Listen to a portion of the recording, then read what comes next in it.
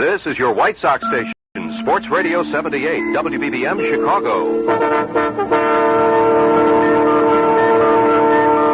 The CBS Radio Mystery Theatre presents...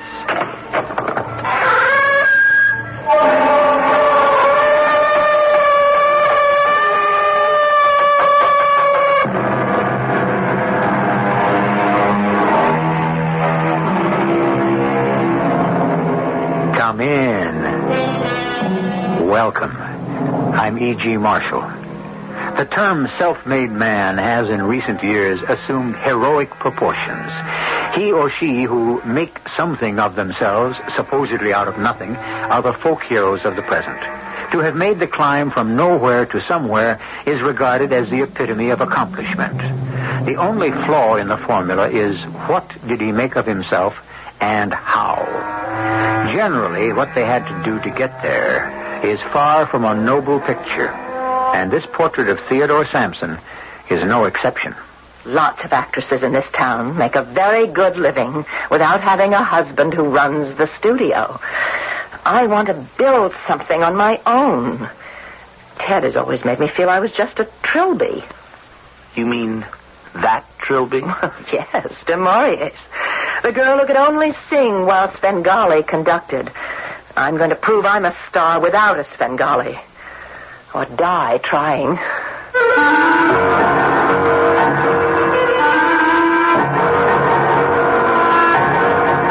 Our mystery drama, That Magic Touch, was written especially for the Mystery Theater by G. Frederick Lewis. It stars Marion Seldes and Michael Tolan.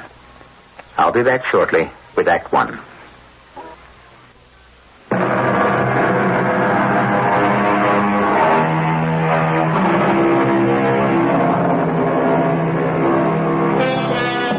Interesting story, this. It has money, it has murder, proven jealousy, unproven crime, and against that background, there are honest, simple people trying to live the right way, although they have taken the wrong turnings. Let's hear first from Ronald Sampson, an adopted son of a famous Hollywood couple. I'd like to begin this from the beginning, although I, Ronald Sampson, was not there at the start. But my adopted mother and father were. Very much so.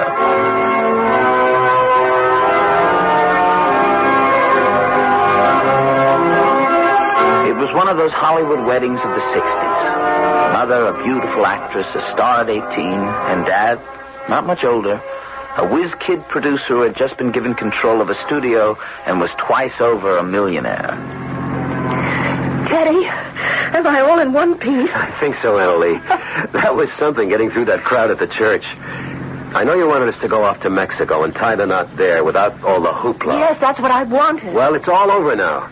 We really had to do it this way. I know. Another public appearance to promote another picture. It just happened that way. Triangle for Two is being released, you're the star, and our getting married is a great tie-in. Oh, I accept all that. I really do. It's part of the picture business. It's what you wanted. And I love you. It's only I would have liked it better if we'd gone home to Beaver Falls and had the wedding in our little wooden church and afterwards just gone to Mom's for the reception with just a few friends. You'll never again have just a few friends. There are millions of people who think they're your friend. And they love you, too. Yes, and one of them pinched Mother's veil. We'll get another. Oh, it's not the same. Don't you understand? Well, anyway, it's stupid to argue about. I love you and I adore you, and I've got 5 whole days before I've got to get back to the studio. And who knows? Maybe a year from now I may stop working. Why would you want to do that? Oh, I don't know. Maybe I'll be raising a family.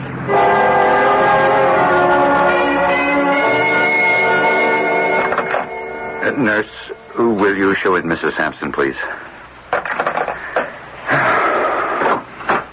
Oh, come in, Annalie. Here, sit yourself behind my desk. It's the only comfortable chair in my office. Oh, what about you, Eli? Oh, I'll just walk around. It's easier for me when I have a problem to deal with. Especially when the patient is also a personal friend. And I'm your problem, Eli? Okay, let's have it. What did the test say? Bad luck. How bad? Probably you can never have a child of your own. Never? Well, you know, Annalie, that doesn't have to be the end of the world. Well, Ted might think so. He'll be so disappointed. I suppose it's wrong for me to say this to you, but I'd never have taken Ted for a family man. He's so wound up in the picture business. Well, so am I, Eli. I love my career. It's getting better with every picture, but never to have a baby of your very own. For a woman, of course, it's different. I recognize that. Even a woman who's on her way to becoming a superstar. Oh, sometimes I wish I'd stayed in Beaver Falls with my mother and father and my sister, and had never won that beauty contest at 15. You're not the only one who's wished you could have stayed the girl next door. And how does the script go then, Eli? Would I have married and had lots of children? What would have happened to me? Who knows? Maybe you would have become a doctor's wife. But no children. Oh, I'm not unhappy, Eli. I love Ted. I love my work. I'm proud of Ted. Since he's gone independent, they're calling him another Thalberg. He demands the best. He wants his own way, and he usually gets it. Except this one time. Annalie, maybe you should think about adopting a child. Adopting? I might be able to help you there. You could. I'll talk to Ted about it tonight. Oh, I'm glad. You'd make a wonderful mother. It's sort of ironical, isn't it, Eli? Everyone's starting to say that Ted Sampson's got that magic touch. But it only seems to work for pictures.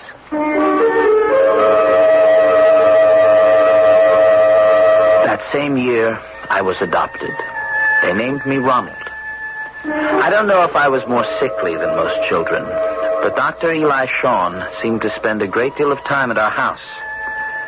And my adopted father spent a great deal of time at work. Bertie, take a memo to Hal Lask. I don't like the candlelight effect on the dungeon scenes of Vampire. They're not scary enough. Got that? Next, memo to Pat Wiley. Mr. Sampson's office. Can I speak to him, Bertie? It's Annalie. Mr. Sampson, it's your wife on the tie line. Yes, Annalie, what is it? Ronald is sick, Ted. What? I said your child is sick. Well, I heard what you said, Annalie. What's it got to do with me? Call our pediatrician. I have. He's here now. Well, then what do you want from me? I can't do anything about it. Honey, I'm in the middle of 5 productions, and you call me like this? I told you, if that pediatrician doesn't give you a satisfactory answer, call for Eli. He's on the studio payroll anyway. Oh, I want you to read it and let me know when I get home so I can put it in the works on Monday.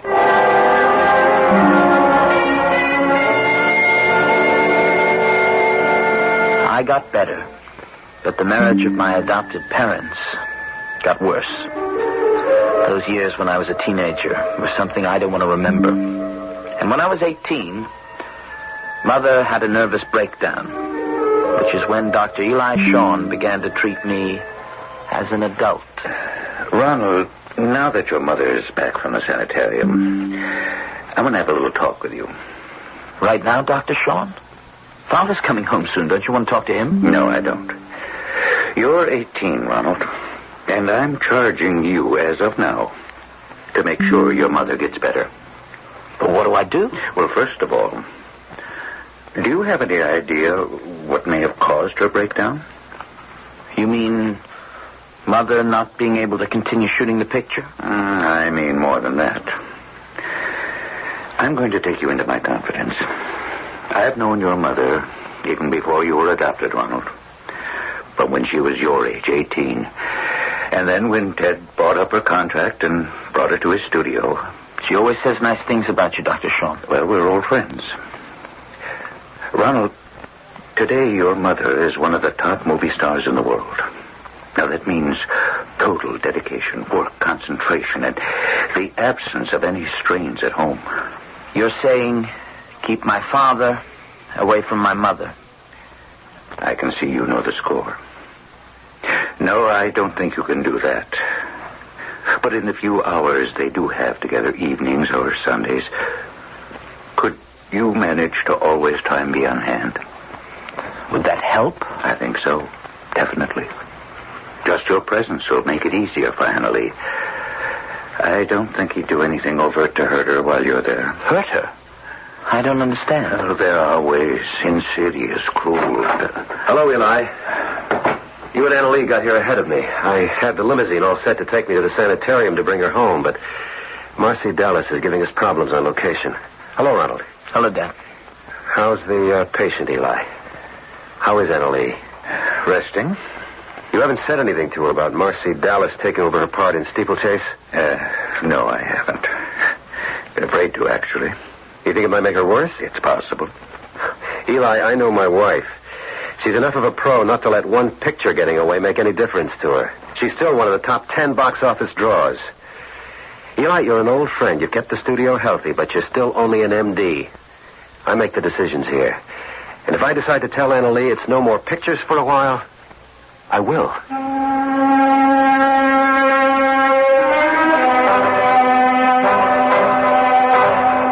Good morning, Mother.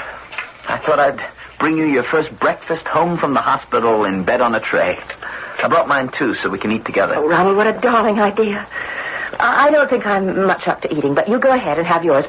Put it on the table at the foot of the bed. I didn't have a very restful night last night.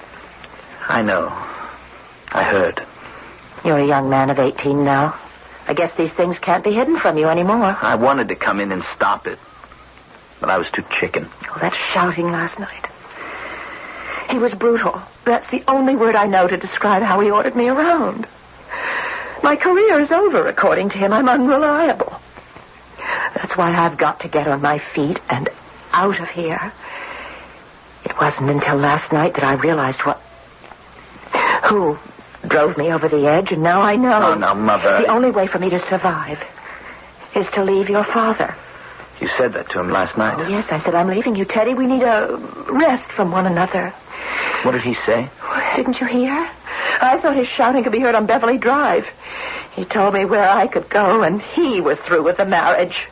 What about your work, your career? Oh, well, lots of actresses in this town make a very good living without having a husband who runs the studio. I'll only feel on solid ground in one piece if I'm away from him. Then I can build something on my own. On your own?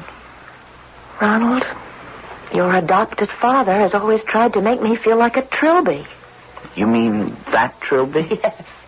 The girl who could only sing while Svengali conducted. I'm going to do my darndest to prove I can act without a Svengali. Or die trying.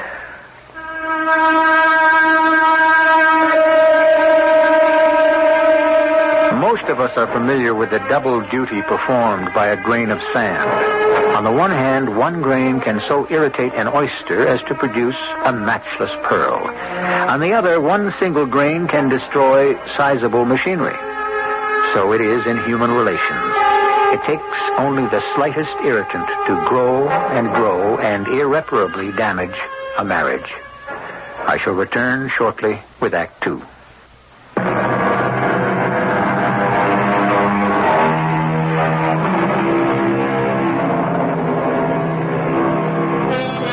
As I listen to Annalee trying to extricate herself from what she feels is the bondage of her husband, I am reminded of Queen Catherine centuries ago kneeling before Henry VIII, saying, I have been to you a true and humble wife, at all times to your will conformable, but your heart is crammed with arrogance, spleen, and pride.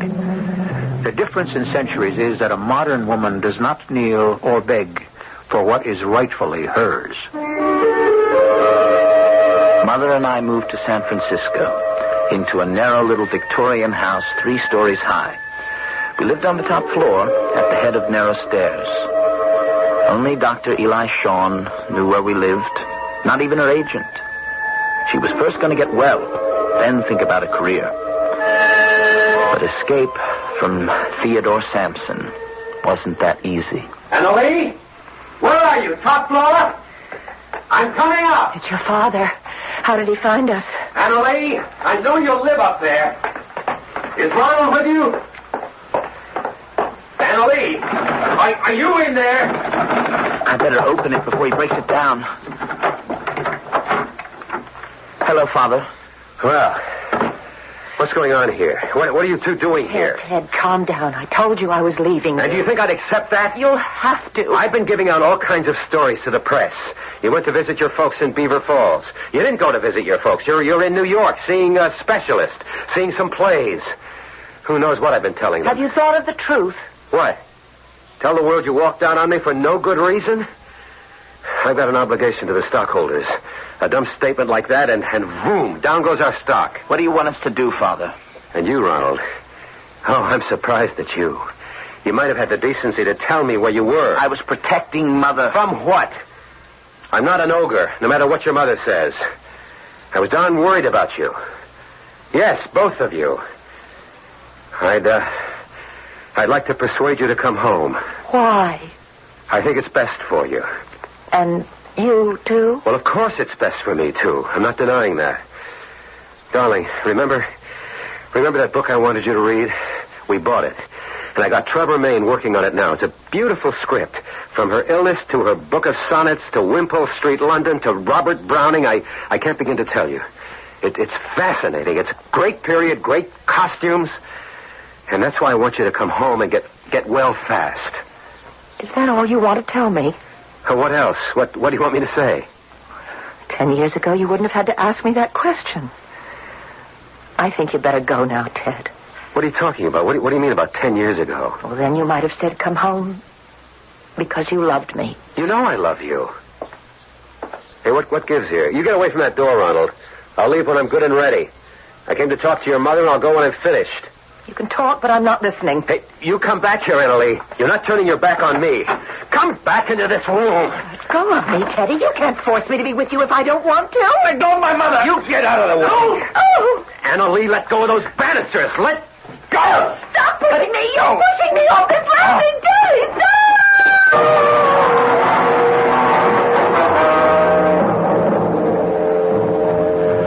My mother fell down an entire length of stairs. By some miracle, her neck was not broken, and she lived. But for her, it was the most catastrophic accident that could befall anyone whose face is their fortune. On the day they were to remove the bandages, Father suddenly showed up. We sat in a room next to hers, waiting. Terrible. Terrible. She should never have rented that rickety old house in Frisco. Those old rotten banisters giving way like that. A terrible accident. Is that what you think? Believe me, I would no more harm one hair of your mother's head than shoot myself. Why'd you come to San Francisco that day? Why? Because I wanted you back. Both of you. Why? Because the newspapers were getting nosy? Do you think I want to be sitting here in this hospital while they unwrap her face? Do you think I want to see that? Why not? She has to see it. She has to live with it. Oh, why can't you leave us alone? Look, I can't stay anymore. I wanted to see her mother to give her this envelope. She wants a divorce, she can have it. She wants security. In this letter, it's all spelled out. The house, the lodge at Big Bear, anything else she wants, just name it. You give her this letter. And I just hope and pray someday you'll both understand that every bruise and cut on Annalie has hurt me the same way.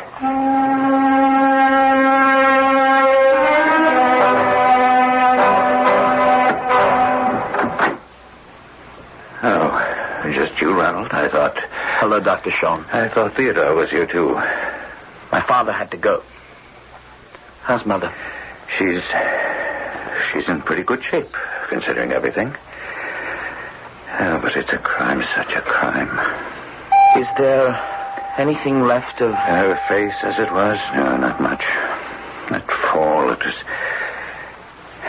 They're planning on pretty extensive facial reconstruction. Oh. If it works. Can I go in now and talk to her? Yes, she was asking where you were. Yes, go on in. Oh, Mother, shh. It's all over. I'm going to be as good as new. It could have been so much worse. Dr. Sean told me they're going to... To reconstruct my face. I know. I'm not so sure I want to be reconstructed. Have you heard from your father? He was here a long time. We were waiting together to see you. Only then he had to leave. He gave me a letter for you. He did? Why don't you read it to me? Can it wait? It's all about you having the house in Beverly Glen and the place up at Big Bear. And it's okay for a divorce if you want it. You know, that kind of stuff. Mother, you know something? Something I never felt until now. I wish I was your real son and not just adopted. Oh, that doesn't make any difference. Do you think if you'd been our real son, we could have loved you any more, that we'd feel closer to you? Maybe you wouldn't, but I would. You see, somewhere back inside me, I know it's all his fault, you being here. I don't have any good thoughts about my father, the great Theodore Sampson, who adopted me when I was a child. That kid grew up, Mother, and he hates that man so much for what he did. I hate him. I could kill him. You don't mean that. I do. That's the terrible part. I could kill him. Maybe if he was my real father, I couldn't feel that way. Can you imagine, Eli, how I felt when Ronald said that to me? Oh, poor kid. You can't really blame him. When you don't understand, it wasn't Ted's fault. I slipped and fell down those stairs. So long as you believe that. What are you saying? Annalie, I can't lie to you. I know that Theodore was responsible. I don't care what you say. All that nonsense about the banisters giving way. I can't forgive him either, Annalie. Please believe me, Eli, it was an accident. Ted would not have had this happen to me for anything in the world.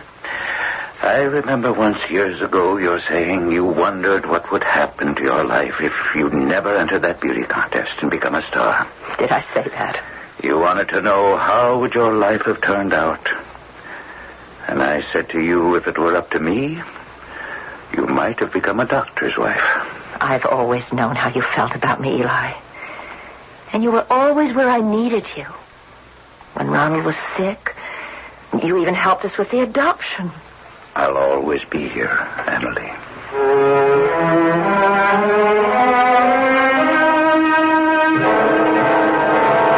Good morning, Mr. Sampson. Morning, Bertie. How did the preview go at Pasadena last night? Well, the only bad rap we had on the preview cards was about Marcy. It just makes me weep when I think how magnificent Anna Lee would have been in that part. Oh, I got a call from her attorney. The divorce decree went through. They're sending you a copy. Ho, ho, ho. I'm sorry, Mr. Sampson. This is that time of year we used to either see her family in Beaver Falls or the three of us who go up to Big Bear and pray for snow. I'm going to miss that place, Bertie. Well, why don't you go on up? Oh, yeah, sure. And hang the divorce decree right next to my Christmas stocking. No, I mean it, Mr. Sampson. Do you think my wife, my ex-wife, could be persuaded? Well, why don't you ask her? What have you got to lose? Maybe you could put out a feeler. Maybe call the boy. Get his reaction. Will do. Christmas spirit. Goodwill to all men. That's got to include divorced men, too.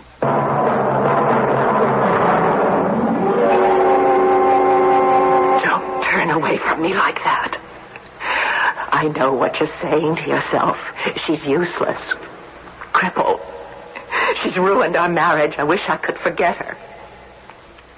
Well, I can still be useful. I can still inspire youngsters where I teach to be honorable and speak the truth. And I'll go on fighting for them until the day I can't open my eyes. Cut! Quit that! That's a take. Wrap it up. Oh, Emily, that was tremendous. When you're playing these character ladies, you are great. A more powerful actress than you ever were. Well, coming from you, that's the nicest Christmas present I could have been given. Why not, Mother? Just for Christmas, let's ask Father to join us up at Big Bear. You know what they say. Goodwill to all men. It's peace on earth to men of goodwill, not the other way around. So what you're really saying is no. I haven't made up my mind yet. Did you hear your father might like to spend a few days up at Big Bear? Bertie called me. Oh, Bertie. He's the one who said goodwill to all men, isn't he? I guess he did, but he meant it. He always means it. He's taken a lot from Ted, but he's loyal in spite of it all. Why is that? The year we adopted you, darling, Ted went on a hunting trip, and Bertie was his guide. And accidentally, Ted shot Bertie. It was a dumb thing. But Bertie's foot never got better. That's why he limps. Oh, it was all hushed up, and then when Ted formed his own company, he made Bertie his executive assistant. What about Dad, Mother? Can he come? I'd rather not. Not this Christmas, anyway. I'm trying to make my life again without him, don't you see? Oh, Mother, please. I thought you wanted to kill him. It's Christmas. Give him a break. Okay. Call Bertie, or call your father directly. Tell him to meet us up at the lodge. We might even have snow. And I'll do the cooking for you two guys, just the way I used to every other year. Now I know what Dr. Sean meant about you. Oh, Eli talks entirely too much. What was it this time? Your mother's very beautiful, he said. No accident can rob her of that. Eli's an old sweetheart. He's always had a soft spot for me, as I have had for him. I guess because we both came from small towns. You go along now, son. Call whoever you have to call. Make all the arrangements. You bet. I'll do it right now. I just hope having him up at the lodge... I hope I'm not making a mistake, that's all.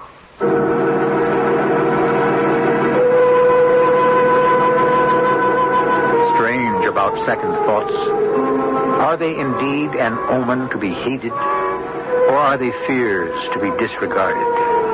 Forebodings, forewarnings, premonitions, presentiments. How do we get them? And what if we are warned too late? I'll be back shortly with Act 3.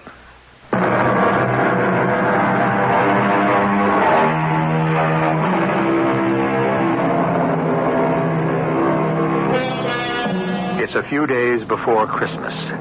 A top movie executive, his divorced wife, once the reigning beauty of the screen, and their adopted 18-year-old son are to spend the holidays together in the California mountains. It's the time of year for celebration. Also the time Ted Sampson has his annual medical checkup. Eli, no. How is it possible when you check me over every year? It is possible, Theodore. Well, how can it happen? How did it begin? These things develop within the human system for no discernible reason. Medicine is still in the dark as to the causes of carcinomas. I can't believe it. Okay, what can be done? How soon can I start radiation therapy? Theodore, it's beyond that. But we can start you on chemotherapy, and we should immediately. Why not radiation? It's effective when the area is localized. Yours is spread quite widely. Oh, my Lord. Oh, this is the toughest thing I've ever come up against. It is for everyone. But I know you're a fighter.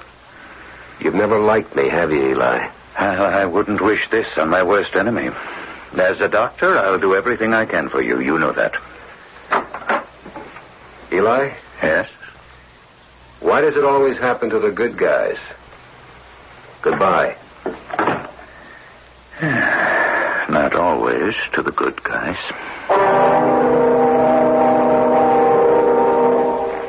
The nice part about Big Bear is that it resembles the state of Maine. Pine trees, blue lakes, wild birds and animals.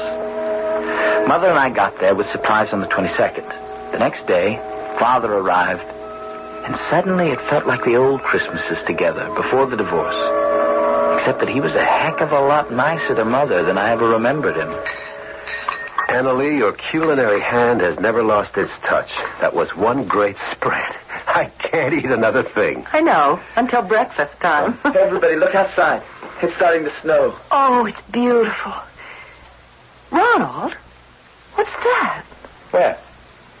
There's a man standing out there. See him? Let me look.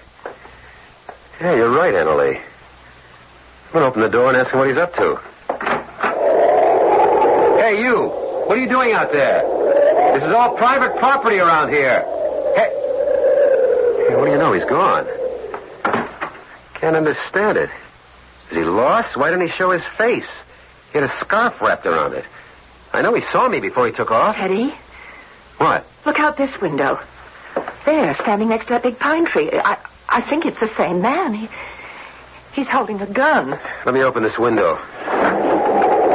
Hey, you! Didn't you hear me? This is private property. What do you want? Stop everybody down on the floor. The man's crazy. He's shooting every glass pane out of the window.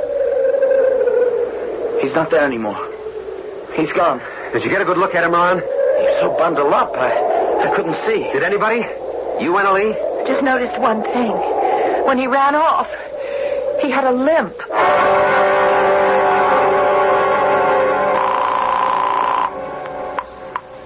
Sean speaking.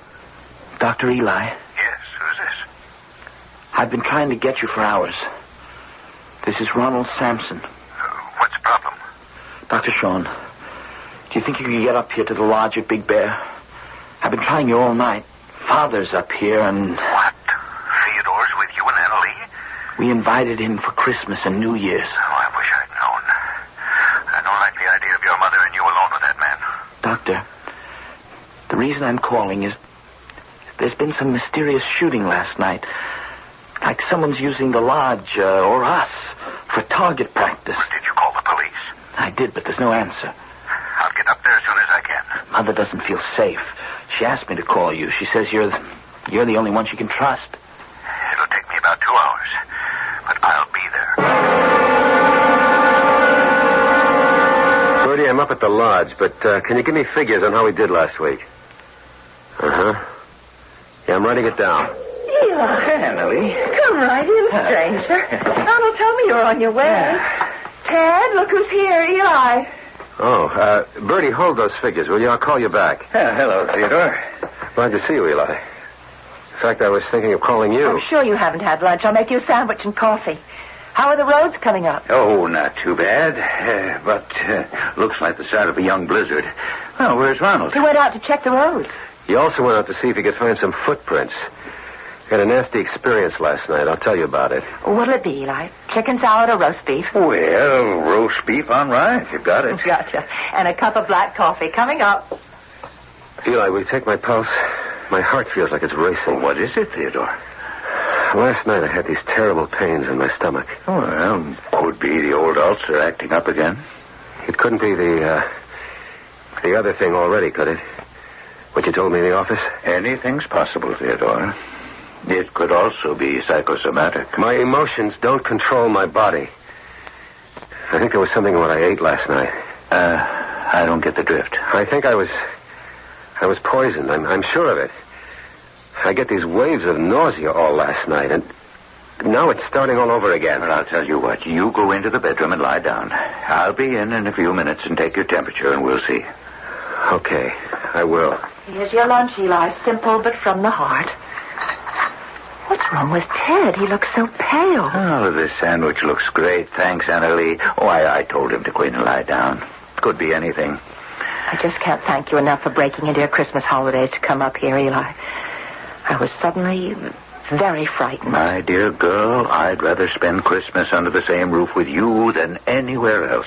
Spoken like a true mooching bachelor. I hear from Jock O'Malley the Rushes are simply tremendous in that picture he's shooting. Jocko likes character women. And he says you've made a lead out of the part. Annalie, to think how you've made a career out of the face I've got now? I've come to terms with not being a raving beauty anymore. Well, you are to me. You're still blaming Ted, aren't you? Now, let's not talk about him. Don't you think he's been punished enough? Do I? Somebody up there may not think so. I didn't see Dr. Sean arrive at the lodge. Mostly because the snow was coming down in a curtain around me. I was glad I'd worn snowshoes. And I was starting back when... Hey, up there, can I give you a hand? Hiya, what you doing out here, young fella? See, you're caught in a snowdrift. Can I give you a hand? Put her in first, and I'll try to rock her free. That should do it. You got chains? What I need is cleats. No, I've had it. I'm leaving the car here. You live far? No. I'll show you the way. What's your name, young fella? Ronald Sampson. Oh, you're the Sampson boy, sure. I'm Dave Perkins. I'm the coroner and the sheriff and the whole blame shooting match. Let's go. Okay, kid. Mush. Hey, you want me to carry that bag of yours, Mr. Perkins? My snowshoes give me better balance. No, I never let it out of my hands. It's a coroner's kit. A portable laboratory. What were you doing out here? Somebody reported a man taking pot shots with a rifle. I was looking for him. That night at the lodge, I got a good fire going, and Mother made us a family favorite, campfire stew. The main ingredients being hamburger, onions, and vegetable soup. All of us, except Dad, dug in for seconds and thirds. He didn't eat much, said he wasn't feeling well, and went back to bed. Afterwards, we all sat around the fire. You're sure there's nothing very wrong with Ted, Eli? No, it's hard to tell. Could have eaten something that disagrees with him. For now, he should stay off his feet and eat lightly. Help! Huh? Help me! Eli! Come here, quick! Eli, you took so long in there. What's the matter with Ted? Will he be all right? He was right, and I was wrong. I think he has swallowed poison. Poison? I'm reasonably sure about it. I've induced disgorgement and hope he'll rid himself entirely of the substance. May I use your telephone, ma'am? Of course, the one on that table is the closest. See if I can raise someone at headquarters and get an ambulance out here. Eli, I don't understand. It couldn't be something wrong with the food. We all ate the same thing. I'll be watching him closely the next 24 hours, checking his temperature, monitor his pulse. Oh, Mr. Perkins, did you get through to headquarters? No, I couldn't. The telephone's dead.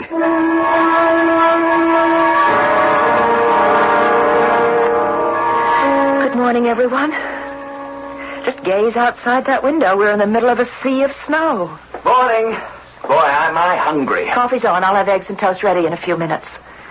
How's Ted today, Eli? Seems to be improving. Pulse okay, temperature just a degree above normal. I'm hoping whatever it was has passed out of his system. I've just made tea and toast for him. That wouldn't hurt Ted, would it? I'd say it's all right. But I see Dave Perkins shaking his head. What is it, Dave? Ma'am, if you'll excuse me, could I take a look at that tea and toast? Do you think I put poison in it? I'm not saying, ma'am, but if you don't mind, I'll take out my little portable lab and we'll have a look-see. I don't know whether to laugh or cry. Eli? We have to take precautions. Mr. Perkins is right. Some of the foodstuffs could have been adulterated before you bought them. Well, I'll take my chances, Mother. You put the eggs and toast on the table and watch me make them disappear. I feel exactly as you do, Ronald.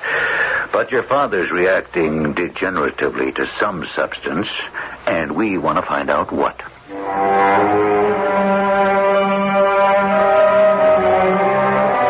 What followed was a nightmare.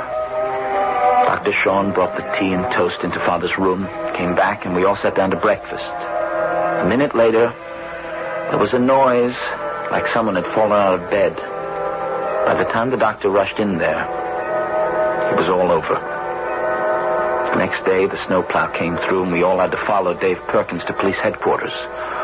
All that day we waited, and the next. Then Bertie limped in. Bertie, what are you doing here? Well, the police asked me to join you. Sorry about Ted, Annabelle. Is that so?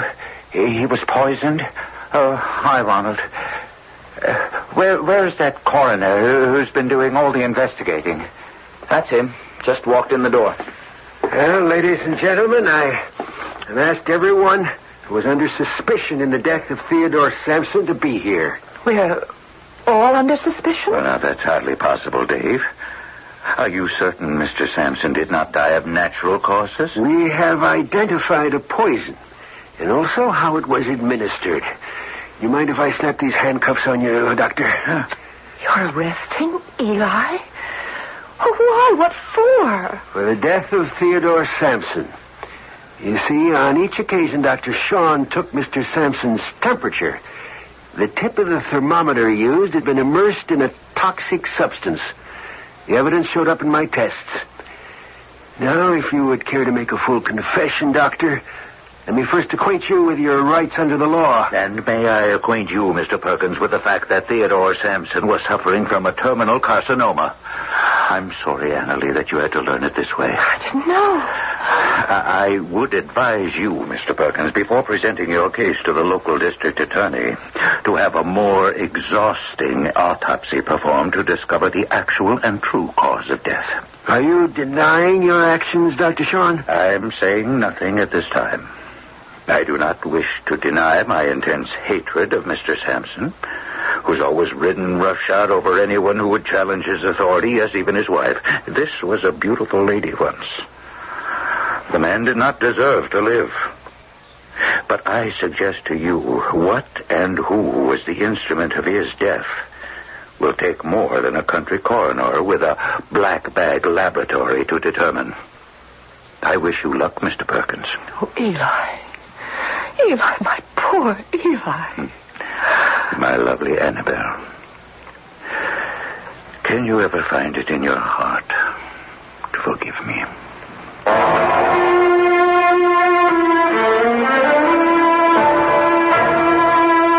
When a man takes the law into his own hands, he had better be certain the law is on his side. For should any murder go unpunished, something is taken away from the security of every man's life. I shall rejoin you shortly.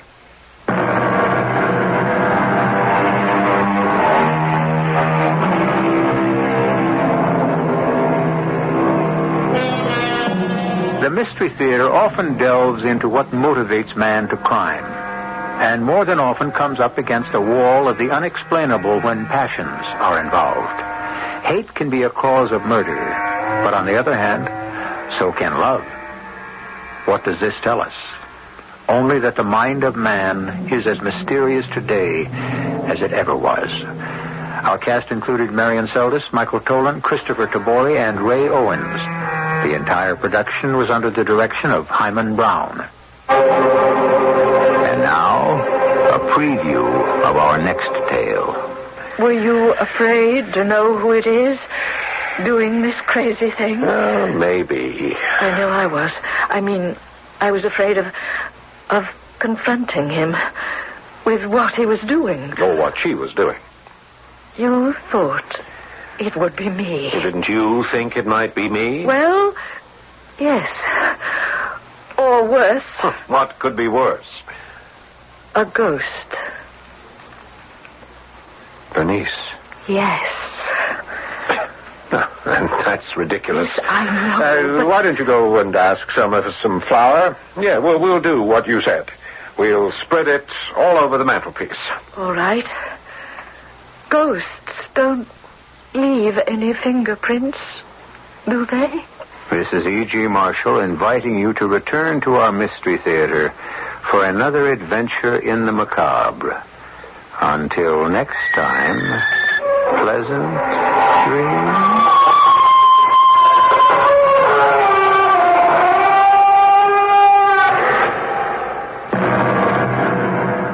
The CBS Radio Mystery Theater presents...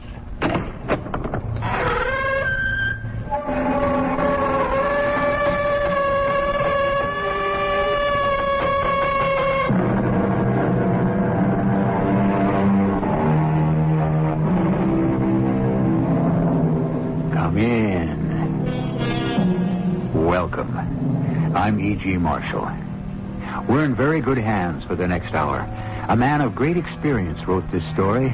And by experience, I don't mean a rosy life or a life of ease. His was a hard life. In fact, he took his writing name from a prison guard at the Columbus, Ohio Penitentiary, where he served a 3-year sentence. Between you and me, he wasn't even guilty. But our friend served his time and used it by inventing these great stories. The name he borrowed from the prison guard was Orrin Henry.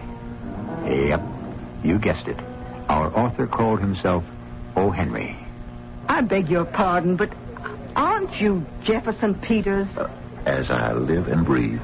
If it ain't Wilhelmina Trotter. Willie Trotter.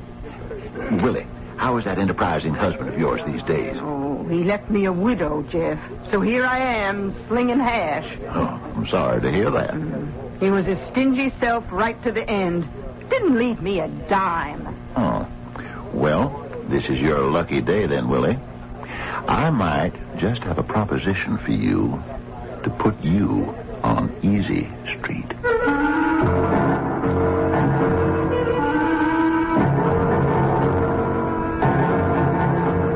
Our drama, Wanted a Husband, adapted from a story of O. Henry's by G. Frederick Lewis, stars Fred Gwynne.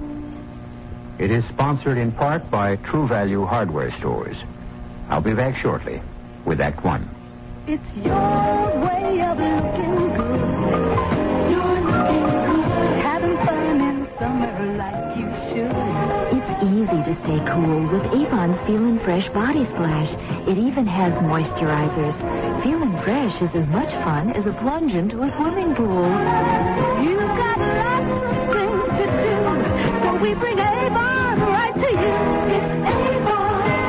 Summer, and you never look so good. Where is that clerk? Can I help you? We have to see the hotel manager. Right away. I'll get him. And hurry. Oh, John. It's okay. Our vacation's ruined. Don't worry, honey. Please, maybe we can find someone who will... Hi, I'm the hotel manager. Oh, listen, we've lost our traveler's checks. All of them. What should we do? Well, what kind were they? American Express. Right. American Express. Come on, I've got their number right here. You can call for help anytime from anywhere in the country with American Express traveler's checks. Ask for them by name. I can't.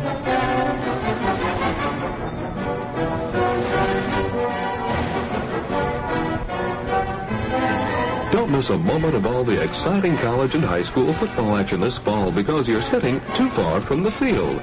Rivers Camera Shop in Champaign's campus town can take you right to the middle of the action with a pair of Minolta binoculars. Minolta specializes in pocket and compact binoculars to zoom you right onto the field without being saddled with the bulk and weight of conventional binoculars. And since Minolta has been a leader in photographic lenses for many years, you are assured of precision optics.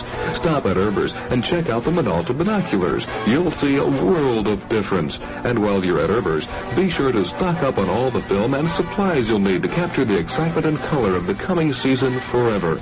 Rivers Camera Shop, your hometown camera shop at 608 East Green in Champaign's campus town.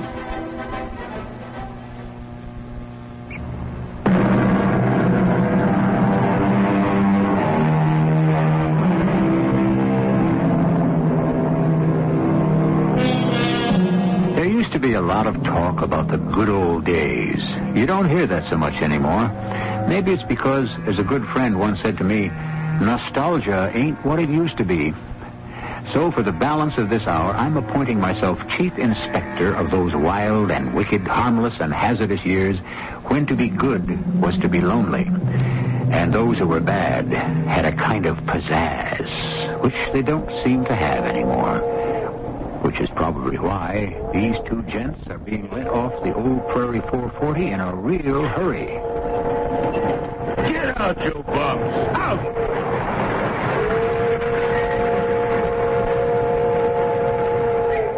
Andy, you okay? Yeah. Lucky I landed on the one haystack in this field. No bones broken, Jeff. You don't have any bones back there, Andy. That conductor ought to take something for his hasty temper. Yeah, I thought he was a mite inconsiderate myself. Now, we told him we just didn't have time to buy our tickets when the train left Chicago. What we didn't reckon on is they don't sell passenger tickets on these freights. So he didn't believe us. He didn't throw out our suitcases either. And I had 2 brand new suits in mine. Yeah, so did I. Well, he's welcome to them. At least we got out of Chicago before the law caught up with us. Yeah. I got a good mind to stretch out right here in this field and catch a little shut-eye. What time is it? There's your answer. I'd say about 5. 5 o'clock in the morning. Where? Cairo.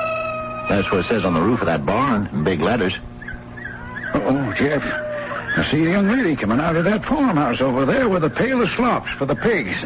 How's about we mosey over in her direction and request some breakfast? Andrew Tucker, you speak like the vagabond and vagrant the conductor accused us of being before he gave us the boot. Jefferson Peters, shall we deliver your halo, or will you eat it right here? We don't accept charity. We have $6,000 of Old Man Harness's gold stock investment between us. That ought to enable us to buy our own breakfast, get ourselves some new duds, check into Caro's finest flea bag, and see what little money-making scheme we can come up with. You got any new ideas, Jeff? A never-ending fun, pal. In my day, I have engaged in as many stratagems for making money as there are recipes for cooking rice in South Carolina.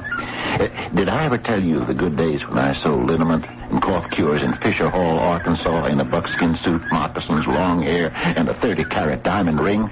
Jeff. That I got from an actor in Texarkana. I wonder what he ever did with the pocket knife I swapped him for it. Anyway, I was Dr. Wahoo, the celebrated Indian medicine man. There's a farmer heading our way with a pitchfork. Well, why didn't you say so, pal? Let's get ourselves out of this hayfield quick before he leaves his autograph on the seat of our pants.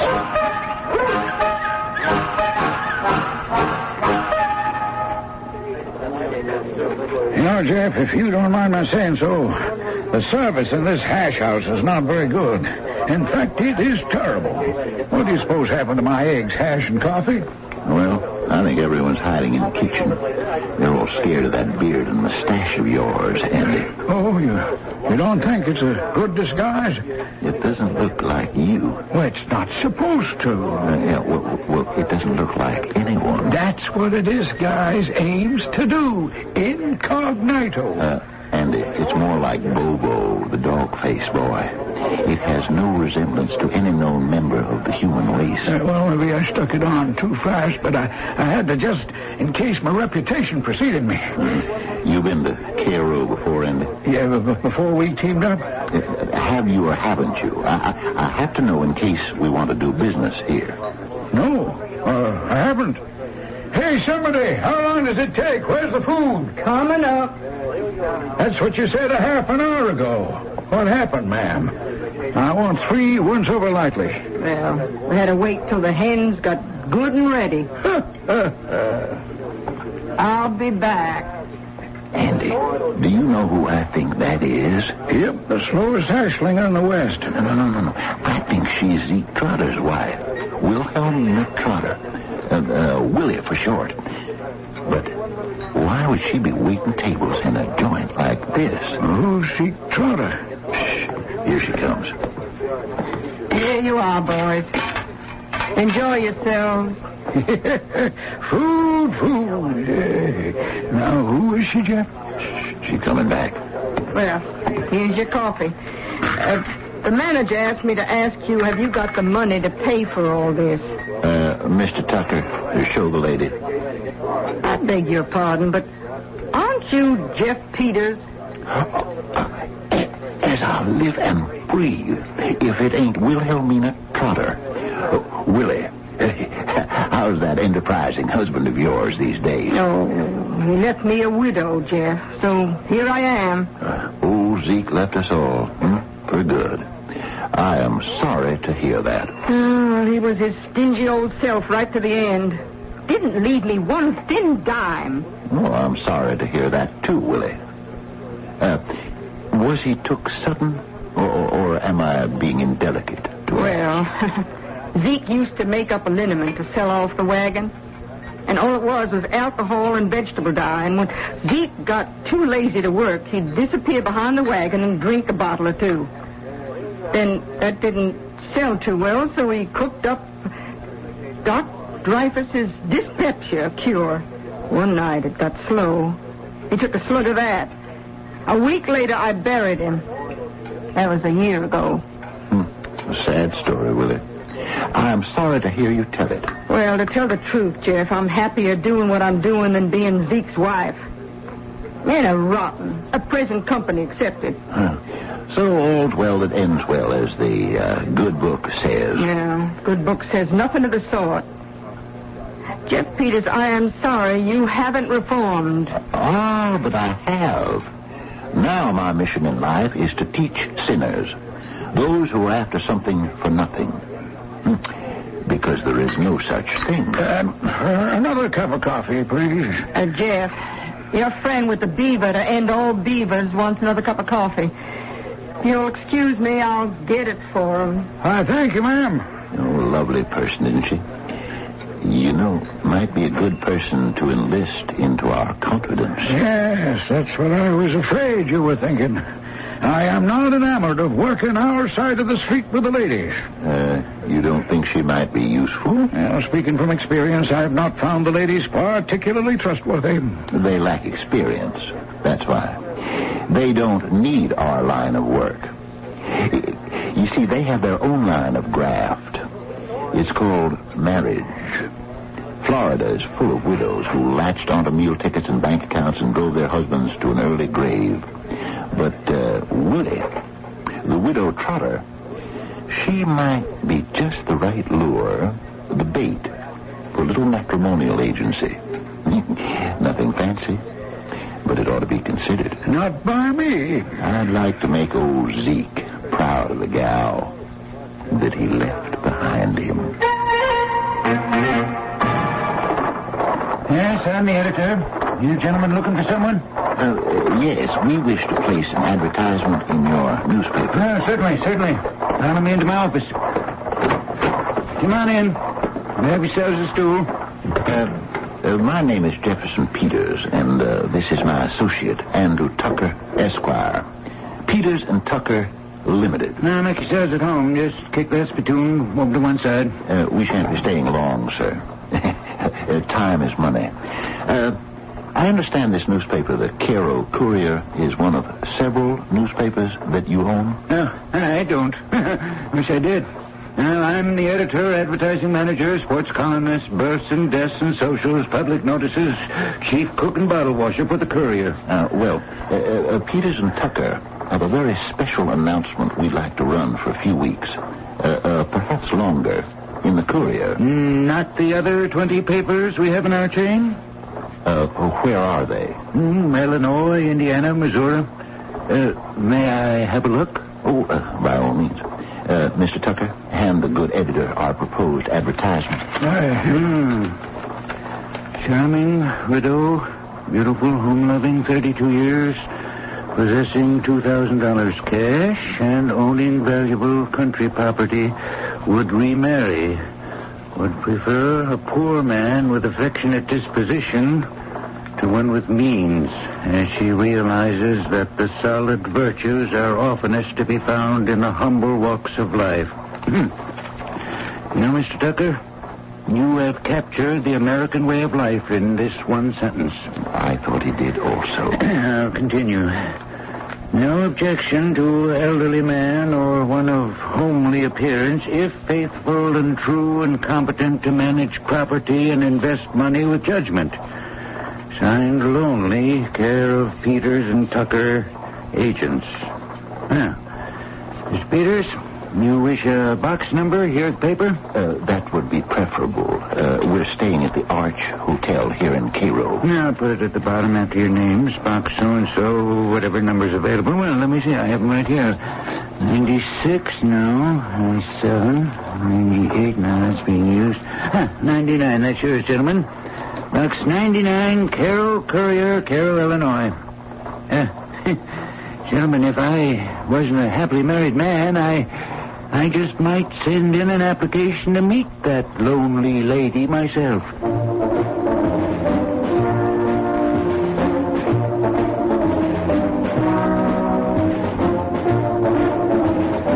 The Gentle Grafter, the book of O. Henry stories from which our dramatization is derived, contains much charm and craziness, and as the author says, more truth than poetry.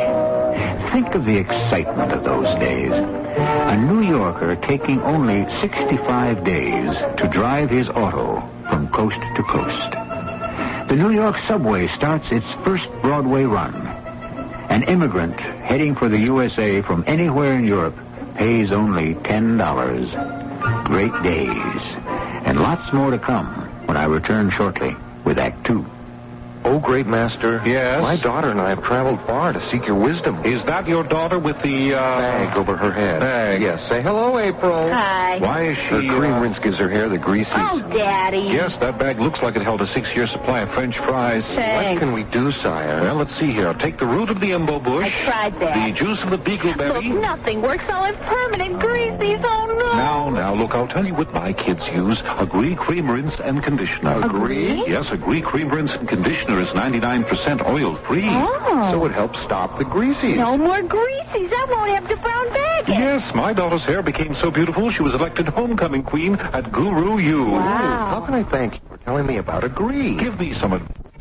Should I let my daughter wear pantyhose? How old is she? 28. Oh, then I think... Both legs? Yes, both. Fine. You can search the wide world over and may never find anything that can help stop the greases better than Agree Cream Rinse and Conditioner. And be sure and try Agree Shampoo. It helps stop the greases, too.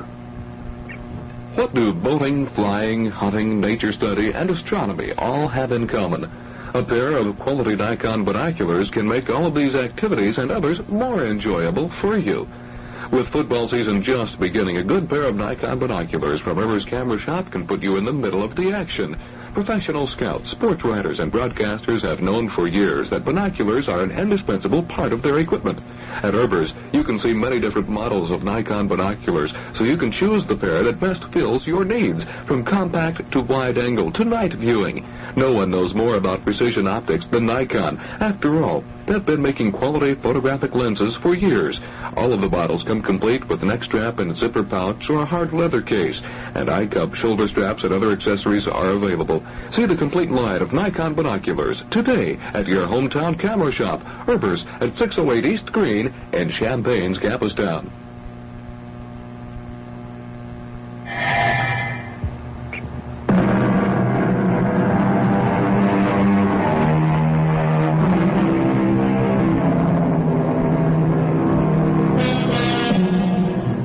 Larcenous firm of Peters and Tucker are developing an apparently foolproof scheme to shear the sheepish, or should I say, to fleece the male animal.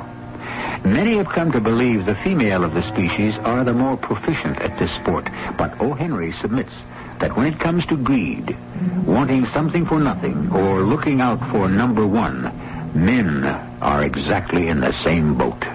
Too good to be true, Jeff. Oh, I had to restrain my laughter when that editor accepted the entire matrimonial without a murmur, word for word, and said he'd be honored to print it.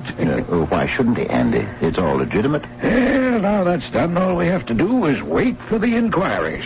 Then Peters and Tucker will answer, requesting a few dollars for postage and handling, and that's it. That is not it. Now we must find ourselves a charming widow who fits the description, give or take a year or two, and then... Well, why do we have to do that? What has a matrimonial advertisement got to do with a female? Andy, you know my rule. The article to be sold must be existent, visible, and producible. Otherwise, capital T, trouble. We have to be able to produce said charming widow. Oh, I see.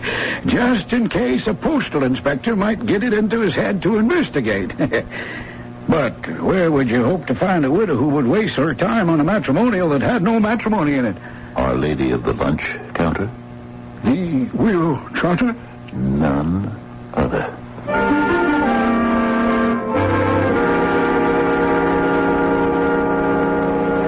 So this is the advertisement you've placed in the Cairo Courier. To the letter, Willie. Is this an honest deal you're putting forth? Honest, did you say? My very words.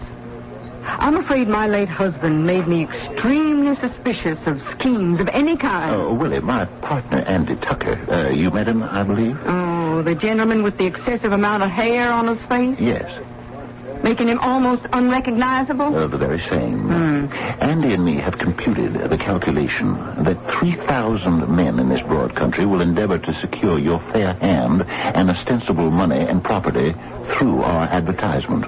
That many? And out of that number, any one of the 3,000 will expect to give you, in exchange, if they should win you, themselves. And what would he be like?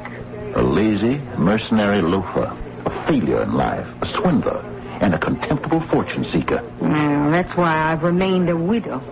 Once bitten by my late husband, never again. Me and Andy, by the way, he sent his apologies. He was detained on business and could not attend our meeting. Me and Andy proposed to teach these preyers upon society a lesson. And that is the basis of our proposition to you. Mm-hmm. Jeff, I might have known you wouldn't have gone into anything that wasn't opprobrious. But what will my duties be? You will live at a quiet hotel, have your meals sent up, read all the magazines you care to. There is no work to it. Andy and I will attend to all the correspondence and business of it. We will pay you $25 a week and all hotel expenses. Well, Jeff, give me 5 minutes to get my things together and leave the front door key with a neighbor, and you can let my salary begin. Yes, Miss Peters, I sent word to your hotel to have you come right over here to the office of the Courier. Come along the passageway with me. You may well ask why I myself, the editor of the Carroll Courier, is taking time from his busy day on this matter. I was going to ask you that, as a matter of fact. Well, this is why. Take a gander. You don't mean all those sacks of mail are for us? In response to one single advertisement placed on one day in our chain of newspapers, Illinois, Indiana, Missouri. Well, we're very gratified. We shall place more announcements with you, sir. Not until I have satisfied myself as to the veracity of your endeavors, Mr. Peters. You would like to meet our client? Is that what you're saying, sir? Only in the capacity as the editor of the Courier. Is that to convince yourself there is such a widow? Perhaps a bit more than that. Well, you name it and I'll see what can be done. The matter of the lady's holdings. You don't happen to mean her bank account, do you, sir? I suppose I do, yes. Only right and proper you should exercise this care. The lady's name is Mrs. Zeke Trotter, a widow who lives here in Cairo. I knew her late husband, an exceptionally honest gent who, unfortunately, died penniless, leaving Mrs. Trotter on her uppers, so to speak. Until our agency came to her attention, she was working at the Owl Restaurant on Main Street. A fact easily verifiable. But if Mr. Trotter died penniless, your advertisement claims she has property and $2,000. Why should she wish to or need to work in the Owl Restaurant? You see, that money she has refused to touch. Here, sir. Here's her bank book. You see, all in order. She had mislaid her old one. I had a new one made up for her. Now, if you can, do you think you could give me a hand with those mail sacks? I can do better than that, Miss Peters. I'll have one of our newspaper vans deliver them right to your hotel. You are very kind, sir. But, Jeff, do you think it's safe to give Mrs. Trotter a $2,000 bank book with all that money in her name? Andy Willie is square and reliable. Now, old partner, let's get to work opening our mail. My guess is that in this one mailbag alone, there are several hundred letters. At least. And let's hope they keep coming in, week out. Well, for how long? There's no time limit in my ability to appropriate other people's money. And then what? Every applicant gets a reply from Peters and Tucker, informing him the widow was deeply impressed with his straightforward letter, and will he please write again, giving more particulars, perhaps a photo if it's handy, and a fee for handling. $4. Yes, 4? Why 4? 5 is too much, and 3 is too little.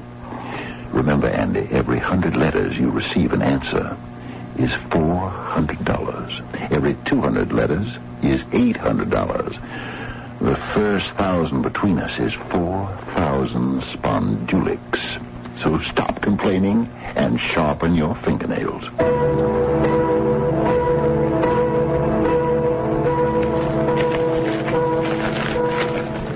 I'm getting mighty tired of writing to these simpletons. Well, the beauty of the scheme is we're getting better than 90% return on our letters, requesting $4 per. No, I wasn't cut out for this indoor life. It's almost too much trouble for me to open the replies and take the money out. I'd rather do that than have to deal with those who show up in Cairo in person. Not one of them looks as if he'd ever worn a tie before. Yeah. The next gay Lothario who shows up to meet the widow of his dreams, Andy, you take care of him. It's getting so that every time I show my face at Willie's hotel and say, Mrs. Trotter, may I come in? I have a gentleman with me. The way she says, all right, show him in, ruins my day. So the next Romeo is your Romeo, Andy. Jeff, there's someone at the door. I've dealt with too many of those love-smitten old geezers. It's your turn. Well, help me on with the mustache and the chin whiskers, will you? Sure hope I haven't got this on crooked. No, it's fine. It's hairy but beautiful. I'm leaving via the bathroom window. Remember, no one sees Willie Trotter without an appointment, and they take from 1 to 3 days to arrange. Bye, old sport. Well, come on in. We don't stand on ceremony here. Peters and Tucker? Andrew Tucker here. Peters is out. What can I do for you? Mind if I have a look around? Well, depends on what you're looking for. This is a private office, you know. If you're hoping for a look-see at our clients, she's not here. No, as a matter of fact, I did come to see you about the lady. Well, I hope you haven't come far. She only sees people by appointment. Well, I have, sort of. All the way from Washington. Oh, are you? I am. Here's my card, my badge. I see you got a lot of mail today. You're a postal inspector. Oh, yes. Didn't I tell you that? Well, why didn't you say so in the first place? Well, I didn't want to interrupt you in your work. Interrupt me? My friend, do I have a name like P.J. Nethersole? Nethersole. By all means. Now, allow me to take you down to the Riverside Hotel and have you meet our client, Mrs. Trotter herself. Well, I'd like to very much. I've never met a government employee before. Tell me something about yourself, Mr. Nethersole. Well, I was going to ask you the same question. Young man, I don't answer questions. I ask them. What are your prospects? Mrs. Trotter, this gentleman is a postal inspector. He'd like to have a look at your bank book. Oh, it's nothing to be ashamed of. Here you are. Well, I'd say everything's in order. Well, of course it is. And if you weren't a married man, I'd leave you to talk a while with the lady. We won't mention the $4 fee. Well, thank you very much. If I wasn't, I might. Good day, Mrs. Trotter. Well, I'll be going along with you also, Mr. Nethersole. Regret to have inconvenienced you, Mrs. Trotter, but Uncle Samuel must be served. Is everything to your satisfaction, madam? Mr. Tucker, may I say something to you in private? Will you excuse us, Mr. Nethersole? No, go right ahead. Mr. Tucker, I wish you would consider a haircut and a shave. You might be quite nice looking if one could see your face.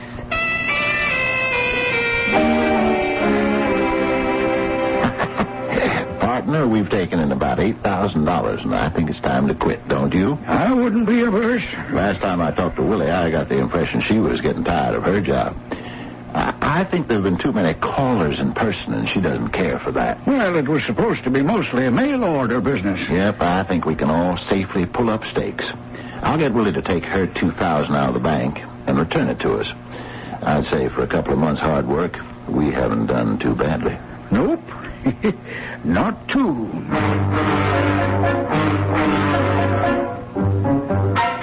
Well, Jefferson, I didn't expect to see you today. You haven't got another one of them waiting outside, have you? I don't think I could stand it. I'm sorry. Willie, Wilhelmina, please. I'm the one who should be sorry. I know it's been a strain. Oh, everything's a strain. I don't know what to do. I just don't. I wouldn't do anything to hurt you and Mr. Tucker after all you've both done for me. Hurt us, Willie? Why, we were just saying it's time we got you out of this hotel room, put an end to our punishment of the male animal, and I expect you could probably find your old job back at the Owl Restaurant if you wanted it. You mean it's all over? Yes, Willie, that's exactly what I mean. Oh, no. It can't be over just yet. Willie, I thought you were getting tired of this parade of ridiculous suitors, and you'd be happy to call it a day. Oh, not now. Not now, please. Willie, you knew this wasn't going to go on forever. You made yourself good money, saved it all. What more could you ask? I feel so miserable. What can I do? But you've got yourself a nice nest egg, haven't you? All these months with no expenses? Now, all Mr. Tucker and I would like you to do today is to mosey down to the bank and tell them you're closing out your account, take the $2,000 we gave you to show people, give it back to us, we shake hands, and that's it. Oh, that's just it, Jeff. I can't give you back that $2,000.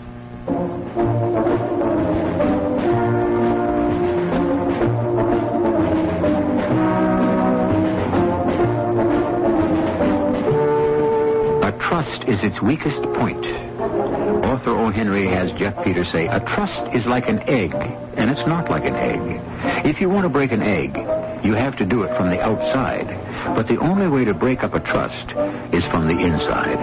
Every trust bears inside it the seeds of its own destruction. What he's saying is everyone is vulnerable. How and when, we'll discover certainly when I return shortly with Act 3. Got a special house? Get a special house paint at a very special offer. Buy 4 gallons of Olympic Overcoat, get 1 more gallon free. Overcoat's the paint that beats Sears Weatherbeater. 94 out of 100 homeowners said it looked better longer after white and red samples of both were weathered for 2 years in Florida. Olympic Overcoat for your special house.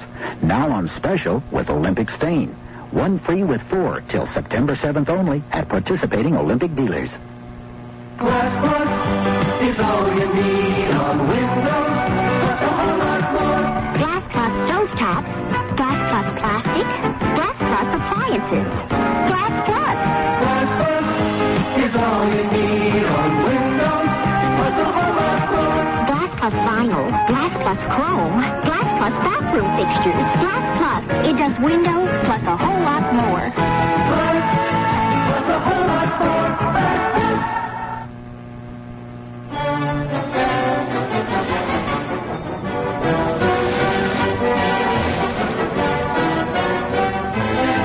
Don't miss a moment of all the exciting college and high school football action this fall because you're sitting too far from the field. Rivers Camera Shop in Champaign's campus town can take you right to the middle of the action with a pair of Minolta binoculars. Minolta specializes in pocket and compact binoculars to zoom you right onto the field without being saddled with the bulk and weight of conventional binoculars. And since Minolta has been a leader in photographic lenses for many years, you're assured of precision optics. Stop at Rivers and check out the Minolta binoculars. You'll see a world of difference. And while you're at Rivers, be sure to stock up on all the film and supplies you'll need to capture the excitement and color of the coming season forever. Rivers Camera Shop, your hometown camera shop at 608 East Green in Champaign's campus town.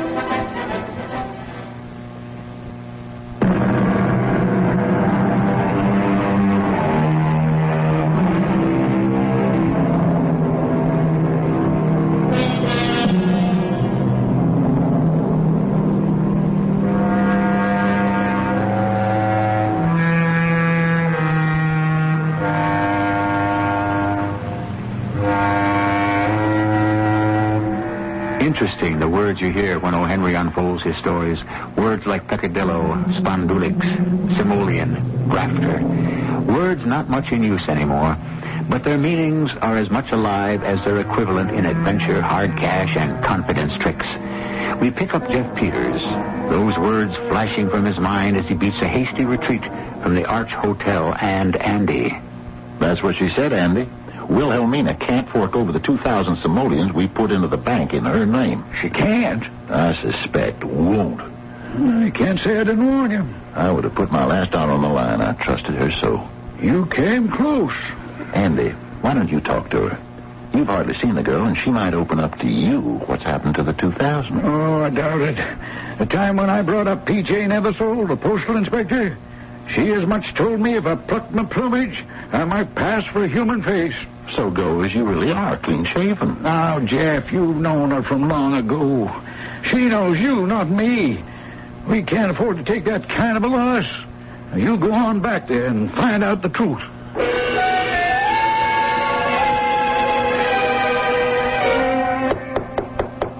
Oh, come in.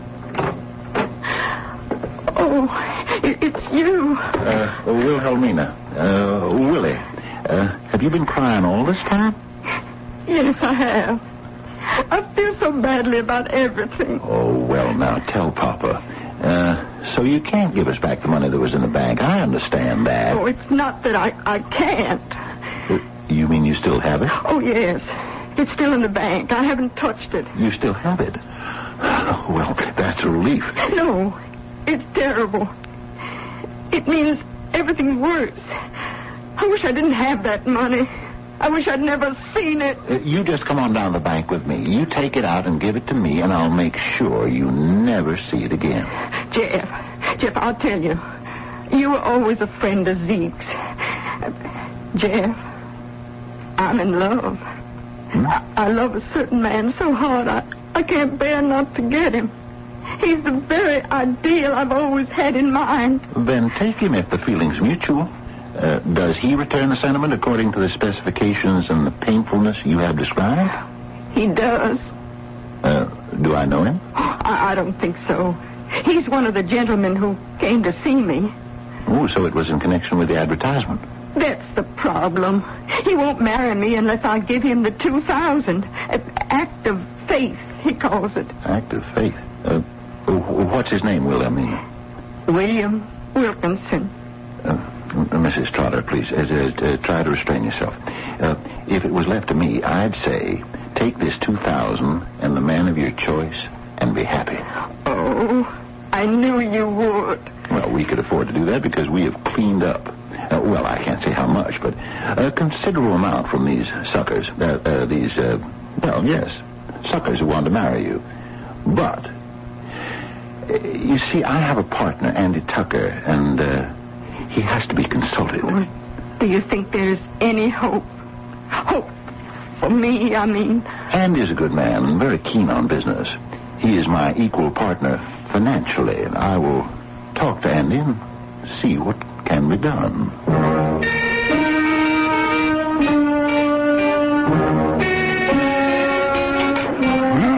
I was expecting something like this, Jeff. What did I tell you? You cannot trust a woman. I was suspicious to begin with. But when you invited me out for dinner on you at Delmonico's, I was downright wary. It's a sad thing, Andy, to think that we'll be the cause of breaking a woman's heart. Why, we've made over $10,000 on this little peccadillo. You're a hard man, Andy.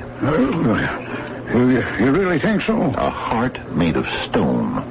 I am. Mm-hmm. I'm sorry to say. Well, perhaps I have been too suspicious of people.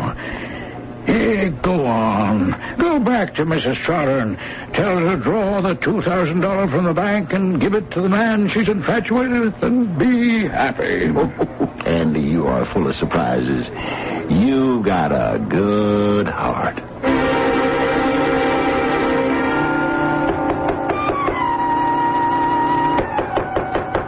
Wilhelmina, it's me, Jeff.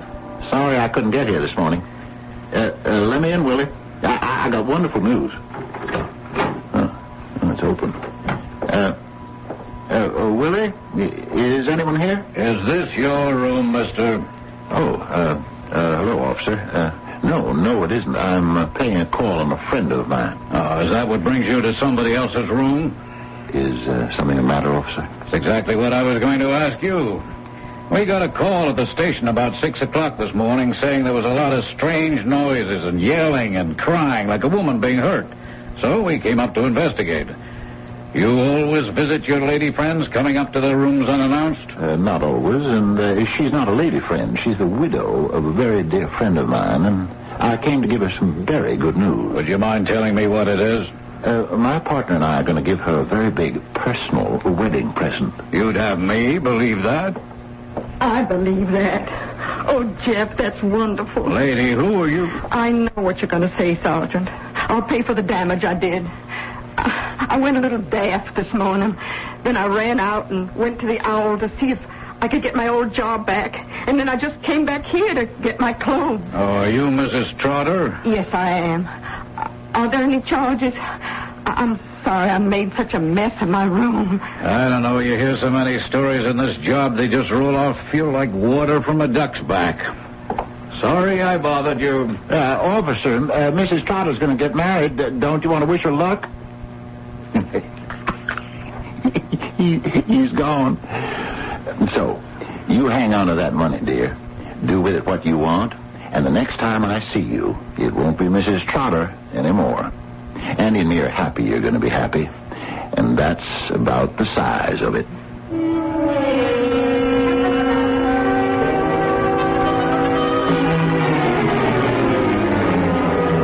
Everything packed, Andy? Yeah, sure. Taking more out of town than we brought in. Say, wouldn't you like to go down and congratulate Mrs. Trotter once before we leave? We got till the noon train. No, I don't think so. I'm still nervous we won't get out of town before someone gets wise. Well, let me see if I can lift these suitcases off the bed. Oh, boy, she is filled. Well, I always like nice clothes. And I don't mind carrying both cases so long as you're responsible for the money. Yeah, that's what this little money belt is for. Well, here, then put this with the rest. What are you giving me? A roll of a couple of hundreds, 20 or so. What is it? It's Mrs. Trotter's $2,000. How do you come to have it? Oh, she gave it to me. I've been calling on her 3 evenings a week for almost a month. No, more than a month. You? Yes, me.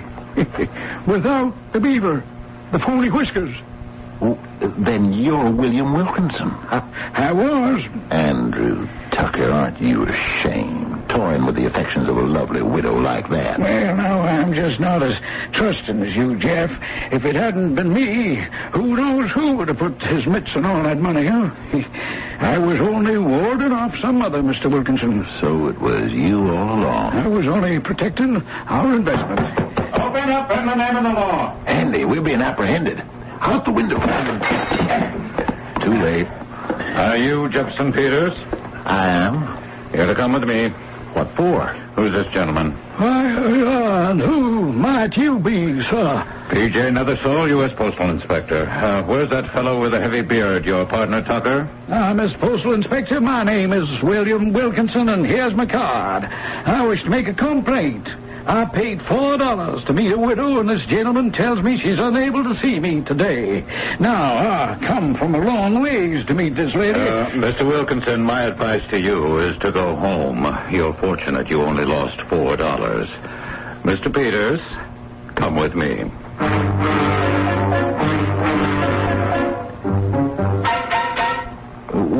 What seems to be the trouble here? The reason you're standing before this police desk awaiting to be booked is a charge of fraud brought against you by Mrs. Trotter. You know her. Of course I know her. Well, according to the lady, she was inveigled into giving a gentleman $2,000.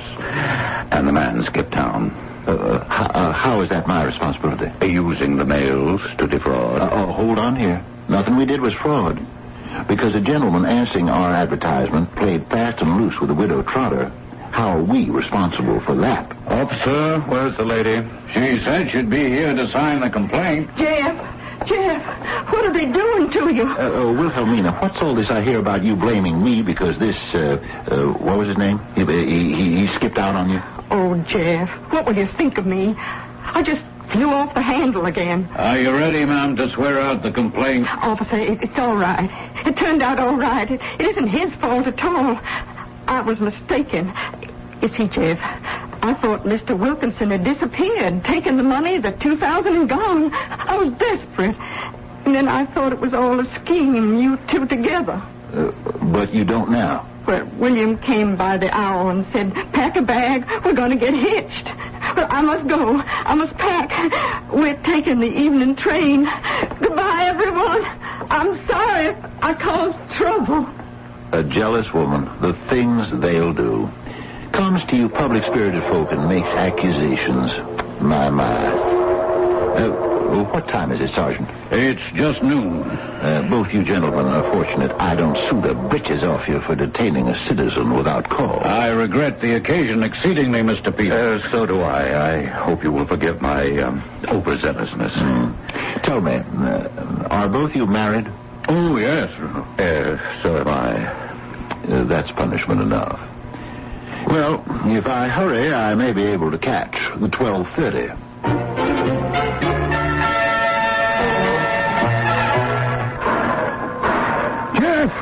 Jeff, in this coach. Just made it. Well, I was sure you would. Well, how do you like riding first class out of Cairo? Beats the way we arrived, doesn't it? Where's our bag? In the rack over our head. What made you so sure I'd be on this train, Andy? Well, now, Jeff, my boy, when I saw that old postal inspector hauling you off the Hooskow, it didn't take me long to figure out who said what to whom. You smelled a rat. Oh, no. Perfume. Another proof of the unreliability of women. They sure do turn on you when you need them most. Willie was angry that you'd run out on her. That's why she sicked the law onto me. Held me responsible. Yes, I knew that. So I told her marriage was in the offing and sent her over to the pokey to get you out. Did she apologize nicely? No, but old Nethersold and Company ate some crow. Well, I'll have to confess to you, Jeff, at the last moment, I was thinking of giving her back her $2,000. A charitable act, you know.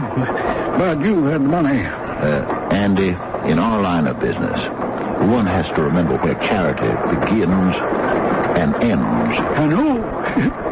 At home.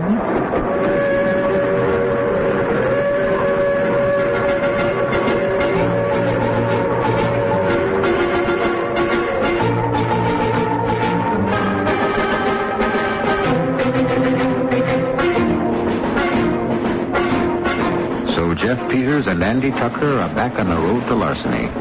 As Jeff has often said, Satan is a hard boss to work for. When other people are having their vacations is when he keeps you the busiest. He always finds somebody for idle hands to do.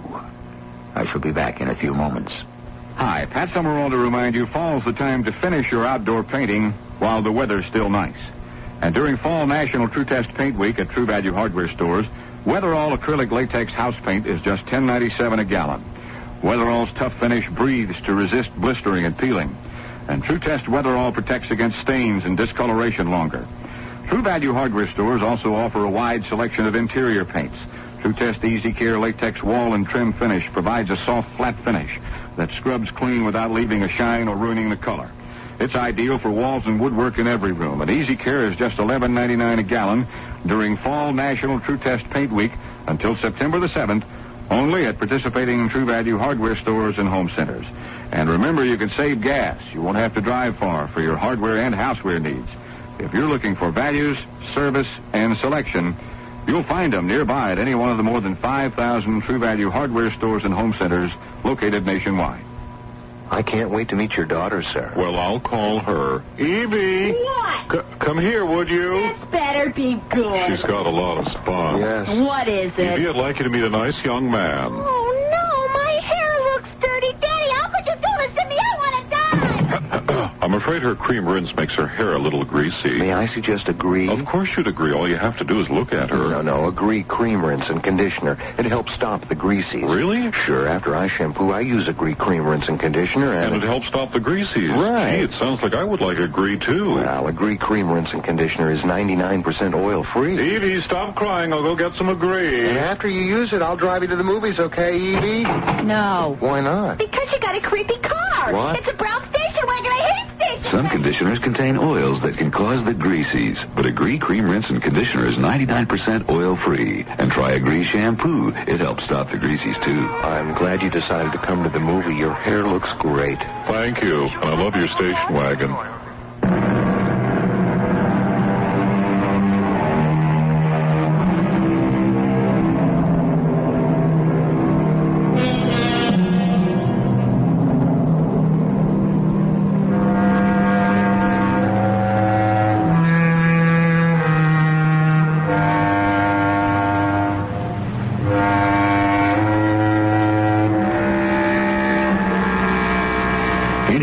gentle grafter, author O. Henry creates two very real characters, Jeff and Andy, who can almost make you believe in the legitimate ethics of pure swindling. I suspect they're drawn from life, from the days when the author was in prison. The irony of life is in the words when he writes, "There are two times in a man's life when he gets into bad company, when he's dead broke and when he's rich." Our cast included Fred Gwynn, Ian Martin, Bryna Rayburn, and Ray Owens. The entire production was under the direction of Hyman Brown. This is E.G. Marshall inviting you to return to our Mystery Theater for another adventure in the macabre. Until next time, pleasant dreams. Herber's, your hometown camera shop at 608 Green in Champaign's Campus Town, has presented the WDWS CBS Radio Mystery Theater. Join us again soon as Herber's again presents our voyage into some of life's great mysteries. Good night. And that's why we say, go out and buy a bunch today. That's your new TV commercial, Mr. Sloak, for Snacky Crackies with Raisin Pits. How much did that actually cost me? Cost? Yes. Well, we're still adding it all up here. $42,000. TV is so expensive. Not as long as there aren't any changes. Did I mention there may soon be a worldwide shortage of Raisin Pits?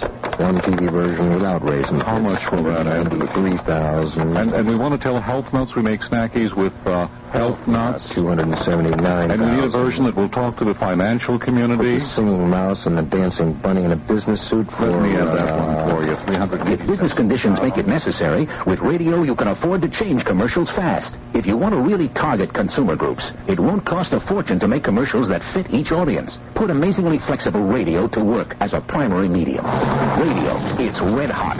For the red hot facts, call this station or the Radio Advertising Bureau. They brought you this message. I checked the newspaper food ads for the cents off coupon. Fine, but also plentiful foods are cheaper. Ah, but what's plentiful? Me plentiful after eating big dinner. Oh. No, the USDA notifies your newspaper what fresh foods are most abundant, and they're cheaper. Check them out. Eat well and save, and also take a real good look at a grade A book. It's free, right? Food Quality USDA, Washington, D.C., 20250. Temperature at Radio Center stands currently at 72 degrees. You are listening to WDWS in Champaign-Urbana, Illinois. CBS News coming your way next. CBS News, the first trial in connection with the FBI's undercover ab scam investigation, is almost ready to go to the jury. This is Doug Poling reporting on the CBS Radio Network. The trial, which began August 11th, involves 4 defendants, including Pennsylvania Congressman Michael Myers, Camden, New Jersey Mayor Angelo Ericetti, and 2 Pennsylvania attorneys. All are charged with bribery and conspiracy. Closing arguments were presented Thursday in a Brooklyn, New York courtroom. Steve Croft has a report. Judge George Pratt will give the jury its final instructions first thing Friday morning, and then the jury will begin writing one of the final chapters in a political saga called ab scam. Here is the question. Was Congressman Michael Myers play acting when he told undercover FBI agents on videotape that he would help a phony sheikh emigrate to the United States in exchange for $50,000? Or was he play acting when he told his story on the witness stand under oath? The government says it was the latter. U.S. Attorney Thomas Puccio called Myers' explanation that he was just acting out a script written by convicted conman Mel Weinberg utter nonsense. They had to make up a story, Puccio said, and what a story they told. The defense team said the defendants were conned by Weinberg, that their clients were just trying to fleece a rich Arab, not sell official influence. When defense attorney Richard Benveniste said his client Howard Crichton may be guilty of greed and stupidity, but should not be labeled a felon, the defense seemed to be trying to persuade the jury that the defendants were merely fools, not crooks. Steve Croft, CBS News, Brooklyn. More news in a moment. If you're serious about business, have a pencil ready for an important offer from the Wall Street Journal. Recent articles in the journal reported on corporate profits for the second quarter of 1980 and what to expect the rest of the year, why banks are strengthening their balance sheets, and the hottest personnel topic since affirmative action, employee rights. Other journal stories revealed why economists expect the high cost of living to maintain a fast pace through 1981, the negative and positive effects of this summer's drought, the pros and cons of legal clinics, and the progress executive women are making in the business world. The Wall Street Journal. It's all the business news you need when you need it. Right now, you can get 52 weeks of the journal. That's 260 issues, one for every business day of the year, for just $63. A real money-saving offer. So if you're serious about business in the continental U.S., call toll-free 800-528-6050. That's 800-528-6050. Except in Arizona. You'll be billed later.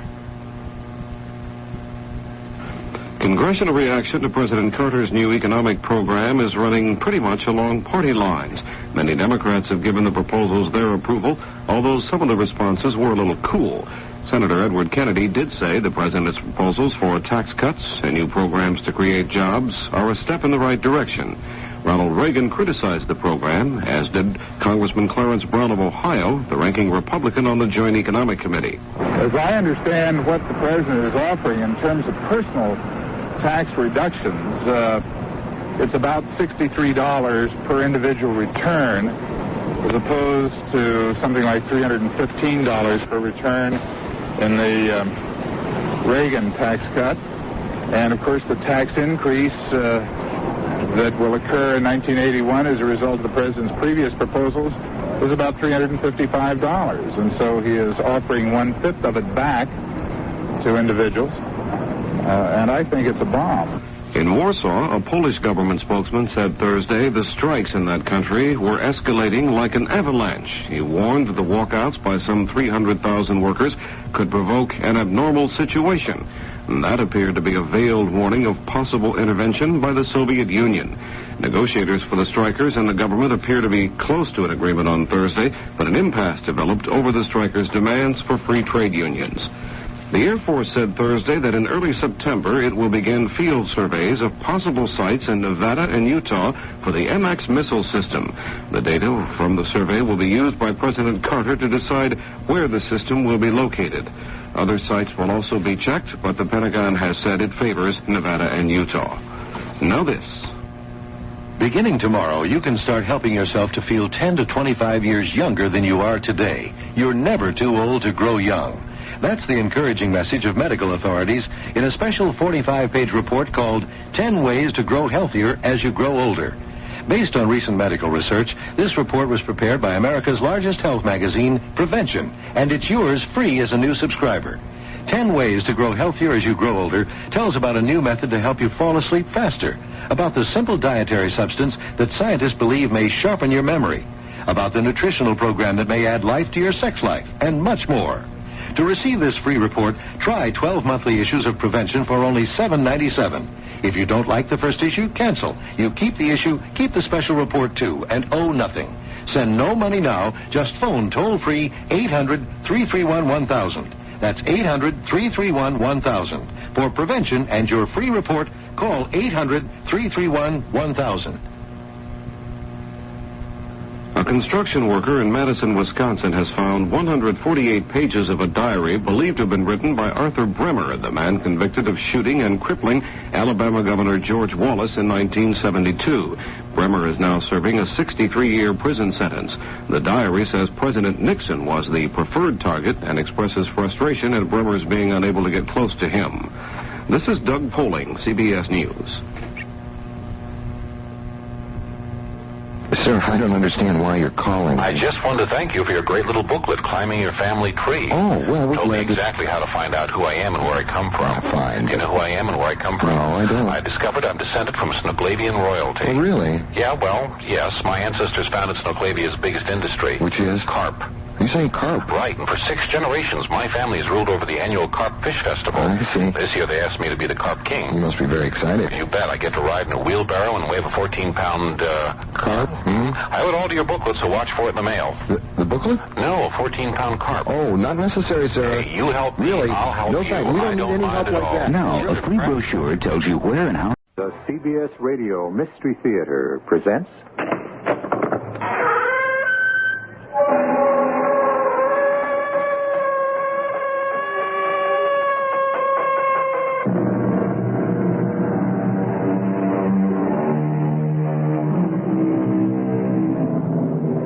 Come in. Welcome. I'm E.G. Marshall. Do you believe in prophecies?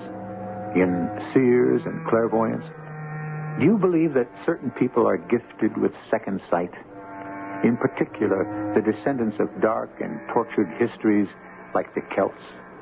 Then this story is for you. But if you are a non-believer, perhaps it is even more important you listen and learn. Something that Jed Burgess refused to do in time. Bunty, are you trying to chase us away? It's not up to me. You don't think I believe all that nonsense? That's up to you. Just one more thing. The name of the girl who died rather than be shamed. It was the same name as your wife's, Lorna.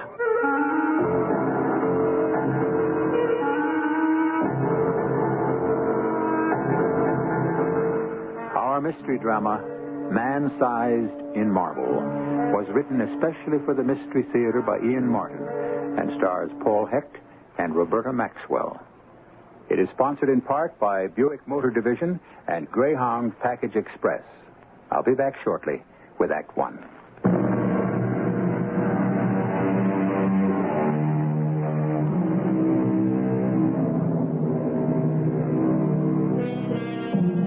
In the Shire of Argyll, south of the inlet to Loch Lynn, lies the island of Mull.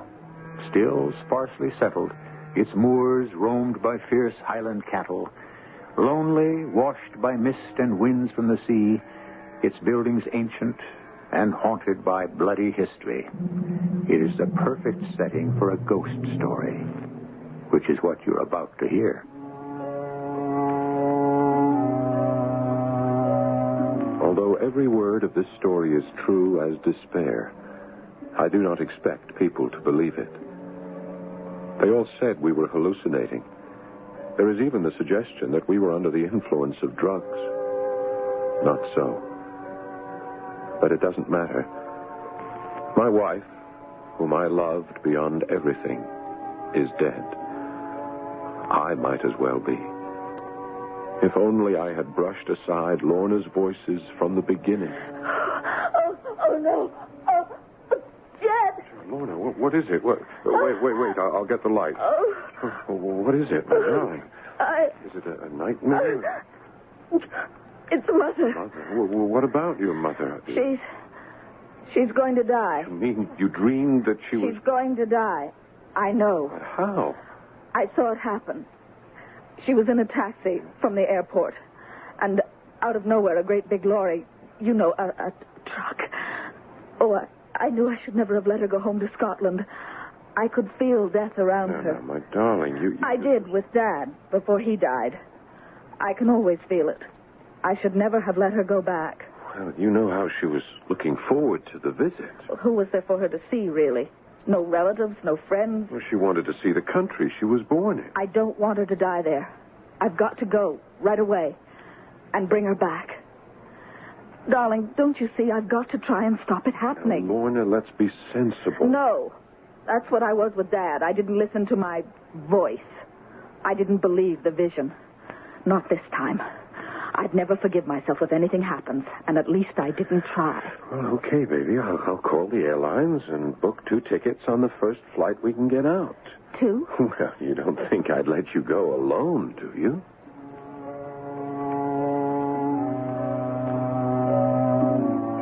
Why not? I thought it might be fun. We could afford it. I just got an advance on my new book, and we could make a vacation out of it. Of course, I didn't believe Lorna's ESP, or whatever you want to call it. It was just part of that sensitive, fey, mystical heritage she had from her Scottish forebears. The wild inner vision that illuminated all her canvases and made her so successful as a designer and illustrator. So we flew to Scotland. And somewhere in those lost hours that mysteriously have to do with the turning planet, we were too late. When we arrived in Glasgow, Lorna's mother had died just as she predicted. And for 2 terrible weeks, Lorna was in the hospital, shattered. It's your friendly husband, darling. You are a friend indeed, and in need.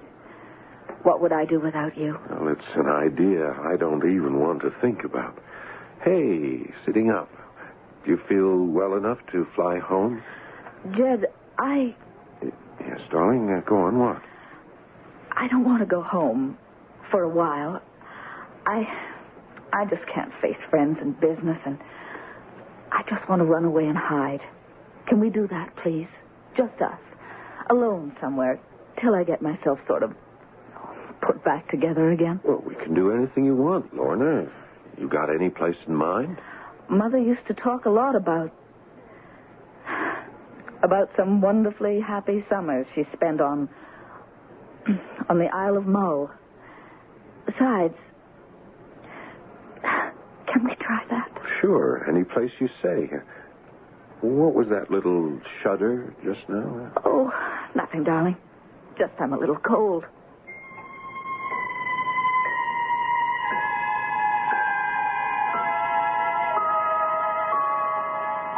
She was my life. So we came to Mull, found an inn, and started poking about looking for some kind of cottage for a couple of months. We found our home the same day as we stumbled on that damnable church. Not that we thought so then. Isn't it stunning, Jed? Yeah, surprising. It's so large on this small island. It's massive, really. That heavy oak door is studded with iron. Yeah. With Norman arches. And you see how the walls of the nave slope outward? Yes, they do. Hey, is that safe? The whole idea. These walls were built without mortar between the stones. If the walls of the church were ever to collapse, the architects didn't want them to fall in on the congregation. You see this in all the old cathedrals, Reims, Chartres, Glasgow. I'd say this was built no later than the 12th century. Oh, that is old. Excuse me, but the young lady is quite right. It was finished actually about 1132, according to the records. Excuse me, allow me to introduce myself. I'm the local Sawbones, Dr. Duncan McConaughey. Oh, how do you do, sir? My name is Jed Burgess, and this is my wife, Lorna. How do you do? Lorna? Now, there's a good Scottish name. We're Americans, but my parents were born here. Their name was Campbell. Aye, that's a name would be likely here in Argyllshire. Although you'd want to be sure you came from the right side of the family. We've got a couple of the wrong ones buried in here. Where? You'll want to come over here by the chancel to see. Oh, Jed, aren't the stained glass windows lovely? Mm-hmm, they are. And with the sunlight streaming in, aye. But they'll look a bit eldritch by moonlight when the black oak of the choir pews makes them melt away in the shadows, and our 2 bully boys stand out in their white marble armor. As he pointed, we looked to see that on each side of the altar, stretched on a marble slab as white as the stone he was carved from, lay the figure of a knight in full plate armor, their hands held up in everlasting prayer. So white was the marble that they stood out in bold relief against the age-blacked granite walls. And you say those figures are Campbell's? I don't really know who they were. As you can see, someone's chiseled away their names. They were hard, evil old men. So wicked, apparently, that a bolt of lightning, which our islanders say was the vengeance of heaven, struck the house they lived in down by the water there, gutting it of everything but the bare stone walls. Yes, I saw a house by the water, but that's been restored, surely. Oh, aye. Eventually, someone took it over, thatched over what was left, and made a rather charming sort of cottage out of it. It wouldn't be for rent by any chance, would you know? I don't know, but quite possibly. You could look in on Willie McConnell down by the ferry slip where you come across. He's our local house agent. I expect he'd know. It'd be rather nice to have some neighbors again. Oh, do you live near here? Aye, right up on top of the hill. Crofter's cottage there. I'm a bachelor, so I don't need much room. By the way, forgive me for barging in. I saw the door of the church open, and I thought maybe some of the local laddies might be up to some tricks. We probably had no right to come in, but the door was open. Oh, good heavens, every right. House of God, and between you and me. So, as fate would have it, I never realized how ominous that cliche is. That very afternoon, we found Mr. McWannell, and he came right along with us to show us what finally became for us Campbell Cottage. The inside is quite marvelous, Jet. Everything up to date, and just look at how lovely it is outside. Oh, yes, you mean lovely. All the roses and the jasmine climbing all over it. Otherwise, it would be quite forbidding. By the same token, you'll have to admit it's dirt cheap. And what a location. I can paint, and you can ride out on the rocks there, looking out at the sea, and in the shade of that big oak. There's just one problem, Mr. McWannell.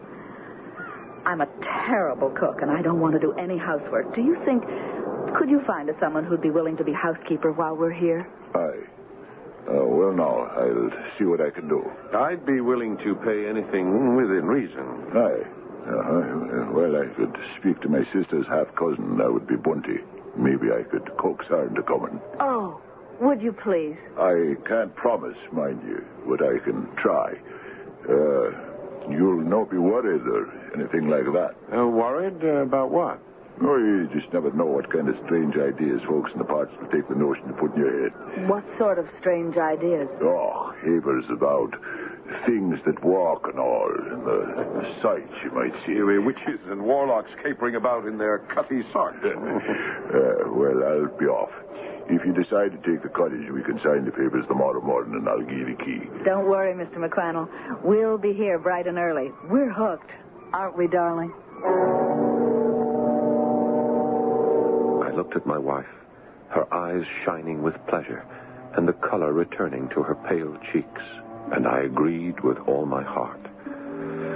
Why didn't I take her hand and run as if all hell was behind me? But I didn't. And the next morning we moved in, and Bunty came to stay. Oh, dear. See who that is, Jed? I'm just trying to put the groceries away. All right, I've got it. Good morning. You be Mr. Burgess. That's right. Willie McWannell sent me here to see about reading up for you and doing the cooking. Oh, yes. Wait, I wrote your name down. Yes, you've been Mrs. Menzies. You can just call me Bunty. But I'll come in and have a talk with the lady of the house. And in she came. A little round, rosy-cheeked bundle of a woman with a no-nonsense attitude. And off she went to have her talk with Lorna. And whatever was said when they returned, her forbidding tone was gone, and she was all cheer and bustle. Now, the two of you are on holiday, so away out with you and enjoy yourselves while I get a whack at cleaning up this musty old place. Bundy's staying, as you can see, dear. But don't you want some help? You'll help me best by getting out of the way. I'll make you a little picnic, and off you'll go. One thing you've got to learn about Scotland is to take advantage of the sun whenever it's shining. But if you'll take my warning, you'll not want to be about much after dark. It was a long, golden summer. Mornings we both worked. The book was coming well, and Lorna was painting better than she ever had in her life. Afternoons, as soon as lunch was over, we'd take long walks if the weather allowed, ending up often as though pulled by a magnet to the old church. It was peaceful and lovely there, particularly by night, and Lorna and I dreamed many dreams. Sitting there, I often wondered about those two hard, evil old men who lay in their marble effigies on each side of the altar. After all their crimes and the blood that had stained their hands, had they at the last found peace and rest? The smoke of their torment ascendeth up forever and ever, and they have no rest day or night who worship the beast and his image. The quote is from Revelation chapter 14, verse 11. It is an apt forecast of what lies ahead. The days were growing shorter and shorter now as September slipped away into October. The twilight came earlier, its half-light holding for a long time, as it does in Scotland. The shadows under Lorna's eyes were gone now, and because they were so happy, Jed and she prolonged their stay. But time for them was growing like the days, shorter and shorter. I'm so very glad to see what my country has done for your health and well-being. It's been a tonic. No, it still is. We're not planning to leave yet, are we? Who said anything about leaving? Anyway, you're the ones who are going while I stack the dishes for Bunty tomorrow. Then I'll bring on the coffee. Can't we help? If you want a chance to smoke, you better take it now. Come on, we'll go for a stroll outside. You see, Lorna can't stand my pipe. It's proof positive of how much she loves me. I don't mind it all that much. He just likes to be a martyr. Oh, not me. I can't think of one single cause that's worth dying for, except you, my love. The feeling's mutual. Now, come on. Don't let's talk about dying. Oh, what is it, darling? Nothing. Oh, sorry. No need to be. No, wait. I've seen that look before. I told you it was nothing. Now, will you take our guest out of here so I can get rid of these dishes? I just couldn't buy the notion of ghosts and clairvoyance or anything mixed up in the occult. At least, not then. Why couldn't I have realized in time? I wrote it off to just a reaction to my clumsy remark that the wound of her mother's accidental death was still so recent and unhealed. So, I went out with Duncan. Her mother's death quite shattered her, didn't it? Oh, yes. Those were the worst 2 weeks of, well, our life, I suppose. Lorna because of her mother, and me because of Lorna. That's when they put her on the tranquilizers. Yes. Did they help? Well, do you see her now? Yes. You seem to have something on your mind, Duncan. What is it? Oh, I'm afraid I'd be out of line. For one thing, Lorna is not my patient. Oh, look, I'm not asking you as a doctor, but as a friend. Oh, all right. I don't like the tranquilizers. This particular formula can have serious side effects. Well, I haven't noticed any. Well, what do you mean? What sort of side effects? Well, the most serious one might be psychological disorders. Well, if that's all that worries you, I assure you. Are we both thinking of the same thing? I don't know. There are just some vague signs here and there, little things that tend to add up. Does she have nightmares? Sleepwalk, anything like that? Oh, no. Well, nightmares, sure. Who doesn't? But hers are sometimes special. It's hard to explain about Lorna. She's very sensitive to things. I suppose that's one of the reasons she paints so well. She seems to have sort of, perception, second sight, whatever you want to call them. What sort of perceptions? I'd started the whole subject, so of course I had to tell him about her dreams, about her father and mother's deaths. It sounded sort of silly saying it out loud, and I felt kind of guilty, violating a confidence about my wife, and I trailed off rather lamely. Of course, it's just coincidence. It doesn't mean anything. I'm not so sure. What, you mean it isn't? She really does have ESP? Oh, Lord, no. You'd never get a pragmatist like myself to believe in any spirit nonsense. No, what I mean is that I'm not so sure it doesn't mean anything. What? Back to the pills again. But is such a wee worry. The reactions are so few and far apart. I might be making a mountain out of a molehill. Jed, Dunk, where are you? The coffee's getting cold. Well, we'll be right in, darling. And forget what I said. I made too much of it. Just what? Just keep an eye on the pills. Cut down if you can. Even stop them. Better be safe than sorry. What on earth are you two old gossips whispering about? Should my ears be burning? No, but your nose should be itching. Why? Because you are going to be kissed by a fool. And the fool kissed her and thought she looked so radiant and happy that all his fears or alarms drained away. What a fool I was. For later that night, I had my first chance to get her away. and missed it. Are you through in the bathroom, Jed? Just about. Will you bring me a glass of water when you come? Your wish is my command. And hurry. Chilly. I can use a warm body here. One warm body reporting for duty. Here's your water. I'll put it on the end table. Ooh, it's going to be this cold. Maybe it's time to go home. Oh, no, it isn't. We can't do that yet. Oh, what did you say? I don't know. What did I say? You said we can't go home yet. Did I? Yes, like we had an appointment or something. An appointment? No, all I meant, I suppose, was I've been so happy here. I just don't want to leave yet. Hand me the water, dear, please. Oh, yeah. If it hasn't frozen solid. What do you want this for, anyway? Just to take my happy pill. Lorna, why don't you cut them out? Why? Well, some people think they might be, well, not dangerous, of course, but... So that's what you and Dunklin had your heads together over tonight. Oh, how did you know? Oh, he picked up the prescription bottle when he was over last week, and I could tell he was dying to say something, but in his gruff, close Scottish way, he decided against it. Why does he say they're dangerous? He didn't exactly say they were dangerous. He was talking about side effects. Well, I certainly haven't had any. Oh, look, honey, just forget what I said. Let's enjoy the rest of our vacation here as long as it lasts. Or in this cold as long as we last. In hindsight, every phrase haunts me. As long as it lasts. It wasn't to be very long. But the days following that cold night held no premonition of the terror to come. Suddenly, the weather was balmy again. The mists dried away till the air was crystal clear and the sun floated lazily in high blue skies like our Indian summer.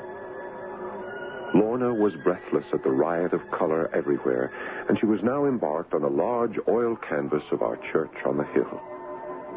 One day, I had left her there and gone down to the house to pick up a picnic lunch from Bunty. I found Bunty on the stone step outside the main door, squinting in the bright sun, her shawl about her shoulders, gazing anxiously up the path to the church. Did you leave the little missus up there all alone? Oh, wild horses wouldn't tear her away from the church till her painting was finished. I don't know. It's no place to be left alone, even during the day. Oh, a church, for heaven's sakes, Bunty. A church, and not a church. It's no my kirk. An ill place it is, and always has been. I've got your picnic basket inside. If you'll come in the kitchen with me, I've got a question to ask. And I've got a couple to ask myself. What do you want to know, Bunty? Will you be leaving soon now, Mr. Burgess? Leaving? Oh, well, I don't know how soon. Why? Well, I thought from Mr. McQuannell that you'd only be here for the summer. Well, yes, that was our original idea, but, well, with the glorious weather, we've decided to stay, at least as long as it lasts. Well, it'll be all right, I should think. You'll be off in time. In time? For what? I'll no just mention that for the now.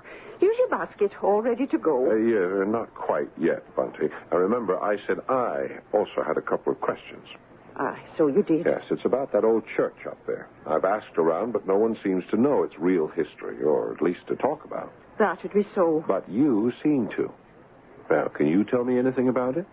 It's a black and bloody place, and the devil keeps his worship there. Oh, come on, Bunty. You can't feel that strongly just because it's another denomination. I'm not talking about the now. I have nothing against old Minster Clachan and the skinty few that make their prayers there today. But you asked about the history. It was built with blood and plunder, and those who tried to buy eternal peace after sins that would turn even the soot on the devil's face as white as flour. Well, that's pretty graphic. Ask a foolish question. Yeah, I suppose those two knights in marble on each side of the altar had something to do with it. Sir Ian and Sir Seamus Douglas. Their ancestors built the church to beg God not to visit the sins of those two upon their heads. So their name wasn't Campbell, but this was once their house. Stolen, like everything else. The brothers came to lie as honored guests in this house, and then in cowardice and perfidy rose up by night to slaughter mother, father, brother, servants, and all who paid homage to the lord of the manor, save only one, the daughter of the house. Oh, and what happened to her? They fell out in quarrel over her, and went to fighting for her like the brutes they were. And Seamus, with his claymore, struck Ian's head from his shoulders till it rolled on the ground, and then he turned to claim his prey. But she, poor bonny lass, fought against him in his bloody desire till he seized her about the neck, forgetting his own strength. Of a sudden, it snapped. So he was cheated of his prey. For 2 days he mourned his loss, until the Lord, in his wrath, hurled a lightning bolt that set the house and all in it to burn to ashes like a funeral pyre. So, that's the legend, is it? Oh, it's no legend. It's the truth. Oh, and how would you know, Bunty? My name is Menzies. As I told you, I am Highland born. Our blood runs thick, and on the woman's side, we all have second sight. The story has been passed by word of mouth from mother to daughter for generations more than I can count. And you'll no want to leave your wee wife alone up there in that place too long. Here's the basket. Be off with you. Oh, yes, I should get along. But I would like to talk to you more about... No, I've said enough. I'll hope not to refer to it again. But it's good you'll be going soon. Are you trying to chase us away? It's not up to me. Oh, you don't think I believe all that nonsense? That is up to you. Just one more thing I might tell you. Oh, what's that? The name of the lass who died rather than be shamed. It was Lorna. Lorna Campbell.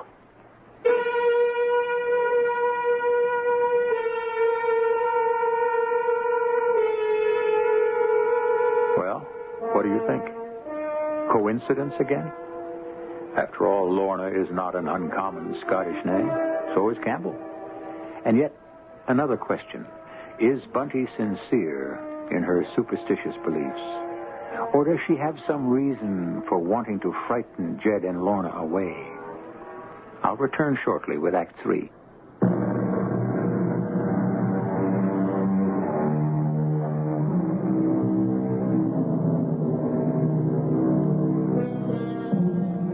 It was Dr. Samuel Johnson who said, "Fear is implanted in us as a preservation from evil, but its duty is not to overbear reason." His countryman Edmund Burke had another definition. Early and provident fear is the mother of safety. In Jed Burgess's position, which would you have listened to?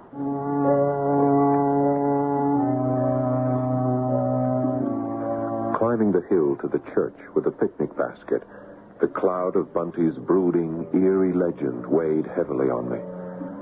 I hurried round the churchyard wall and down the bierback, a partly paved walk in the shadow of branching yews, so named because it was the way corpses were carried to burial. Coming out of the dark, I blinked for a moment in the bright sunlight, and then suddenly I felt a clutch of fear. Ahead of me stood Lorna's easel, the canvas resting on it, pallets and paint box lying on a nearby tree trunk. But where was Lorna? Lorna? Lorna? I'm here, dear. Oh, where? Inside the church. Come on in a moment. Oh, dear. yes, all right. I'll be right with you. What on earth took you so long? Oh, I got talking to Bunty. What are you doing in here? I got so hot under the sun waiting for you, I came in here to cool off. Oh. What were you talking to Bunty about? Oh, just local gossip. You feeling all right? Yes. Why? Oh, the sun isn't that hot. You have a fever or something? Of course not. What's the matter with my wanting to be in the shade for a little? Oh, nothing. I just thought it was strange. The sun seemed hot to you. What a busybody. All right. I just used that as an excuse. Oh, an excuse for what? I didn't want you to start, well, you know, teasing me, putting me on about... About what? Oh, you know, my ESP or whatever you want to call it. Jed, I'd stopped painting and was just sitting there, half asleep, waiting for you, when I thought I heard a voice calling me from inside the church. Oh, what What sort of a voice? A man. At first I thought it might be you. It was just my name, and it only called once. But suddenly, I can't explain it, Jed, but I had this feeling that I had to get up and come in here to the church. Why? I don't know. It was like I was commanded to. And you came here to the marble statues? To this one. Why this one? Do you think he called you? I don't think. I know he did. Why? I don't know that. Lorna, I think we've just about had it here on this island. I think it's time to pack up and leave. No. Well, look, what's to hold us here? Now I know. Now I see it. What? The painting. It hasn't been working out. I wanted to capture the whole feeling of this church, the island, and it wasn't going right. But now I see it all. It's from the wrong angle. But look at it from here, Jed. These two old villains in the foreground, the altar with the stained glass windows in the middle, and the heather and the rocks and the sea through the plain glass ones, each on each side, framing them as a background. It's perfect. How long will it take? I don't know. But I do know it's something I have to do. I'll be ready to leave just as soon as it's finished. Okay. But that's a promise. It's a promise. The moment it's finished. How could I know it would never be finished? The first cloud on our extended summer horizon came from Bunty. To tell the truth, I'd completely forgotten her harsh, cruel old legend as I was driving to try to finish my book before we left, till one day she surprised me. I thought it best to come to you, sir. I want to give my notice. Notice? Well, when? I'll stay through Saturday, but I'll no be back after that. But why, Bunty? I thought you promised to stay as long as the good weather lasts. I did, but it's going to break. I will not stay here through Monday. And neither should you. But why? I told you I was afraid. Of what? Of them two. Who? Sir Seamus and Sir Ian. Oh, we're back to them again. They've been dead for 1,000 years. Their bodies still lie in the church, drawn out in man-sized marble. But they're cold stone, Bunty, and their ghosts are quiet enough. And we haven't heard hide nor hair of them all summer. It's no summer the more. It's close to the end of the old year. The end of the... Oh, that's right. In the old Celtic calendar, October the 31st was the last day of the year. And on its eve, all the witches and warlocks rise to their wicked revels. And they do say that same night, them two bodies up there sit up on their marble slabs, gets off them and walks down the aisle in their marble armor, out through the church door as soon as the dark falls, and along the bier walk. And if it's a wet night, you'll find the marks of their feet in the morning. And where do they go? Back here to their home. And if anyone meets them... Yes, what then? If you value your life, or your wee wife's life, you'll no be here to find out. Oh, really, Jen? The idea of those two poor old white statues lumbering about stiffly isn't scary. It's funny. Like the White King in Alice Through the Looking Glass. Yeah, well, just the same. It's the reason Bundy's leaving. But no reason for us to leave. Actually, I'd enjoy a last week or so here on Mull. The two of us alone. Yes, if the weather holds up. Who cares about the weather? Just as long as we're together. Oh, darling, I love you. Me too. What would I do without you? Just don't ever try. Oh, damn. What is it? Just one thing. When you go to town for the mail, will you phone Dr. Pleasance and have him send along some more pills? I don't want to be without them either. So Bunty left, not without admonishments to lock the door Monday night and make the sign of the cross at the doors and windows. And Sunday was a long, lazy, lovely day, marred by only one slight mishap. Coming back from her painting down the path from the church, Lorna stumbled and twisted her ankle. Jed, stop worrying. It's nothing. Well, maybe I ought to get Duncan to come down and have a look at it. No, you're not going to bother him on his day off. All right, well, at least I am going to get the dinner. Okay. I'll let you dance attendance on me if you want. Know what? What? This is kind of fun, isn't it? I really don't miss Bundy a bit. We can make do, can't we? Sure, I guess so. If it's not too long. Oh, it won't be long now. And it wasn't to be. That night, Lorna slept fitfully for the first time in ages. I wrote it off to her sore ankle, and in the morning, I didn't wake her. Whacking away on the typewriter at the last chapter in my book, the morning went by without my thinking about what day it was. I had a great urge to finish, partly induced, I guess, because the weather had finally turned. Jed, why didn't you wake me? Oh, I didn't have the heart, Lorna. You didn't sleep very well. Was it your ankle? No, it's all right. Weather, maybe. I can always feel a storm coming. That and medication running out over the weekend. I sure hope it's arrived by this morning. Would you mind going down to the post office to see? No, of course not. I tell you what I'm going to do. I'm going to start packing. I want to get away from here. Oh, that suits me. Your painting finished? No. I just want to go. Well, what's wrong, honey? Oh, nothing. She should have told me while there was still time to get off the island, but she didn't. There was no mail at the post office, and I stopped off to settle with Mr. McWannell and tell him that we'd be leaving the next day. It was mid-afternoon by the time I got home. It's almost dark enough to turn the lights on already. Yeah, it looks like we're in for a bad storm. Oh, I wish we'd gotten away. So do I. I'm so jumpy. If only at least my pills had come. Jeff? Yes, honey. I don't think I could take another night like last night. I suppose maybe Duncan, even feeling the way he does. Oh, certainly he would give you something. I suppose maybe you could run up there now quickly and ask him before it gets dark or the storm hits. Oh, sure. Why don't you come with me? I can't. My ankle's bothering me a little. Yeah, I hate to leave you alone. It'll be all right. Just hurry back with something to calm my nerves. She came to the door with me. Outside, the light was fading fast, and the sky was a churning mass of great black clouds. Maybe I shouldn't send you out like this. Well, it's now or never. Hurry back. Now, you lock that door tight till you hear my knock. I will. Goodbye, darling. I had the impulse to tear the door open on that goodbye, but I never did.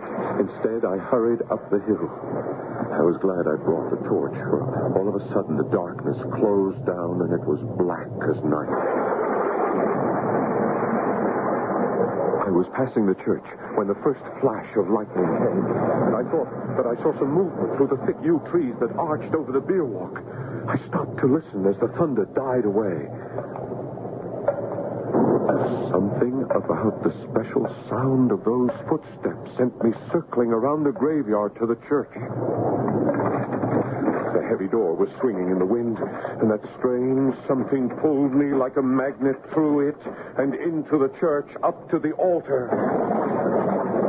And in another jagged flash of lightning, my heart gave a sickening leap as I saw that the bodies drawn out in marble, the two statues, were gone.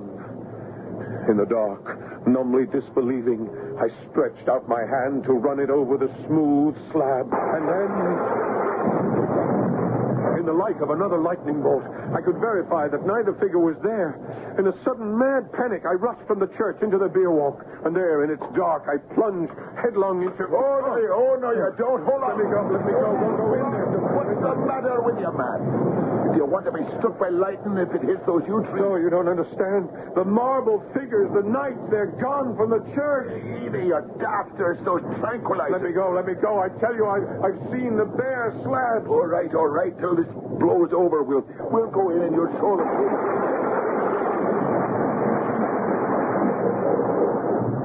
He was a powerful man physically, and he half wrestled me into the church.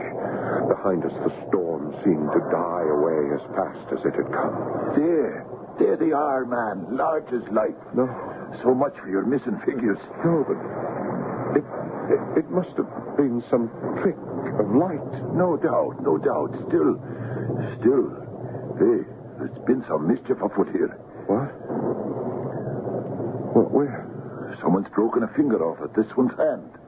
Oh, the laddies and their Halloween pranks. Halloween. The 31st of October, the last day. Duncan, come on, as fast as we can. I've got to get back to my wife.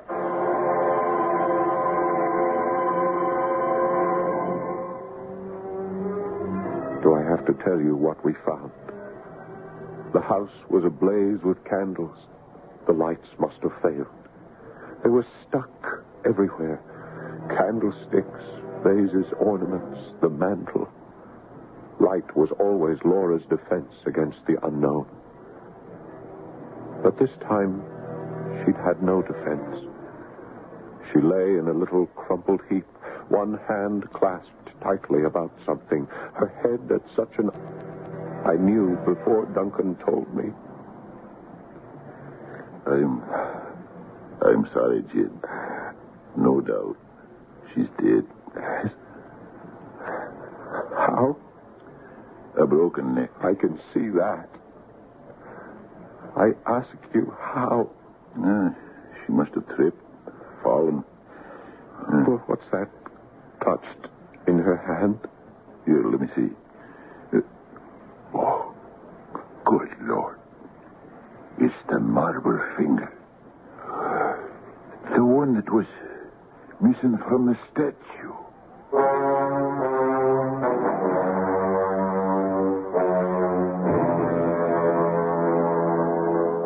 What else is there to say? Those two massive dead white figures stomping through the wild night in their marble armor will haunt me the rest of my life. Did Lorna expect them? Was there something in her voice and her visions that drew her inexorably back to her appointment with the death of another girl named Lorna, suffered 10 centuries before? I don't know. I don't even want to know. I'll be back shortly.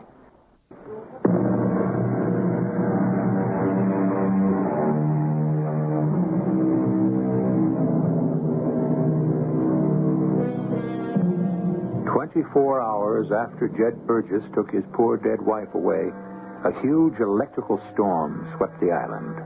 This time, the bolt of lightning struck the church. The force of the blow defeating the old architects by tumbling the walls inward.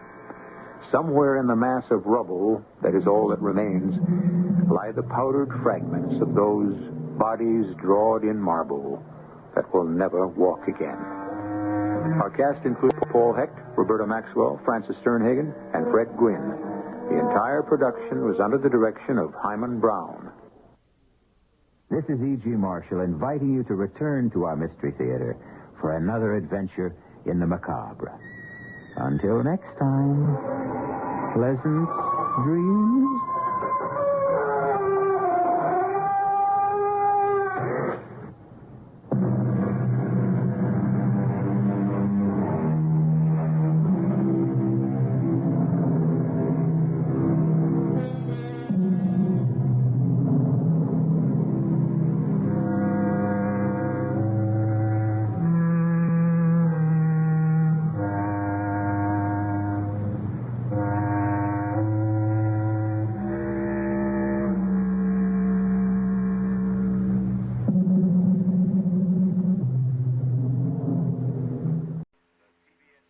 CBS Radio Mystery Theater presents...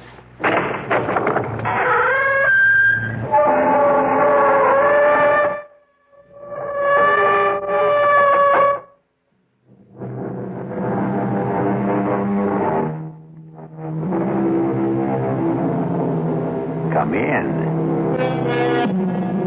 Welcome. I'm E.G. Marshall. Welcome to the fear you can hear. Welcome to the world of terrifying imagination. It gives me a fiendish delight to invite you on a very unusual expedition. For in our tale to come, we are going to travel not to distant shores, not to outer space, but instead backwards in time. Time as the archaeologist knows it. The depths of time. Strange thing about archaeology, it seeks to understand life by the study of death. Can we try to uncover the rest of the body, Professor? Of course. Jimmy, get the 3 or 4 fellows to help you, and do it carefully. There's no way of telling the body's position. Sure thing, Professor. Oh, this is awful. What are we going to do? Don't worry. Ancient bodies are your specialty. Fresh ones are mine. But how do you know it's murder? You surprise me. A suicide may dig her own grave, but you'd hardly expect her to pull the dirt in after her.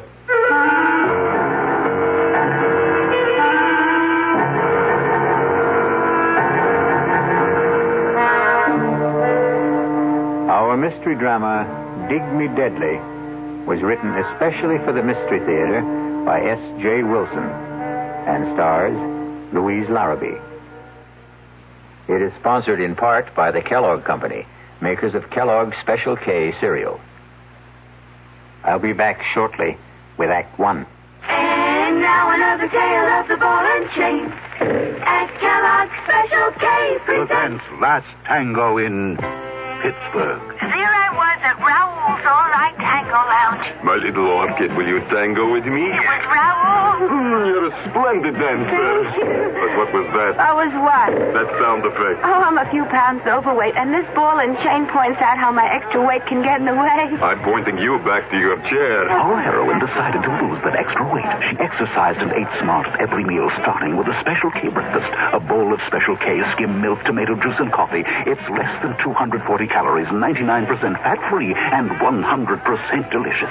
After a while, she was rid of the ball and chain and back at Raoul's. Darling, you're looking fantastic. What a happy ending. What ending? We're just getting started. Raoul, get lost. Your happy ending could begin with the Kellogg's Special K breakfast. And that's another tale of the ball and chain. Frank Lieber with a special announcement exclusively for Radio 1080 listeners.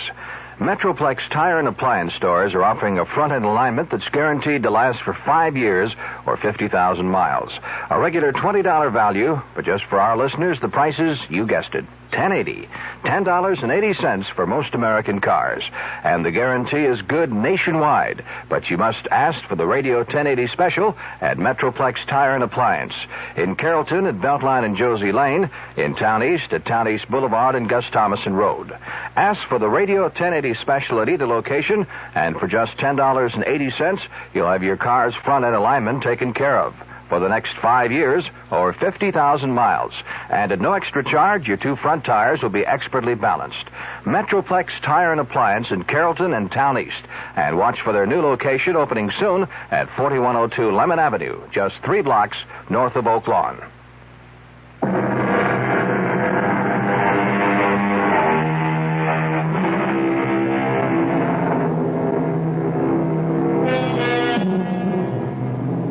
I know that death is no respecter of time. It often comes unbidden, unexpectedly, even fiercely and murderously. So, get your pith helmets, your sunglasses, your axes, shovels, and all the other paraphernalia you will need to join us in Dig Me Deadly.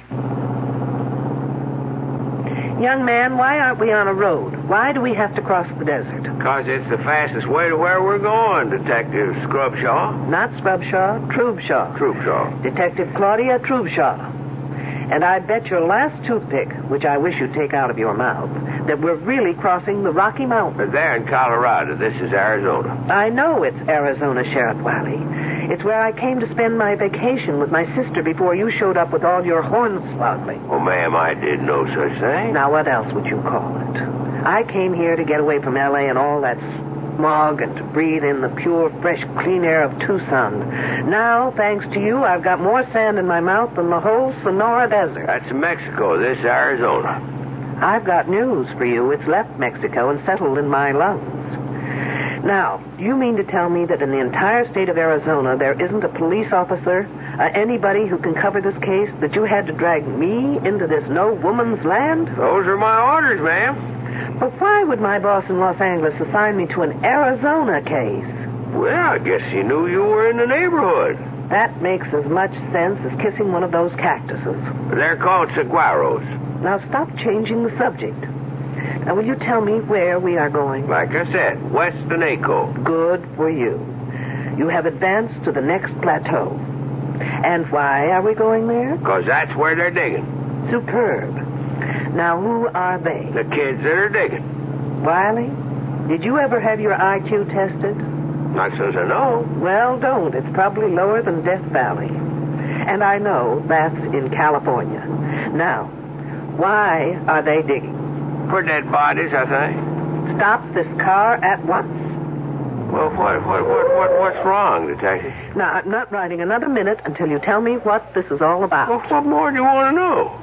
Why I'm sitting in this rolling junk heap on my way to West Naco or wherever. Well, there are these kids there. What kids? These kids from some school near L.A. Every summer they come, and they dig up things that are supposed to be real old. In other words, students working on an archaeological dig. Never could pronounce that word. Forget the pronunciation. Just try and make some sense. Well, a few days ago, I am sitting in the sheriff's office when this here girl comes by. Excuse me. Sure, miss. Come on in. Is the sheriff here? Well, the truth is, there is no sheriff. Then who's in charge? Well, I guess I am. Sergeant Deputy Sheriff, you could say, and name is Wiley. I'm looking for help. That's why I'm here. What can I do for you? But you're not a real sheriff. Well, I don't get paid for it, but they give me the badge. Why don't you try me? I'm one of the students working at the Broadfields. The dig. Why don't you sit down? And there's some trouble there. And what kind of trouble? Well, it's just it. I can't tell exactly, but someone's following me. Wherever I go, I have the feeling someone right behind me or hiding and waiting to do something to me. Something terrible. Isn't there anyone in charge? Well, Professor Wilkerson, but he says I'm imagining things. Well, now, have you ever really seen anyone following you? No, but only the other day someone went through my bureau and my luggage. And are they messing? No, but things were all messed up. Now, what's your name? Rogers. Edith Rogers. Miss Rogers. Now, do you have any idea why somebody'd be tailing you or looking through your things? I think someone's trying to kill me. Kill you? Hey, that's serious. Why would anyone want to do that? Because they're afraid of me, scared of what I could do. Well, you don't look like you could trouble a horned toad. What are they scared of? Well, you see, no, I can't tell you. If they found out I came here, they'd do it faster. Anyway, you can't help me. Maybe nobody can. Hey, wait a minute. Wait a minute. Wait there.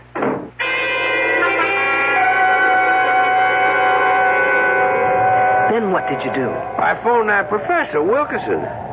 Say, Detective, can we get this thing going again? All right, but only as long as you tell me everything you know. Well, I called up that professor, and I told him about it. And he said that it was the girl's first summer there, and that working in the hot sun and seeing all those graves and skeletons was something she just wasn't used to. Then he said he'd take care of it and for me not to worry. Well, now, at first I thought I'd better leave well enough alone, except that the whole thing just kept a-pecking at me. So, a couple of days later, I dropped by the Broadfield spread and was told by a girl who roomed with this Edith Rogers that that is to say, this Edith Rogers here, she had left. Did she say when? I didn't ask. Did she say how or why? No, I didn't ask that either. Were her clothes and luggage gone? Gosh, I didn't think to ask that neither. Then how come you thought to ask for me? Well, I called this friend of my father's who is Assistant Deputy Chief of Police. Say no more. You called my boss, Morgan. In other words, this isn't an official assignment, is it? Well, he told me you were in Tucson and to speak to you. And dragging me through this sand heap is your idea of speaking to me. Wiley, If I admit something to you, will you promise never to tell anyone? Sure thing, Detective. I know of only one person who's a bigger fool than you. Who'd that be? Me.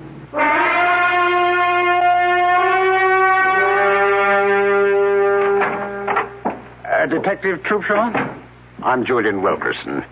One of the students tells me you'd like to see me. Only in an unofficial capacity, Professor. If you can be of assistance, fine. If not, I'll understand. Well, I'll try. Professor, this is Sheriff Wiley. Oh, yes. How do you do? Hi. What's it all about? The Rogers girl. I understand she's not here any longer. Yes. I knew that girl would be more trouble than it was worth to bring her out here. Then why was she here? Oh, she was thinking of archaeology as a major. You see, she apparently comes from a difficult home. She had nothing to occupy her this summer, and the dean asked me if we could fit her in. Try to make her feel she belongs to something. A group. Apparently it didn't work out. No. She moped a lot. Got depressed, suspicious. Felt she wasn't wanted. I did everything I could. I got two of the nicest girls to room with her. Who are they? Oh, Janine Boulanger, a French exchange student. Specializes in atomic physics. And Susan Lathrop, a straight-A student, very outgoing, very bright. Were there any young men? Yes, and I didn't like doing it, but I got Jimmy Trumbull to spend some of his free time with her. He's our prize. He's a brilliant fellow. We call him our Libby. Libby? Well, now that's a girl's name, eh? Wiley, you're famous for not asking questions. Why not live up to your reputation? Professor Libby developed the carbon-14 dating system. Oh, he did he? Yes. Anyway, Edith didn't take to the work or to anyone. It's no surprise that she just dropped out. Are her belongings still here? Well, I wouldn't know, but Susan would. She's in the specimen shed next door. Let me call her. Sue Lathrop. Yes, Professor? Well, can you come to my office for a minute? Wiley, why don't you do something constructive, like seeing if you can get me something to wash down this sandstorm I swallowed? Thanks to you. Sure thing. Detective, anything special? Just something soft, wet, and cold, please. I'll be back in a minute. Oh, sorry, miss. I didn't mean to knock. Oh, that's all right. Susan, I'd like you to meet Detective Troopshaw. A detective? From the police? Yes, but not on official business. What for, then? I was wondering if Edith Rogers' belongings were still in her room. Oh, Edith? Oh, no. She took everything when she left. When was that? Oh, about 4 or maybe 5 days ago. I'm not sure. Do you have any idea why she left? Not really. She didn't tell anyone she was going, but then she just didn't get... Well, what can I say?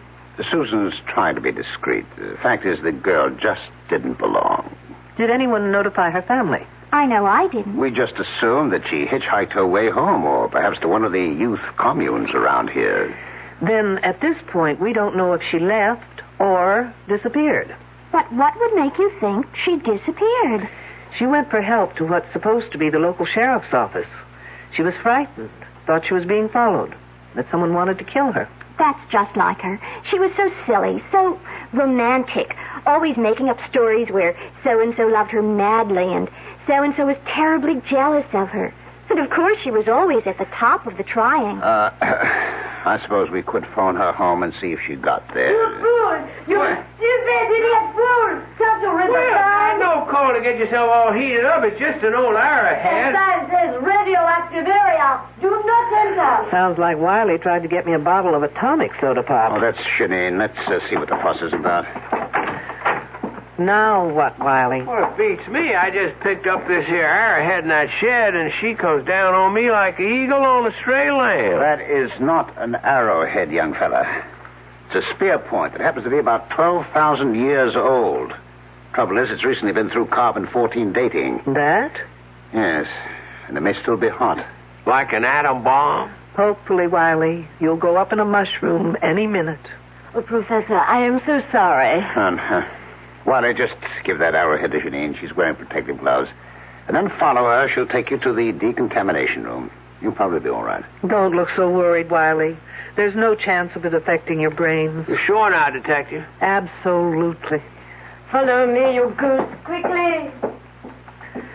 So that stone point is 12,000 years old. Yes. Well, that's as close as we can get within the margins given by C14. But Jimmy is now working with radioactive potassium, which can give us an earlier reading. I thought 10,000 to 15,000 was about the earliest records we have of man on this continent. Well, we've got some surprises in store. Not only for you, Detective, but for the world. Really? Care to give me a clue? I already have. I filed that one away. Which one? With C14, you can date back some 50,000 years, but with potassium, you can go back to at least 1 million years, right? Yes, that was the clue. Interesting. What are you hoping for? It's no longer a hope, Detective. But you'll have to be patient and wait until we release our reports. What's that all about? I don't know. The kids seem to be heading for the northwestern bridge. I've got to go. I'll bet it's Wiley again. Nothing like this has happened before. Nothing like Wiley has happened before. Susan, do you know what's happening? No, Professor, but it's something exciting. Maybe a new find. I hope they didn't have to dig as much sand as I've got in my shoes. I'll catch up with you. Hi, Detective, aren't you coming? Someone screamed. Riley, where have you been? I've been in that shed with that French refrigerator. I need your shoulder. Well, what for? To lean on so I can get the Sahara out of my shoes. Okay, but you better hurry. Riley, no matter what has happened up there, you've got to do something for me. What's that? In that shed, can you remember what you saw there? Pretty much. Then listen carefully.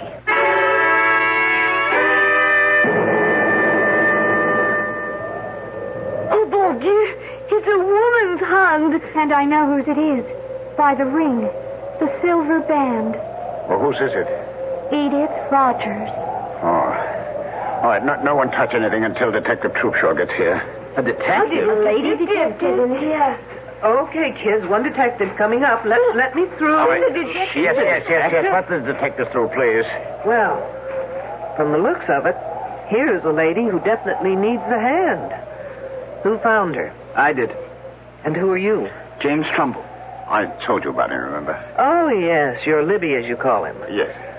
But there doesn't seem to be any digging around here. Is this the way you found her? Just one hand sticking out of the sand? No. I was on my way to the datum point to figure out what the next grid would be when I passed this place and noticed that someone had been digging around here. The sand wasn't as flat as the surrounding area and not as compact. So I began to brush away the top layer until I uncovered this one hand. Professor, have I your permission to supervise this matter until I get official regulations? Yes, of course. Thanks. Has anyone been able to identify the hand? Susan, she said it is Edith Rogers. What makes you think that? The silver band. I was with her when she brought it in town a couple of weeks ago. She bought a silver wedding band? I asked her why, and she said she expected to be married very soon. It just sounded like one of her crazy stories, so I forgot about it. I see. Well, rings have been known to change fingers. Can we try and uncover the rest of the body? Of course. Jimmy, get 3 or 4 fellows to help you. Do it carefully, please. There's no way of telling the body's position. Sure thing, Professor. Oh, this is awful. What are we going to do? Don't worry, Professor. Ancient bodies are your specialty. Fresh ones are mine. Yes, but this is liable to stop our work. This place will be crawling with police, newsmen, television crews, what all. Really? Why? Isn't murder a little too common to rate that kind of attention? But how do you know it is murder? Miss Lathrop, you surprise me. A suicide may dig her own grave, but you'd hardly expect her to pull the dirt in after her. Pit's very shallow, Professor. I don't think we should use shovels. Shall we use the brushes from here? Sure, but let's get a move on, eh? Ah! Look! The hand is attached only to bones. To a skeleton. Oh, no, I've never seen it. Oh, now, will you all stop crowding? You'd think this was a Hollywood opening. Oh, Janine is right. There is no body. The hands are attached to a skeleton.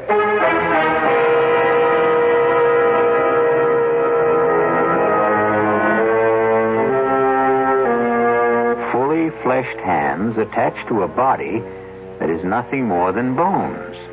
A skeleton. You know, Mother Earth is very miserly about giving up her secrets. But little by little, man has dug them out of her.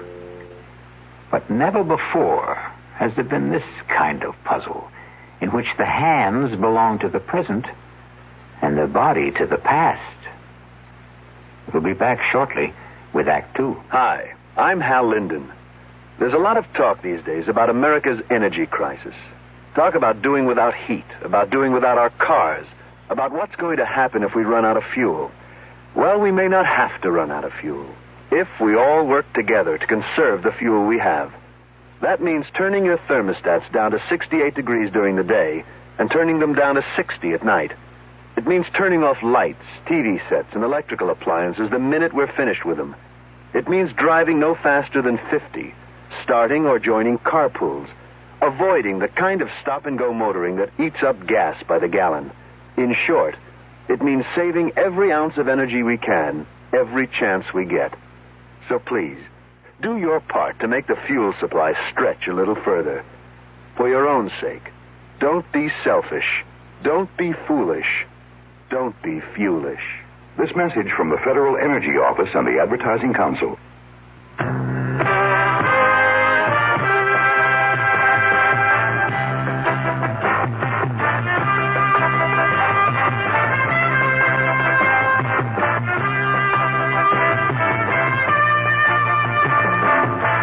You don't just make a profit in the beef business. You work for it. Working to keep your feeders out of a growth slump. Fighting the diseases and everyday stress that threatens your herd. And always sweating it out with a tight profit margin. Through it all, one name is there to help you. Terramycin. When the going gets rough, nothing works harder, more ways, to give you the kind of protection you need. Terramycin. Depend on it. From Pfizer.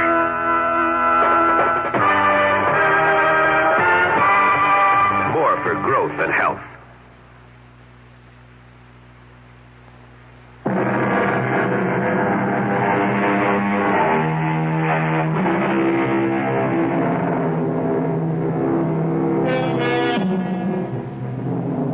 We return to our dilemma. The question is, what is a bunch of young, bright college students going to do about a body that has fully fleshed hands attached to the bones of a skeleton? And what is our lady detective, Claudia Troopshaw, going to do with this seemingly improbable corpse? Yes, Captain. You've got to tell me under whose jurisdiction this case belongs. No, there is no local police department. The hands may be the Roger girls, but the body, wait till you get this, it's a skeleton, and the professor tells me it's over 2,500 years old. Stop yelling. I know it sounds crazy, but they just did a C14 test on one of the bones, and that's the result. 2,500 years old. But not the hands. Whose case is it, I want to know? Mine? Why mine? Well, will you get in touch with the FBI at once? No, I can't use anyone here to help me that's already here. Why not? Because they're all under suspicion, that's why not. Lunkhead.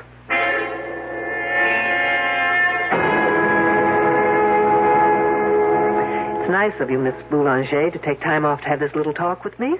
Professor Wilkerson said I should answer all your questions to the best that I can. Do you always do what Professor Wilkerson asks? Oh, yes, he is a marvelous man. He is so brilliant. I'm sure. Tell me, do you have many friends among the other students? I don't think so. Not even Jimmy Trumbull? Oh, he is nice, but he is such a little boy. And the others? I am afraid they're all too jealous. Do you know why? Oh, they think that the professor treats me like a favorite. Well, does he? Of course not. But I have studied all this and done it in France before, so I know it very well. And they do not. I think I understand. This body we found, you've seen it? I could not bear to look. No, but you did. Now tell me, in all your work, both here and in France, have you ever seen anything like it? No, absolutely not. And you couldn't explain how two perfectly fleshed hands could be attached to a prehistoric skeleton? It's against all possibilities. What did you think of Edith Rogers? She was very unfortunate. In what way? Oh, she so badly needed some kind of an attachment. With a boy, I mean. And I think she almost found it. But then that Susan Lathrop got in the way and kept it from happening. How do you mean? Oh, I don't like talking gossip. But Edith Rogers liked very much this Jimmy Trumbull. But that Susan, who blows hot one day and cold the next, makes up her mind that Jimmy is her property. And she says to that Rogers girl she should stay off her property. Anything else, Janine? No. That is all. Thank you. You've been very helpful.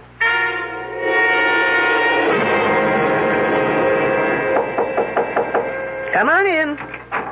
Oh, hello, Jimmy. Hello, Detective Troopshaw. Professor Wilkerson says you want to see me. I have just a few questions that may or may not help clear up some of your problems. My problems? No, not yours personally, but the outfit. But where's the problem?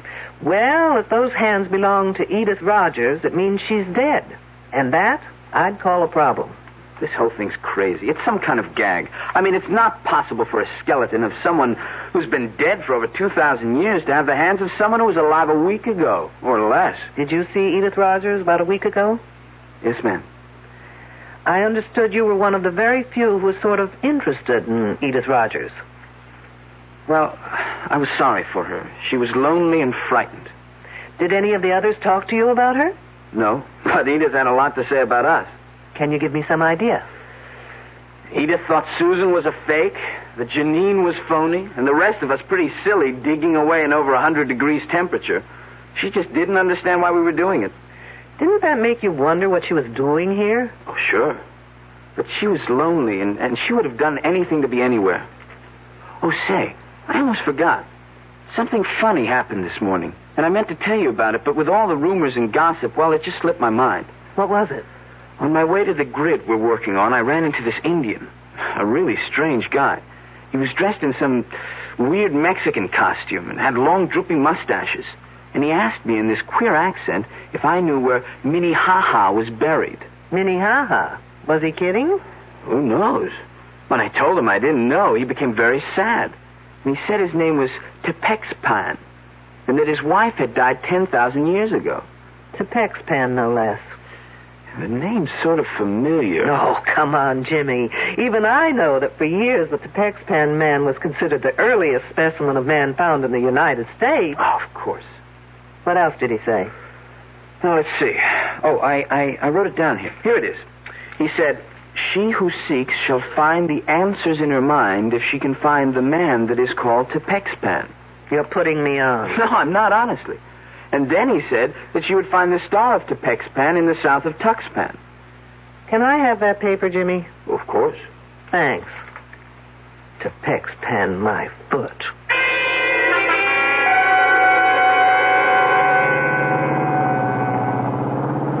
Wiley must be a genius to be able to drive this kidney buster. I can just about manage to keep the wheels straight. Now, where am I? Tuxpan. Ah, here it is, Tuxpan Avenue. Now turn south.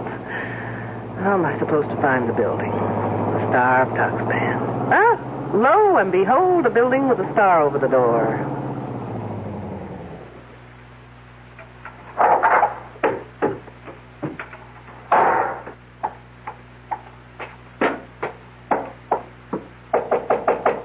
Enter in peace, old ancient squaw. I'll fix that one's TP.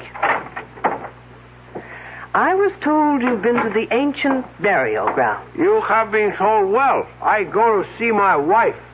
Is she one of the workers at the day? Oh, no, she toils no more. Your people toil for her. Hit me with that one again. She has been dead for over 10,000 years. I thought it was 2,500. But what's a few years in a romance that's lasted that long, right? Her spirit gives me many answers to my prayers. Do the answers to mine happen to be among them? Well, if you open the pouch, I will place a magic message within. Gracias, senor. It is but the will of the gods that I obey. Incidentally, Senor Tepexpan, the next time you speak to the spirits of the gods, find out the name in Indian for fruitcake. As Ace Squaw commands. And take that silly toothpick out of your face.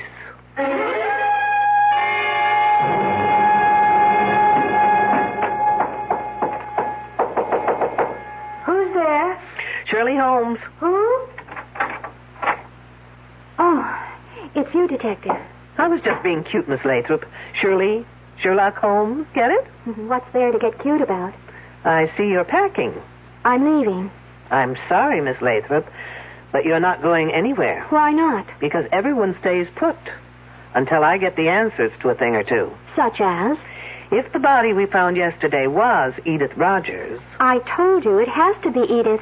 They are her hands. Attached to a prehistoric skeleton. I don't care what the radiocarbon dating says. I was with her when she bought that wedding band. She didn't say anything about when she planned to get married. No. And you didn't ask? I thought she was clowning. So she impressed you as the sort of person who would clown about getting married? I guess she wasn't old-fashioned enough to be serious about it. But most of the girls here aren't into things like getting married. We don't have such hang-ups. And Edith Rogers was a square. Very square. You must have found it a bore to room with her. Frankly, she was a bit of a drag. How did Janine get along with her? They hardly spoke to each other. Because of Wilkerson? How did you know? Do you think either of them got anywhere with him? Janine was making points. Not that she's so hot, but her father's an important politician in France, and Wilkerson is impressed by that sort of thing. Ambitious, eh? Even at his age. Oh, come on, Miss Lathrop. He's not that old. Old enough to have a son who's in college. As a matter of fact, it was good old Edith Rogers who told me that. Did she tell you anything else? Nothing important. Have you ever seen anything like that body before? Never. Think hard. Maybe an experiment done on an animal in a lab or in the dating shed? No. Besides, I'm not allowed in the shed. Why not? I don't get to work on dating until next term. Oh, I guess I'll have to take my own advanced course with Professor Wilkerson. That's Janine. I was waiting for the second moccasin to drop. Let's go.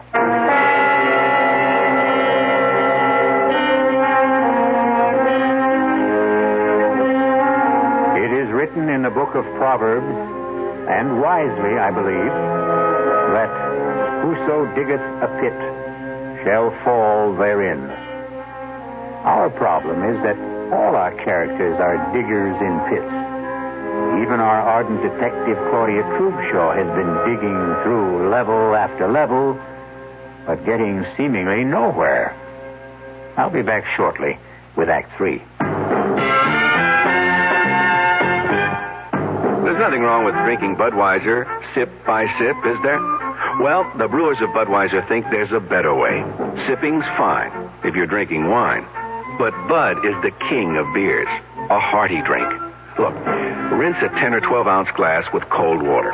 Then open a can or bottle of Bud and pour it right down the middle so it kicks up a good head of foam. Now, take a big drink and then swallow big. No sips. That's how it should be done.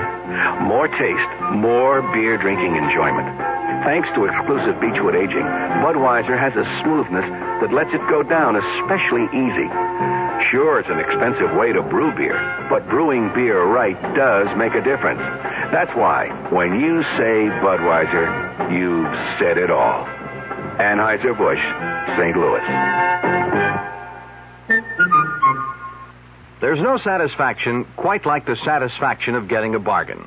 It brings a smile to your face, partly because you've saved money, mainly because you've beat the system by paying less when everything seems to be costing more. Hi, I'm Frank Lieber. Right now, True Value hardware stores have 14 of those smiles of satisfaction in stock. They're kitchen helpers from Echo and from Foley. You can get 2 for just 88 cents. Choose a can and bottle opener, a fruit and vegetable slicer, or a serving fork, or get a nylon baster. Its tube is graduated for measurement. And there's a 2.5-inch strainer for making egg coffee, for straining loose tea, or for separating orange juice from its pulp and seeds. You can get 2 of these kitchen tools for just 88 cents. That should make you smile with satisfaction. You'll grin from ear to ear when you see the rest of the 2 for 88-cent bargains at the True Value hardware store near your home.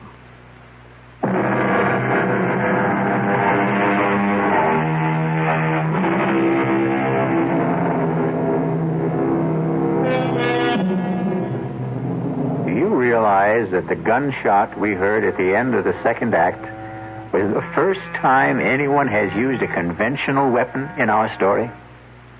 Well, gunshots may not only be used to signify someone's end, they may also be fired to start something. Isn't that typical of a woman? She calls for help but doesn't bother to tell where she needs it. It sounded far away. Maybe from the northern goods section. You mean where the body was found? Yes. What could anyone be doing out there? Looking for clues? Or maybe hiding. Well, why didn't I think of that? I don't know. I heard you go. There's our man. You mean Professor Wilkerson? Yes. Hey, Professor. There, Detective, over here. There he is. He turned on his flash. Professor, hold it a minute. Let me catch my breath. Did you hear Janine call? No, I was covering grid S42. We were working late there. Are you sure it was Janine? Pretty much, unless someone's imitating her accent. We don't know from where she called. I think it came from that north grid. First we heard what may have been a gunshot, and then we heard La Belle Janine calling for help. Hey, has everyone around here gone bananas? They say they heard a gunshot. Detective Troopshaw says Janine cried for help. And where were you, Mr. Trumbull? In the barracks, doing some research. Well, anyway, the detective thinks that Janine is locked in somewhere.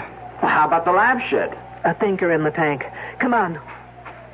Who has the key to the shed? I do, but you'll have to wait out here. What for? I'll have to go in first to check on possible radioactivity inside. Just 1 second, Professor. Janine? Janine, are you in there?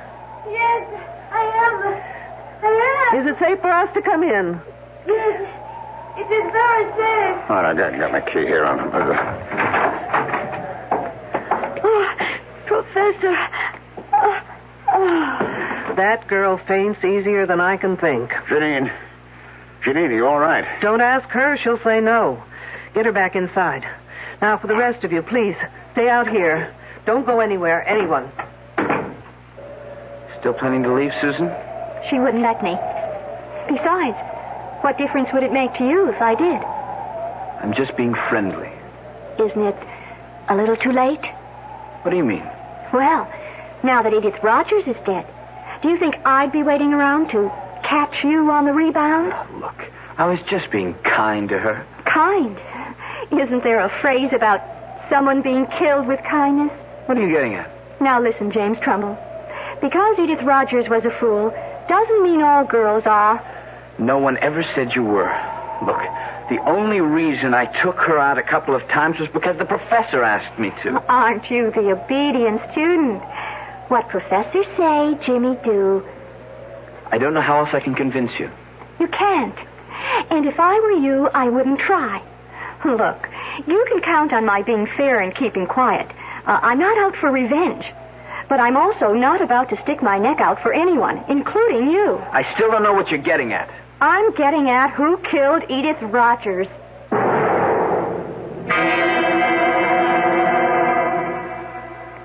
I don't know why it is, Professor, but I've never seen a woman in a faint whose legs didn't look lousy. Oh, what happened? That did it. It always does. Janine. I don't want to interrupt, but like a good archaeologist, would someone please get to the bones of the matter? I'm speaking as fast as I know. I heard a noise at the window. What kind of noise? The window was opening. Wasn't it locked? It's always locked. So I went to see what could be happening, and already there was this man climbing inside. What was it like? He was an old Indian man with long mustaches. I told him to get out, that it was dangerous to be here. And then? He would not say anything, but stood there. So I ran back to the lab room where I have my pistol. And when I returned, I found him in the specimen room. He had a leather bag tied around his waist. It was open. Did you see him put anything in it? No, but I held up the pistol and told him I would shoot if he didn't put back whatever he took. So he put his hand in the bag and took something out and threw it in my eyes. Then I pressed the pistol. What did he throw? Little things. I don't know. Let's take a look. All right. Now, wait. Here on the floor. It's thin slivers. It's maybe wood. Let's take a closer look. No, don't touch them. For heaven's sakes, why not? They may be hot. I'll get the counter. Is anything missing, Miss Boulanger? I have not looked. Well, do that little thing. And, Miss Boulanger, the next time you find that you're stuck in here, just open the lock and walk out.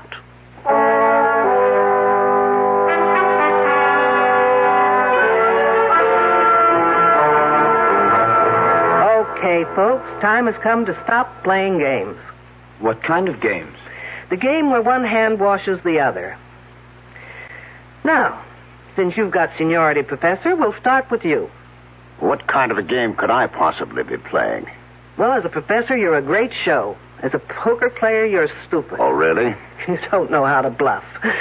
Remember how you insisted that spear point Wiley took from the shed had to be radioactive? Well, you were lying. How dare you? When it comes to the truth, Professor, I'm very daring. That spear point was in perfect condition. If it had been dated, a piece of it would have had to be missing. How could you know that? What do you think they teach us at the police academy? Home economics? Now, putting it simply, the less carbon-14 in an object, the older it is, right? That is correct. And the older, the more valuable. Sure, that's what we're here for, to find evidence leading back to the first human being in America. And when you can't find it? Well, then you can fake it, can't you? What do you mean, Detective? There's no dating equipment in that shed. You are preposterous. Wait till you hear how preposterous I really am. Only 2 people have been allowed in that shed. You and Miss Boulanger. Yes, those are the rules. Well, a certain friend of mine broke those rules. Senor Tepexpan, if you please. Fancy, how about that? Now, if you'll just get rid of those tired handlebars from under your nose. Glad to. They sure itch. Wiley. There is. The one who asked me questions about Edith. Right. And he got into that shed not to take things, but to return them. Didn't you, Wiley? I sure did. But, what did you take that had to be put back? That old spear point and the nozzle on that machine. The head? The bombarding head? And I took them both to Tucson to have the experts there take a look at them. And they confirmed my best suspicions. Professor Wilkerson, you and Miss Boulanger were faking your specimens, making them older. That's one accusation I won't buy. You can always return it for credit when I open that department. Meanwhile, you were bombarding those specimens repeatedly, trying to get them to date more than 50,000 years. Professor, did you do that? I just can't believe it. Why not, Trumbull? You invented the machine. Well, only by accident. It was a fluke. And you told your esteemed professor about that fluke, and he told you to keep it under wraps. Yes, I did keep it under wraps. I never wrote a paper. Well, how'd they know about it in Tucson? Well, I sent them a report, but only for their opinion. Trumbull, you're a damn fool. You know, Professor, you're just plain not nice.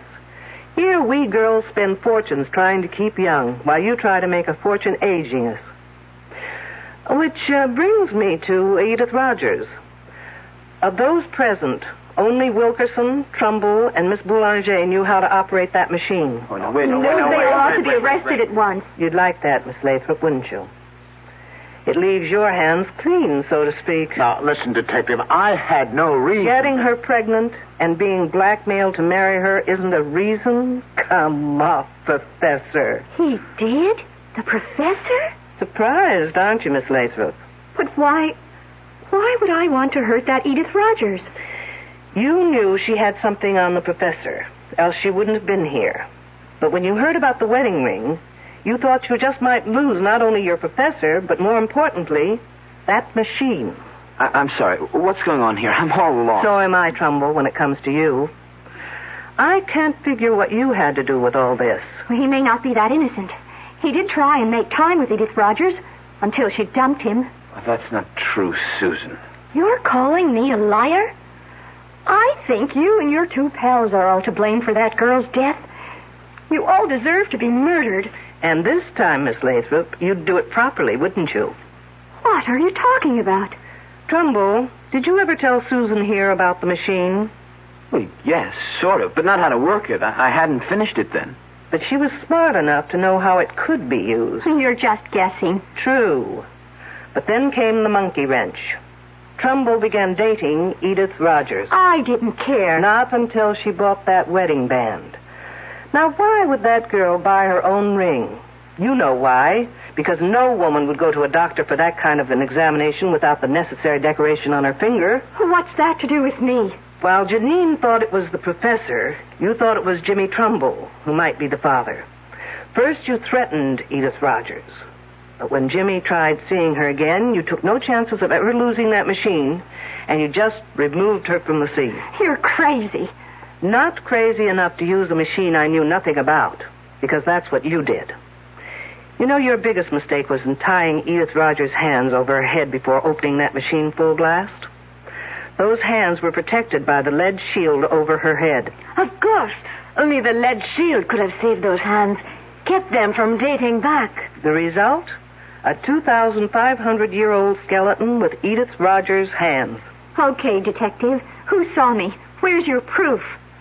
Yours were the only fingerprints found on the bombarding head Wiley took to Tucson. Susan, you didn't work that machine without gloves, without protection. Why? What's wrong with that? Oh, good Lord. You didn't. What are you saying? Oh, no. Your body's probably got more than 600 radioactive units in it right now. You're trying to scare me. It's not true. Susan, 400 units are fatal. Help me. Someone help me. Or I die. Help me. Help.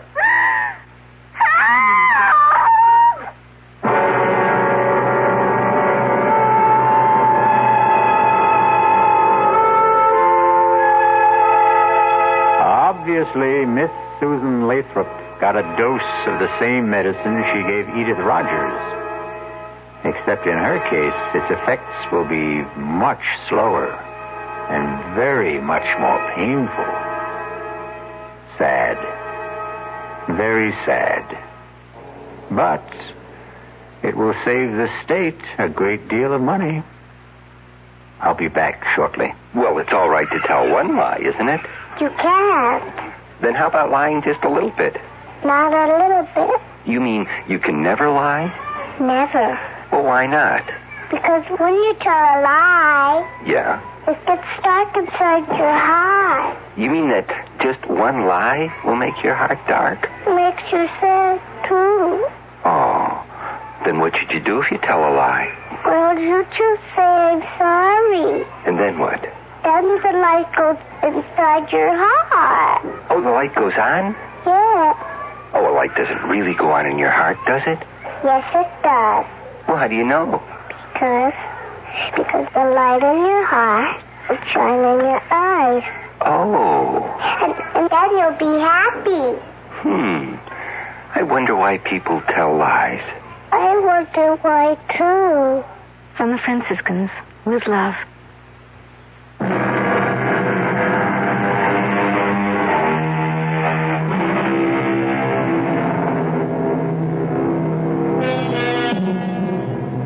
Here's a little thought to take to sleep with you. Never indulge in excesses. Eat moderately, drink moderately, and murder moderately. Our cast included Louise Larrabee, Mason Adams, Ralph Bell, Corrine Orr, Ann Costello, and Christopher Tabori. The entire production was under the direction of Hyman Brown. Now, a preview of our next tale. I saw the glowing tips of 2 flipped cigarettes. And then... Kiss me, Richard. I'm crazy about you. Stop it! Stop it! Tom! What are you... Marianne, go inside. Go inside, I tell you. Now, wait a minute. Why? If you have anything to say, you can say it here in front of Richard. Go inside. Let go of my arm. Now, listen, you leave her alone. Let go of her. He broke my grip on her arm and pushed me away. His shove made me slip to my knees. I came up swinging at his face and missed. He pinned my arms from behind. Now, listen. What's the matter with you? Are you crazy? I broke out of his grip, stepped back from him, and fell across the shovel. I grabbed the handle, jumped up. No! And swung at Emery. Too late for me to stop the swing. No! As she rushed in between us, the sharp edge of the shovel hit her in the back of the head. I stood there, holding the shovel, unable to move. Radio Mystery Theater was sponsored in part by Anheuser-Busch Incorporated, brewers of Budweiser. This is E.G. Marshall inviting you to return to our Mystery Theater for another adventure in the macabre. Until next time, pleasant dreams.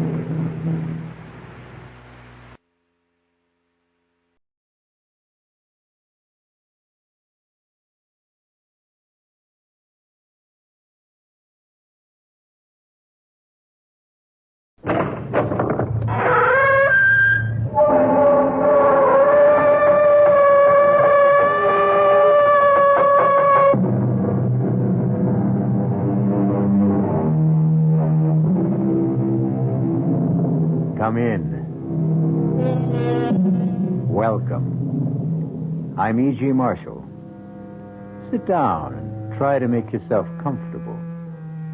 Yes, it is quite warm in here, but don't worry about it, because in just a moment, we'll bring you a tale that will chill your blood. A tale of black magic that may have begun centuries ago, but which takes place today. A tale in which one of the dark powers of the pit is released on the campus of a Midwestern university. Did you hear that? It's just the wind. No, it's not. It's something else. I don't hear anything. I do. A kind of humming, singing sound. Look over there, near Brewster Hall. It's only a shadow. It's moving. It's coming this way. Oh, now stop it, Debbie. You're getting yourself all... I tell you, it's coming this way. There, it's got eyes. It's that thing I saw in the mirror. Get out of here. Run. Debbie, wait. Oh, don't go that way. This way. Over toward me.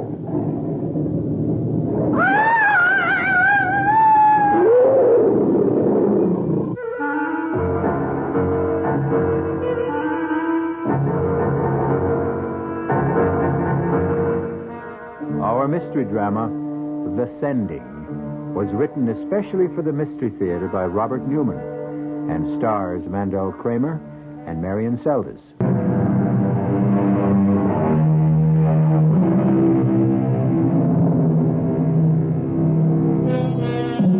Is there such a thing as black magic? The ancients thought there was. For centuries, there were those who were willing to trade their souls for the power to call up and control the dark forces of the pit. To what end? Sometimes for power or wealth. Sometimes, as in this tale, to achieve eternal youth, eternal life. But, as we will see, there is always great danger involved. And the price is always high, and usually paid in blood. Our spine tingler begins in a large, rambling house on the edge of the campus of a Midwestern university. A gray-haired woman, strangely shrunken but with intense, gleaming eyes, sits in a chair in a sparsely furnished room, waiting and listening. Arnold?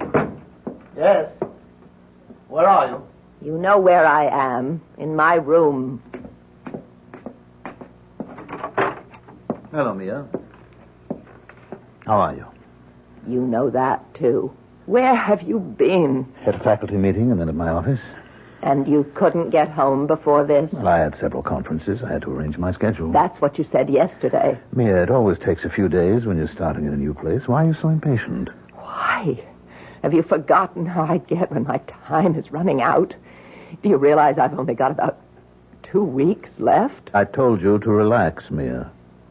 Classes will be starting tomorrow, and you know how quickly I can work when I have to. I should have someone for you within a few days.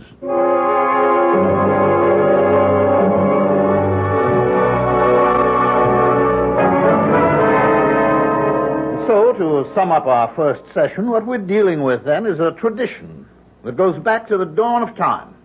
Man's belief that he can control not the forces of nature, but the forces that shape nature, and can give him power over other men, and even over life and death.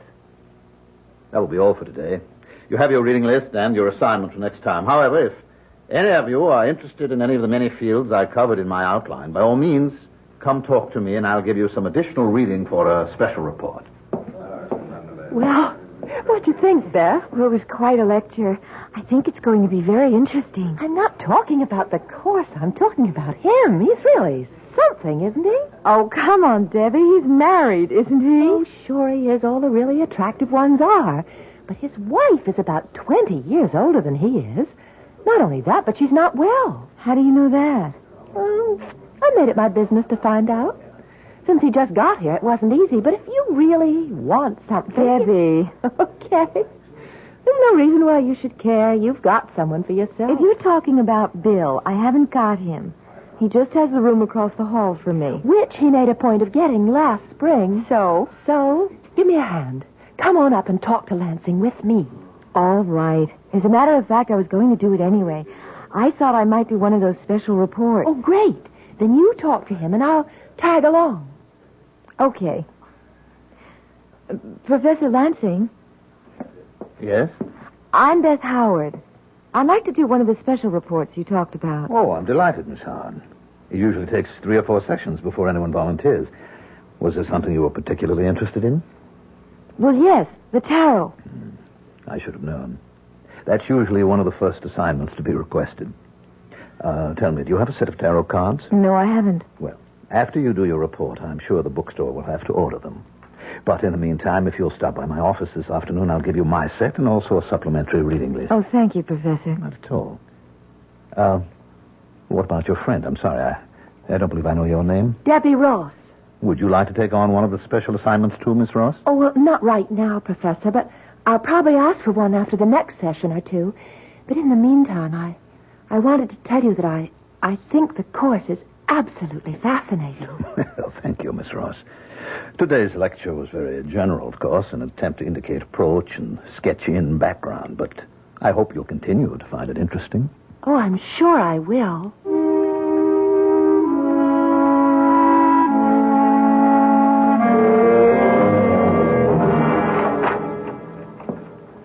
All right, Mia. I told you could relax, and you can. You've got one? I have several. 2 in particular. I'm sure you'll be delighted with either one of them. You're sure? Mia, haven't I done it often enough so that I can tell? Yes, we both have, but Arnold, it'll have to be soon, or I'll be so weak I won't be able to help. Don't worry, Mia. It will be soon. Not more than another few days.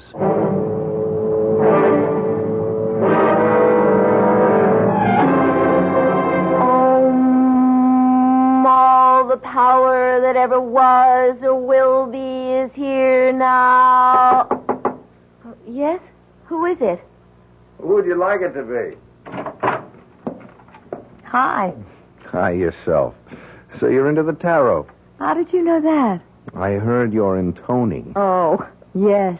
But how did you know that had anything to do with the tarot? I'm not exactly an ignoramus, but I did a lot of reading in it on my own, and in practically everything that was related to it. You never cease to astonish me. Yes, I'm quite an astonishing guy. Uh-huh. But how come you're not just studying it, but working with the cards? It's for Professor Lansing's course. I'm doing a special report for him.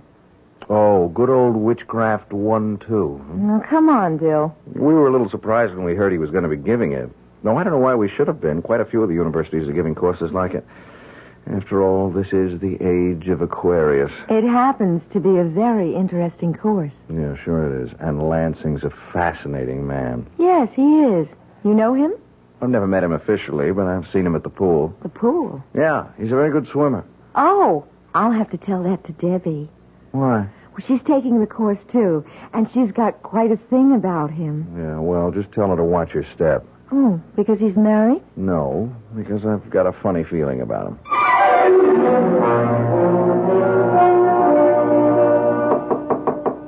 Yes, come in. Good afternoon, Professor Lansing. Good afternoon. It's Miss Ross, isn't it? Yes. Oh, I hope this is all right, my coming here to your office. Well, that's what I'm here for. What can I do for you? Well, I told you after your first lecture that one of these days I'd like to do one of your special reports. Yes, I remember. And you're ready to do one now, are you? I've gotten pretty well squared away on all my other courses, so I do have time for it. Well, I'm delighted. Now, is there any area that you're particularly interested in? No. Well, then how about divination? Foretelling the future? That's right. That's a big field, isn't it? Yes, it is. And there must be 100 ways people have used to look into the future. I'll give you a reading list on it, and why don't I give you this, too? What's that? It's called a speculum. It's an old bronze mirror. What a fascinating-looking thing. Yes, it is, isn't it? I got it in Paris years ago. I've never been able to date it, but it's probably Roman, Mithraic. But what is this strange-looking head on it? That's Kronos, or eternal time. He was an important figure in the mysteries of Mithra. And what do I do with it? Well, it was undoubtedly used not just in Roman times, but all through the Middle Ages to foretell the future by looking into a mirror. Oh. Why don't you try it? You'll find the technique described in Zeller, one of the first books on the reading list. Oh, it sounds very exciting. Thank you very much, Professor. Not at all. It's a very rare and unusual thing, so I wouldn't give it to just anyone. But I know you'll take good care of it. And we'll all be looking forward to your report.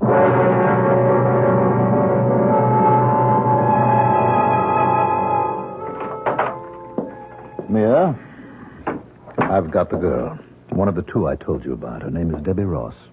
She has the mirror? I just gave it to her. Good. When can we do it? You are impatient, aren't you? Yes. All right. We'll do it tonight. I hope you're approaching the occult with the proper amount of skepticism, said Professor Lansing.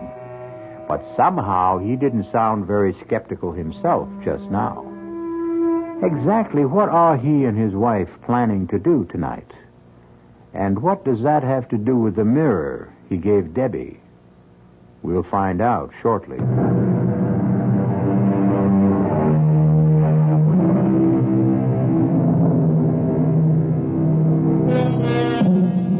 Unto all things there is a season. And, of course, the proper time for one of the darkest aspects of the occult black magic is night. Well, it's night now, about 10 o'clock. And Beth Howard has just arrived at Debbie's rooming house, which is only a block or so from the campus. I was afraid you weren't coming. Well, you said it was important, that you had something to show me. I have. Look. Oh, wow. What is it? A speculum. What's that? An old bronze mirror, probably Roman. Where did you get it? From Professor Lansing. Oh. I went to see him this afternoon. Beth, I think he likes me. He said he wouldn't give it to just anyone. I'm sure he wouldn't. It's a very unusual thing. What are you supposed to do with it? Well, it's all here in this book. The room should be dark, lit only by one candle, and you sit with your back to the candle, and you stare into the mirror, keeping your mind a blank. Have you done it yet? No. Well, I started to, and I felt a little funny about it. Funny how? Just funny. It's a wonderful-looking thing, but it's pretty weird. You know, all those figures around the edge of it. Is that why you called me? Yes. I thought maybe you wouldn't mind staying here with me while I tried it. Oh, of course I don't mind. Are you going to do it now? Oh, yes. I'll light the candle. Get the light switch. All right. It's strange, but I know how you feel. I felt very much the same way when I was working with the tarot cards. We don't really believe in any of the things we're doing, but for centuries, people did believe in them. Keep quiet. I'm going to look and concentrate. All right. Well, do you see anything? I don't know. I think maybe... What do you see? Wait, I'm not sure. It's probably just a shadow, but I do think I see something in there. Oh, what does it look like? Hard to tell. It's dark, very dark and shapeless. It's moving. It's turning. Beth, it's got eyes. Flaming eyes. Oh, come on now, No, it has. It's looking at me. Put on the light, Beth. I'm not going to look anymore. Okay. Oh. You really did think you saw something. Yes. Well, as you said, it was probably just a shadow, the candle flickering. You really are shook up, aren't you? Yes, I am. You want to come over to my place and stay overnight with me? Could I? Of course.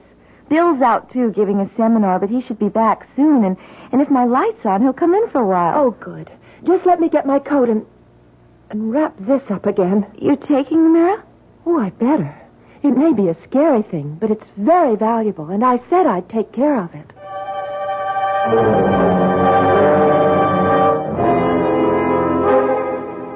All right, Mia. Is it time? Yes. Let's go into my study. You'll have to help me. Of course.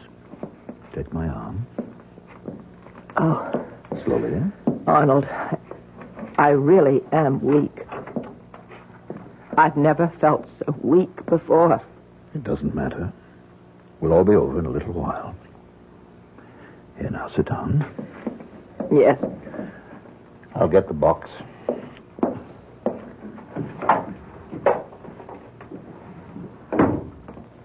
Here, now, hold it while I light the incense. I have it. Where do you think she is? What is the difference? She has the mirror. No matter where she is, it will find her. Are you ready? Yes. Give me the rod. Here. All right, now you'll be quick with the art theme when I need it. Yes. Peor, wherever you are, hear me.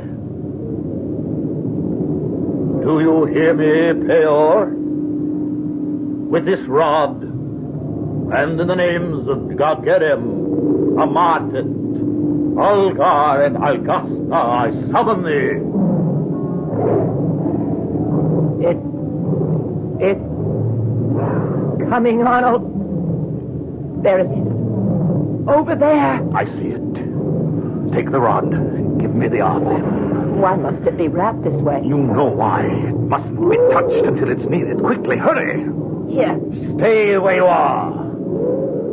I hold the art theme, whose hilt is signed with the seal of Solomon and which is more powerful than you are. Now hearken to me. We have a life for you. You will know her as you always have before because she has your mirror. I give her to you and thus buy another year of life for Mia. Is it agreed? Good. Begone then and take her. And then fulfill your part of the bargain.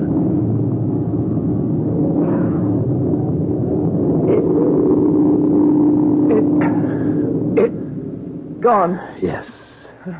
Are you all right? Yes. Yes. Somehow I always forget how much it takes out of me. Yeah, here's the art theme. Wrap it up again carefully. I'll get us both some brandy.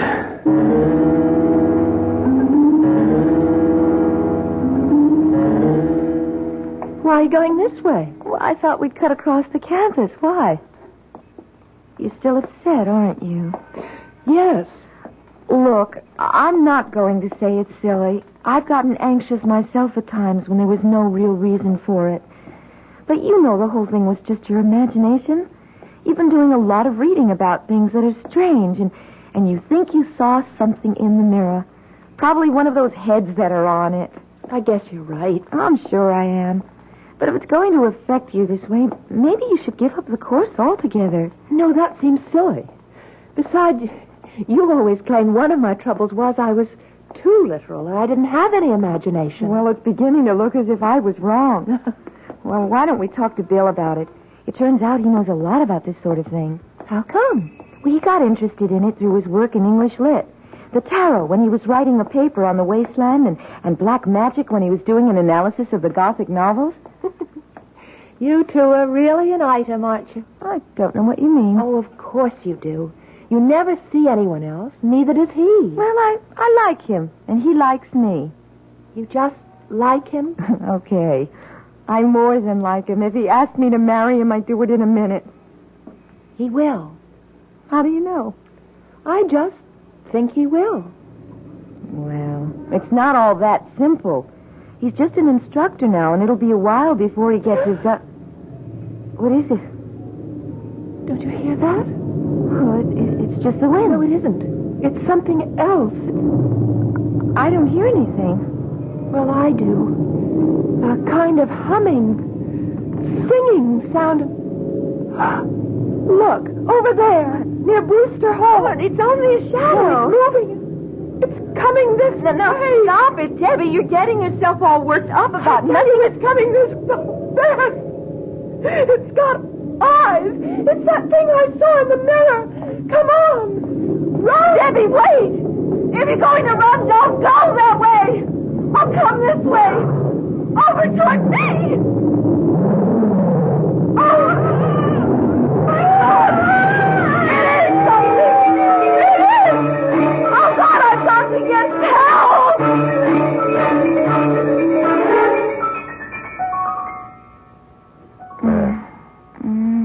Beth, darling.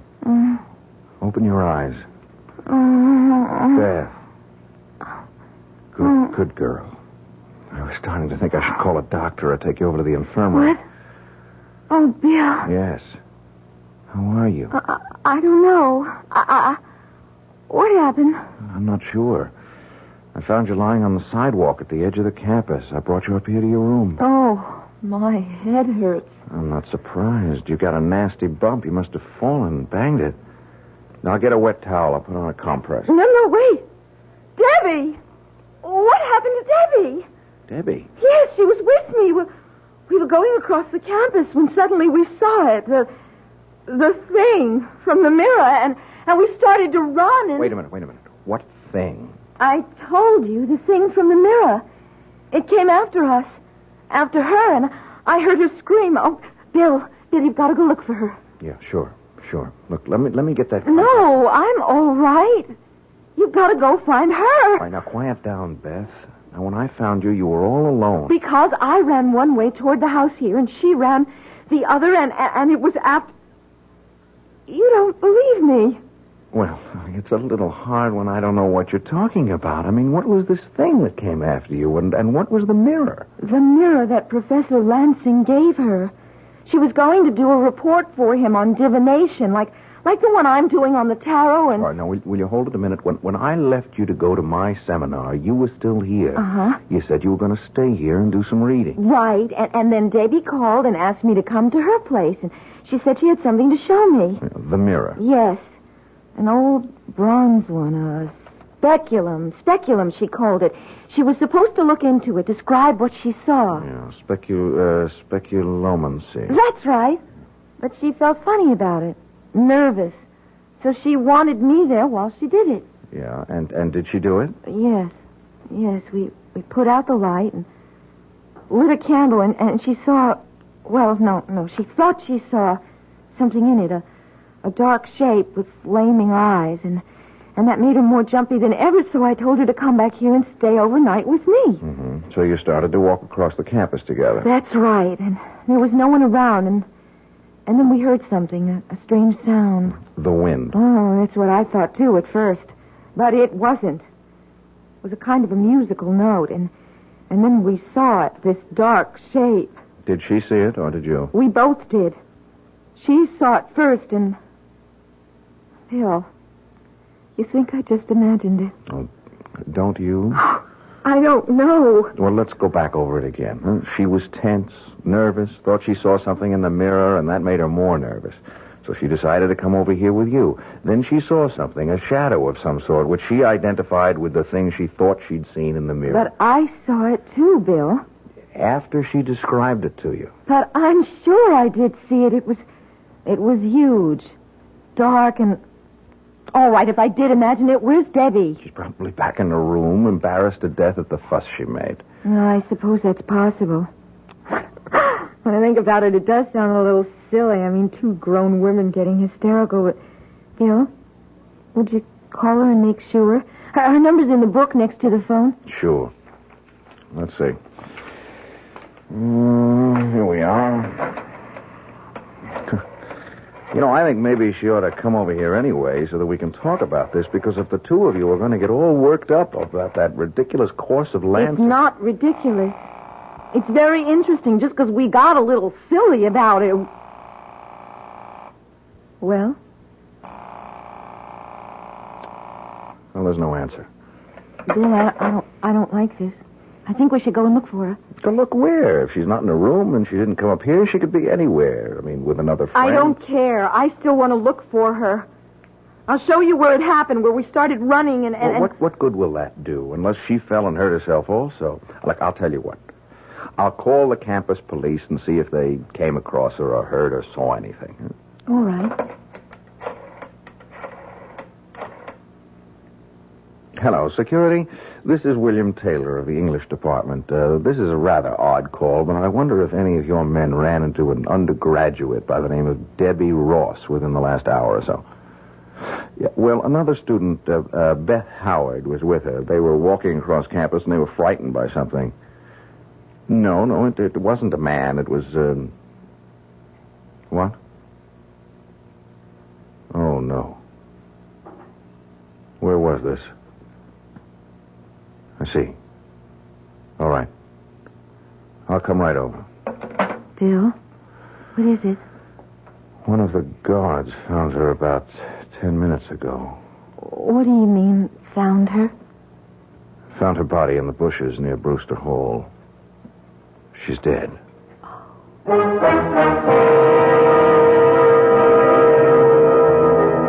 Man is a rational animal, and we always look for a rational explanation of anything that puzzles us. But what if there is no rational explanation for it? Do we admit that there may be things we don't know about? Things that we've refused to recognize because the idea terrifies us? Debbie Ross is dead. But how did she die?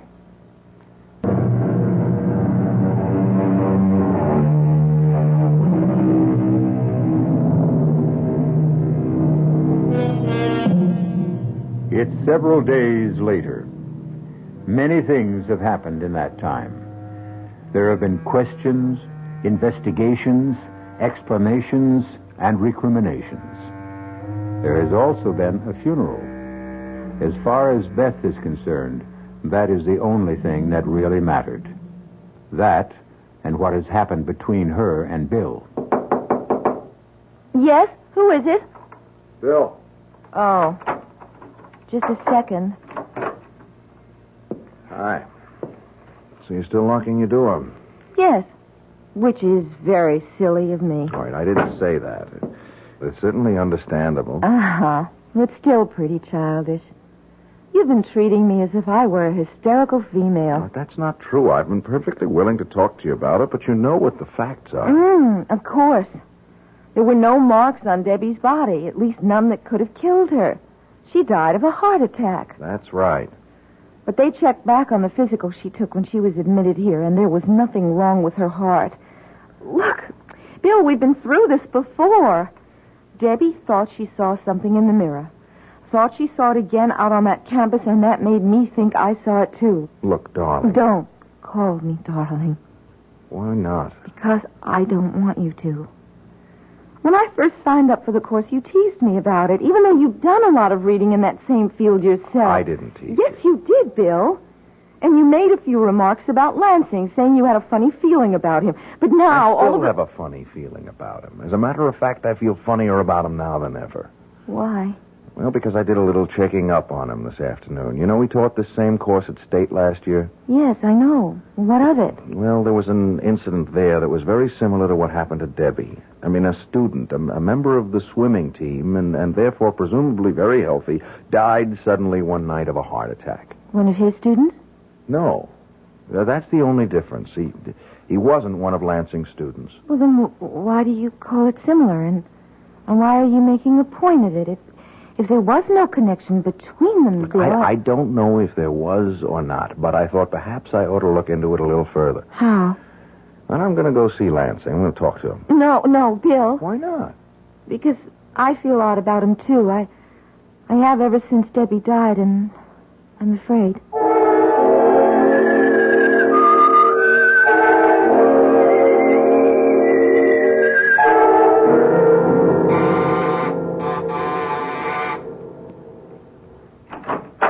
Yes? Good afternoon. Is Professor Lansing at home? Yes, he is. Do you think I could see him? My name's Taylor, Bill Taylor, and I'm an instructor in the English department. I stopped by his office, but he wasn't there. No, he's been very upset about the death of his student, so he's been working at home. I see. It was an unfortunate thing. Yes, it was. You're not Mrs. Lansing, are you? Yes, I am. Why? Oh, well, it's just that I thought, I heard... That I wasn't well? Yes, that's right. I wasn't. But I'm fine now. Do you want to come with me? I'm sure Arnold will be glad to talk to you. Thank you.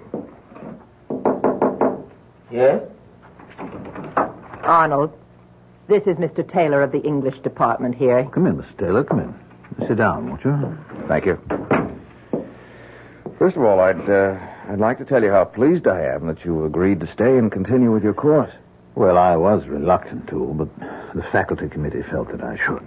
What happened was very unfortunate, but I don't see how you could have been considered responsible for it in any way. Well, I felt I was. It seems Miss Ross was a very imaginative person, very open to suggestion, which I should have realized. I don't think anyone would have realized it.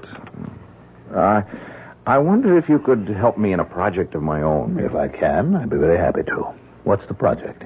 My doctoral thesis, which is a study of the dark tradition that runs through English literature and led to the Gothic novel. Oh, yes. Very interesting. Well, just how can I help you? Well, I've done a certain amount of reading in the field, but I've wondered if you could give me a copy of the bibliography you used for your course. Well, I'll be glad to. Unfortunately, I don't have any copies here, but I'll send you whatever I have as soon as I get to my office. What's your address? 21 Maple Street. All right. I'll get it off to you tomorrow. I'm very grateful to you. Not at all. You gave the same course at State last year, didn't you? Yes, matter of fact, I did. Did you know Tom Wallace when you were at State? Wallace? No, I'm afraid not. Was he a member of the faculty? No, he was an undergraduate on the swimming team. He died very suddenly near the end of the term. Oh, yes, I do seem to remember that. Was he a friend of yours? No, a friend of a friend. Well, I think I'll be running along, and I do thank you, Professor Lansing. Oh, not at all. Goodbye, Mr. Taylor.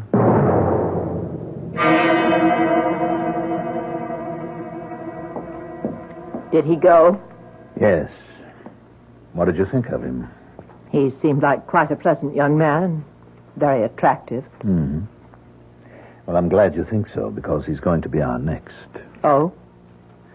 Well, you don't have to worry about that for a while. You've got another 4 months. Yes, I know, but I'm a little concerned about him. As you said, he seemed quite pleasant and very plausible, but he asked me some rather strange questions. What kind of questions? About where I'd been before I taught at State. Also about your young friend, Tom Wallace. You think he suspects? I don't see how he can. But we can't afford to take any chances. No, I suppose not. I wasn't going to mention it, but he acted rather strangely with me, too. He seemed surprised that I was up and around. Oh? That settles it, then. When are you going to do it? As soon as possible.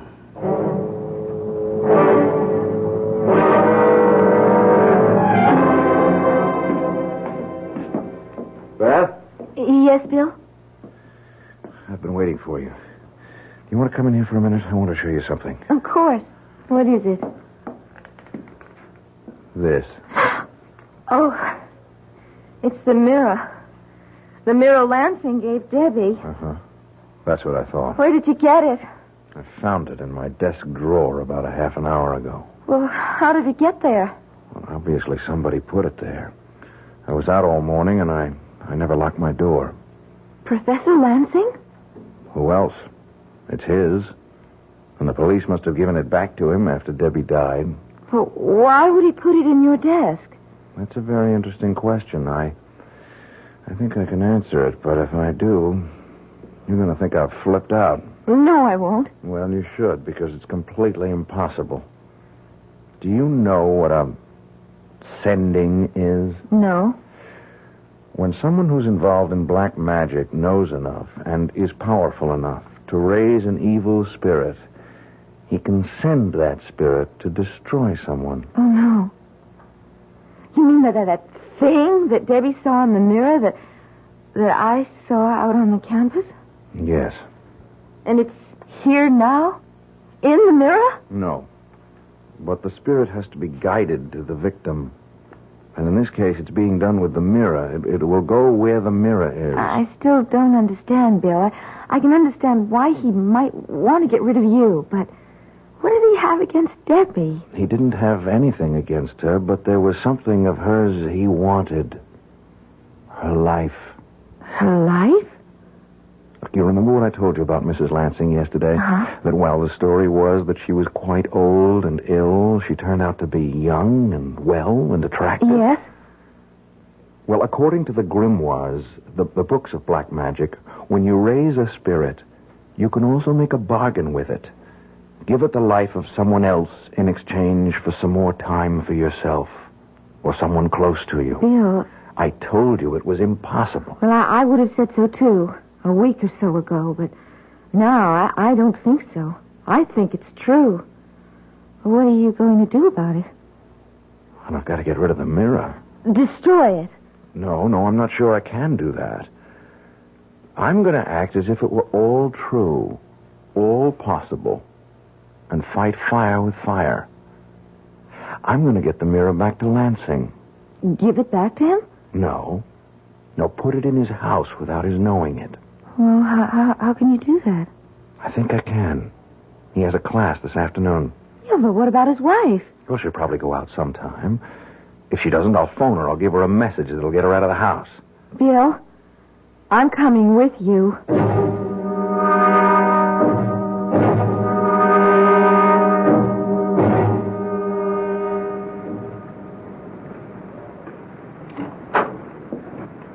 All right, Beth. Come on in. How did you get in? The back door was open. You sure no one's home? Well, you saw his wife leave a minute ago. Yes. What do you want me to do? Wait here with the door open a crack so you can see out. All right. Where are you going? Into his study. You won't be long? I'm frightened. No. I'll be back as quick as I can. All right. Go ahead. Bill! What is it? Nothing. The clock startled me. Will you be much longer? No. Come in here a minute. You think it's safe? Yes. What is it? I hid the mirror behind the books on one of the shelves, but while I was here, I thought I'd look in his desk, and I found this box. What's in it? This rod. It's used for raising spirits. And that other thing that's all wrapped up? Yeah, I was just going to look at it. I think it... Yes. It's an arthame. What's that? Well, it's a magic knife that's used to control a spirit once it's been evoked. This is the seal of Solomon here on the hilt. And it is all true, at least... Yeah, it looks that way. Bill, you got rid of the mirror, so let's go. Just a second. I want to think. I don't want him to be able to do anything like this again, but I can't take the whole box. I mean, if I do, he'll know someone was here. On the other hand, yes. I can take the arthame. Well, won't that do the same thing, Bill? Let him know we were here? No, not right away. See, when I was here yesterday, I saw... Oh, there it is. A dagger. See, I'll wrap that up and I'll put it in the box instead of the Arthame. Well, what'll happen if he tries to use it? I don't know.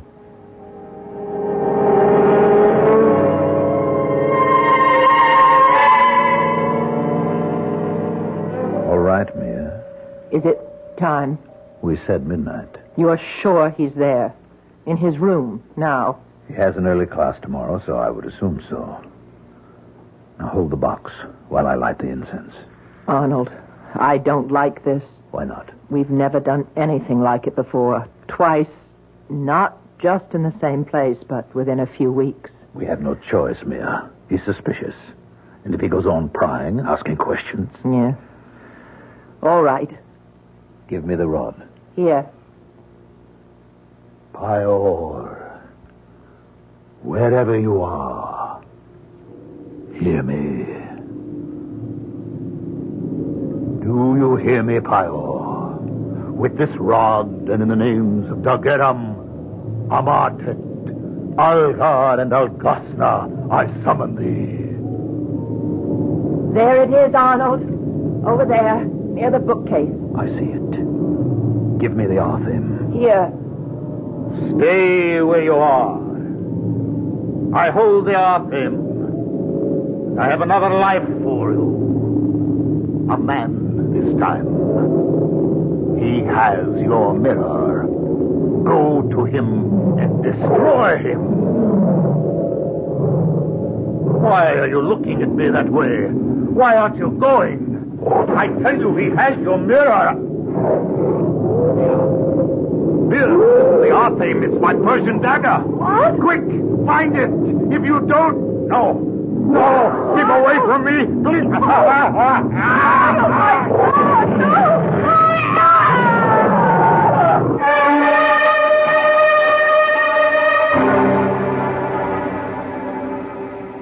What time is it now? 12:15. Do you think he's tried to do anything? I don't know. And I don't know how we'll be able to find out unless... Oh, what's that? It's a police car. It's going that way, toward the Lansing house. But why? Let me see if I can find out. Hello, security? This is William Taylor on Maple Street. One of your squad cars just went by, going over towards Willow Road. Do you know why?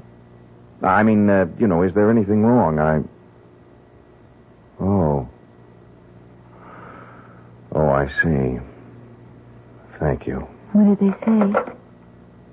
They're not sure what's wrong. Someone on Willow Road called and said they heard terrible screams coming from number 45. As if someone were being murdered. Oh, but that's... Yes. Their house. Oh, Bill, what are you going to do? Are you going to say anything? Well, what would be the point? Do you think anyone would believe it?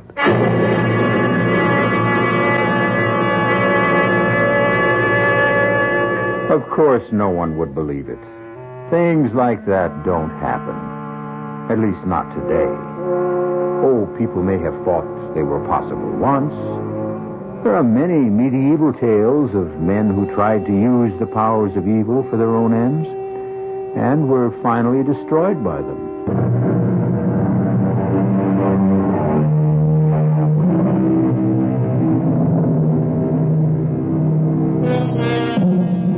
As I told you, the tale you just heard was a work of fiction, completely imaginary. But I am reminded of what Shakespeare said. Why do I yield to that suggestion whose horrid image doth unfix my hair and make my seated heart knock at my ribs against the use of nature? Present fears are less than horrible imaginings. Our cast included Mandel Kramer, Marion Seldes, Tony Roberts, and Phoebe Doran. The entire production was under the direction of Hyman Brown. This is E.G. Marshall inviting you to return to our Mystery Theater for another adventure in the macabre. Until next time, pleasant dreams. The preceding Mystery Theater program was furnished by the CBS Radio Network.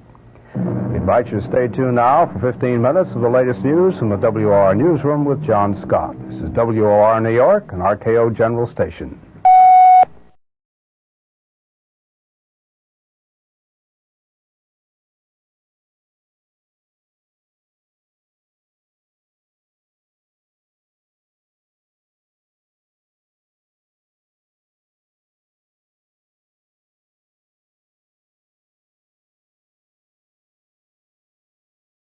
Petri Wine brings you the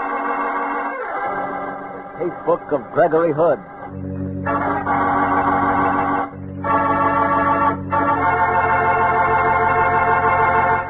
Tonight, the Petri family, the family that took time to bring you good wine, invite you to listen to the story of the 3 Silver Pesos, another exciting story from the Casebook of Gregory Hood. And I'd like to invite you to try something that will turn those impatient minutes you spend waiting for dinner to be served into a time you really look forward to. You can do that by pouring yourself a glass of Petri California Sherry. Yes, sir, just sit back and enjoy that Petri Sherry. Good, it's great. Just hold that glass of Petri Sherry to the light and notice the beautiful deep amber color, clear as crystal. Get the aroma of this fine wine. It has all the fragrance of the luscious, sun-ripened grapes from which it's made. But wait till you taste that Petri Sherry. Then I can stop talking because you'll know for yourself how good it is. Oh, and say, if you like your sherry dry, not sweet, Petri makes a delicious dry sherry, Petri Pale Dry. If you don't know which you prefer, the regular sherry or the pale dry, why not try them both? Don't buy one, buy 2. But just be sure you always buy Petri.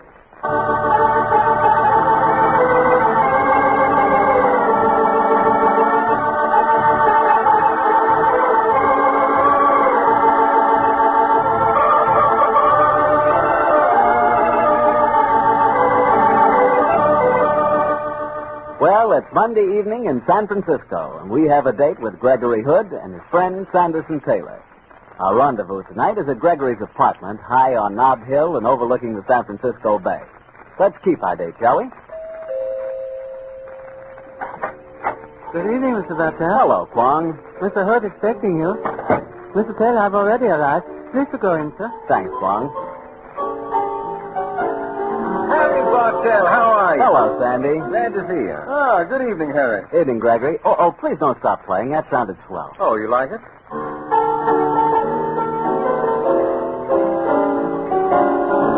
This is our first appearance on the radio. I thought I'd whip up a little number in honor of the occasion. Oh? Other radio shows have a musical theme. I thought this might be appropriate for ours.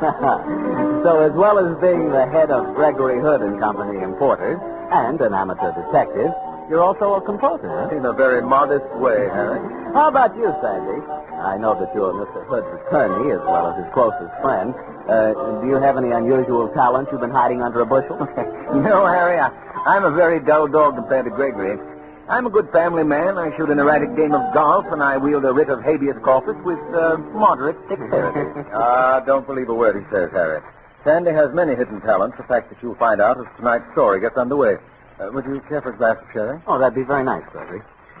Which particular page of the notebook have you decided to turn to for your first story? A page that has the heading, The Case of the 3 Silver Pesos. We thought it was an adventure that would show you, Harry, that Gregory and I really don't go looking for trouble, though we do have an uncanny facility for meeting up with it. And how did the 3 Silver Pesos catch up with you? Well, it was about 6 o'clock one evening a few weeks ago that Sandy and I started our drive across the Bay Bridge, bound for Sandy's home in the Berkeley Hills.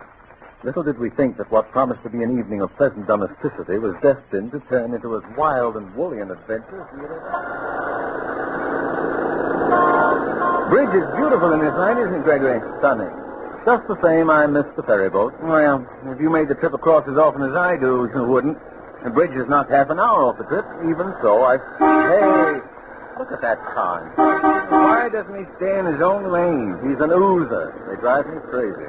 What's an oozer? Plenty of them on the roads. When they change lanes, they never give a signal. They just ooze. What the devil?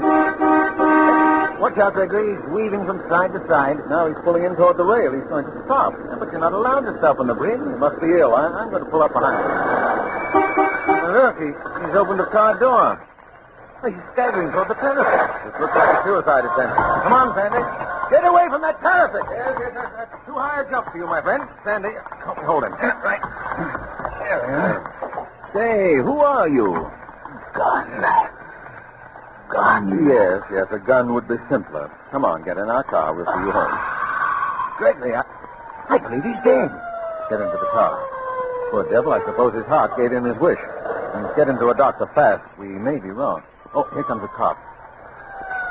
Hey, you can't stop on the bridge. Get moving. We've got to get this man to a doctor, officer. He's seriously ill. What about his car? You get his car cleared off the bridge, officer. We'll call back when we get to the Oakland side and make our report. Okay, get moving.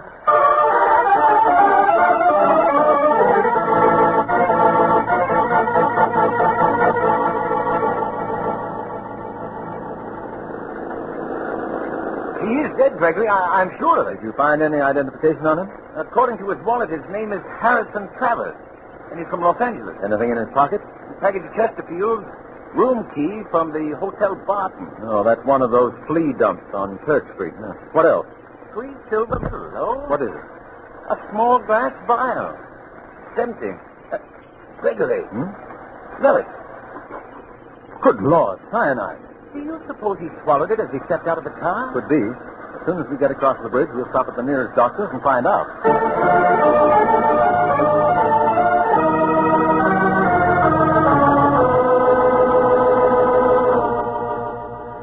And that's our story, Dr. Arnold. What explanation can you give, Doctor? Well, this is a fantastic case, gentlemen. You see that the man talked of a gun, carried an empty cyanide vial, tried to jump off the bridge, and apparently died of heart failure. That's right, Doctor. All very interesting, my friend. But this body happens to have been stabbed. Stabbed? What? He died from a sharp instrument piercing the chest near the heart. This gentleman is murdered.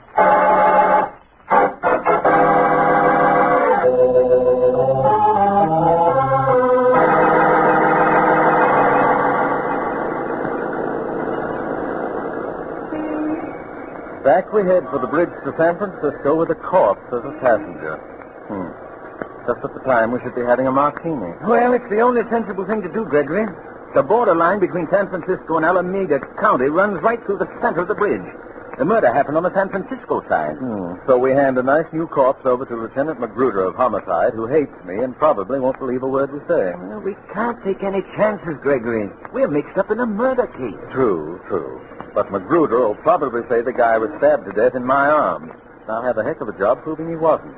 Magruder'd love to put the finger on me. Now, Gregory, I'm not going to allow you to get mixed up in this any further. But I am in it, Sandy, up to my chin. I've got to follow through to clear myself. But Dr. Arnold made that stabbing business perfectly clear, Gregory. A man with such a wound might easily think it a mere scratch. He'd walk around for an hour before he drops dead. The police surgeon will understand. I hope so. Did you call Mary? Yes. I said we'd be back by 7:30. It's all right. I suppose you told her we just had to run a corpse back to the city. Yes. A wonderfully understanding girl, Mary. When she knows I'm with you, Gregory, she's prepared for anything. Oh. Why are we stopping? Don't you see the damsel in distress teetering on the curb ahead of us? Damsel, nothing. Damsels don't some ride. Oh, you must guard against being snobbish, then. Well, in any case, we've got a corpse in the rear. Oh, we'll say he's a bit under the weather. Hop in, young lady. There's room for 3 in front. Oh, Walter Raleigh, I was beginning to think you'd never come along. Thanks. I'm Penelope. Penny's the story. My name's Taylor, and mine's Hood. What's wrong with your friend in the back? Him? Uh-huh. Oh, he doesn't feel very well. Stiff, huh? Oh, well, it's happened before. Don't you think it's a little dangerous for young girls to hitch rides across the bridge? Don't worry, Mr. Penny can take care of herself. I had a date at 7:15, and I just missed the train. I didn't want to wait. Well, I'm sure you didn't have to wait long for a ride. I didn't, but I'm choosy.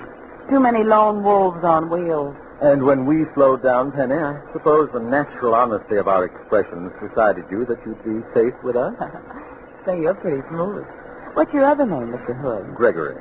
I don't know how safe a girl would be with you, Gregory, but I bet you sure a good time. I am reputed to have my moments, Penny.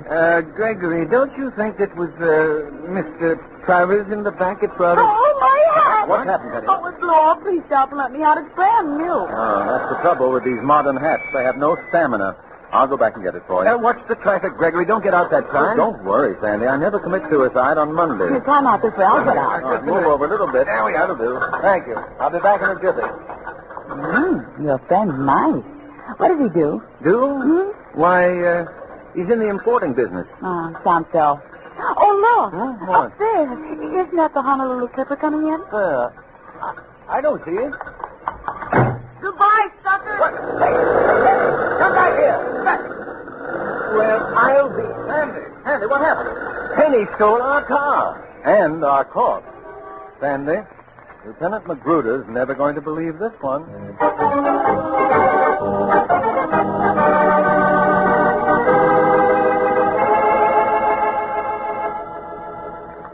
And that's your story, Lieutenant Magruder. And you're expecting me to believe it, I suppose. What did I tell you, Sandy? Listen, Mr. Hood, you're in the importing business. I keep my nose out of that kind of stuff. Why do you mix yourself up with a homicide case? I didn't, Magruder. It mixed itself up with me. Yeah, don't give me that. You think you're a hot-shot detective. You're the smart boy who's always trying to show us up as a bunch of flatfoots. Don't waste my time. Magruder, the San Francisco police force is one of the finest in the country. Why do you have to spoil the record? What do I have to do to make you realize there's been a murder? Show me a murdered man. But we had him. His corpse was in the stolen car. Sure. And before he was stiff, you thought he was going to jump off the bridge. Then he had a heart attack. Then he was going to shoot himself. Then that he's poisoned himself. And finally, a doctor told you he'd been knifed. You had to cap it all off. A blonde babe steals your car and your car. Who are you trying to kid? Well, I admit that it sounds unlikely, but it's true, Magruder. Prove it. Well, how about the traffic cop who came up to us on the bridge? Yes. He drove the dead man's car way ahead of it. He must have turned in a report. Must he now? Well, I've checked the records, and there hasn't been a traffic report from the Bay Bridge since 4 o'clock. Now, what do you say, Mr. Hood? That I'll prove it to you. Come on, Sandy. Come back on Saturday, Mr. Hood. It's my day off. You see how much your law-abiding instincts do for us, Sandy? Magruder doesn't believe us. And see what your chivalrous instincts did for us.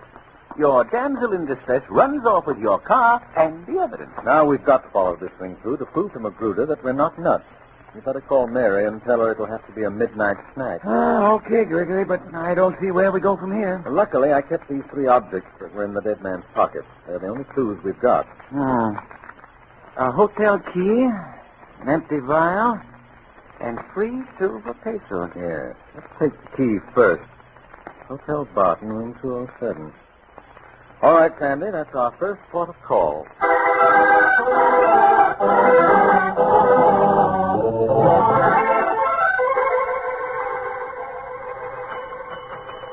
What a ghastly dump, Gregory. But as you see, service with an alleged smile. Oh, good evening. We're full. I'm so glad. I hope you stay that way. What do you want? To see Mr. Harrison Travers. No Travers here. Never was. But this key. 207. Good. Glad to have it back. Stolen from us months ago. Thanks.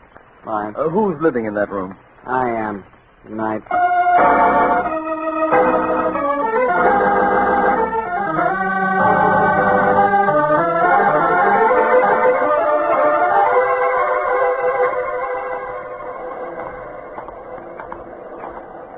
You know, Gregory, I'm beginning to think that Magruder was right. That this whole business didn't happen after all. And I'm getting as obstinate as all get out. I didn't believe that hotel clerk, but I couldn't search the room without a police warrant. And with Magruder in his present frame of mind, that wouldn't be the easiest thing to get. Where are we headed for now? The shop of my old friend Goldwasser. It's along here somewhere. Well, how can he help us? He's a coin dealer, the best in San Francisco. I want to ask him about these 3 silver pesos. Here's his shop. Hello, Henry. Gregory Hood, man. Dear boy, how good to see you. This is Mr. Sanderson Taylor. How do you do? Goldwasser? Come, let's go into my room at the back. We can sit down and be comfortable there. How have you been, Heinrich? Fine, Gregory, fine. All the better for seeing you after this long time. So, sit down. It's a very special occasion. Perhaps you will join me in a little glass of port, my friend. Hey, wonderful idea. Heinrich, we're in something of a jam. I'm hoping you can help us. So? We shall see what we can do. Say, Gregory. Mr. Taylor? Thank you. No, Gregory. Tell me how I may help you. Heinrich, I want you to look at these silver pesos. Is there anything odd or rare about them? Or any way we could trace their ownership? None. Though commonly enough coins, and yes. I have many such duplicate coins here. I will check this for weight. I will put one of your coins on the scale, though. And on the other scale, I will put one of my duplicate coins, ones that are not to be genuine, though. And what did you find? The coin I gave you is much lighter. It must be counterfeit. I do not think so. Let me look at it through my glass. Oh, very ingenious. What is it, Hannes? This coin unscrews. The hollow section inside, though. There's a white powder inside. Dope. At last we know what we're up against. May I use your telephone, Henry? Of course, my friend. So we're mixed up with a dope ring, Gregory. No doubt about it, Sandy. Now perhaps I can make Magruder nibble a little humble pie.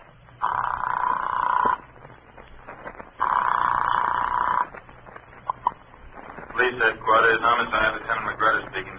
Magruder, this is Gregory Hood. It is, huh? Where are you? Goldwasser's coin shop on Market. I've got some news for you, Magruder. And I've got some for you. We found your car deserted on Turk Street. With a corpse in it? Sure. Good. Then now perhaps you believe the story. Only it wasn't the corpse you described. It was a nice, fresh corpse by the name of Penelope. Penny? Dead? Stay where you are, Hood. I'll be right over to arrest you on suspicion of murder.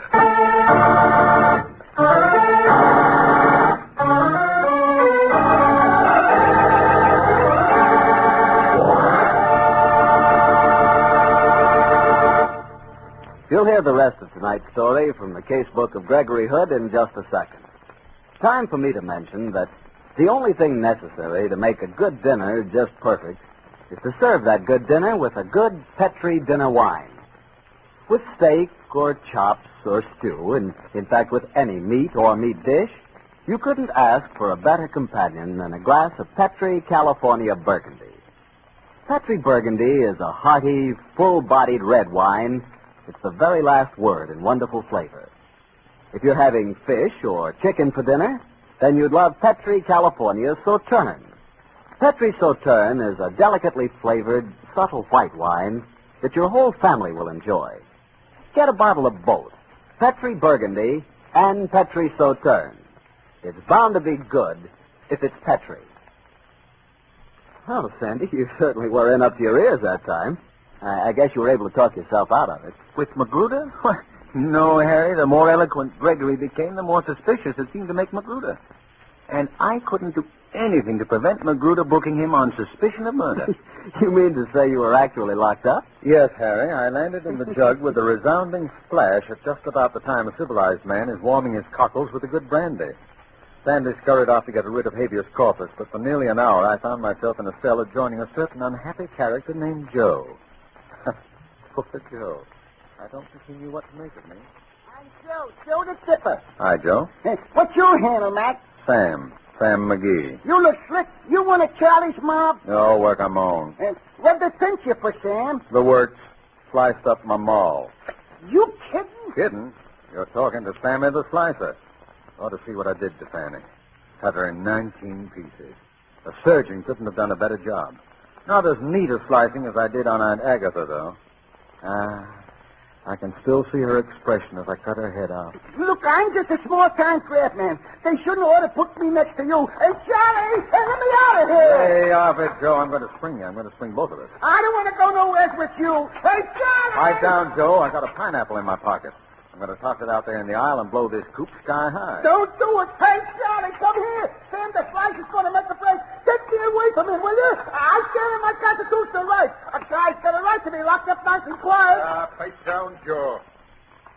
Your attorney's here, Mr. Hood. Oh. I'm sorry it took so long, Gregory. Come on. It's a cozy little cell, but I don't want to overstay my welcome. Oh, so long, Joe. You search him. The guy's a killer, and he's got a pineapple on him. No bother you, Mr. Hood? No. But he's got the gall down, this imagination. Did you get the car back, Sandy? No. Still being held as evidence. Then we must grab a cab as fast as we can. There's a lot of unfinished business ahead of us.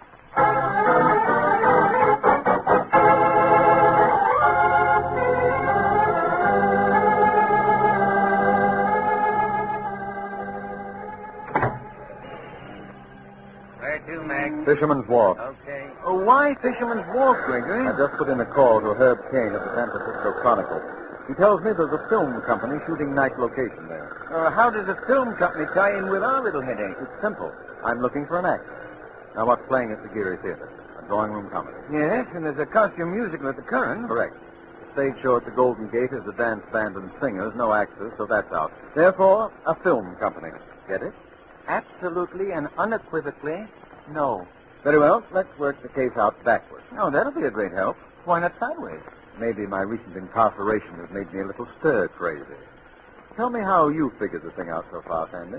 Well, obviously Travers, the man we found on the bridge, was mixed up with a dope gang and was probably killed in some internal quarrel. And exhibit number 2, the late Penelope, where did she fit in? Oh, I don't think that's a hard one.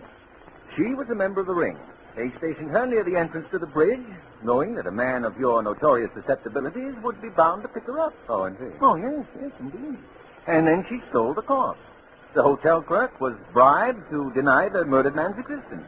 And later they killed the girl to make things safer. Or maybe she wanted too much of a cut. Sandy, you're excelling yourself. Elementary, my dear Gregory. But I still don't see where an actor enters the picture. But surely you see who the killer is now, don't you? Well, I've read enough mystery stories to know that it must be the LSP, the least suspected person.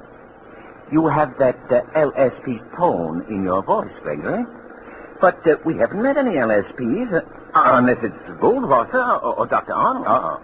Remember, Sandy, the original bridge episode was never reported, nor was Travers' car turned in. Magruder told us that.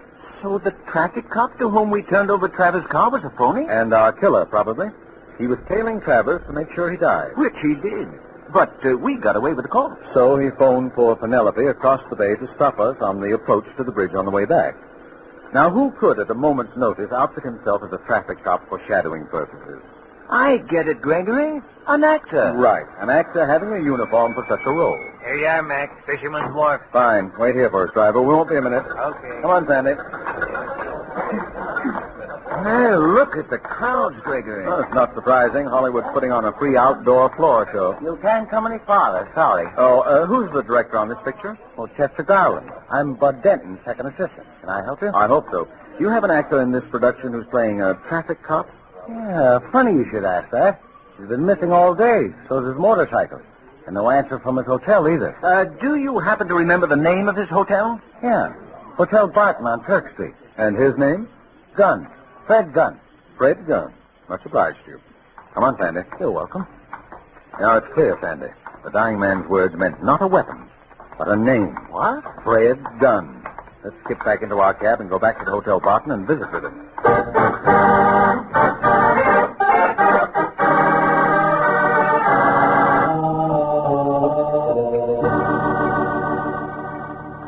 When I tell you there's no Fred Gunn been living here. And I tell you that he's still living in 207. Give us a pass key. Are you cops? No, but we're sending for them in a few minutes.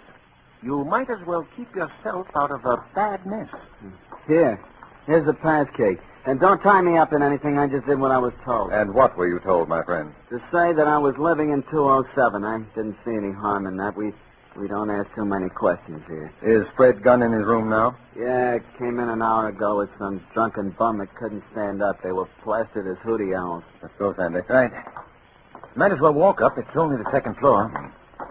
I suppose if I were in this game professionally, I'd be carrying a gun, Sandy. I'd feel safer if you were, Gregory. Looks as if we've got a killer cornered in a rat hole. He might shoot before he asks questions, you know. Sandy, I don't want to be melodramatic, but you've got a wife and 2 children. I wish you'd go back and wait for me in the lobby. Nice of you, Gregory. But this is Hood Company business. In any case, I don't want to miss the fun. You're a remarkably square man, Sandy. There are times when I'm quite fond of you. Yeah. Here we are. 207. Going to knock? Our only chance is to rush him. Hope the door isn't locked. Watch out, Sandy. Gun! He's asleep on the bed. Take it easy, Gregory. We can tie him with the bedclothes. He doesn't need bedclothes, Sandy. He needs a shroud. He's dead. Smell this bottle of whiskey. It's been spiked with cyanide. Great Scott. Gregory, look. They're on the floor. The now familiar corpse of Mr. Travers. How it does get around. Oh, we're in a serious jam now, Gregory. Knee-deep in corpses and not a single suspect left. We don't need one. I know who murdered Gunn, and oddly enough, he's in the room now. The killer? Where? In the closet? Closer than that, Sandy. Oh, now look, Gregory. If you're going to put the finger on me as the least suspected person, it's going too far. I won't stand for it. No, Sandy. Mr. Travers lying on the floor is the latest killer. But you mean the corpse is the murderer? Sure. Remember the empty cyanide vial? Before Travers was killed himself, he'd poisoned Gunn's whiskey. Gunn figured he'd stay sober until he'd retrieved Travers' corpse. He brought it back here, started to figure out how he was going to dispose of it. Exactly. He decided to take a slug of whiskey to help his thinking machinery, and so he died. Murdered by his own victim. Oh, I see. And now I have a call to make. Elmwood 6, 4222. Calling Lieutenant Magruder? Sure. This is going to be fun. Magruder in homicide, please. After you're through, Gregory, I'll call Mary. We'll have one of her delicious rabbits, and you'll stay the night. It's a date. Magruder, this is Gregory Hood. Now, settle back in your chair and make yourself comfortable, because I've got a fairy story to tell you. Once upon a time, a couple of worthy citizens were driving across the Bay Bridge when the car in front of them started to weave. You'll never believe this, Magruder, but as...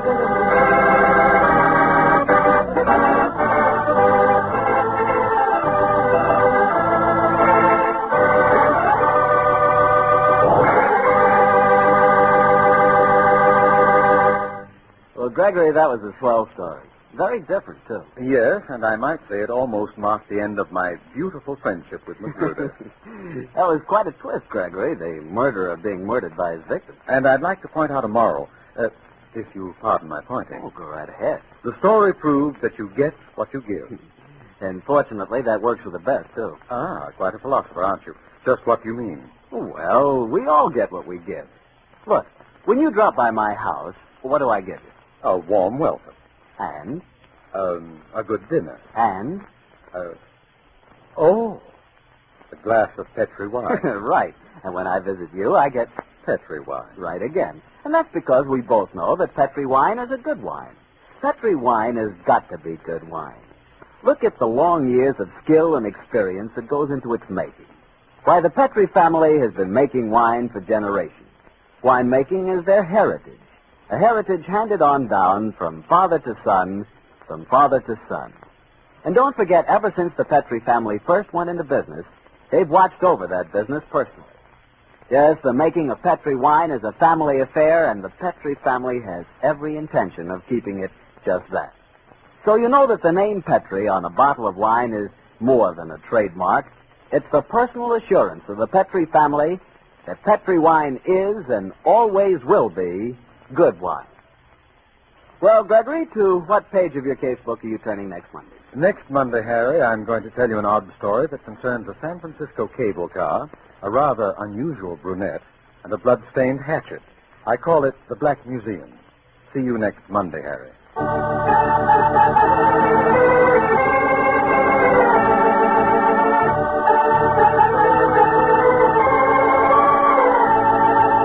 The Casebook of Gregory Hood is written by Dennis Green and Anthony Boucher.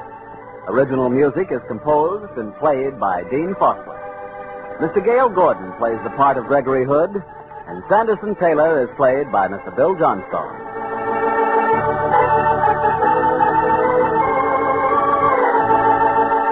The Petri Wine Company of San Francisco, California, invites you to tune in again next week, same time, same station.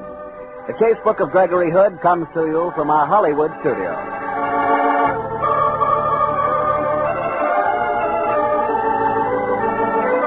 This is Harry Bartell saying goodnight for the Petri family.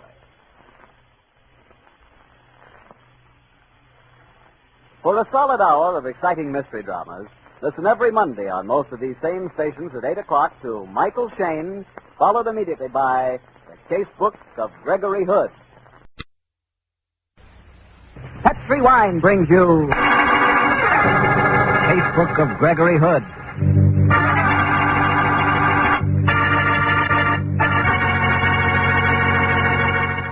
Tonight Tonight, the Petrie family, the family that took time to bring you good wine, invite you to listen to the story of The Black Museum. Another exciting adventure from the casebook of Gregory Hood. And if you don't mind, I'd like to ask you to do a little something for me. And yourself. Tomorrow night, along with your dinner, serve Petrie California Burgundy. Petrie Burgundy, you know, is the perfect companion for any kind of meat or meat dish.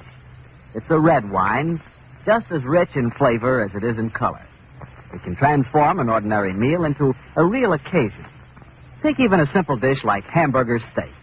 Cook that hamburger exactly the way you like it. Rare, medium, well done, fried, barbecued, anyway.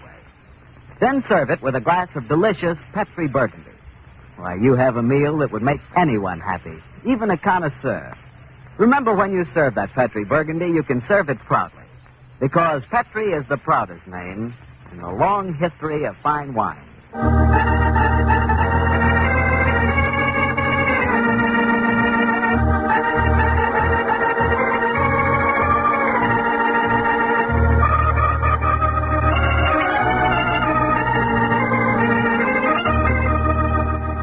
Well, it's Monday night in San Francisco, and we have a weekly date with Gregory Hood. Tonight's rendezvous is at one of this city's oldest and best restaurants, Fior d'Italia. The furnishings are tasteful, the service discreet, and the veal scallopini a la maison, so Gregory tells me, is incomparable. Let's join him, shall we? Good evening, Mr. Bartell. Evening, Mr. Lippy. You're joining Mr. Hood, of course. Yes. He tells me that life is incomplete until I've tried scallopini Fior d'Italia. We do pride ourselves on the dish. Follow me, please, Mr. Bartell. Mr. Hood always has the same table. He came in a few moments ago. What? Well, this is his table, but where did he go? Into the kitchen, perhaps? I know he's an amateur cook of some note. It's more than likely. Please, do sit down, Mr. Bartell, and I will see if I can find him. Thanks, Mr. Lippy. Here he comes now. Oh, evening, Gregory. Hello, Harry. I see Basil Lippy's taking care of you. Thank you, Basil. It was a pleasure. Harry, this is quite an occasion. I've got it. You've got what? The secret. George and Frank Marinetti finally broke down and gave me the missing link to that scallopini. Into the olive oil, you must add a pinch of oregano, a wisp of thyme, and then no more than a faint murmur of chopped green mint. And the wine, Harry. That's where the fun starts. When you pour it into the Gregory, right now our listeners want an adventure out of the casebook of Gregory Hood. It would be much more profitable to learn how to cook scallopini Fior d'Italia, Harry. Crime is common, good cooking is rare. Maybe, Gregory, but I'll take the scallopini later if you don't mind. For the next half hour, how's about Gregory Hood versus the underworld? Well, if you insist. Let me see. What story did I promise you last week? One that you called The Black Museum. Yes. That was an odd adventure, Harry. I suppose it really began a couple of months ago in my apartment on Nob Hill. Sandy Taylor and I had a dinner date with some friends, and he dropped by for a martini. I thought I excelled myself with the martinis that night, but Sandy, though he's my best friend as well as my attorney, is the unfortunate victim of an overdeveloped sense of punctuality. After half an hour, he was champing at his bit to be off. Finally, with the devilish cunning of the seasoned bachelor, I convinced him that one more martini was almost a necessity.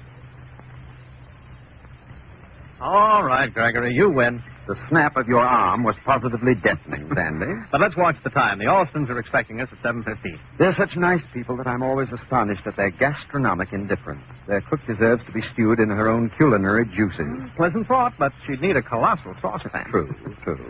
By the way, Sandy, did you know Tim Brady arrived back in town today? Tim Brady? Oh, yes, he's your agent down in Mexico, isn't he? Yeah. Has he unearthed any treasures this trip? Haven't seen him yet. He called me just before you arrived. I told him to drop by for a drink. Don't know what happened to him. Well, he'd better hurry.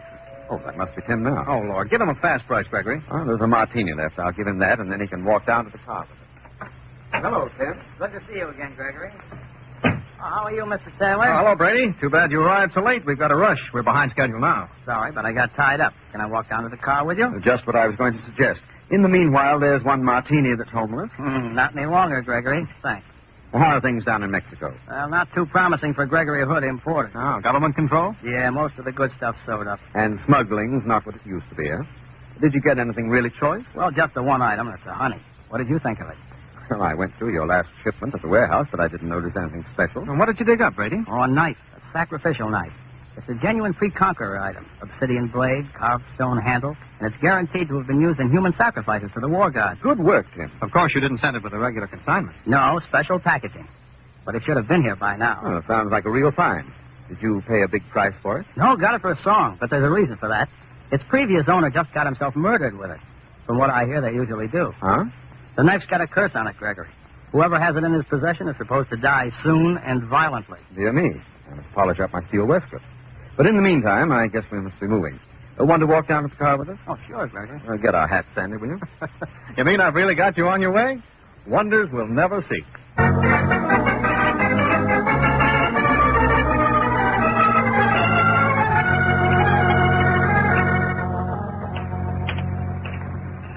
Here's the car, Gregory. Sorry we have to rush, Tim. Well, that's okay. I've got a date, too. We'll see you at the office in the morning. Well, I'll go over the other stuff with you. Oh, hello, Mr. Markham. Hello, Brady. When did you get back to town? Just this afternoon. Oh, this is Mr. Hood. How do you do? Mr. Taylor. How do you do? You're Gregory Hood, aren't you? Head of the importing firm? That's right. Well, I'm a neighbor of yours. Just a block down the hill from here. I wanted to meet you. I think I've got some stuff that'll interest you quite a bit. Gregory, it's 10 minutes out. Yes. I'm afraid we have to go, Mr. Markham. What kind of stuff are you referring to? How would you like to see the very hatchet with which the Borden murders were committed? You have it, Mr. Markham? And more treasures. I think I have one of the finest collections of murder weapons in the world. Why not stop by and see them? It would only take a few seconds. But how about tomorrow, Mr. Markham? Well, I'm afraid I'll be out of town for the next few days. Why not come now? Well, no, Gregory, we can't. Oh, quarter of an hour won't hurt, Sandy. Come on, you can fix it with Mrs. Alston on phone. Oh, Gregory.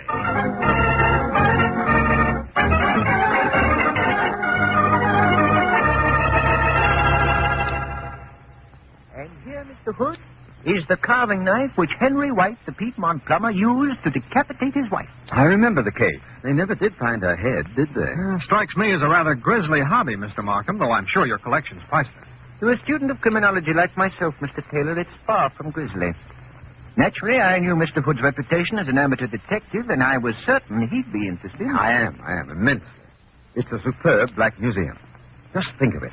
Every one of these choice implements has actually tasted human blood, and usually in a celebrated case. Now, that's why I regard the hobby as a grisly one. You wouldn't consider selling any of these trophies, would you, Mr. Markham? Selling? Great Scott, no. But I'd like to buy more to add to the collection. Excuse me, Mr. Markham. Yes, Paul, what is it? Your wife would like to speak to you for a moment. She's in the den. Oh, very well. I'll be back in a moment, gentlemen. Look after my guest, Paul. Mm-hmm. I'm Paul Jackson, Mr. Markham's secretary. You're Mr. Gregory Hood, aren't you? Yes, and this is Sandy Taylor. How do you do? Gregory, it's nearly half past. As soon as Mr. Markham gets back, we'll be on our way. Mr. Hood, I've got a business proposition to make to you. Well, I'm a businessman. What's the proposition? You're an importer with connections all over the world, Mr. Hood.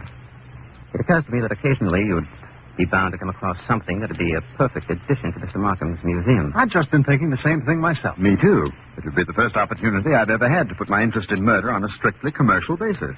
The proposition, Mr. Jackson? I'd love to handle such a deal on a commission. That hardly seems ethical. Mr. Markham's your employer. He has more money than he knows what to do with. We could jack the price up and split the extra 3 ways. I don't want to appear stuffy, Mr. Jackson, but my firm doesn't do business that way. No dice, my friend. Now, here he comes now with his wife. Please don't repeat what I said. Gentlemen, I want you to meet my wife. My dear, Gregory Hood, Mrs. Markham, and Mr. Taylor. How do you do? I was telling Howard that I was so anxious to meet you, Mr. Hood. But I wish he'd warned me when he's bringing visitors. I look perfectly awful. You look charming, Mrs. Markham, but I'm afraid... Yes, Gregory, we must be getting along. Oh, don't rush. You've seen the collection? Yes, it's fascinating. I bet Howard didn't show you my contribution. He doesn't think it's worthy of the rest of the stuff. Come in here and let me show you. Excuse us for a moment. It'll be. It's never been proven to be authentic. So Howard won't let me keep it as a collection. It's vanished to the study. What is the treasure? A jade inkwell.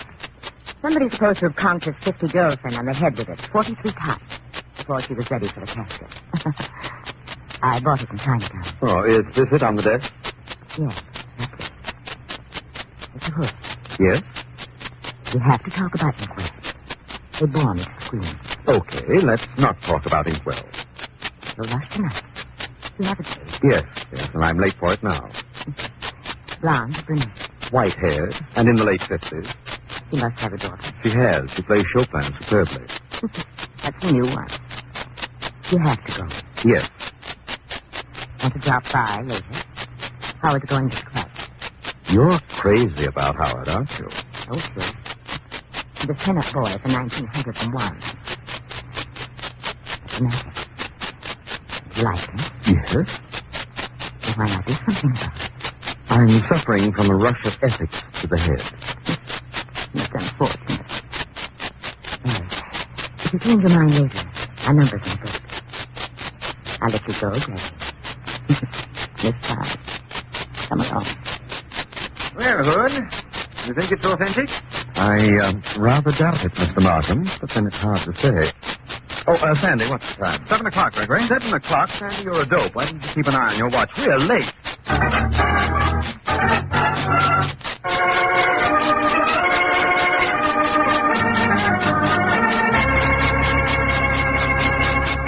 All right, Gregory. I'll come up to your apartment for just one glass of port. The pot roast was worse than usual tonight, wasn't it, Sandy? And I can't think why even the Alston cook decided that brilliantine is a good basis for a salad dressing. Oh, it wasn't that bad. Gregory? Yes? I'll never quite understand you. What makes you say that? You were equally charming both to Mrs. Markham, who had all the subtlety of a steamroller, and to Miss Alston, who's really a very nice girl. Obviously, you didn't like either of them. What kind of a woman do you like? Where's my key? Oh, here they are. What kind of a woman do I like? Yes. Oh, I don't ask much, Sandy.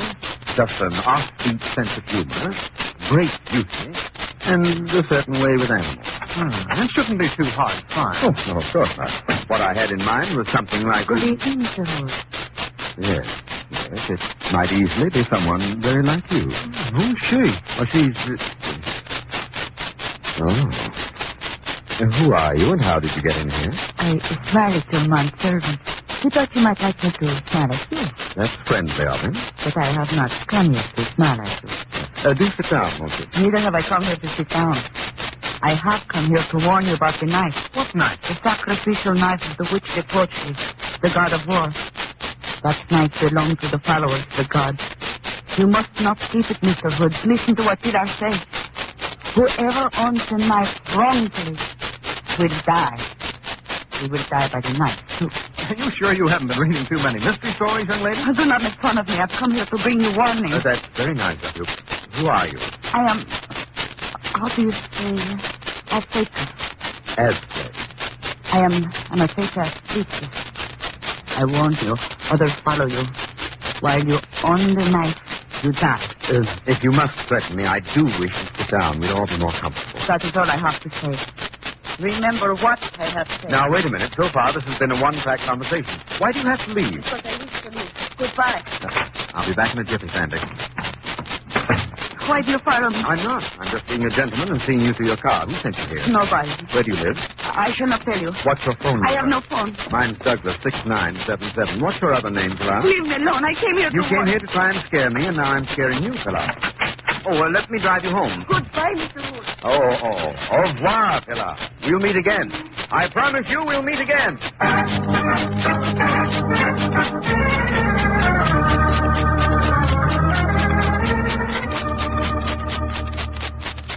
There's the sacrificial knife, Gregory. It should have been here a week ago. Instead of which, it arrived this morning. Oh, strange things happen at the customs. Open the window, will you, Tim? It's stuffy in here. Okay. Anyway, it was well worth waiting for. It's a beautiful specimen. Remember what the girl said last night, Gregory? Whoever owns the knife wrongfully will die. Who was that girl, Greg? Last name, address, telephone number, unknown. But she put on quite a convincing act. She didn't dream it up herself, though. I'll find out who put her up to it. Oh, this knife is exquisite. Hold it up by the window, Sandy. Going to fetch a lot of money, Gregory. If I sell it. Markham would probably give his eye teeth for it. Yes, and as his eye teeth are undoubtedly detachable, I don't think it would be much of a bargain.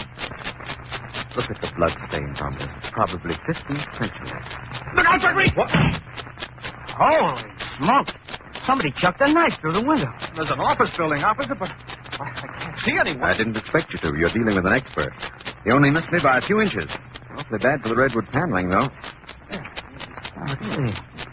The knife's of modern make, Gregory, but it's the same pattern as the one I got in Mexico. Shall I call the police? No, Brady, this is Hood Company business. We can take care of it. Well, then what are you going to do? Thank this unknown individual for tossing me a nice new import for free, and plan to thank him in person as soon as possible.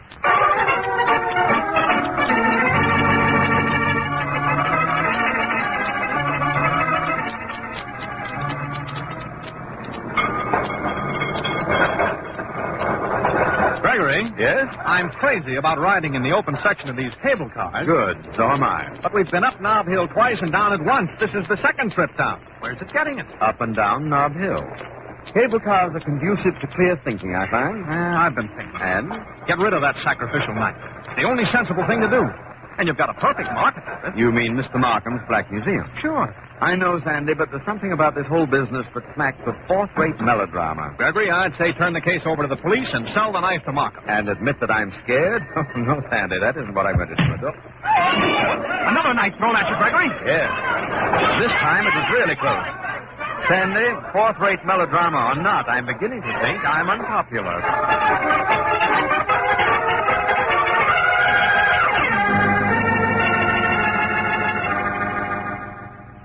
Miss Dixon, Yes, Mr. Taylor. take this letter, please. Dear Mr. Harris, with regard to your letter of the 16th instant, as attorney for the firm of Gregory Hood, Importers, I hereby give notice, and your receipt of this registered letter will acknowledge such notice. Whereas the party of the first... Excuse me, Mr. Taylor. Mr. Taylor's office. Is Sandy there? Oh, yes, Mr. Hood. He's right here. It's Mr. Hood. Oh, thank you, Miss Dixon. Yes, Gregory? Sandy, I'm phoning from a bar. How very unusual. Yes, isn't it? Listen, Sandy, let me tell you something. I phoned Markham, and he's crazy to buy the sacrificial knife. Good. Sell it, Gregory. But I had a bright idea. Supposing this guy who's been chasing me with knives decides to take a crack at Markham, if we sell the knife, could we be held liable? Don't worry, Gregory. I'll work it out. Formal waiver of damages or something. I'm glad you've come to your senses, though, and decided to sell. Oh, I haven't come to my senses, Sandy. I just wanted to know whether Gregory! What's wrong, Mr. Taylor? I heard a man scream. It wasn't Mr. Hood, was it? I hope not. Gregory! Gregory! Gregory!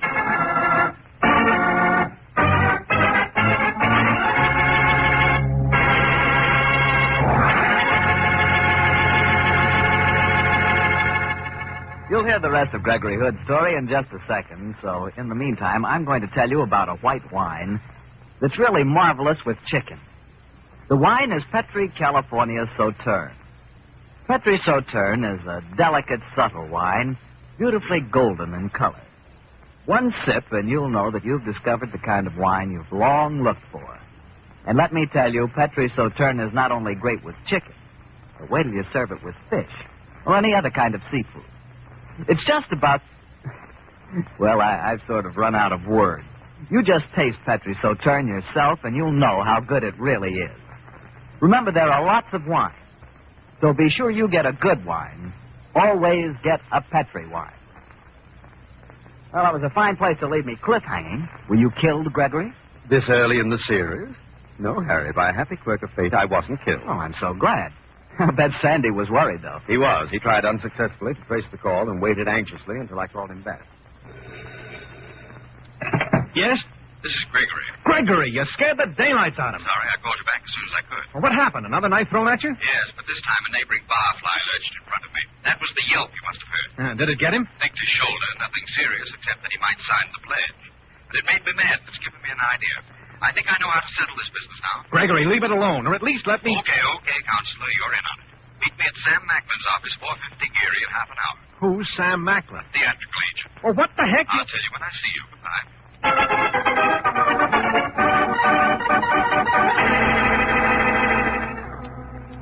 Well, Sam, how's business? Hi, Greg. Business ain't what it used to be. I don't think it ever has been. Well, what can I do for you this time, Greg? You chasing down the phone number of another ballet dancer? I do want to find a dancer, but I assure you it's strictly business this time. Well, I'll see what I can do. I want the addresses of any female Spanish dancers now in San Francisco. Spanish dancers? I can find you 100 Mexican ones. No, Sam. Real Spanish dancers, not Mexican. Okay, I'll look through my book. And while you're at it, see if you can track down any knife throwers for me. Spanish dancers and knife throwers. Gregory, my boy, your tastes are certainly changing.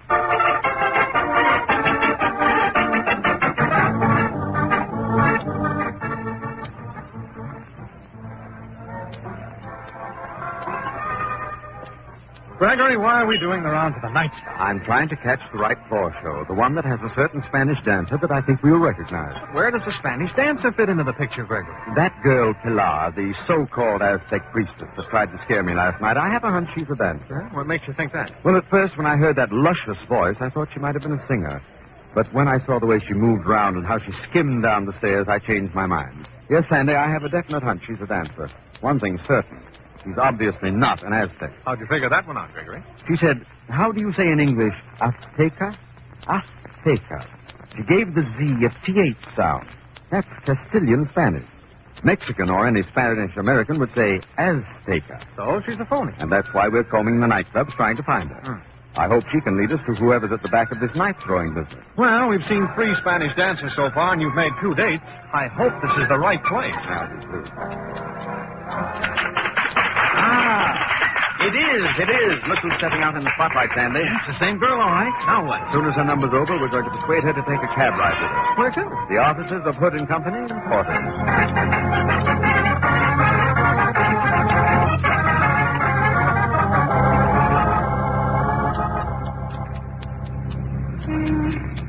But, Mr. Hood, why you take me from the club? I must dance there again tonight. Now, don't worry, Pilar. I'll get you back there in time and stay to watch you. Right now, we want information.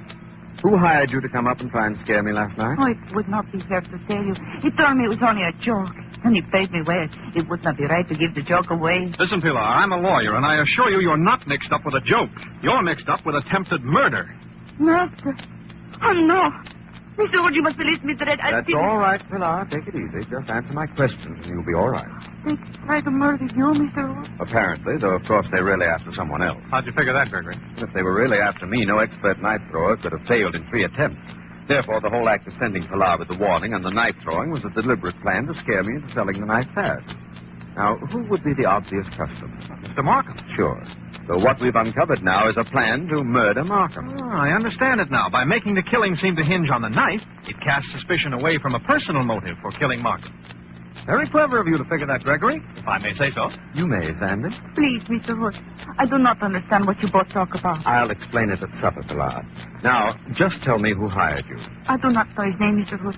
And I hardly saw his face. He came to the club and spoke to me outside the stage door. It was very dark.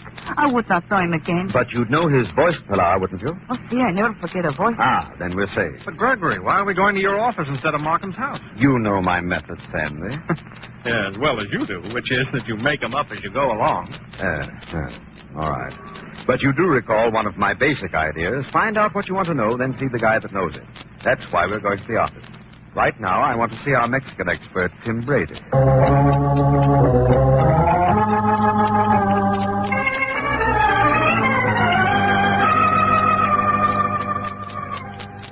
So that's the situation, Tim. Somebody's scheming to murder Markham. Doesn't seem possible, Gregory. Mr. Hood. Not yet, Pilar. Well, Gregory, have you any idea who's back of it? All right, Pilar. Now. You are Mr. Brady. You heard me. I recognize your voice. Are you crazy? No, Brady, she isn't. It had to be you, Tim, because Pilar approached me with the warning before I got the knife. At that time, you were the only man in California who knew that I was going to receive an ancient sacrificial knife. You didn't foresee the delay. Oh, but Gregory, you're nuts. What possible motive could I have? You know the Markhams. You introduced me, and the motive for any man of average susceptibility is obvious enough after you've met Mrs. Markham. Very ingenious. You could bring in Pilar as a witness, of course. You bet we will, Brady. And my old pal, Lieutenant Silvers of the San Francisco Police, has put a tracer out for me for knife throwers. I imagine you told the man who threw the knives that it was a joke, too, this business of throwing near misses. The final knife that would not have missed Markham, I imagine you planned to wield yourself. You're making a good case, Gregory, but of what? No crime has been committed yet. All the better. A detective who forestalls a murder for a change? But it seems to leave me in the clear. Not quite, Tim. That man who was wounded in the bar when the knife nicked him this afternoon, infection set in. He died in the hospital an hour ago. I'm afraid it's a murder charge, Brady. He died? Okay, you're the only one to can... This is a pleasure, Tim. That's a honey. Knocked him out cold. And to think that I selected that guy to represent our Mexican interests. Call the police, Sandy, will you? Yeah, right away. You did not hurt yourself, Mr. Hood? No, Pilar, just bruised my knuckles. Sandy, Tim pulled a gun on us. I imagine we can book him on assault with intention to commit murder, can't we? Sure, but this man that died, Gregory, why didn't you tell me? Because I only dreamed it up just now. It seemed the one way to make Tim show his hand. Gregory, you're completely unprincipled. Sure I am. I think you're wonderful, Mr. Hood. When Tim pulled that gun just now, you called me Gregory. Why go back to Mister? Very well. Gregory. Oh, but please, you must take me back to my club soon. Just as soon as the police get here, Pilar, the two of us will take you back. And later on tonight, we'll really show you the town. Oh, not me, Gregory. I'm going home to Mary and the children. Give me police headquarters. Then Pilar and I will do the town alone. It's a date, Pilar? Very much of a date, Gregory.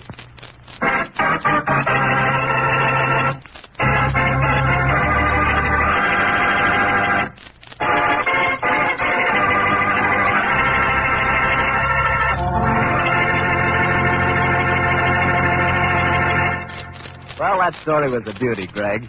But there's one thing I'd like to know.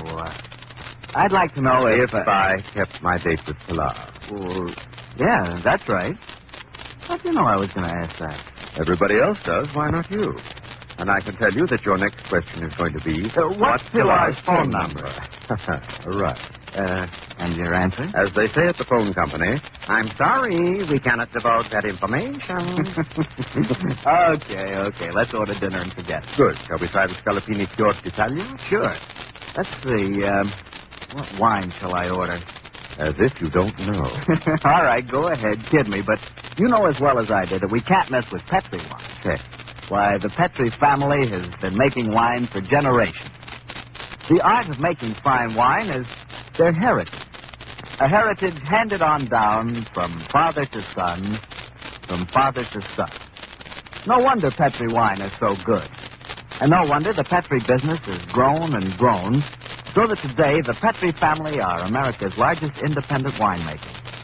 Yes, the making of Petri wine is a family affair, and the Petri family intends to keep it that way, because by so doing they can be sure that every bottle of wine that bears the name Petri is and always will be good wine. Well, Gregory, what story out of your case book are you planning to tell us next week? A little tale that concerns a date at the top of the Mark Hopkins Hotel and a certain gunman by the name of Len Carter who was convinced that I'd look so much better as a corpse. See you next Monday, Harry.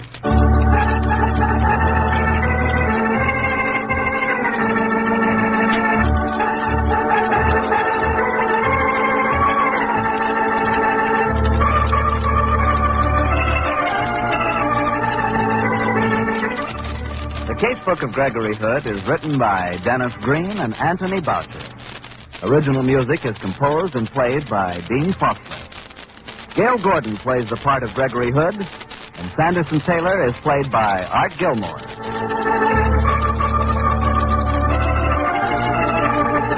The Petri Wine Company of San Francisco, California, invite you to tune in again next week, same time, same station. The Casebook of Gregory Hood comes to you from our Hollywood studio. This is Harry Bartell saying good night for the Petri family.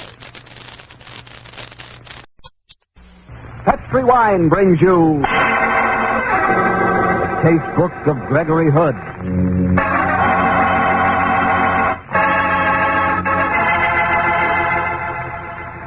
Tonight, the Petri family, the family that took time to bring you good wine, invite you to listen to the story of The Murder of Gregory Hood, another exciting adventure from the Casebook of Gregory Hood. And while you're sitting back listening to our story, how about enjoying a glass of America's favorite wine, port wine? Port is America's favorite wine, and you'll know why when you try your first glass of Petri California Port. Petri Port is a deep, deep red. And when you hold Petri Port up to the light, you can practically see through the glass. That's because Petri Port is so clear, one sure sign of a good wine. But the way Petri Port tastes is what really counts. And I can tell you it's so delicious, you'll want to sip it slowly, so you won't miss a single drop of that marvelous Petri flavor. And you'll want to serve Petri Port to your friends, too, after dinner or any time they drop in for a visit. And naturally, you can serve Petri Port proudly, because those letters P-E-T-R-I spell the proudest name in the long history of fine wine.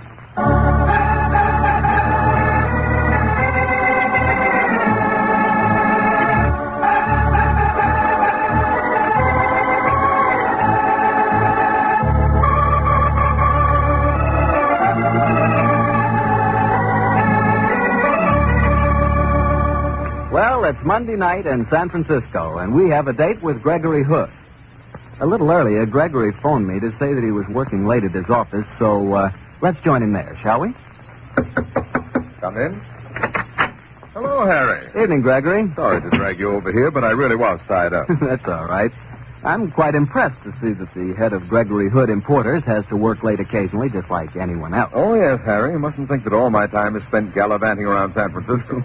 I'm quite a hard-working man on occasion. This afternoon, for instance, we received a particularly valuable shipment from China. Some exquisite jade pieces. I've been examining and cataloging them myself. Is this piece on the desk part of the collection? Yes. Do you want to buy it? Well, what is it? Looks like just a chunk of jade with a hole through it. It is, Harry, but it also happens to be an archer's thumb ring. Han period, 206 B.C. How much? In your case, Harry, I'll make a special price. Say, $15,000? I'm afraid not. I'm a little short this month. That's a beautiful specimen, Harry. I must show this to Richard Gump. He's got the finest collection in town. You know, it's funny this shipment arrived today. Why? Because the story I'm going to tell you tonight concerned a shipment of jade that I received just over a year ago. Only on that occasion, it was phony jade, and it gave me one of the worst headaches I've ever had. In fact, I darn nearly got myself murdered. Murdered? How? Well, it's a salutary tale that proves that being an amateur detective is a foolish and dangerous occupation.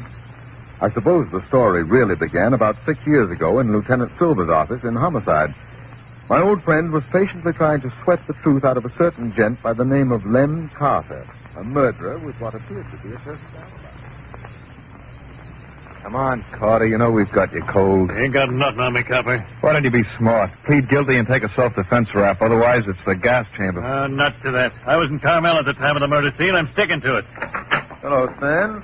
Oh, hi, Greg. Still at it, eh? Yeah, this is one rat that won't squeal, Greg. I've got a friend outside, Stan. I'd like you to meet her. Look, Greg, I've no time for wenches now. I don't know that I'd call her a wench, Stan. Inflation has set in somewhat. But I think she'll interest you, and you, Carter. I don't know no babes. Funny, she knows you. Her name's Dodo Waring, and she's prepared to testify that she spent an hour with you in San Francisco on the night of the murder. Okay, Gregory Hood.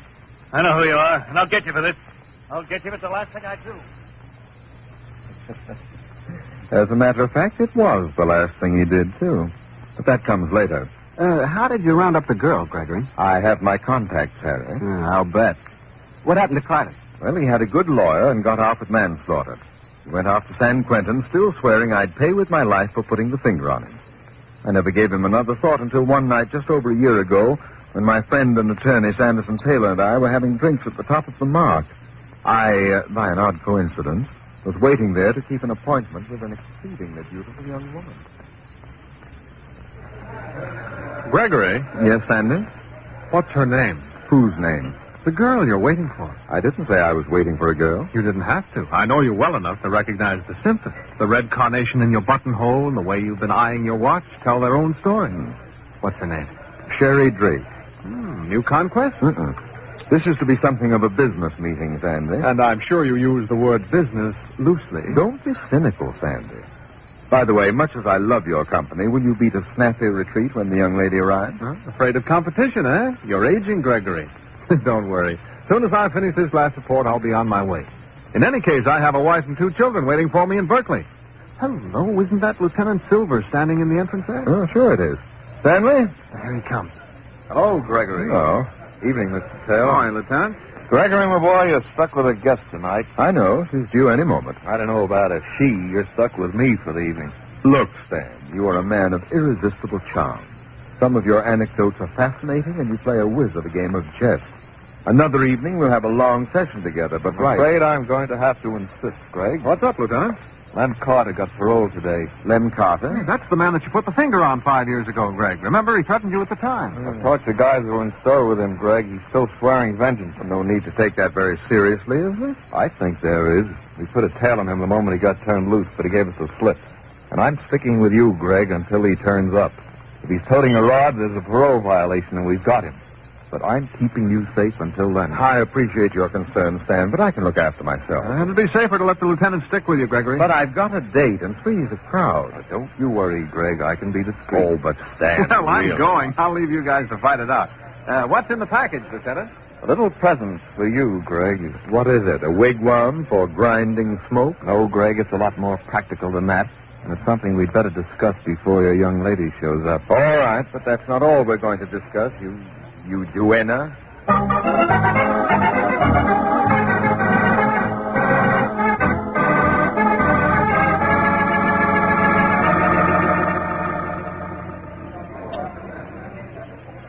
Are you sure we're not boring you, Lieutenant Silver? Don't worry about me, young lady. But we do worry about you, Stan. We've been sitting here at the top of the mark for nearly an hour, and all you've done is to drink 4 gigantic orangeades and look gloomy.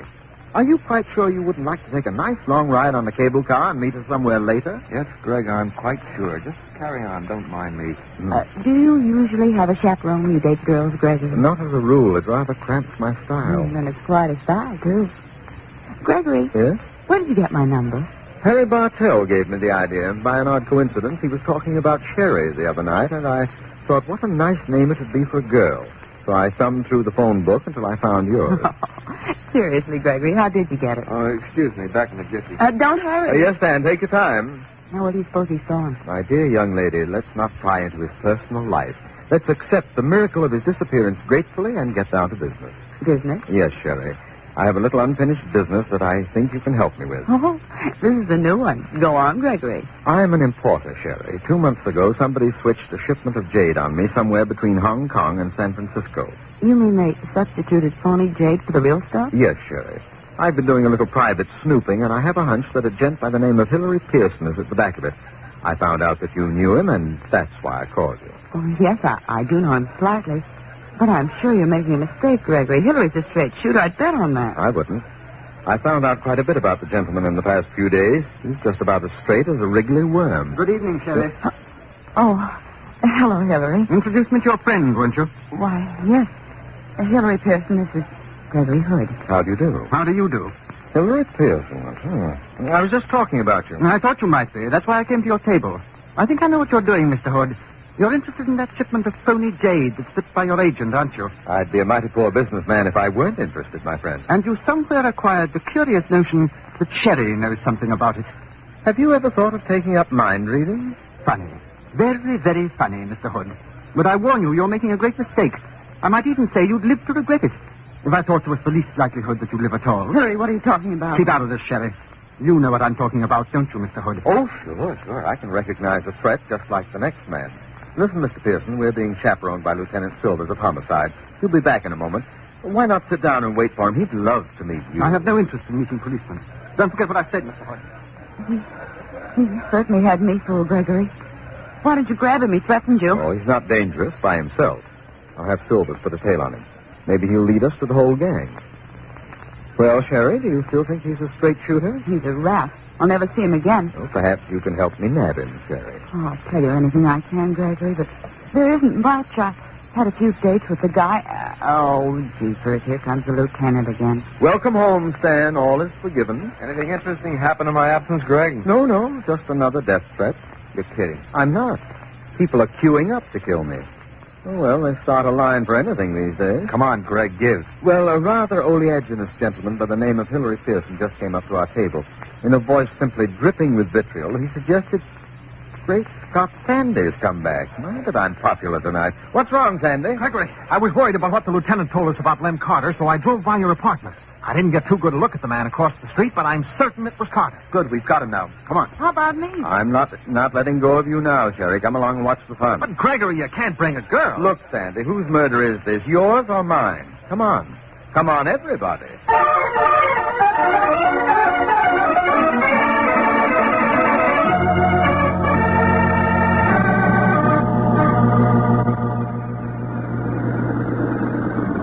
Well, here's the apartment. If there's any shooting, Sherry, drop down in the back seat and keep down. Don't worry about me, Gregory. The guy's still there. See him in the doorway? It's Carter, all right. I'll open the side window a little. I don't want to have to use this rod, but I'll keep it handy. Carter spotted us. He's moving back in the doorway. Now, let's see if I can talk a little sense into him. Carter, don't be a dope and try to get down, Jerry.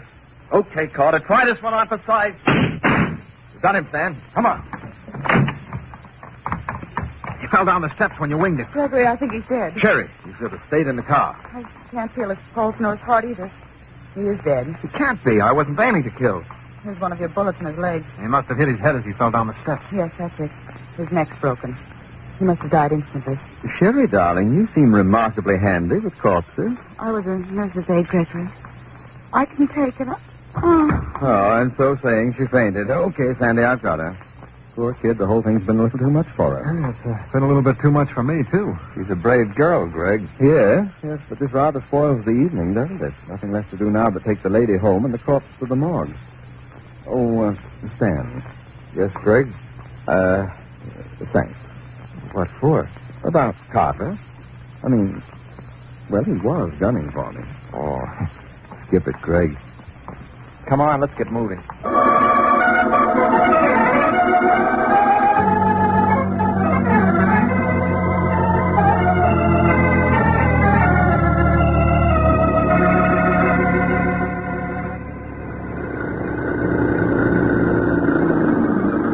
Well, this evening didn't turn out the way I planned it. No, for me. I should have been back in Berkeley hours ago. Well, speaking for myself, I had a swell dinner. Much obliged to you, Greg. Oh, very welcome, Stan, and I'm obliged to you, Sandy, for driving me home. I'll see you in the morning. Okay. Good night, Greg. Good night. Good night, Stan. So long, Greg. We'll wait here until we see your lights go on. Might be someone else waiting for you. Okay, but I think you overestimate my popularity. So long.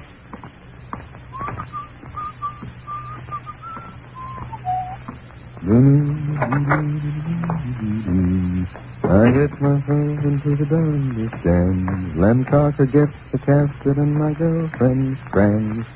Sandy's got his family. Who's there? Look, I know you're there. Come out of those shadows.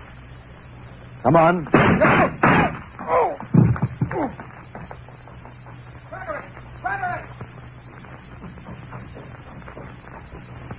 Gregory! Greg, did they get you? Help me up, will you? Thank you. No, I'm okay, sir. You see who it was? No.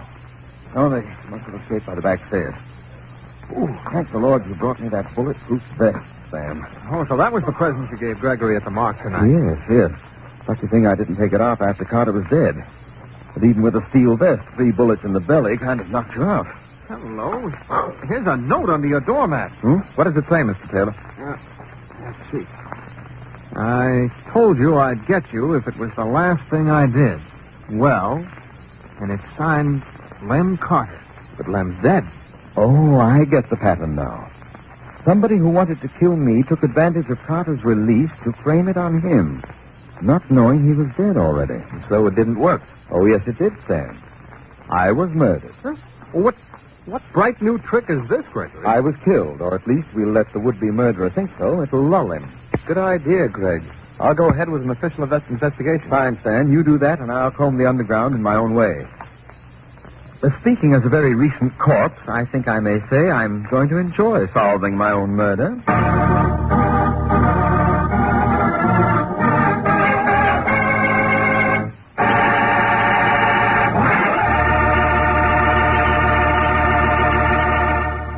You'll hear the rest of Gregory Hood's story in a second, which is all the time I need to tell you about Petri California Muscatel.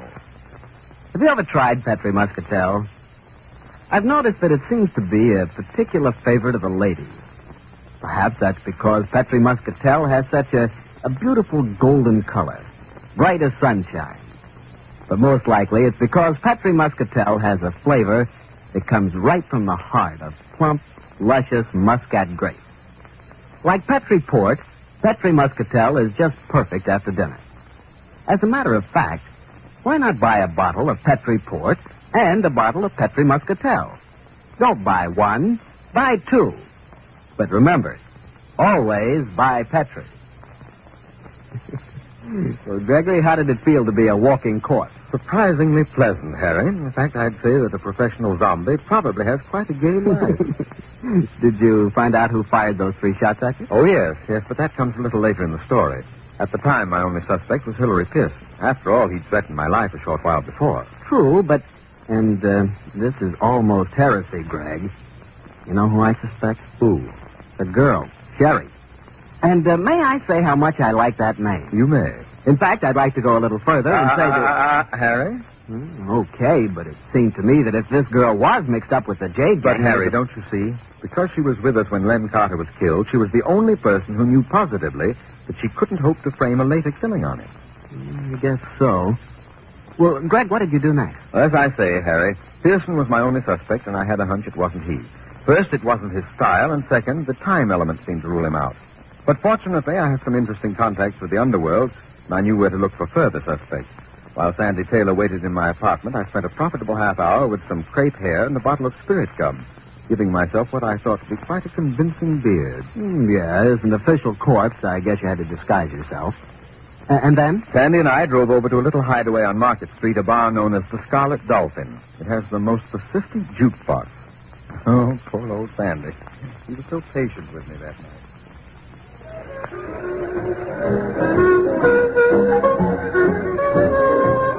I just called Mary. Well, Sandy, did you explain your absence satisfactorily? Yes, Mary's wonderfully understanding. Just the same, I can almost see that patient, knowing smile of hers when I tell her I'm going to a bar with you, strictly on business. Mary is a very remarkable girl. Incidentally, now that we're here, just what are we doing in the Scarlet Dolphin? Waiting to talk to Ole O'Leary. Ole O'Leary? An expert on yodeling, no doubt. Can he help it if he had an Irish father and a Swedish mother? What's his specialty? He's the Winchell of the underworld. Oh, Sandy, this crepe hair is driving me crazy. If you must go around being a corpse, Gregory, at least you deserve to be uncomfortable. Here comes Ole now. What'll it be, Mac? We don't want to drink, Ole, just information.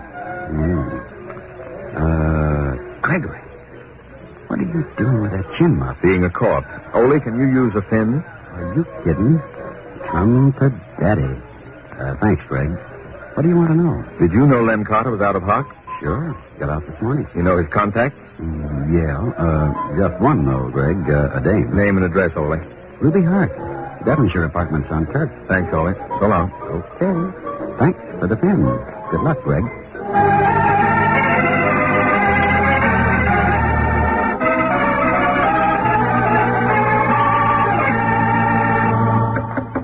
Now, when Ruby comes through the door, Sandy, remember that you're playing this scene. Oh, don't worry, Gregory. I'm not simple-minded. A child of 3 can... Yeah? Miss Ruby Hart? Yeah. May we come in? Who are you? I'm Mr. Gregory Hood's lawyer, and this is my secretary, Mr. Bunker. Gregory Hood's lawyer, huh? Yes. Okay. Come in.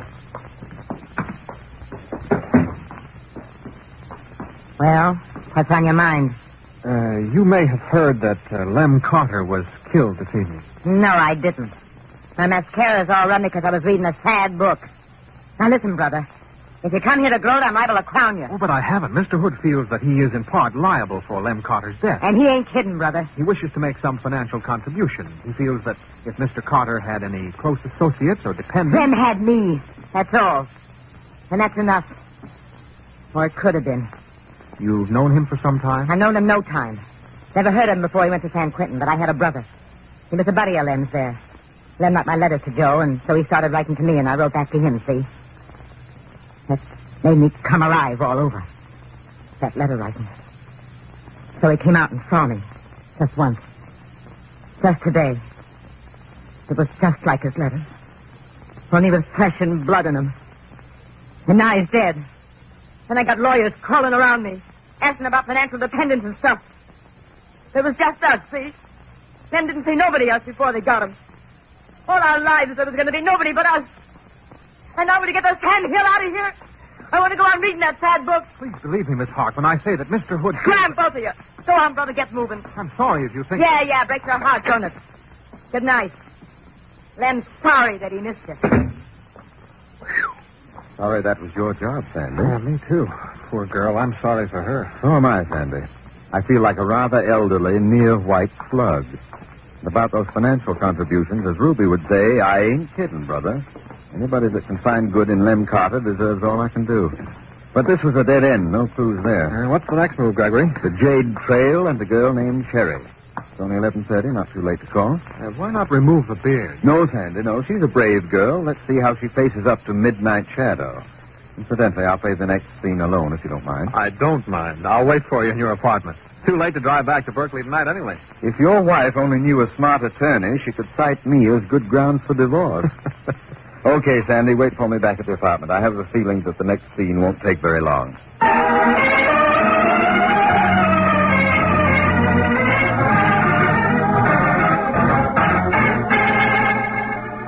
Gregory, I'm so glad you came back to see me tonight. Just the same when you walked in wearing that ridiculous beard. You down near fainted again, Sherry? I should have. Might have been smart, too. I understand that men like a ladylike swoon. Not to the extent of complete unconsciousness, Sherry. How are you feeling now? Fine, Gregory. Nice place you have here, Sherry. It's a modest little shack, but I like it. Gregory. Yes? You look worried. Quite frankly, I am. What's wrong? After I left you tonight, somebody tried to ventilate me with bullets. Gregory, no. Oh, yes, they did. Fortunately, I was wearing a tin vest. Otherwise, I'd be in the morgue now. Where did it happen? I was entering my apartment. Could you see who it was? No, it was too dark. Sherry. Yes, Greg. I've got a list of questions a yard long for you, but before I ask them, I want to do a little checking. Do you mind if I use your phone? Of course not. Go ahead. You see, officially, I'm supposed to be a corpse. Well, I wish you'd stop being one. I don't like bearded men. Well, I may be able to take it off as soon as I've made this call.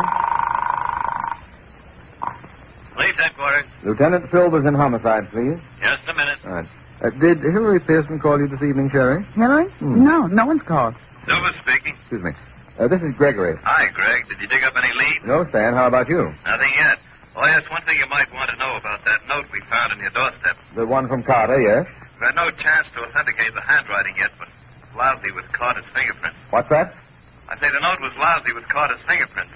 Does that suggest anything to you? Yes. Yes, it does. It gives me the answer. Thanks, Stan. Learn anything, Gregory? Yes, I did, Sherry. Maybe everything. Well, before you tell me about it, come over here on the sofa. I want to show you my pet view. Moonlight on the bay.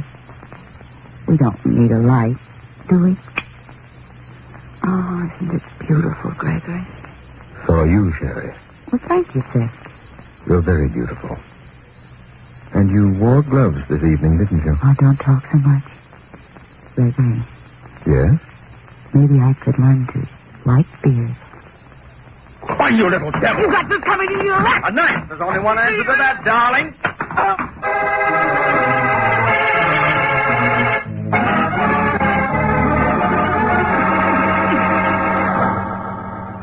That wasn't a very gentlemanly action, Gregory. I know, Sandy, but my old father used to say, never strike a woman until she pulls a knife on you. Shouldn't that be unless? My old father always said until. Maybe that's why I'm still a bachelor. Did you have much of a job getting her over to the station? No, she was out cold until Silvers got there. Then she screamed bloody murder and fought like a wildcat. Quite a female. Did she spill anything? Plenty. Hillary Pearson was at the back of it. Silvers is picking him up tonight, and in the morning I'll prepare charges. And with Sherry on the spot, I don't think it's going to be hard to track down our Jane. She was a smart girl to realize you'd guessed her secret the moment you'd talked to Silver. Well, she must have heard him talking about the fingerprints, but it was smart figuring on her part. And on yours, too, Gregory. You see, the fingerprints proved the note was genuinely from Carter. He planned to leave it by your body after he'd shot you, I suppose. Instead of which he was shot first. Therefore, the note was stolen from his body. Only Sherry could have done that while she was performing her nurse's aid act with the corpse. The fact that she was wearing gloves kept her fingerprints off the note. She was a smart one. Darn smart, because she appeared to be the one person who couldn't have framed the dead Carter. She thought the frame-up attempt would clear her completely, the double switcheroo. Very neat, and I nearly fell for it. It was quick thinking on your part to piece it all together as soon as you had the phone message.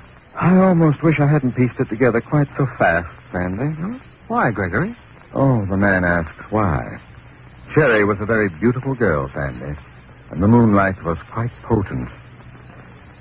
Sometime I must tell you what my old father used to say about that.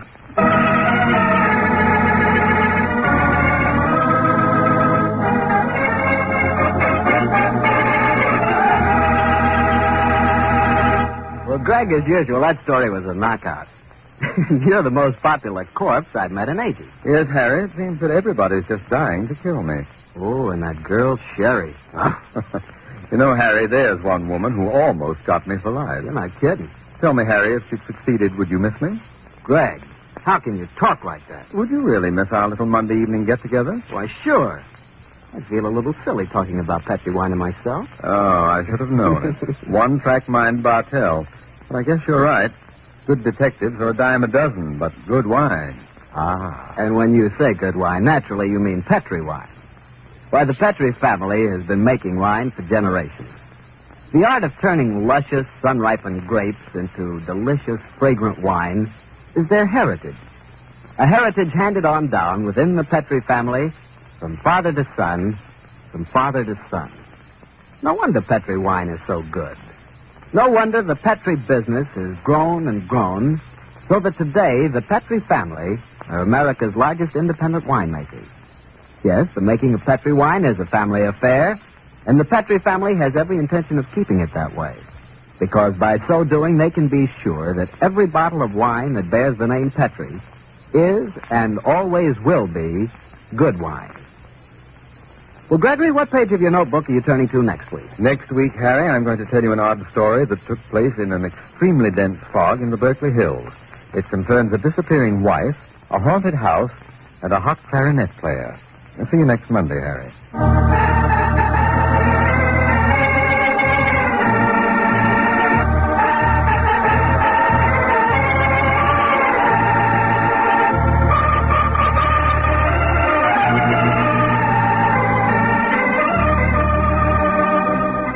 The Casebook of Gregory Hood is written by Dennis Green and Anthony Boucher. Original music is composed and played by Dean Fossler. Gail Gordon plays the part of Gregory Hood, and Sanderson Taylor is played by Art Gilmore.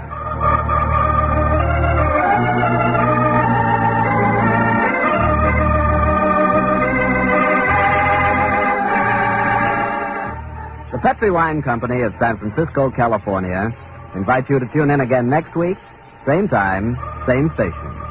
The Casebook of Gregory Hood comes to you from our Hollywood studio. This is Harry Bartell saying goodnight for the Petri family. Tonight, the Petri family, the family that took time to bring you good wine, invite you to listen to the adventure of the Beeswax Candle, another exciting story from the Casebook of Gregory Hood. I hope you're sitting back in a comfortable chair after a good dinner. Did you try my suggestion to start that dinner with a glass of Petri California sherry? Petri sherry is the best beginning a good meal ever had. When you pour yourself a glass of that Petri sherry, just look at the color. A beautiful deep amber. Then hold that glass of Petri sherry up to the light. Notice how clear Petri sherry is. Just as clear as crystal. That, you know, is one sure sign of a good sherry. But only when you put that glass to your lips do you really know how good Petri sherry is. It has a flavor that comes right from the heart of luscious, sun-ripened grapes. Oh, and say, if you like your sherry dry, you know, not sweet, Petri makes a fine dry sherry. It's called Petri Pale Dry. If you don't know which you prefer, the regular or the dry, why not try both? Don't buy one, buy two. But just be sure you always buy Petri.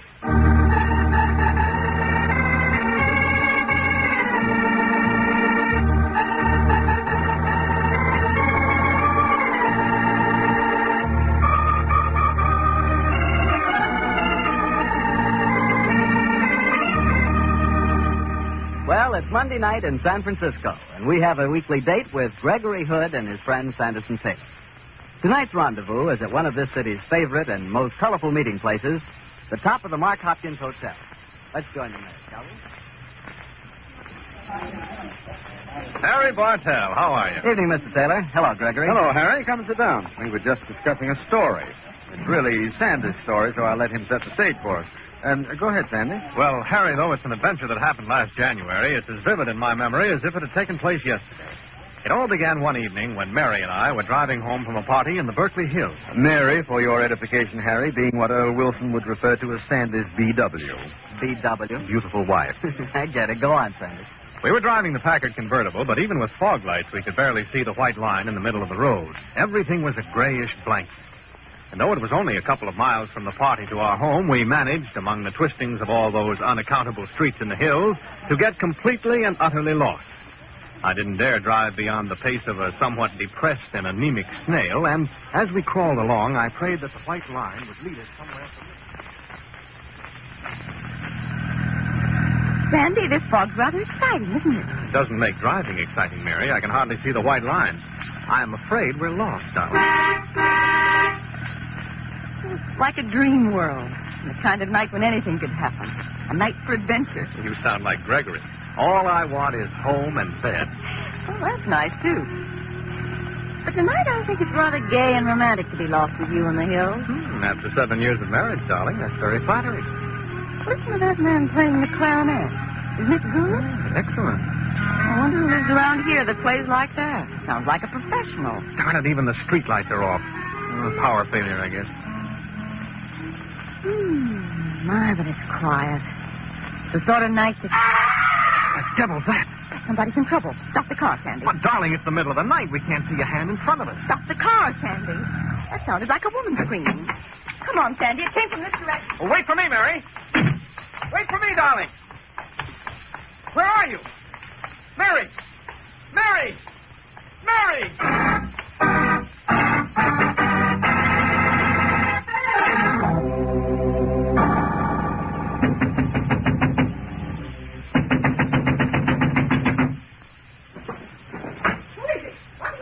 I've lost my wife in this fog. I thought she might have come here. She ain't come here. I'm not surprised you lost her. Why don't you keep using dollars and make Christian both sleep?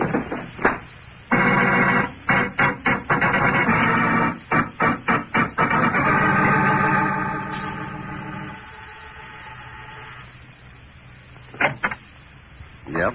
I've lost my wife in this fog. She didn't come here, did she? No, mister. How'd you lose her? I'd like to learn the trick. Look, I've no time to joke. Do you have a phone? Nope. Still hoping for one, though. Well, how about the house next door? Mrs. McIntosh lives there. She's got a phone. Thank you. You're welcome.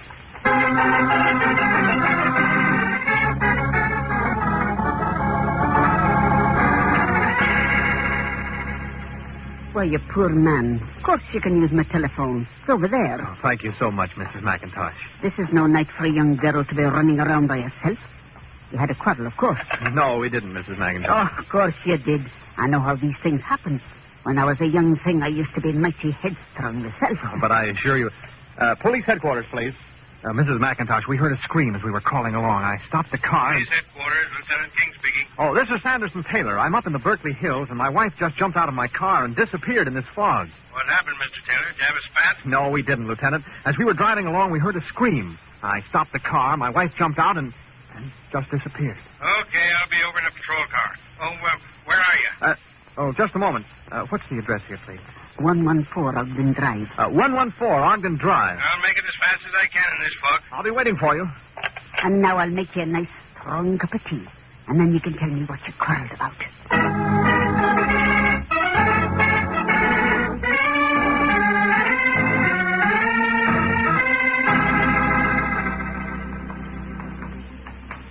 Mr. Taylor, we've been in every house on this street, and there's no trace of your wife. But, Lieutenant King, she can't just have disappeared. Well, looks as if she has.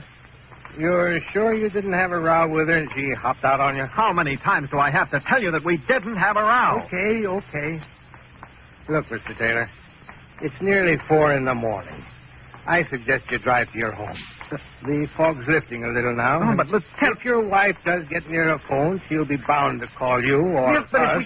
Now, just take it easy, Mr. Taylor. I'll bet she'll turn up before morning.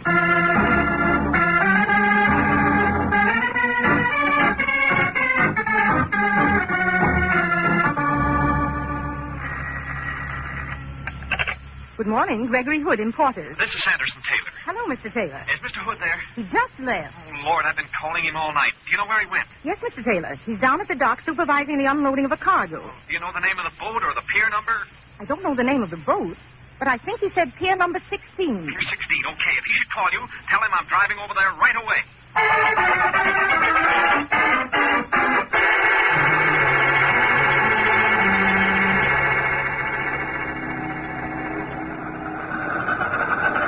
And that's what happened, Gregory. We couldn't find any trace of her. Gosh, Sandy, I wish I'd been home. I flew my plane down to Del Monte last night. Came back early this morning. Oh, I must have called you 40 times during the night. I've been absolutely frantic. I have a hunch it's all right, Sandy, but let's step ashore and get to a phone. I've got an idea.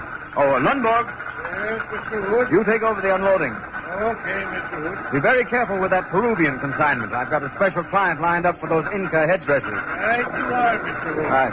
Now, come on, Sandy. Now, let me get this quite straight. You checked at all the houses near where Mary got out of the car? Yes, as far as we know. As I told the police, though, it was hard to spot the exact area. We were completely lost in that darn fog. Then your only real clue as to your location was that guy who was playing the clarinet just before you heard the scream. Yes. You say he was a good player? Oh, top-notch. I remember that Mary said he sounded like a professional. Then that's our only lead, huh? Oh, here's the phone booth. Do you have a nickel, Sandy? Sure. Who are you calling? Harry James is at the St. Francis. He may be able to help us. Oh, you mean he might know who the clarinetist is? Sure. If he's really good, Harry will know him. Mr. Harry James, please. Oh, it's a slim chance, Gregory. True, but it's worth trying. Oh, Harry? This is Greg Hood. I know I must sound like the crack of dawn. I'm sorry. Yes, I'm in a jam. Perhaps you can help me. Well, my best friend's wife disappeared in a fog in the Berkeley Hills last night. The last time she was seen, somebody was playing a mighty sweet clarinet quite nearby. I thought you might know if there are any really good clarinet players living in Berkeley. You do? Yes, I will. Name of Bill Cooper, huh? Do you have his address, Harry? And luck, Sandy. Oh, he knows a clarinet player in Berkeley. Yes, he's looking up his address. Oh, yes, Harry? His address is 109 Martin Way. Much obliged to you, Harry. Yes, I'll call you later. We might have dinner together. So long, and thanks a lot. You had your car here, Sandy? Sure. Good. Then let's head out across the bridge and pay a visit to Bill Cooper, the sweet clarinet player.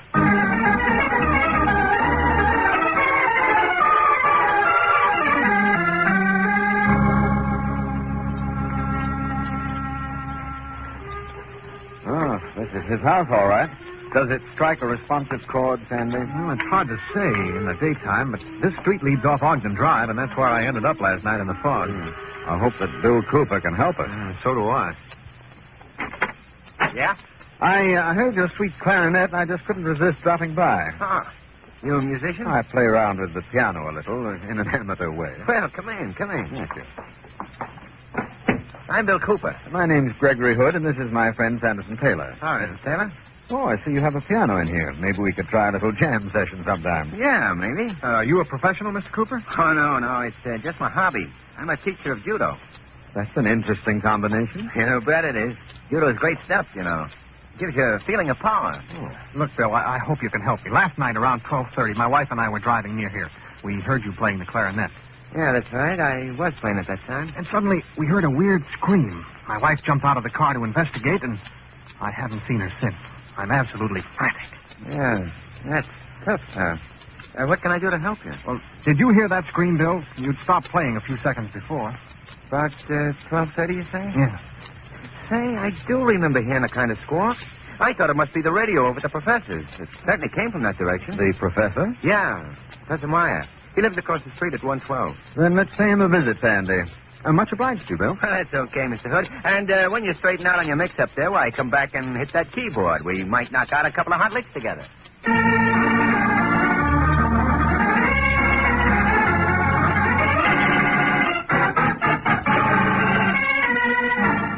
Mr. Gregory Hood, so I am glad that at last you have come to investigate the house next door. And why should I investigate it, Professor Meyer? A house of mystery. Strange things happen there. Things I do not understand. Lights and noises. And last night, when I am in bed, I think I hear a scream. You don't mean the house across the street, do you, Professor, where Bill Cooper, the clarinet player, lives? No. I mean the house next to me. It's supposed to be empty. An empty house in this day and age? That's a phenomenon. I understand in some way it is tied up in a state settlement, Mr. Hood. It cannot be sold until the ownership is decided. Professor Meyer, why do you say the house is supposed to be empty? No one lives there, Mr. Hood, but many times I have seen lights and movement there. I do not like it. And one night I think I hear... No, it is impossible. We'll check with you later, Professor. Come on, Sandy. Right now we'll take a look at an empty house that screams.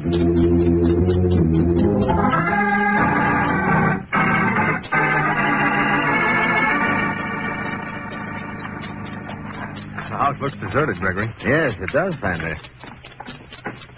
Front door's locked, huh? Yes, but the lock's old-fashioned. I think the skeleton key will do the trick. I suppose I'm condoning a burglary, Gregory. I don't think they'll send us up the river on this one. Open sesame. Come on, Sandy.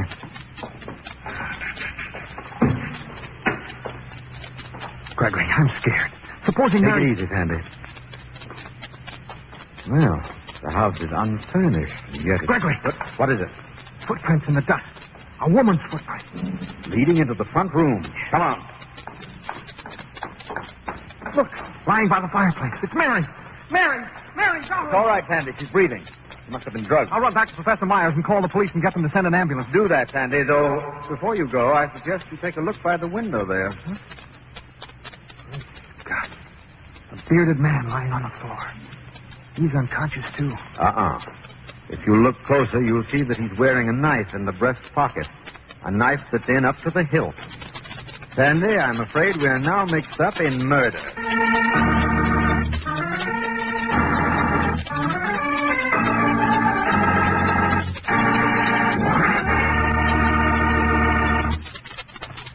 You'll hear the rest of tonight's story from the casebook of Gregory Hood, and Good Dinner tell you how to make a good dinner really great.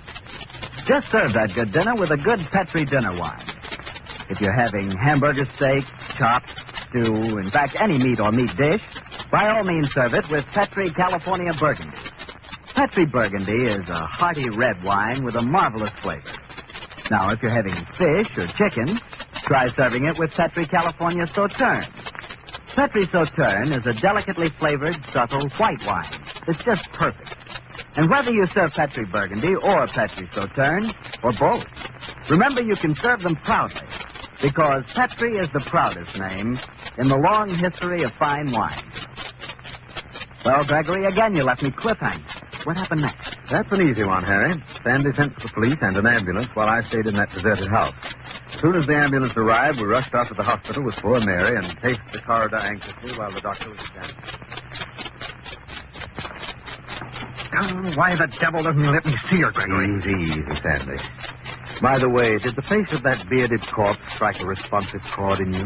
No, I've never seen the fellow before. I think I know him. The beard threw me at first. It must be recent. But I'm certain he's a refugee named George Renaud. Taylor? Oh, doctor, is she going to be all right? Yes, Miss Taylor, she's going to be all right. Oh, can I see her? For a moment, yes. But no longer. She's exhausted. Mary, darling. Oh, hello, Sandy, dear. Hello, Greg. How do you feel, Mary? Awful. Rather as if I've been trying to rumble with a hurricane. Oh, you poor darling. Oh, don't worry, Sandy, dear. I'm really quite all right. The doctor says I'm suffering from shock, that's all. What happened, Mary? Last night, I mean. I don't really know, Greg. I ran down the street, turned the corner, and saw a light in the house. The only one that did have a light. The door was open. I walked in, and suddenly something hit me in the back of the head. And that's all I knew until just now. Oh, Mary. Except that squadrons and squadrons of twin-motored butterflies have been buzzing through my brain. Squadrons. She is asleep, Gregory. Thank the Lord she's safe. Yes, we'll come back later. Mr. Taylor. Oh, hello, Lieutenant King. This is Gregory Hood. Oh, how do you do, Lieutenant? The doctor tells me your wife will have to stay in the hospital a couple of days. I guess so. I wish I could take her home right now. Well, I'm not at all sure you'll be able to do that when she's well, Mr. Taylor. Oh, what are you driving at, Lieutenant? I may have to book her on suspicion of murder, Mr. Hood. What? Oh, Lieutenant, are you crazy? No, but your wife may be. We found her fingerprints on the dagger that was sticking in the dead man's chest. But the blow on her head, Lieutenant. She was knocked cold by a blow on the back of the head. That's her story, Mr. Hood. But I just talked to the doctor. He tells me there's absolutely no evidence of her having had a blow on the head at all.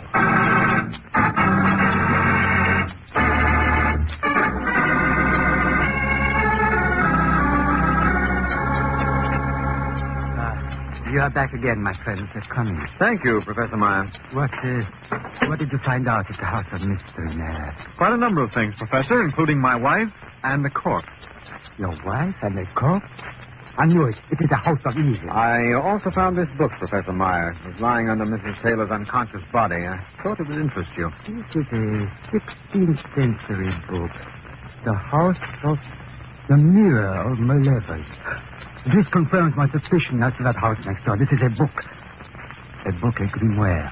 What's a grimoire, Professor Myers? I think Mr. Hood knows, don't you? I think so. It's a handbook of black magic. A collection of all the most evil and supposedly potent spells, isn't it? Correct, my friend. And this book, this Mirror of Malevolence, is one of the most celebrated and horrible of all grimoires. As a scholar, Mr. Hood, I would beg you to give this book to the university library. As a man, I say, burn. I can do neither at the moment, Professor. I must study it. Within these worm-eaten covers lies the answer to murder.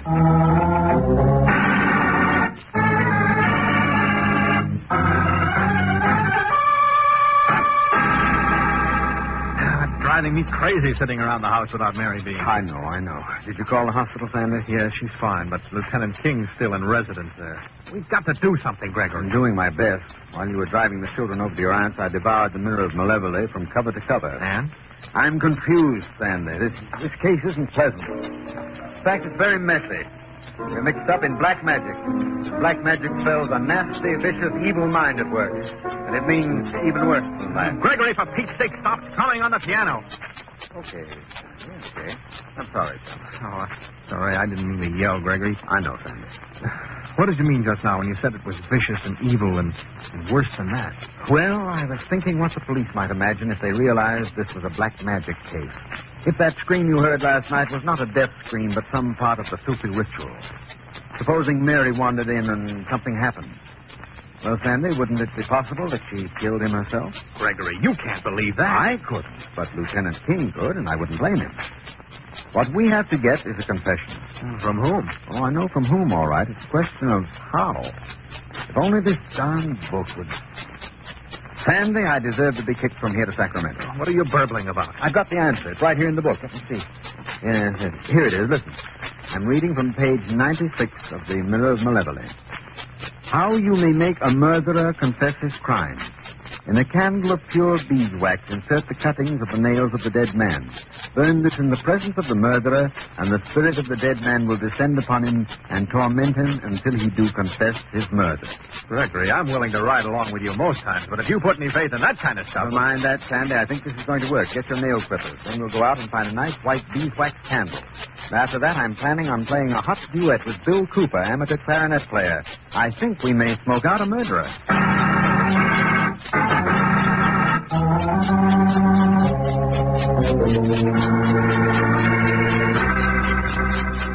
Well, I'm flattered you came back, Mr. Hood. What do you want to play? Well, let's ad-lib, Bill. I might start from here. It's a little number I whipped up a few weeks ago. You all set, Sandy? Yes, Gregory, I'm all set. Okay, Bill, let's see where you can go on from here. Right.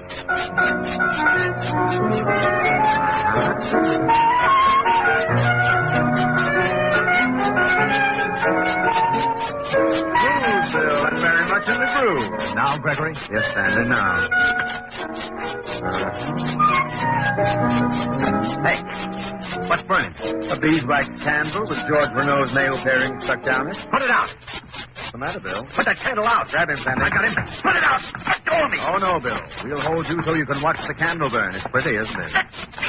You feel him now, don't you? The spirit of the murdered man has descended to torment you. Let me go. And he'll keep on tormenting you, Bill, as long as that candle burns. Shut it out. Until you confess. Let me alone. Put out that candle. You killed George Renault, didn't you? No, I didn't put out that candle. Try to burn, Bill. It's going to burn right down. Come on, Bill. Why not admit it? You and Renault played at black magic, didn't you? No. Oh, yes, you did. You admitted before that you had a taste for power. You thought you could get it that way. I tell you, And finally, you killed him because nothing can give you more power than human sacrifice. I didn't kill him, boy. That candle, please. You did, Bill, and when Mrs. Taylor walked in on the killing, you slugged her with one of those paralyzing blows that are peculiar to judo. It left no mark, and you planned to frame her for the killing. You put her fingerprints on the dagger. Oh, it's that candle. You're in for it, Bill. You can't escape. George Renault's murdered spirit has returned. It'll never leave you, never, unless you confess. We'll burn candles until you've forgotten what daylight looks like. Let me look at you, blow at that candle. Blow it out, will you? Then I'll tell you everything.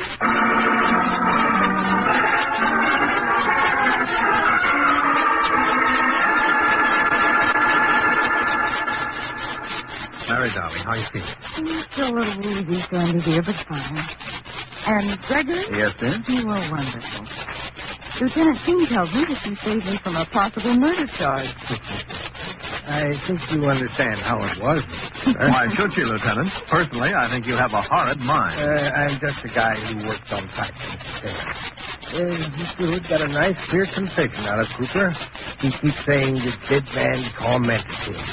How'd you do it, Mr. Hood? By using a 400-year-old book. Well, Gregory, you didn't really believe in that stuff. Of course not. It's pagan and horrible, but Bill Cooper believes in it. The only way magic ever appears to work is when the victim knows about it and believes it. What made you think it was Cooper in the first place, Mr. Hood? For one thing, the fact that he'd been an instructor in judo. That would account for his being able to stun Mary without leaving any physical trace. But the real clincher was the scream last night. I don't get you, Gregory. Cooper said he thought it was the professor's radio. But there was a power failure in this area at the time. You told me, Sandy, that all the lights were off. That's right, they were. Sure. If Cooper had been in his own house, he'd have been sitting in the dark. He'd have known darn well that his neighbor's radio wasn't working. He lied flatly, and why should an innocent man do so? Because he was in the deserted house, lit only by candles, and improvising on the clarinet. He didn't know about the power failure. But that didn't make a short case. I have to scare him into a confession. Gregory, dear, you're a very remarkable man. Thank you, Mary. You're a very remarkable girl. I thank you for saving me from a gas chamber. Oh, think nothing of it, Mary. But I do. And I make you a promise. What is it, Mary? Whenever we have you to dinner from now on, I'll set the table with these wax candles. Charming. Candles without fingernails. And for the main course, Gregory, we'll have twin-motored butterflies.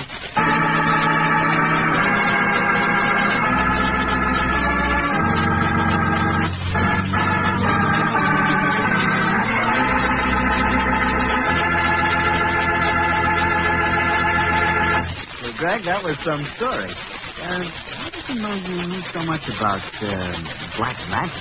I'll let you in on a little secret, Harry. I don't know a thing about it. The only kind of magic I know is what my old father taught me. He did the most wonderful act of throwing a woman in half. But it never worked with me. You mean you couldn't master the trick, Greg? No, it requires lots of practice. Oh, and you couldn't find the time? No, I couldn't find the woman. Oh, no. But, Harry, you must know a few pretty good tricks yourself. No, not one, Greg. Now, come on, Harry. How is it every time I come to your house, you dish up such marvelous meals and you're no cook? Greg, that's because of the Petri wine. Didn't your old father ever tell you what a good dinner wine does for any meal? It all comes back to me now. And you know Petri wine is good wine. Why, it's got to be. Look at the long years of skill and experience that goes into its making. The Petri family has been making wine for generations. Winemaking is their heritage.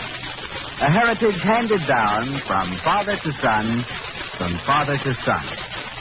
So you can see why the Petri business has grown and grown, so that today the Petri family are America's largest independent winemakers.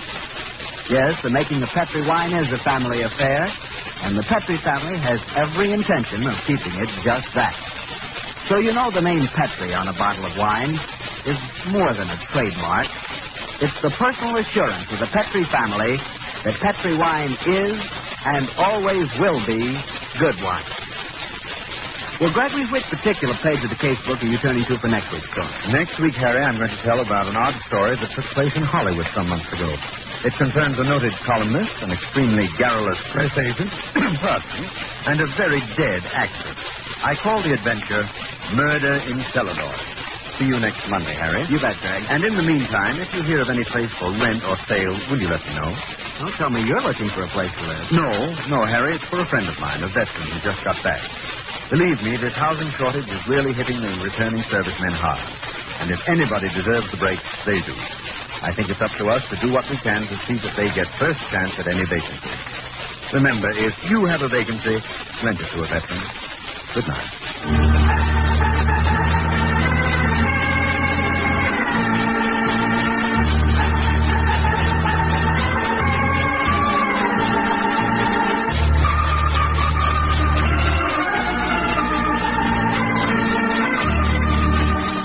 The Casebook of Gregory Hood is written by Dennis Green and Anthony Boucher. Original music composed and played by Dean Foster. Gail Gordon plays the part of Gregory Hood, and Sanderson Taylor is played by Art Gilmore.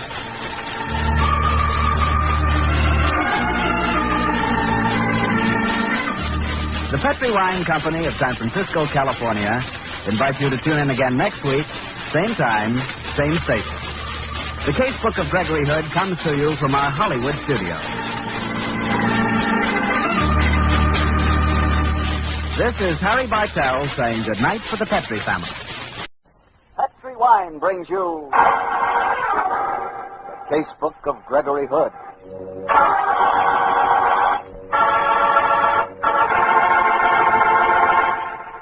Tonight, the Petri family, the family that took time to bring you good wine, invite you to listen to the story of Murder in Celluloid, another exciting adventure from the Casebook of Gregory Hood. As for me, I'd like to know if you're planning to have chicken for dinner any night this week. Because no matter how you like that chicken, roasted, fried, or in the stew with dumplings, you like it a lot better served with a glass of Petri California Sauterne. Now, there's something to talk about.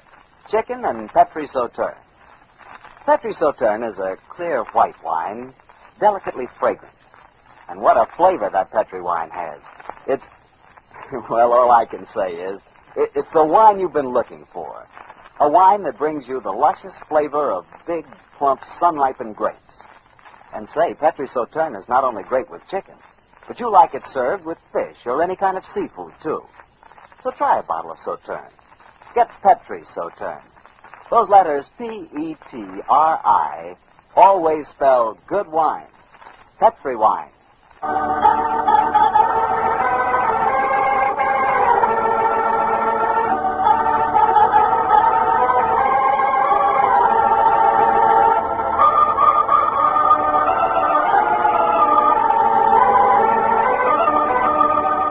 Well, it's Monday night in San Francisco, and we have a date with Gregory Hood. Tonight's rendezvous is at his apartment high on Nob Hill and overlooking the Golden Gate. Let's join him there, shall we? Hello, Gregory. Harry Bartell, come on in. I was expecting you. Where's Sandy Taylor tonight, Greg? He flew up to Vancouver today. There's some legal business he had to attend to for me on a shipment coming in from the Orient. He'll be back in a few days. Glass of sherry, Harry? Thanks. Well, Siamese cat. A new addition to the ménage, Greg? Oh, no. Sam's an old retainer. He's been up at my place at Russian River. I flew him down with me this morning. Mighty friendly. What did you say his name is? Well, officially it's Sing Lo, but his host of friends decided it was too dignified a name for such a whimsical character. So he was christened Sam Thurber. Greg, am I crazy or is Sam cross-eyed? Oh, yes. He's cross-eyed and his tail's broken, but he has a delightful, dusky little soul. Haven't you, Sammy? Well, Sam has another fan now. Here's your sherry. Thanks, Greg. And now... I know. You have that Monday night look in your eye. You want a story out of my casebook. Correct. And from the hints you gave us last week, it sounded as though you had quite a special one lined up. Well, it was a strange business, Harry. The whole thing happened in Hollywood. What were you doing down there, Greg? Metropolis Studios were making a picture called Passport to Danger, and my old friend Ray Hansen was directing it. The story was about a girl who inherits an importing business and gets into a struggle between her private life and being a career woman. And you were called in as a technical advisor? Well, not quite that, Harry. Ray called me one night and said that he had some headaches on the importing business angle of the picture. So the next morning I hopped into my Beechcraft and flew down to the city of Celluloid. As you know, I'm something of a gourmet. How well I know. So it was only natural that my lunch that day was eaten at the Brown Derby in Hollywood. As I entered that star-studded home of good food, I was greeted by Bill Chilius, famed mate hotel. Mr. Gregory Hood, it's good to see you back in town. Hello, Bill. It's good to be back. I have your usual table for you. This way, please. Thanks. Oh, by the way, Bill, I hope that on this trip you'll break down and give me the recipe for that Cobb salad. I don't know if Mr. Cobb would like me to. Oh, come on, Bill. Bob Cobb and I are old friends. He'd approve. Well, Mr. Hood, here's your table. I know you start off with 3 kinds of lettuce, romaine, chicory, and iced lettuce. Break it up very fine. Correct, Mr. Hood. Then you slice up some bacon in tiny strips, some chopped chives, and then comes the cheese. Yeah. Oh, excuse me, Bill. Who's that girl sitting 2 booths away? Miss Sheila Graham, one of our best movie columnists and radio commentators. I thought it was. I must go and talk to her. I'll get the rest of that recipe from you before I go, Bill. Very well, Mr. Hood. Sheila Graham, how nice to see you again. Gregory Hood. I heard you were in town. You did. I only flew in this morning. You get your news fast, Sheila. My spies are everywhere, Gregory. In this case, I met Ray Hansen at a beach party at Malibu last night. He told me you were coming. What brings you to town, Gregory? Said she, whipping out her golden Eversharp. Certainly. Your news, Gregory. Famous importer, man about town, and amateur detective flies into Hollywood. I mentioned it on my radio show. I heard you had a new show, Sheila. What time is it? I must catch it. Sunday night, 8:45 on Mutual. Oh, nicely spoken. I shall listen. Thank you kindly. And now, Greg, Which of our starlets is responsible for your being in town? Well, it isn't a girl this time, Sheila. I came down to give Ray Hansen a little help on the importing business for Passport to Danger. Oh, yes. That's the Neda Mason and Norwood opus. Funny thing. Neda's having luncheon with me today. Have you met her? No, but I hear she's what is known technically, I believe, as a dish. A little too highly spiced a dish for my liking, but she's good copy. I did meet Ann Norwood. Isn't she sweet? I fell hopelessly and head over heels in love with her. Seems impossible that an 8-year-old girl can be a movie star and yet be so utterly unspoiled. Here comes Neda Mason now. Watch her switch on the personality. Hello, Neda. Sheila, darling. Oh, I'm so terribly sorry I'm late. They simply mobbed me for autographs. Do you know Gregory Hood? Oh. Miss Neda Mason. How do you do? So you're the famous Gregory Hood. Ray told me you were flying down. You're going to help us on the picture, aren't you? If I can. It's a marvelous script, and I've got a dream of a part. And Sheila, darling, the clothes. Oh, Adrian designed me the most heavenly outfits. I think I must do an artist, my dear. I just can't keep away from mirrors these days. Excuse me, Mr. Hood. Oh, yes, Bill? There is a young lady waiting for you at the table. There is? Excuse me, Sheila. See you again before I leave. Fine, Greg. Nice to have met you, Miss Mason. And I'll see you at the studio. Well, Miss Ann Norwood. Hello, Mr. Hood. You didn't mind me sitting down at your table, did you? I'm very flattered, Ann. I had to see you alone. That's why I didn't come over to the other table. I saw Miss Neda Mason was there. And you don't like her? Oh, it isn't exactly that. Though I do think she talks awfully loudly, don't you? Yes, Ann, I do. Mr. Robin Hood. You're a detective, aren't you? In an amateur way. And incidentally, Ann, the name is Gregory, not Robin. I know. But I think you're just like Robin Hood. And he was wonderful. And so I think of you that way. I'll admit that my prices might be called stealing from the rich, and I do give to the poor, but that's where the resemblance ends, I'm afraid, Ann. But I'm very flattered that you think of me that way. I do, Mr. Hood.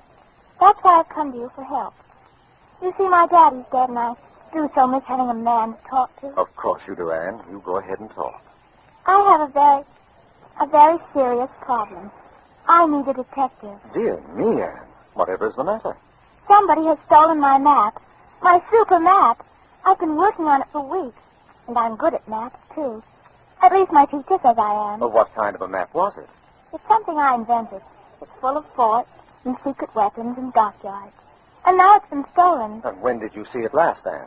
This morning. It was in my portable dressing room in the studio. I was working on it between scenes.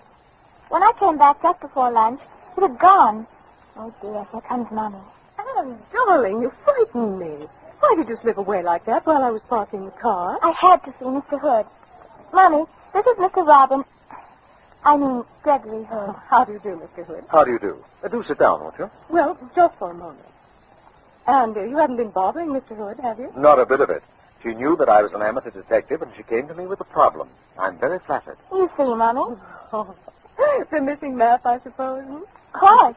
And Mr. Hood's going to find it for me, aren't you? I'll do my best, Ann. Who do you think might have stolen it? I think it was Miss Neda Mason. It must have been either her or Major Courtney. They were the only two people in my dressing room today, except Mother. Major Courtney. That name seems familiar. Who is he? Well, I suppose you might say he's a suitor of mine. He's terribly stuck on money. And, dear, that's not very nice. What branch of the Army is he in, Mrs. Norwood? Honestly, I don't know. And if I did, I shouldn't tell. It's all some terrific secret. He doesn't even wear a uniform. Well, I'll tell you what, let's do. You both have lunch with me. Then we'll drive over to the studio and see if we can find that map for you, Ann. Oh, Mr. Hood, you're so wonderful.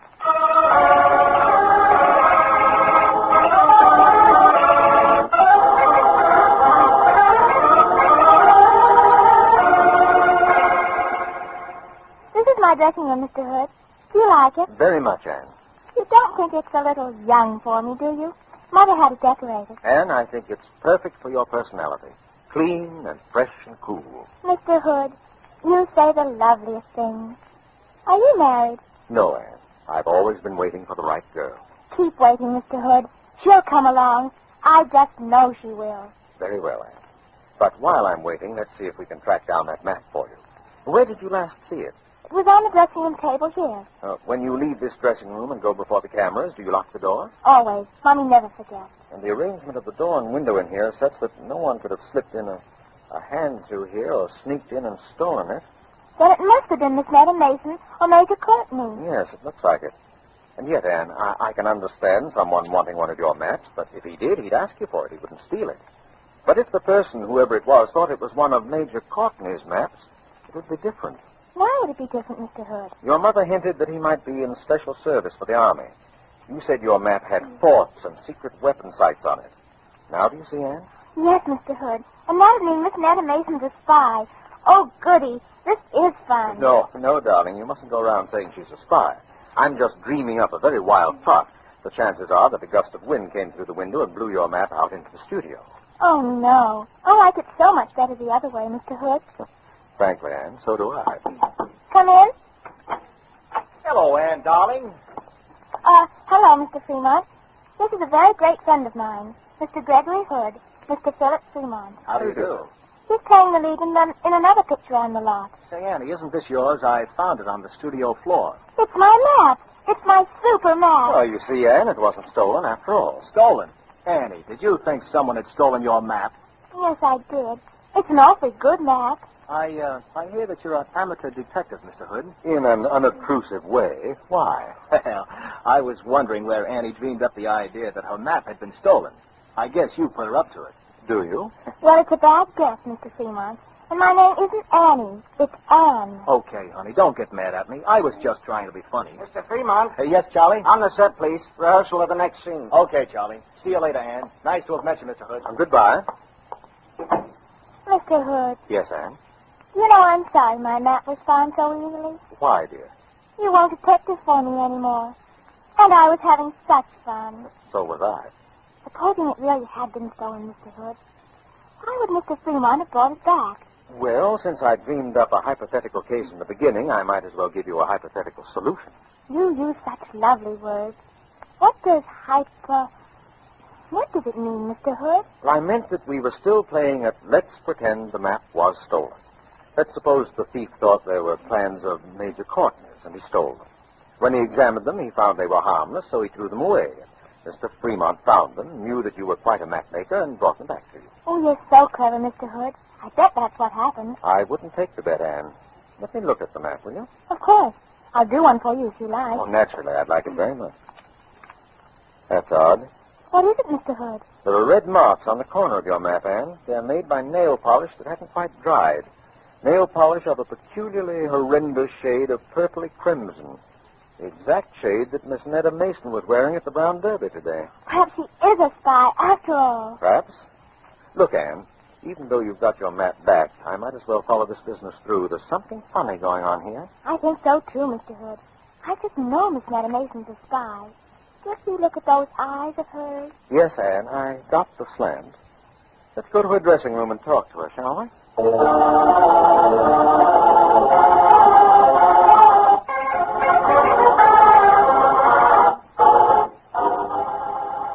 This is her dressing room, Mr. Hood. You'd better knock. I always knock, Anne. It's lucky. Oh. Hello, Mr. Latimer. It's my dreamboat, Annie. How are you, darling? Mr. Lou Latimer. Mr. Gregory Hood. Glad to meet you, Mr. Latimer. Oh, just call me Lou. Say, you're Greg Hood. I know about you. You sell old hunks of ivory for big dough in San Francisco. And you're an amateur sleuth who can show up the pros. And you're a wolf in good standing. Listen, Lou, I also pack a mean left. Clean it up a little, can't you? Oh, a little Lord Fauntleroy character, huh? Okay. Beat me to a pulp and call me Juicy. Ah, ha, ha. Get it? Pulp, Juicy? Don't overplay it, Lou. It gives me ideas. Character, huh? But depth. Listen, I'm handling the publicity on this little super-duper colossal hunk of picture. I've got an idea. It'll slay you, Greg. I'm mortal, just like the next man, but I'll listen to it later. Right now, Anne and I want to see Netta Mason. Is she in her dressing room? Oh, death. She went in about half an hour ago, and I've been sitting here ever since, dreaming up ideas. Anyone else been in to see her? Natch. Philip Fremont, the alleged actor, went in. Also Major Courtney, the man of mystery. They've both left now, though. So, Anne, I'm going in alone. Stay here with Mr. Latimer, will you? Why can't I go with you, Mr. Hood? You know how it is, Anne. You're a sophisticated girl. When you go to see a beautiful spy, you go alone. I know. It's just like in the funnies. As if she was a dragon lady. You wouldn't want another woman like me along. That's right, Anne. You're very understanding. I'll be back in a moment. Character. Greg Hood is a definite character, but in dube. I love Mr. Hood. Why not, Annie? Oh, by the way, Dreamboat, I've got a terrific angle for you on this picture. Oh, no, Mr. Latimer. Not again. Oh, this one's a natural, honey child. We give you a big balloon, see? It has Passport to Danger printed on it. Now, passport spelled backwards is Tropsap, see? No, Mr. Latimer, I don't see. Look, baby, Tropsap is the name of a cereal, see? Now, we get him to ask you why you're so healthy. And you say you always breakfast on Tropsap because backwards it spells passport. And that's in the title of your super-duper smasher. You get it, Annie? No, Mr. Latimer, I don't eat Tropsap. I've never even heard of it. I wouldn't tell a lie. A lie, she says, yes. Listen, honey child, you're not getting the point. It's a big balloon. Maybe we fill it up with hydrogen. But, you see, it's got this billboard on each side of it, see? And when they ask you... Oh, Anne. Hello, Mr. Hood. I'm glad you're back. Your mother left a message. She wants you to call her. She's back at the Brown Derby. It's quite important. Oh, all right, Mr. Hood. Wait here for me, won't you? Yes, Anne, I'll wait. What's the matter, pal? You look as if you'd seen a ghost. I have. Close the studio gates and send for the police. The police? What's wrong? Plenty. Miss Netta Mason's lying in her dressing room. She's been strangled.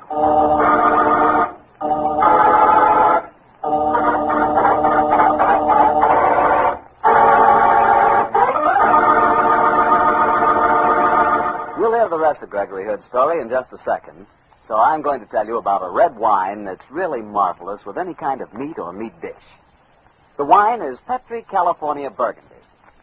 Petri Burgundy is a rich, full-flavored wine, a wine so unusual that it can turn a simple meal into a real feast. For proof, next time you have hamburgers or your favorite kind of stew for dinner, serve it with a glass of Petri Burgundy. Your whole dinner becomes more colorful. And as for the wine itself, well, Petri Burgundy will make you smack your lips for fair and just sigh with pleasure. Be sure you get Petri Burgundy, because Petri is always good wine. Well, Gregory, so you found Netta Mason strangled in her dressing room, huh? What happened when the police got there? Well, Lou Latimer, the publicity man, persuaded me not to send for them right away. He probably figured that you could solve the case, hand the killer over to the police, and so avoid as much publicity as possible. Huh? Correct, Harry, and I somewhat grudgingly agreed.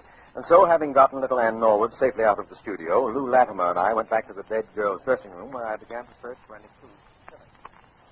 Find any clues, Greg? Not so far, Lou. Except that the thumb marks show she was strangled from behind. No chance of identifying them, I'm afraid. Gee, Greg, how do you figure this killing? It's a hard one to figure. Maybe the explanation I ad-libbed at the studio for Ann Norwood's benefit might fit the killing at that. Well, it looks simple enough to me. I saw Netta walk into her dressing room. I was sitting outside it until you came out. Now, apart from yourself, only two people went in. Major Courtney, the man of mystery, and that ham actor, Philip Fremont. Now, it must be one of them. Hello. Now we've got a clue. Look what's clenched in her right hand. Huh? It looks like some kind of pin. It's a Sigma Xi key. What's Sigma Xi? An honorary fraternity for science, a sort of scientific equivalent of Phi Beta Kappa. But there's no name on this key. So you still don't know which one of the two it is? Which one of the three? Huh? Well, how do you figure three, Greg? Proving it's two only rests on one thing, Lou. Your word alone. That makes you, my friend, the third suspect.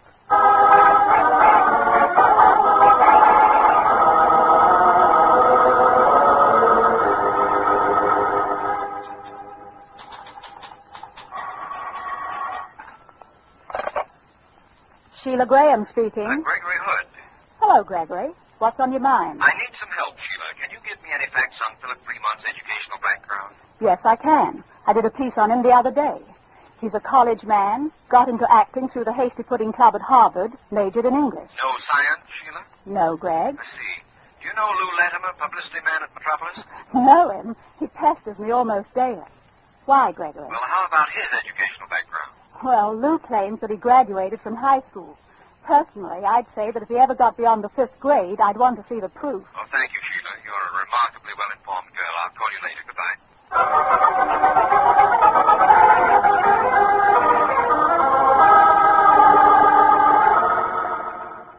Mrs. Norwood, why did you bring Anne back here to the studio? I simply couldn't keep her away, Mr. Hood. Where is she now? In her dressing room, talking to Major Courtney. Oh, I'm anxious to meet him. Oh, well, come along then. Let's go in. Robin Hood. Where have you been? I've missed you. Well, I had a little business to attend to, Anne. I want you to meet Major Courtney, Mr. Gregory Hood. How do you do, Major? Hello, Mr. Hood. Anne's just been telling me about you. She's a rabid fan of yours. As I am of hers. In fact, I've quite lost my heart to her. Doesn't he say the most beautiful things. Major Courtney, I wonder if you and I could take a stroll. I'm most anxious to speak to you alone. Why, yes, I suppose so. I want to come with you, Mr. Hood. Darling, you heard Mr. Hood say that he wanted to speak to Major Courtney alone. Now, don't worry, Anne. We'll be back in a few minutes. Please don't be long. You're being very mysterious, Hood. I didn't want to talk in front of Anne. You knew about Netta Mason. Oh, of course. Mind if I ask you some questions? No, fire away. Would I be right in thinking you're a government technician? That's a question I can't answer, Hood. Then would you tell me if you studied science in college? Yes, I majored in it. Then doubtless you're a member of Sigma Xi. Yes, I am. May I see your fraternity key? But I don't wear it often. I don't know where it is right now. Look, Hood, I don't know what you're driving at, but I'm not used to being cross-questioned like this. Sorry, but I'm going on with it. Why did you call on Netta Mason in her dressing room this afternoon? That is none of your business. Then let me do a little guesswork, Major. I think you suspected Netta Mason of being involved in espionage activities. Perhaps she displayed too much interest in your briefcase and you went in to talk to her about it. Listen, Hood, if you must know, when I went into Netta's dressing room, I found her murdered. Found her or left her that way, Major? You're barking up the wrong tree, my friend. And if I were free to explain a few things to you, which I'm not, you'd believe me. Hey, Gregory, there you are. Been looking all over the lot for you. How you coming? I think we're on the last lap, Lou. Tell me one thing. Sure. What is it, pal? Is Philip Fremont's picture shooting this afternoon? Oh, yeah. They're on stage 8. They're shooting a big gun battle scene right now. I just left there. You want to come over? Yes, Lou, I do want to. Very much.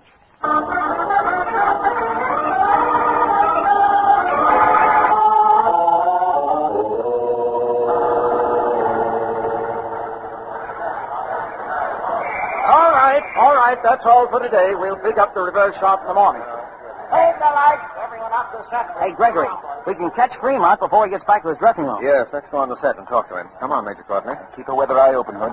We may be leading with our chin. I know, Major, but we have the advantage of surprise. I hope. Oh, hello, Mr. Fremont. Well, Gregory Hood. Didn't know you were on the set. It's too bad you weren't here earlier. We were shooting some good stuff. Say, by the way, can you get here in the morning? I've got several terrific scenes then. Too bad that you won't be playing them, Fremont. Well, what do you mean, Hood? Call the police, Lou. Philip Fremont's your murderer. Philip Fremont? That was my hunch, too, Hood. Stay right where you are, Lou, and that goes for the rest of you. Don't you see I'm still carrying my revolver? Yes, a revolver containing blanks. You've just used it in the scene. Oh, no. No, I have another one in my pocket. A revolver containing live shells. I've switched them. And I shoot expertly through the pocket despite the tailor's bills. You're not getting me arrested. I'm clearing out. Why did you strangle Netta Mason? Because she was stupid, and she quarreled with me. In any case, a girl who can mistake the map of an 8-year-old child for a valuable map such as the Major carries deserves to die. She was no more use to us. Us being your fascist superiors, of course. Correct. Major Courtney of G2. You didn't think fascism was dead, did you? Just because you and your boys killed a few Germans. Oh, the word's dead, all right. We'll never call it fascism again. But you'll be hearing from us. From you, we'll only hear a faint squeal from the gas chamber, Fremont. Yeah? You'll never get me. Oh, by the way, Hood, I knew you were pretty smart, but I didn't think you'd spot me. What mistake did I make? In leaving that Sigma Xi key in the dead girl's hand. Hey, but Greg, you said the key didn't have any name on it. Exactly. That was the point, Lou. Any genuine key, such as Major Courtney owned, has the name on it, doesn't it, Major? Yes, invariably. So the absence of the name suggested that it was a dummy key. You were playing a scientist in your picture, Fremont, and so you were obviously wearing a prop key to give authenticity to the part. Careless of you to let the dying girl wrench it off your watch chain in the struggle. Yes, wasn't it? I must watch blunders like that in the future. Gregory Hood, I don't like you. Gunfire is pretty common on this set, and I think I'll give you a little treatment. Fremont, you haven't a chance of getting out of this studio. You should know that. And think of the publicity it'll give us, Phil. It'll be terrific. It'll be sensational. Shut up, Lou, you little rat. What do you say? Mr. Gregory ought to mind your own business, Hood. I'd say look out, above you. You expect me to fall for... Oh! It got him! A falling paint bucket. Oh, boy, knocked him out cold. Gee, but you're lucky, Greg. A fine detective I am, saved from being shot only by a freak accident. But it wasn't an accident, Mr. Robin Hood. Jeepers! Hey, look up there on the catwalk. It's little Ann Norwood. And, darling, how can I thank you? Take me out to dinner, Mr. Hood, and then we can go dancing together. Is it a date? Yes, darling, it's a date.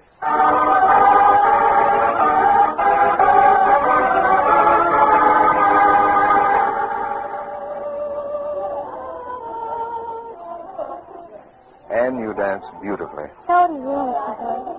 I'm afraid I'm a little short for you, though. Not a bit of it, Anne. I like my women petite. By the way, young lady, perhaps you'll tell me how you happened to be up on the catwalk this afternoon. Well, Mr. Hood, when you went out of my dressing room with Major Courtney, I could see by your face that something was wrong. I got scared for you, so I stepped out of the dressing room And shadowed me, huh? Yes. I got to stage 8 ahead of you and climbed the ladder to the catwalk so that I could see what was going on. Did I hurt Mr. Fremont when I toppled that paint bucket over on him? Not seriously, Anne. But you stunned him and probably saved my life. How can I ever repay you? Well, there is one way, Mr. Hood. What is it, Anne? You told me at lunch that you'd never married because you hadn't met the right woman. That's right, Anne.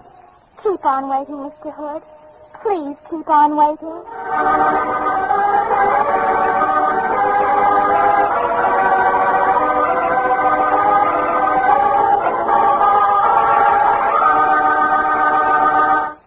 Greg, that was really a swell story, but what a detective you turned out to be. Why, Harry, what do you mean? I solved the case. What more do you want? Oh, I know, Greg, but to overlook the fact that gun might have real bullets.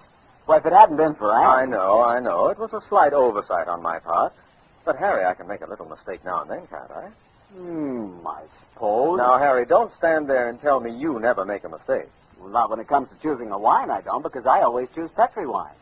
I don't know why I bother talking to you. Oh, yes, you do. You like to hear about good wine just as much as the next fellow. And I like to talk about Petri wine because Petri wine is good wine. Why, it's just got to be. After all, the Petri family has been making wine for generations. Winemaking is their heritage. A heritage passed on down from father to son, from father to son, from generation to generation. It's easy to understand why the Petri family knows so well the art of turning luscious, sun-ripened grapes into fragrant, delicious wines. And it's easy to understand why the Petri business has grown and grown so that today the Petri family are America's largest independent winemakers. Yes, the making of Petri wine is a family affair, and the Petri family intends to keep it that way, because by so doing they can be sure that every bottle of wine that bears the name Petri is and always will be good wine.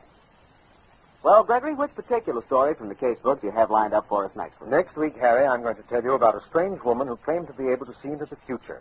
She predicted 2 violent deaths with frightening accuracy. The third death she happened to prophesy was my own. See you next Monday, Harry.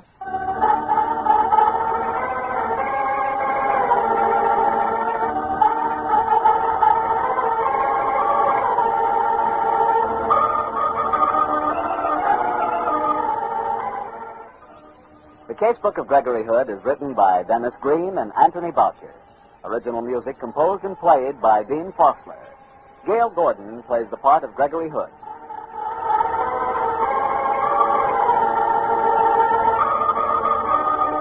The Petri Wine Company of San Francisco, California, invite you to tune in again next week, same time, same station. The Casebook of Gregory Hood comes to you from our Hollywood studio. This is Harry Bartell saying good night for the Petri family. For a solid hour of exciting mystery dramas, listen every Monday on most of these same stations at 8 o'clock to Michael Shane, followed immediately by the Casebook of Gregory Hood. This is the Mutual broad... Petri Wine brings you Casebook of Gregory Hood.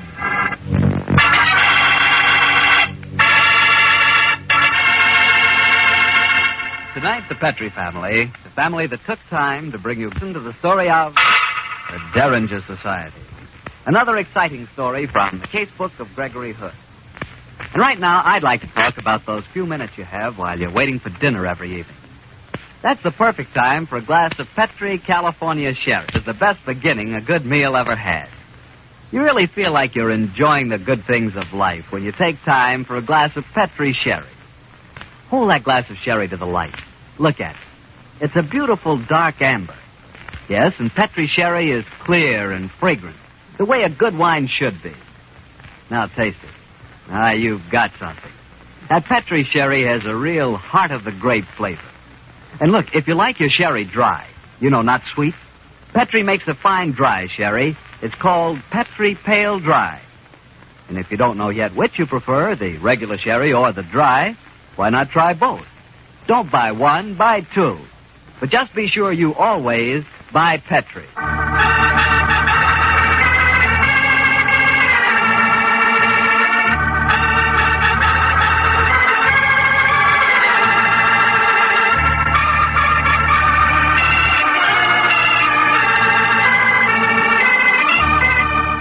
Well, it's Monday night in San Francisco, and we have a date with Gregory Hood and his friend and attorney, Sanderson Taylor. Tonight's rendezvous is at that delectable backwater, the Happy Valley Room at the famous Palace Hotel. Let's keep our date, shall we? Harry Bartell, how are you? Hello, Gregory. Evening, Mr. Taylor. Good evening, Harry. We just ordered a glass of sherry. You'll join us, of course. Thanks, Greg. Be very nice. Make that 3 sherries, Carl. Yes, Mr. Hood. Well, gentlemen, which stories have you selected from the casebook for tonight's episode? A quite remarkable case that we filed under the heading of the Derringer Society. Well, it sounds exciting, but what is the Derringer Society? Well, surely you remember those wonderful early semi-scientific yarns about Dr. Derringer, don't you? Yes, I do, Greg, now that you mention it. Sort of Jules Verne stories, weren't they? Yes, and if you reread them, Harry, you'll realize that they predict just about everything from rockets to the atomic bomb. You're both members of the Derringer Society, I take it. Oh, certainly. In fact, Gregory is the president. Greg, I'm always learning something new about you. Oh, I've been a Derringer fan for a great many years, Harry, so it was only natural that I rounded up a few old cronies here who were equally interested and formed a society. We meet from time to time in a private room in Solaris, in Maiden Lane. On the particular occasion I'm talking about, the evening started out very quietly with an excellent dinner, fine wine, and lots of good talk about the famous Dr. Derringer. And then I rose to introduce the guest of honor.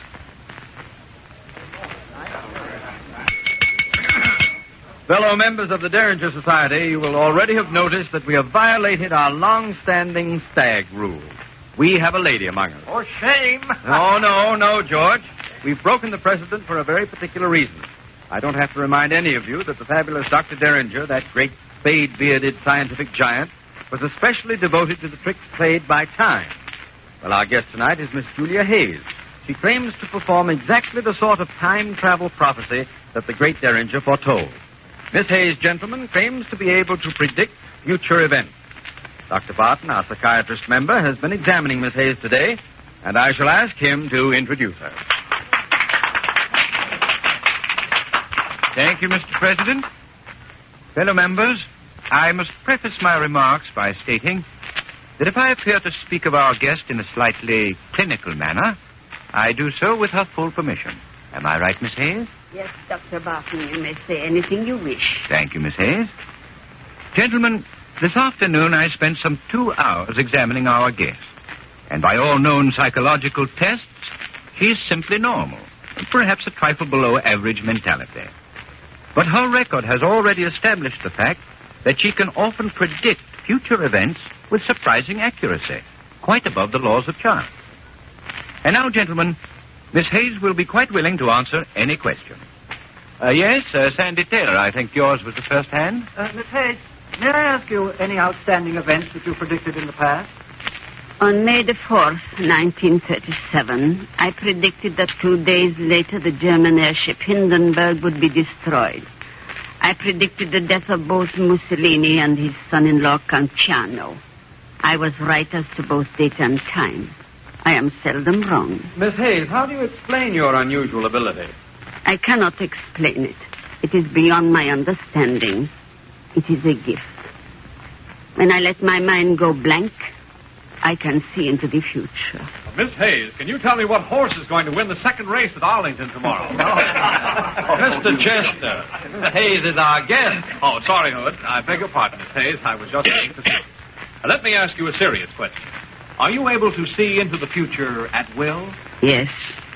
If I make my mind a blank, I can usually see into the immediate future. Would you consider making a prediction for us now? I will try. I can promise nothing, but I will try. Monday. It is Monday at 8:15. I see the future, but not far ahead. This same night, 3 hours from now, at 11:15 tonight, I see a small man, a bald man with glasses. His name is Chester. Now, look, Miss Hayes, the joke's a joke. Quiet, Mr. Chester. Don't spoil it. She's still talking. Tonight, Mr. Chester, at exactly 11:15, you will be murdered.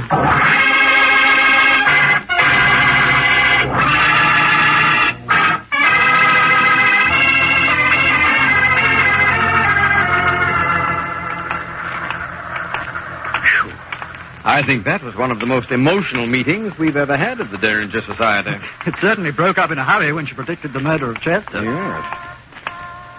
What do you make of that woman, Gregory? Well, it's hard to say.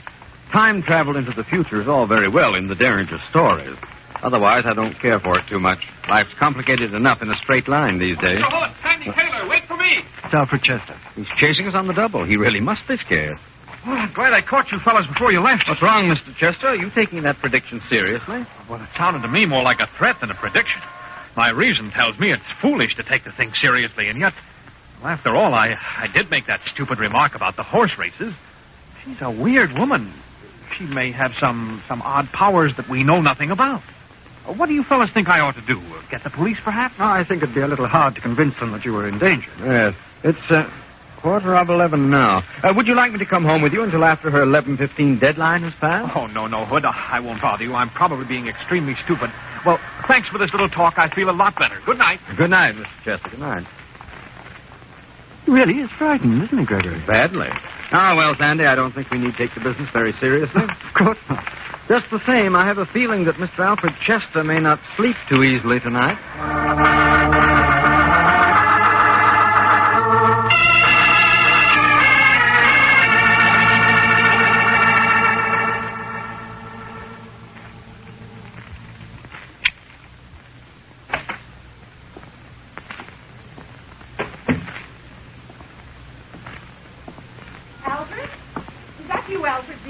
Yes, dear, it's me. Are you in bed? Yes, I've been reading.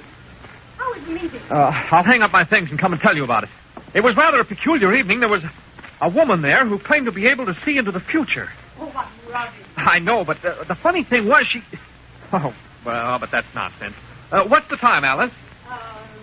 It's exactly 11:15. 11:15, then I'm safe. I need... Alfred, what happened?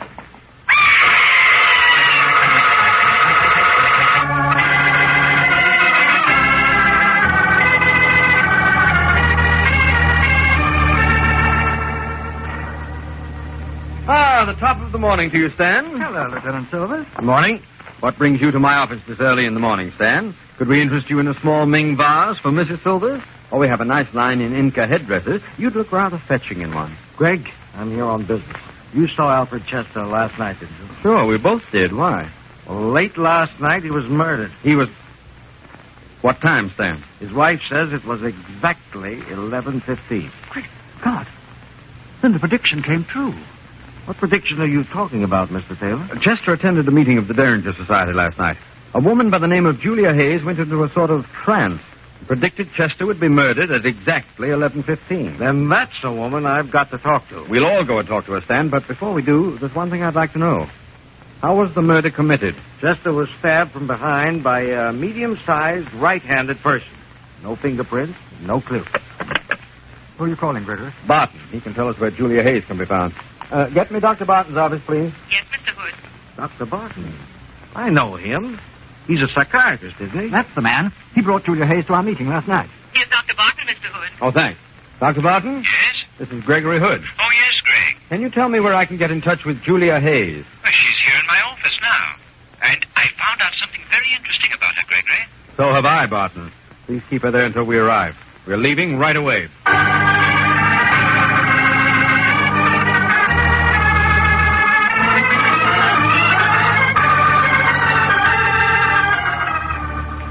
I've been examining Miss Hayes again this morning, gentlemen, and I've uncovered a very interesting fact. Miss Hayes was left-handed in her childhood, but she's been forcibly trained into right-handedness since. It's a situation that has unpredictable psychological results. Though, I'll confess, never precisely like her. She is extraordinary, isn't she, Barton? Lieutenant Silvers will tell you just how extraordinary. Dr. Barton, Alfred Chester was murdered last night. Murdered by a right-handed person. What? And her prediction came true to the exact minute. He died at 11:15. He did? I don't know what to say. One thing I can assure you, gentlemen. Miss Hayes did not commit the crime herself. How do you know? Because I brought her back here after the meeting last night. I was working with her until 12:30. Where's Miss Hayes now? In the other room. You want to talk to her? Yes, Dr. Barton, I certainly do. I'll call her in. Come in, please, Miss Hayes. Yes, Doctor. These gentlemen want to ask you a few questions. What questions? I understand you predicted the murder of Mr. Alfred Chester last night. Yes. It happened, of course. Yes. I knew it would. How do you account for the fact that you predicted it 3 hours before it happened? I cannot account for it. It is a gift that I cannot explain. I can see things in the immediate future. I can tell you what is to happen today before the day is out. I can tell you... Her mind is blanking out again. What can you tell us, Miss Hayes? I see a large man, a red-faced man. His name is Felton. That's George Felton, another member of the Derringer Society. What do you see, Miss Hayes? He will die tonight. He, too, will be murdered. The heck he will. This is one murder that isn't going to take place.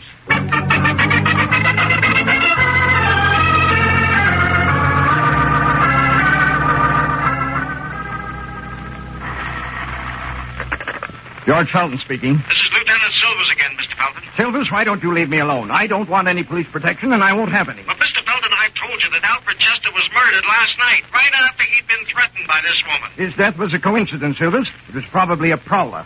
But I'm not easily scared, and I don't believe in supernatural powers, even though I am a member of the Derringer Society. I wish you'd let me come over, Mr. Felton. We don't like to take any chances. Now, look here, Silvers. It's nearly midnight. My wife and I are going to bed. Don't you worry about us. If anyone murders me during the night, I'll get in touch with you first thing in the morning. Who was that, darling? Oh, Lieutenant Silvers again. Oh, still worrying about that threat on your life. Yes, that's the 5th time he's called me today. Darling, he must take it seriously, even if you don't. Don't you think Oh, now, perhaps don't worry your pretty head about it, Cynthia. You run along to bed, dear. I'll lock up. I suppose you know best, George. Don't be long. Oh.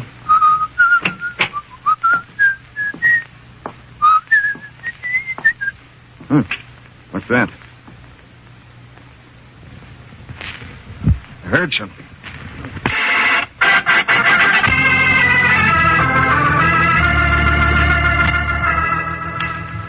Gregory, I blame myself for Mr. Felton's murder last night. You did your best, Stan? Yes, Lieutenant. After all, you tried to force him to take protection, but he wouldn't hear of it. I know, but I do blame myself.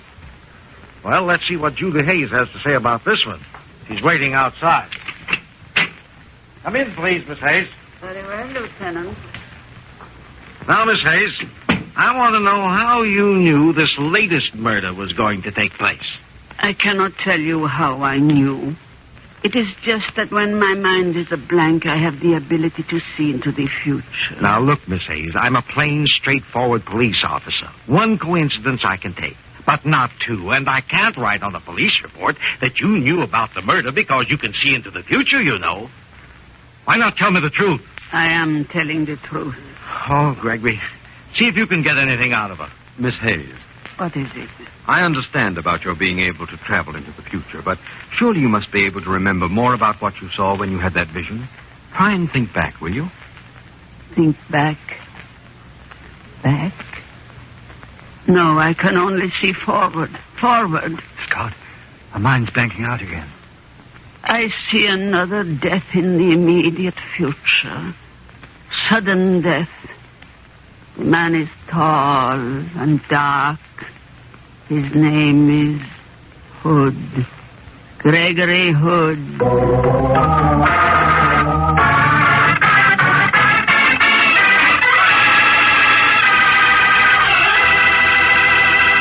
You'll hear the rest of Gregory Hood's story in just a second, so I'll tell you quickly about a wine I know you'll like. That wine is Petri California Muscatel. Petri Muscatel is really marvelous. In fact, I'm willing to bet you like everything about it. Petri Muscatel is good just to look at, the color of sheer gold. And say, if you've ever tasted plump, luscious Muscat grapes at their sun-ripened best, well, then you know what to expect when you taste Petri Muscatel. Petri Muscatel brings you that same wonderful Muscat flavor. And you'll like Petri Muscatel after dinner, by itself, or served with fruit, for instance, peaches, or with cake. Just be sure it's Petri. Petri Muscatel, because Petri wine is always good wine.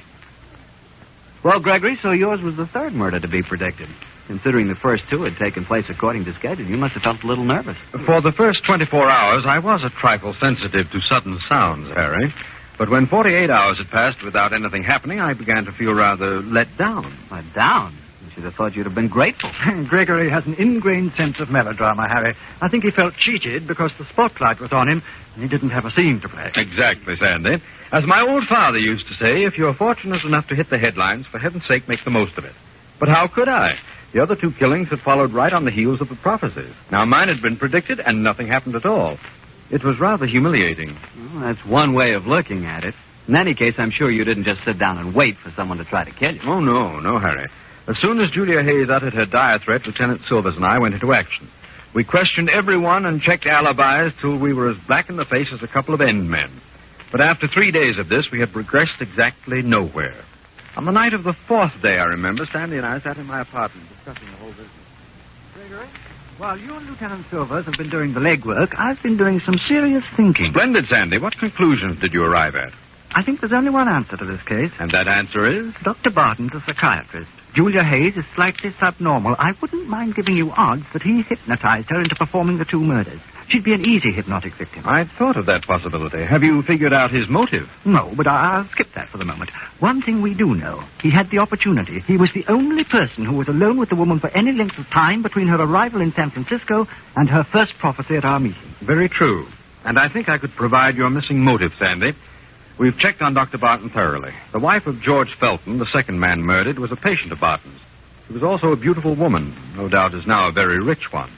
I've gleaned rumors that her relationship with Barton was a little more cozy than that which usually exists between doctor and patient. In that case, how would you account for the first murder, the stabbing of Alfred Chester? Well, that could have been a blind, to establish a pattern and conceal the motive. Well, if that were the case, your death would be necessary also. True.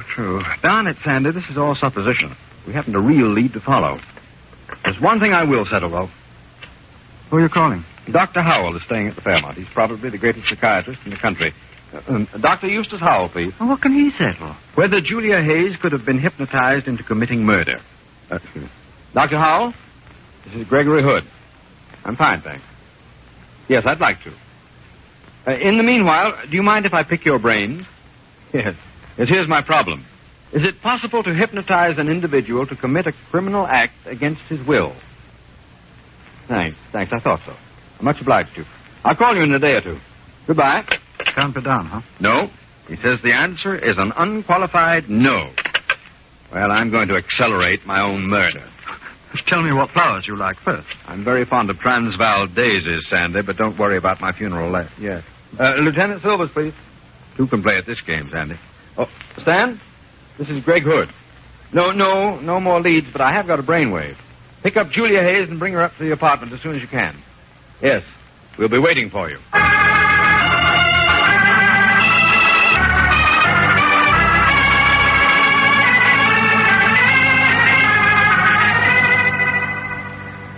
I cannot answer any more questions, Mr. Hood. But, Miss Hayes, you predicted that I would be murdered in this apartment. Doesn't this setting ring a responsive chord in your memory? No, it does not. Your other prophecies came true. What happened to this one? I do not know. I cannot explain it. Perhaps you've lost your mysterious power, Miss Hayes. Oh, perhaps you never had it. Perhaps you made the whole thing up. Why not admit you're a murderess who poses as a prophet? I am no murderess. I can see the future, or I could.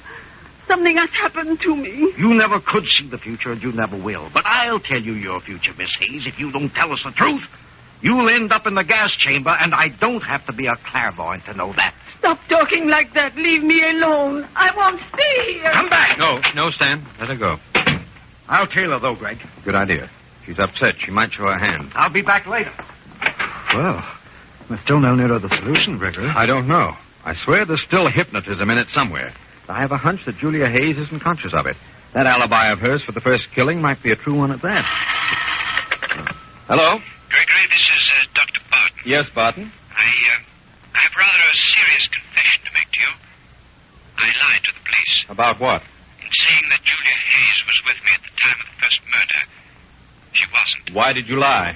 Well, the woman seemed such a unique psychiatric study, I wanted to complete my examination before the police nabbed her.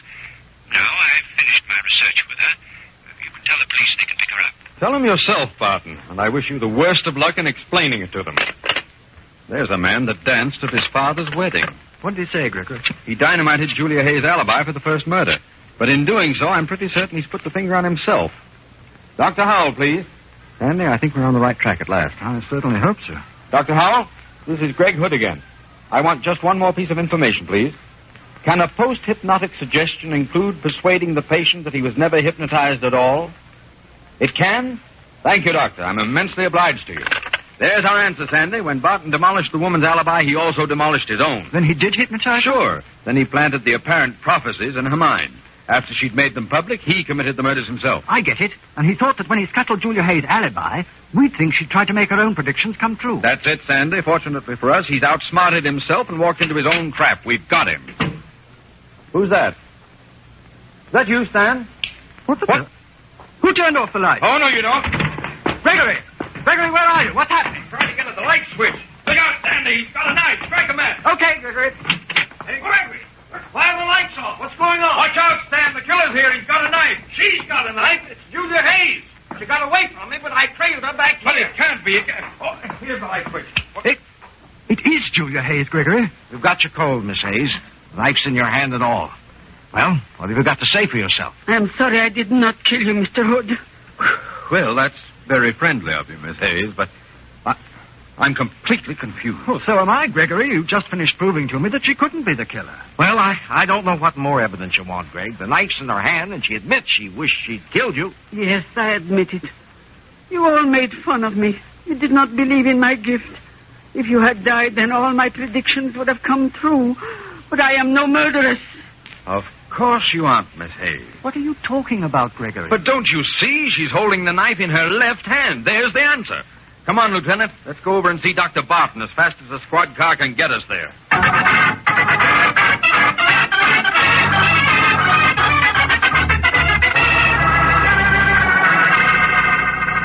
Yeah, this is all very dramatic.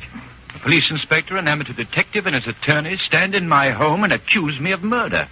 Is this some form of practical joke? If you think it is, you must have a very warped sense of humor. I don't think the judge will find it funny, Dr. Barton. And I know that your attorney won't. But this is ridiculous. You're suggesting that I hypnotized Julia Hayes into making murder prophecies, and then that I carried out the murders myself? To coin a phrase, yes. But, my dear Hood, you've just admitted that she attacked you tonight. Yes, you suggested the idea. And the three of us, by taunting her with her failure as a prophet earlier on, helped. Her never-too-stable mind snapped, and she attacked me to fulfill her record of prophecies. But why couldn't she have committed the two murders? You overlooked one thing, my friend. You didn't know that under strong emotion, she reverts to her childhood left-handedness. She attacked me tonight with her left hand. The murders were committed by a right-handed person. Want to argue any more? I'd like to know what you think my motive was, Hood. Oh, that's easy. Mrs. Felton, the widow of your second victim, broke down half an hour ago and spilled quite a few beans. She did? I mean, yes, she did. So, Cynthia's been talking. Better come with me, Doctor. Very well, Lieutenant. I should prefer not to talk anymore till I've seen my attorney. Good night, gentlemen. See you in court, Barton. Gregory, you tell the most convincing lies. That story about Mrs. Felton talking, how can you do it? Oh, it takes years of training. My old father always used to say that if you couldn't think of a really convincing truth when you wanted to make a good point, then tell a thumping great lie. You're a chip off the old block. Sandy, I'm worried. Conscience bothering you? Mm-mm. I'm thinking about the Derringer Society. What about it, Gregory? Well, Sandy, brood about it. With two of our society murdered and a third headed for the gas chamber, we can certainly use some new members.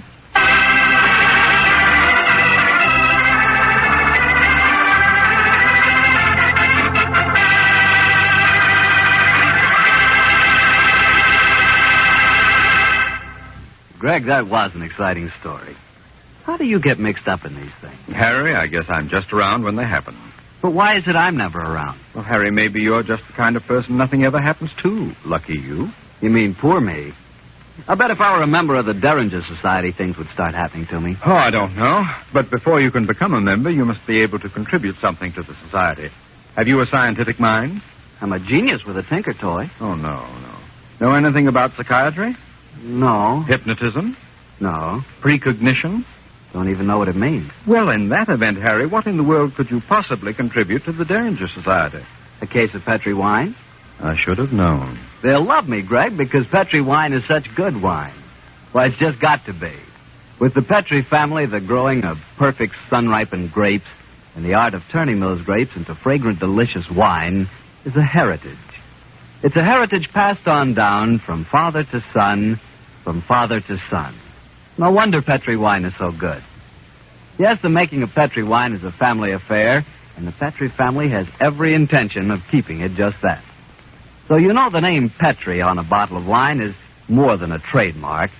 It's the personal assurance of the Petri family that Petri wine is and always will be good wine. Well, Gregory, which adventure out of the case book are you planning to tell us next week? Next Monday, Harry, I'm going to tell of a weird adventure that Sandy and I had in Mexico City some months ago. During the course of the story, I succeeded in getting myself kidnapped by a female sharpshooter and nearly ended up with an extremely beautiful wife. I'll see you next Monday, Harry.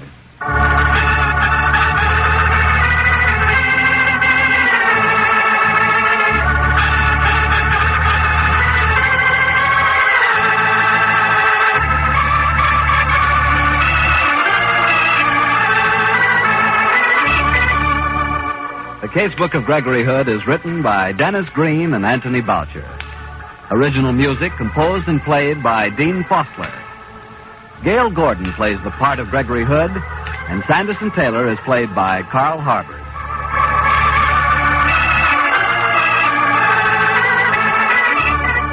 The Petri Wine Company of San Francisco, California, invite you to tune in again next week, same time, same station. The Casebook of Gregory Hood comes to you from our Hollywood studio. This is Harry Bartell saying goodnight for the Petri family. For a solid hour of exciting mystery dramas, listen every Monday on most of these same stations at 8 o'clock to Michael Shayne, followed immediately.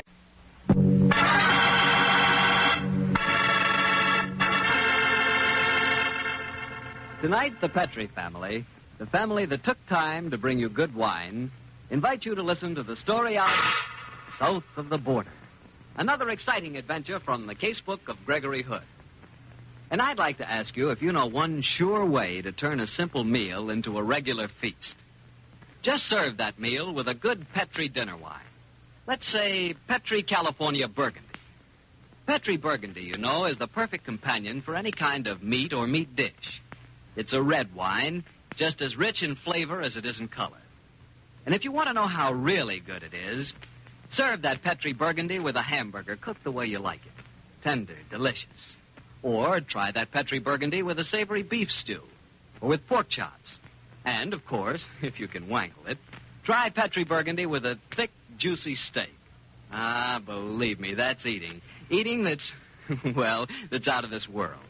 And believe me, Petri Burgundy is a wine that's clear, fragrant, and delicious. A wine that you can serve to your friends proudly. Of that you can be sure. Remember those 5 letters, P-E-T-R-I. They spell the proudest name in the long history of fine wine.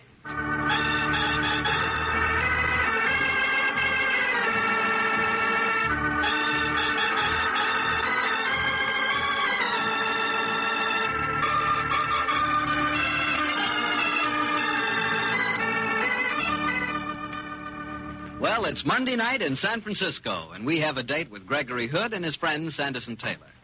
Tonight's rendezvous is at Gregory's apartment, high on Nob Hill and overlooking the Golden Gate. Let's join him there, shall we? Harry Bartell, how are you? Evening, Sandy. Where's Gregory? Oh, can't you hear him? Oh. Hello, Harry. Evening, Greg. That sounds swell. It is nice, isn't it? Your latest composition? No, this isn't mine, Harry. I wish it were.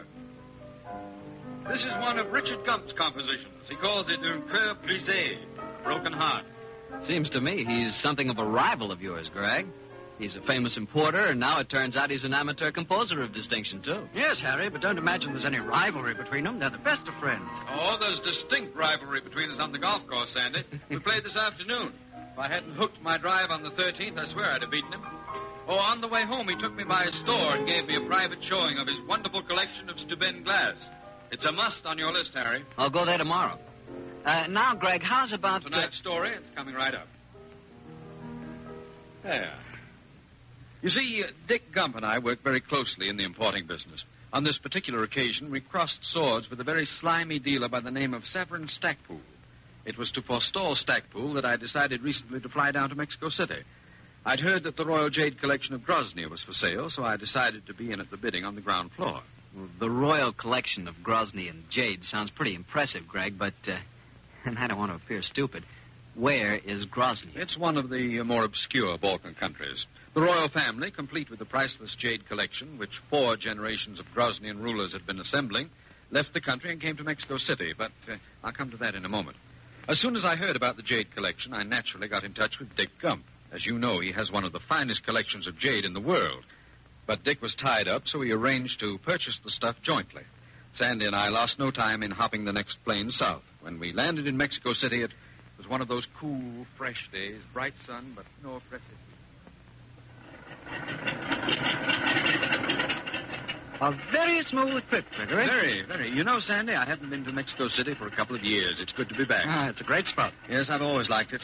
In a way, it isn't Mexican any more than San Francisco is purely American. It's a city for citizens of the world. And very attractive some of those citizens are, too. I wondered how long it would be before you spotted that girl standing at the barrier. Hello, she's coming over to us. Добрый день, Grigorov. Принято min. I beg your pardon? So, you do not wish to speak Groznian before your American friend? Very well. You will come with me, no? You're right. I'm afraid the answer is no. She spoke in Groznian. Did she know we were coming about the jade? Well, I sent Count Pavlu a wire. He's the official guardian of the Royal Collection. Are you an emissary of his, young lady? I do not understand this talk of Count Pavlin and of jade. I only know that my orders are that you must come with me. Who gave you those orders? I cannot answer that question. Well, normally I'd be delighted to join you, but I'm here on urgent business. But if you'll give me your phone number, I'll call you and I'm in the clear. Do not make fun of me. I'm going to make you come with me. I don't see how, darling. We're 2 great big husky men, and you're just a wisp of a girl. Even if you're a judo expert, I think you'll find it's tough sledding. You will come with me, alone. I rather think I will at that. So long, Sandy. Wait, Gregory. What on earth? Hey, young lady, what are you up to? Don't yell, Sandy. She might conceivably lose control of the revolver that's fitted so snugly in my ribs. Goodbye, Sandy. But this is kidnapping in broad daylight. It's not possible.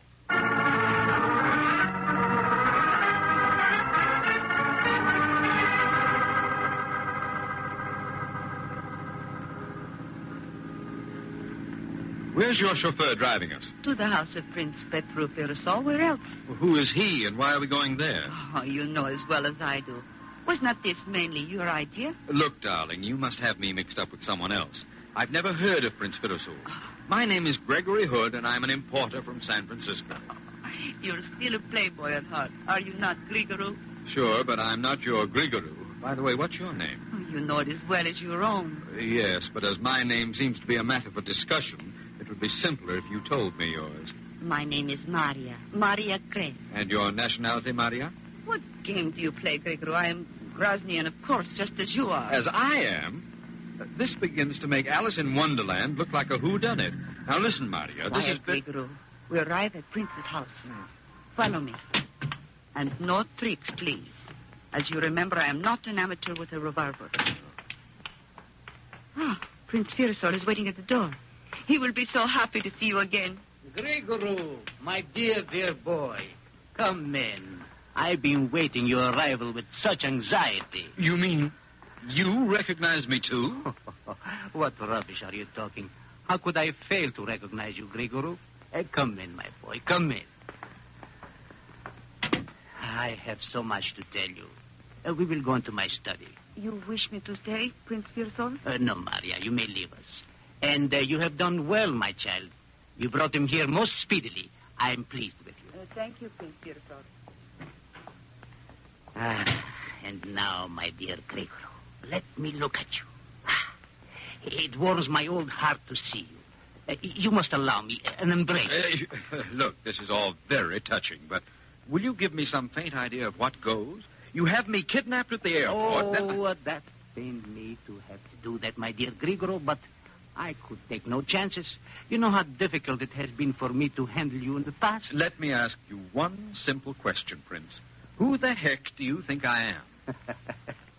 Who should I think you are? I, your old and trusted Prime Minister. Prime Minister? Who should you be but Grigoro the 16th, hereditary King of Grozny?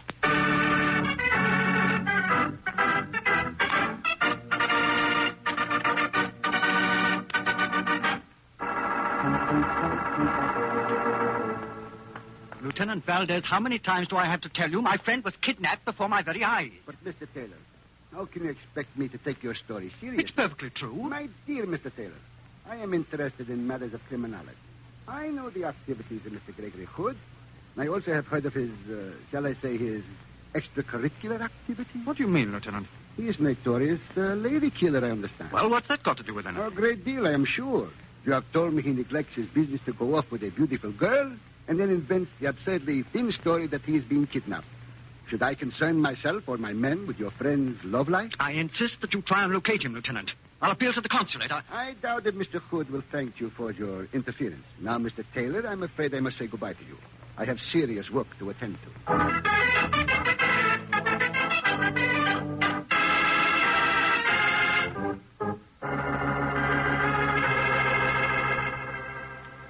But, Prince Firsol, I tell you my name is Gregory Hood. I'm an importer, and I live in San Francisco. Yes, Grigoro. We are used to your many ingenious disguises and alter egos. But the time has come when you can shirk your royal responsibilities no longer. Your life as a playboy must finish. Oh, so I've been a playboy, have I? You have left a trail of broken hearts from Paris to Buenos Aires. But this must cease, Grigoro. It is an unfortunate necessity of politics that a monarchist party must offer the people a monarch. That, Grigoro, is why I've had you brought here. But how did you find me? I mean, Grigoro. Only, of course, you haven't found him. What I mean is, what makes you think I am he? We knew you would come here to Mexico City for a very good reason. Anitra is in town. She's dancing at the Gato Azul. We know that for all your wanderings, you always return to her. I can see that I might have certain tastes in common with myself. But, Count Firsol, this game's gone far enough. It's a case of mistaken identity. Let me call the American consulate and prove to you who I am. No, Grigoro. We dare not let you near a telephone as yet. Not until you have agreed entirely to our plan. Oh, look here. This is crazy. You can't hold me here against my will. Oh, yes, we can, my dear boy. And if you have any notions of trying to escape, I might remind you that Maria will be guarding you. Come, let us discuss this in the morning. You'll have a clearer mind then and see my reasons. And now, I will show you to your room. Queen Helena, your wife, is waiting for you there. My wife?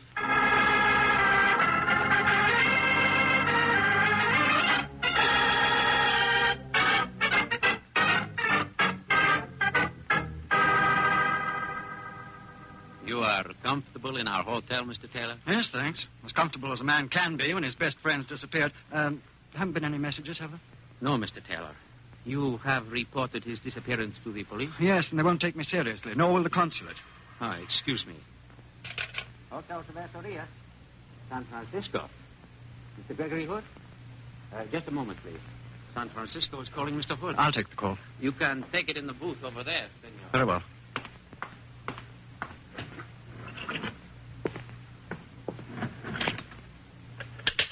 It's Anderson Taylor speaking. Hello, Sandy. This is Richard Gump. Oh, hello, Dick. Is Greg there? Dick, he's been kidnapped. By a girl. By a girl? Sandy, is that Mexican sun a little too hot for you? I'm not kidding, Dick. The girl had a revolver in his ribs. I've been going absolutely frantic. Neither the police nor the consulate will take me seriously. Well, look, Sandy, the vice consul is a friend of mine. I'll call him as soon as I hang up. But in the meanwhile, I've news for you. I just got a tip that Saver in Stackpool got wind that you and Greg left on that Grosny and Jade deal. He flew out on a chartered plane 4 hours ago. You must find Greg and tell him to close the deal as soon as it's humanly possible.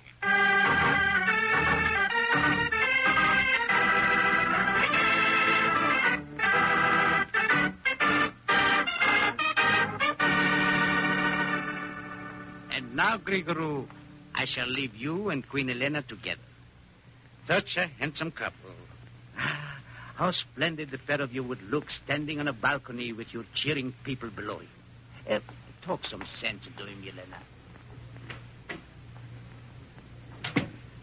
Well, Grigory? Let's settle this down, charade, once and for all. You're supposed to be my wife. You should know whether I'm me or not. Oh, I do not know what you mean, Grigory. All I know is that you are my husband and that I love you very much. Heaven help me. Holy smoke, not you, too. Now, look, darling, what's the game? Knowing me as well as you must. As well as any stranger in your harem. Oh, do they have harems in Grosnia? Oh, I have loved you, Grigory. Even though my father arranged our marriage purely as a political move. I shall probably always love you. And you will undoubtedly never be under the same roof with me, save when protocol demands it. I should hate you, Grigory. Yet in my heart I find nothing but love and pity for us both. And now, will you kiss me good night? Or is that asking too much? No, Elena. I don't think that's asking too much. Good night. Must it be good night, Grigory? I'm afraid so, Elena. I have a busy time ahead of me. Ah. Then au revoir, my love. Au revoir. This is becoming embarrassing. I've got to get out of here. What? Oh, the window's unlocked. Maybe I can... Oh. Hello, Maria. I was afraid you might be out there. There was a time when you were glad of my company, Grigory. I don't doubt it, Maria, but on those occasions I imagine you didn't tote a shiny automatic. I also doubt whether you perched yourself outside my windows. Won't you come in? I'm sure it's getting chilly out there. I want to talk to you. Very well, but not tricks. Now, what do you want from me? Complete honesty. Count Firasul and Queen Elena went all emotional over me. You at least have played the thing straight. Yes, Grigory. I think I've played my cards well. Now, look, Maria. One thing we have to get straight right away. I'll swear on any convenient stack of Bibles that I am not King Grigory the 16th. Of course, I know that. At last, somebody's making sense. Oh, who should know better than I that you're not the king? Oh, I'm delighted, Maria. But what makes you so positive? For the most obvious reason. Did I not help you murder him?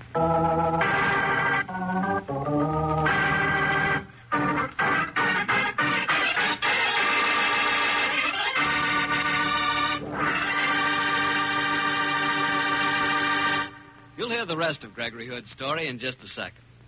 Just time enough for me to say a good word about a good white wine. Petri California Sauterne. Petri Sauterne is a delicate wine, golden in color, with a marvelous subtle flavor. One sip and you'll know that you've discovered the kind of wine you've long looked for. And wait till you sample that Petri Sauterne served with chicken. Ah, what a combination. And Petri Sauterne is not only great with chicken, but it's swell with any kind of fish or seafood, too. You just taste that Petri Sauterne and see what I mean.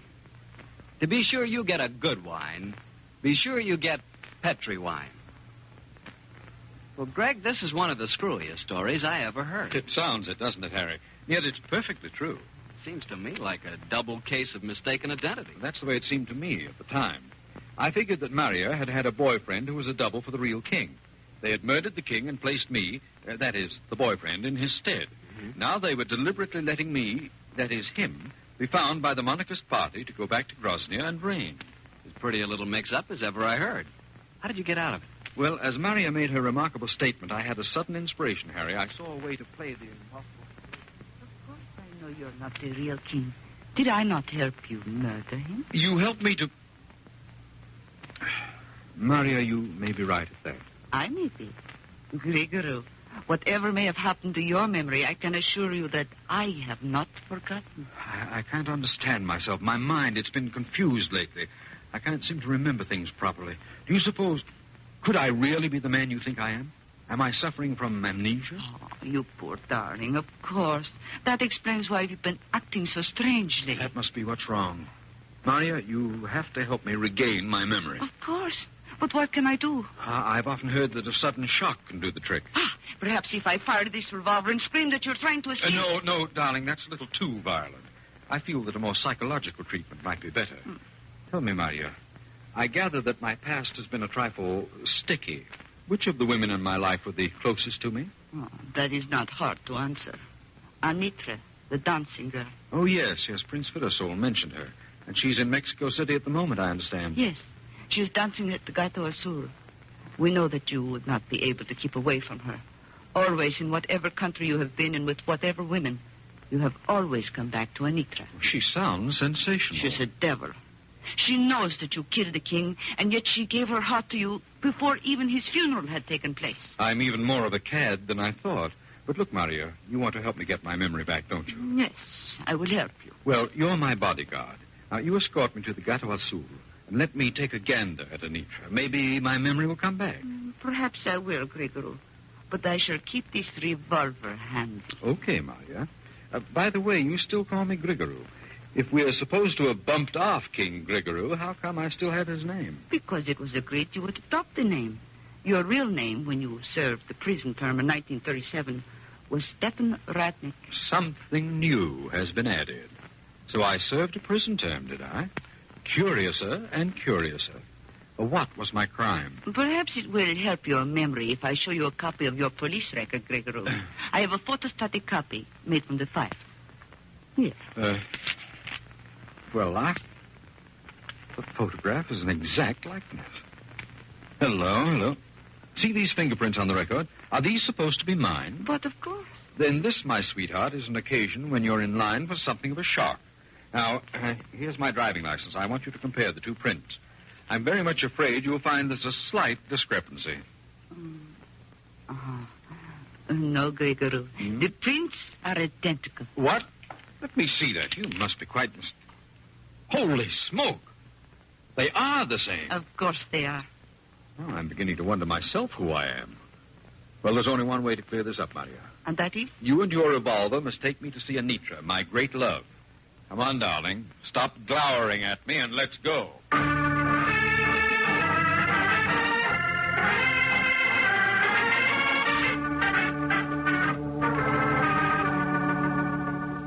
Lieutenant Valdez, this is the fourth time I've come to you tonight. And this time, Mr. Taylor, I must apologize. Perhaps I was unduly skeptical. The American consulate have officially asked us to conduct a search for your friend. Thank the Lord Dick Gump could pull some strings. Well, let's go. But where, my friend? I have no clues, but I can tell you one thing. If you were right in thinking that Mr. Hood was not being held captive, then I'd know where to look for him. Where, Mr. Taylor? In the spot that has the best food, the best wine, and the most attractive dancer in Mexico City. If you are correct as to your friend's taste, I think we will find him. If not, we shall at least spend a pleasant evening for ourselves at the Gato Azul.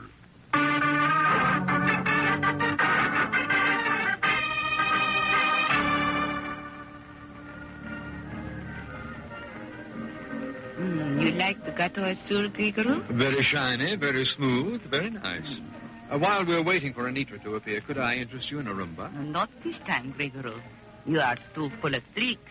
If we do not dance, I retain better control of my revolver. A very conscientious escort, aren't you, darling? It's lucky I'm fairly scrupulous. My old father used to say that... Oh, jumping Jehoshaphat. What are you staring at? Look who's sitting at the table across the floor. It's Sandy Taylor. So, it is your American friend from the airfield. And from the cut of his companion, I'd venture the opinion that he's a minion of the law. Maria, my love, I'm afraid the honeymoon is over. Sit down, Gregory. I've got some overdue business to attend to. The lighting here is discreet, and your friend has not seen you. If you leave this table, I shall fire. Maria, give me that revolver. No. Sit down, Gregory. Give me that revolver, darling. Thank you. I'm a weak fool. I could not do it. I could not shoot you, even when they... We'll talk about them later. Come with me, Maria. You're a good girl, and if what I think is true, you may not be too safe. Come on, we'll cut through here. Hi, Sandy. Gregory. Great Scott, man, I've been worried to death about you. I've been a little worried about myself, too, Sandy. This is Lieutenant Valdez of the police. Mr. Hood, I'm proud to meet you. And I'm very relieved to meet you, Lieutenant. I need a little police protection. Please introduce me, Gregory. There's no time for that, darling. Right now, we're all going over to talk to Count Pavlou and see if we can buy some jade. Then we'll come back here and do a little celebrating.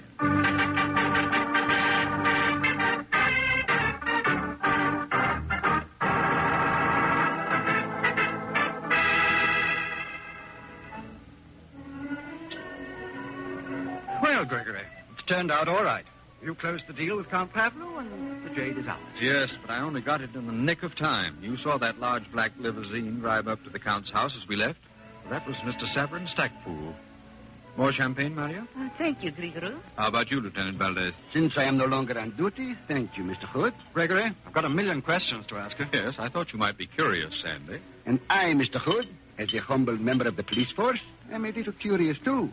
Here we are back again in the Capital Sul, and still I do not know what happened. Your friends tell me that this charming young lady kidnapped you. What am I to believe? Officially, nothing, Lieutenant. I don't propose to prefer charges. But, Gregory, this girl pulled a gun on you. I know, Sandy, but with so much charm. Maria, darling, how about an explanation? Oh, by the way, is your name really Maria? Oh, yes. And I really am a Grasnian. Who was at the back of this elaborate hunk of play acting tonight? Was it Severin Stackpool? Yes. Severin Stackpool employ us. You know that he have to prevent you seeing Count Pavlou until he arrive here and close the deal. So he devised these plans. But listen, Maria, I know Severin Stackpool. His mind isn't capable of dreaming up such a wild and woolly plot as this. No, but his best friend here in Mexico City, Antonio Cernedio, the crazy mystery writer. Antonio knows your weakness for peculiar plots and whim. You're getting an international fame, Gregory. I know, quite flattering. So Antonio dreamed up this crazy plot full of excitement and danger and girls in the hopes that it would keep me occupied until Stackpool got here and closed the jade deal, I suppose. Yes. Prince Firasol, Queen Yelena, and I are all professional actors. We were paid handsomely to play our part. Prince Firasol, Queen Elena? What's this all about, Gregory? Gregory. Characters in a fantastic plot. But you can tell Antonio that he overdid it. One double I might have swallowed. But when I was also supposed to be the double of the king's double, it was a little too much. That is when you know it was a conspiracy. Yes, darling, and the thumbprints were the clincher. It was mathematically impossible that any double could have my exact print. So it was clear that someone had framed the whole thing. Had printed up that description, probably from my driving license, and wire photoed a photostatic copy. It was obvious that the whole affair was a pretext to get me out of the way. And who was the logical person? Severin Stackpool, QED. Well, I barely know what you're talking about, Gregory, but at least we've closed the deal. Yes, and we have some prized treasures for the Gump collection and some only moderately colossal stuff for my regular customers. Lieutenant Valdez, you're not asleep, are you? Just drowsy, Mr. Hood. The music is good, the conversation makes no sense, and the champagne is excellent. Please continue to talk nonsense. It is so soothing. A very sound point of view. How about you, Maria? Gregory, I'm worried about Severin Stackpool. He's a dangerous man, and when he knows that I have failed him... Very true, Maria. He isn't going to like you a bit. I'm afraid I have a duty to you for the rest of my stay in Mexico City. A duty to me? What is it? From here in, Maria, our roles are reversed. From now on, I am your bodyguard, day and night. Oh, Gregory.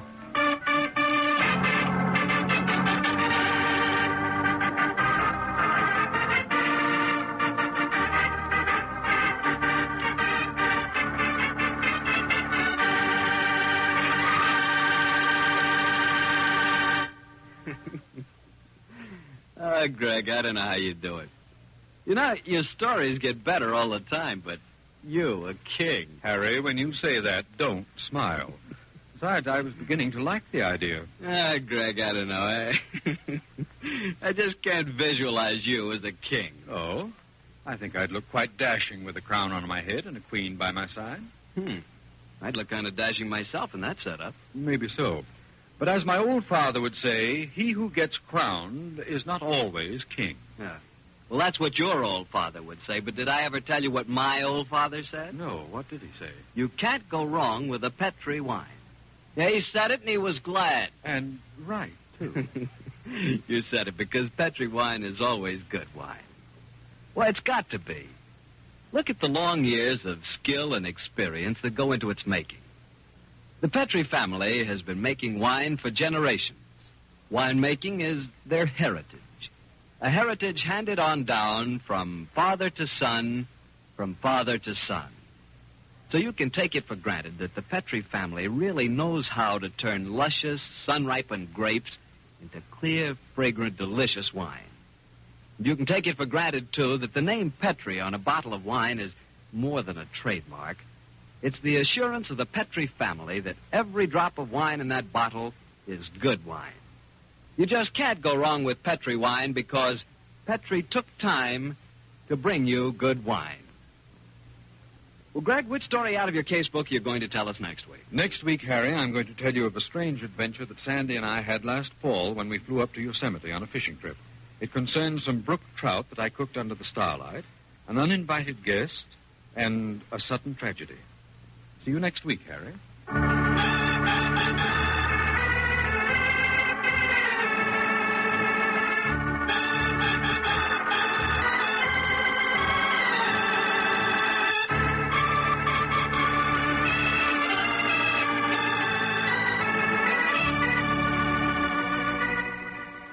The Casebook of Gregory Hood is written by Dennis Green and Anthony Boucher.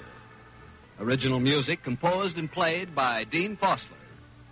Gail Gordon plays the part of Gregory Hood, and Sanderson Taylor is played by Carl Harbour.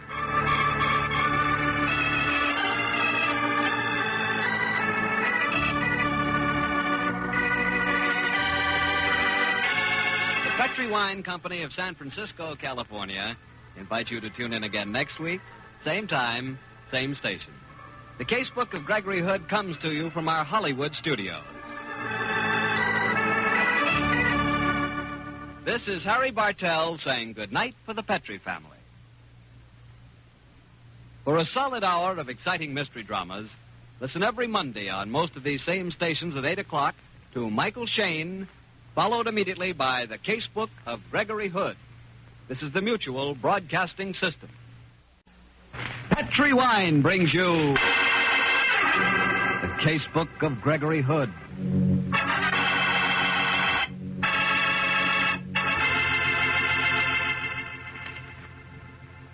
Tonight, the Petri family, the family that took time to bring you good wine, invite you to listen to the story of the Red Capsule, another exciting adventure from the Casebook of Gregory Hood. As for me, I'd like to know this. Do you like chicken? Well, how do you like it best? Fried till it's golden brown and crispy on the outside and tender inside? Roasted with a savory stuffing? Or barbecued and heaped on a hot platter? Well, no matter how you like chicken, you like it better served with a glass of Petri California Sauterne. Ah, what a combination. Chicken and Petri Sauterne. They're made for each other. Petri Sauterne, you know, is an unusual white wine, beautifully golden in color, delicately fragrant. And what a flavor that Petri Sauterne has. Subtle, intriguing, really delicious. Believe me, one sip of Petri Sauterne and you'll say, that's the wine for me. And remember, you can serve Petri Sauterne proudly because those letters P-E-T-R-I spell the proudest name in the long history of fine wine. Petri.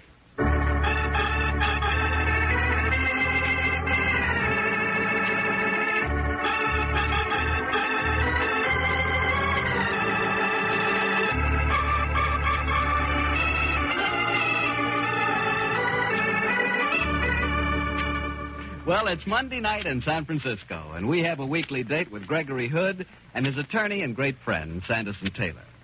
Tonight's rendezvous is at that happy bourne from which no fish returns, Bernstein's Grotto on Powell Street. Let's join them there, shall we? Hello, Gregory. Evening, Mr. Taylor. Ah, there you are, Harry Bartell. Evening, Harry. I hope you don't mind we jumped the gun on you a little. I could never resist these cuckoo clams on the half shell. As you see, he's on to his second dozen. You'll have some, won't you, Harry? They're very special. Thanks, Greg. I will. By the way, if you can take fish 2 nights running, you're invited up to my apartment tomorrow evening. Oh, swell, Greg. What's the occasion? A friend of mine just sent me a batch of brook trout from the Sierra. Sounds wonderful. But you don't know how wonderful. I swear you've never tasted trout until you've had Greg cook them. Well, they won't be at their best tomorrow, I'm afraid. Brook trout is one dish that's better cooked under rather rustic conditions. For my money, the only proper way to cook them is in sizzling hot bacon grease in a skillet over an open campfire under the pine trees. And that, Harry, by one of those happy coincidences, cues us directly into tonight's adventure. Our story from the casebook began just that way on a certain star-clustered evening last fall. It sounds like a potent setting for adventure. Well, we found plenty of that, as usual. We'd flown out of San Francisco in my Beechcraft, complete with rods and flies and a week's camping equipment. We landed in the private field of a friend of mine in Yosemite County and hiked from there on up into the mountains. The gods were very kind to us. At first, we hit a heavenly stream teeming with hungry, vigorous fish. At the end of an exciting day's sport, we knelt by our campfire preparing the evening meal. These potatoes in the ashes are almost done, Greg. Yes, I'd better fan up the flames for the skillet. Did you slice the bacon? Yes, and clean the trout. This is the life, Sandy. And we're going to have a meal we couldn't equal in San Francisco's finest restaurant. First, the bacon. There we are. Did you hear that, Greg? I swear I heard someone calling. It's probably little Sir Echo out for his evening rehearsal for the Bohemian Grove. I did hear someone, Greg. Here in the forest primeval, where we've come to escape from dazzling wenches and murderers and all those fascinating encumbrances. What? There is someone, Greg. Yeah. Who's there? Friends to this ground and liegemen to the day. It's a girl. And one that quotes Hamlet, yes. You'll make an interesting dinner guest. Well, go and make her welcome, Sandy. I've got my hands full here. Okay, Gregory. Good evening. Are you in trouble? Oh, hello. Yes, I was glad to see your campfire. I'm afraid I'm lost. Well, come and join us, won't you? My name's Sanderson Taylor. Oh, well, mine's Eustace. Sylvia Eustace. A little unwise for a young lady to be hiking about in the mountains at night, don't you think? Well, Gregory, this is Miss Sylvia Eustace. Oh, how do you do? Sorry I can't get up, but I must watch this meal. Do I smell bacon? You do. You'll be our dinner guest, of course. Oh, I can't refuse. I'm starving. How would roast potatoes, coffee, bacon, and brook trout a la nature appeal to you? Oh, I can't think of anything more perfect. Can I help? No, thanks. Everything's under control. How come you're up in the mountains alone late at night, Miss Eustace? Well, I walked up earlier today. I'm staying with friends at Denmark Lodge. Oh. It's about 10 miles. I'm afraid I overdid it. What's wrong, Miss Eustace? Here. I have some brandy in the flask here. No, thank you. I have a touch of asthma. I'll take an ephedrine. There. I'll be better in a second. Don't worry about me. I do wish I could do something to help. Oh, it's all right. There. Oh. I'm sorry. And now, how's about the trout? Going into the skillet at this very moment. Listen to it sizzle. Well, I don't know if I should eat so soon after an attack, but I'm sure I won't be able to resist it. I'll hope for the best. As Shakespeare says, let good digestion wait on appetite and health on both.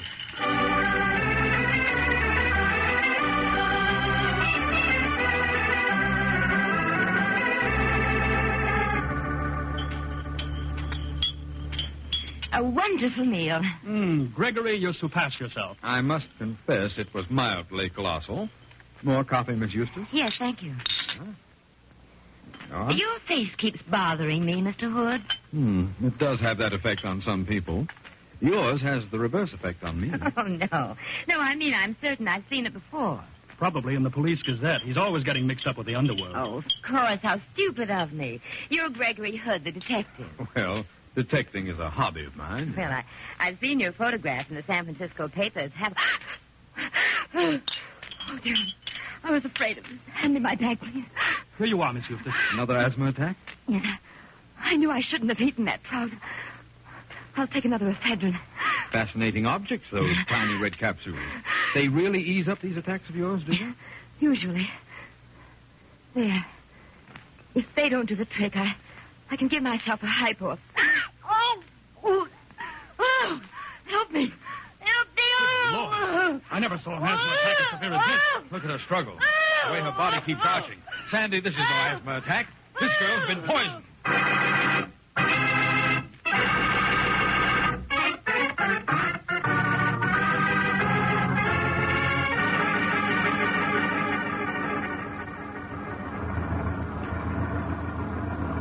Whatever you may say about the evils of modern civilization, Gregory, at least if we'd been in the city, we could have called a doctor and the police. I know, Sandy. It was ghastly.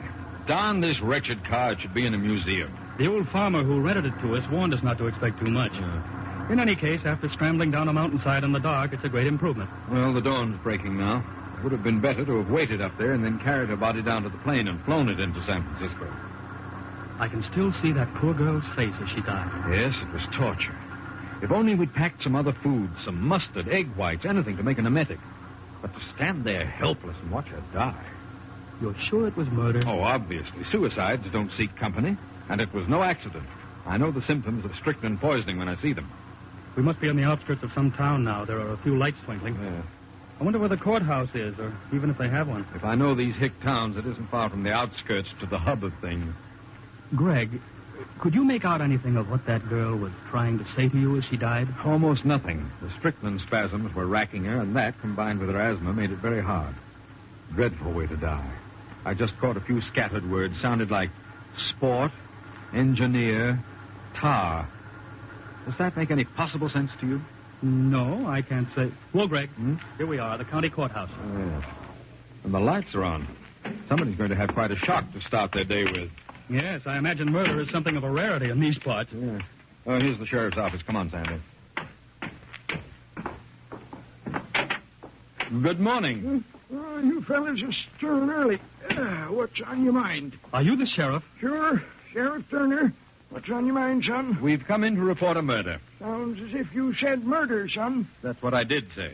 A girl was murdered last night in the mountains. My friend and I saw it happen. You saw it? Jake, come in here. Now give me the facts, you two. My friend and I were camping in the mountains last night. A girl named Sylvia Eustace was lost and came to our fire. Sylvia Eustace, huh? Go on. Well, she had dinner with us, and half an hour later she swallowed what she thought to be an ephedrine tablet and died of strychnine poisoning. Who cooked this dinner? I did. And the girl died right afterwards? Yes. Jake! You something for me, Sheriff? Yeah, get your keys out. You got a couple of customers. Us? Now, look here, I warn you, Sheriff, that I'm an attorney. Sure, and I'm the Queen of India. Lock them up, Jake. We've got us a couple of murderers.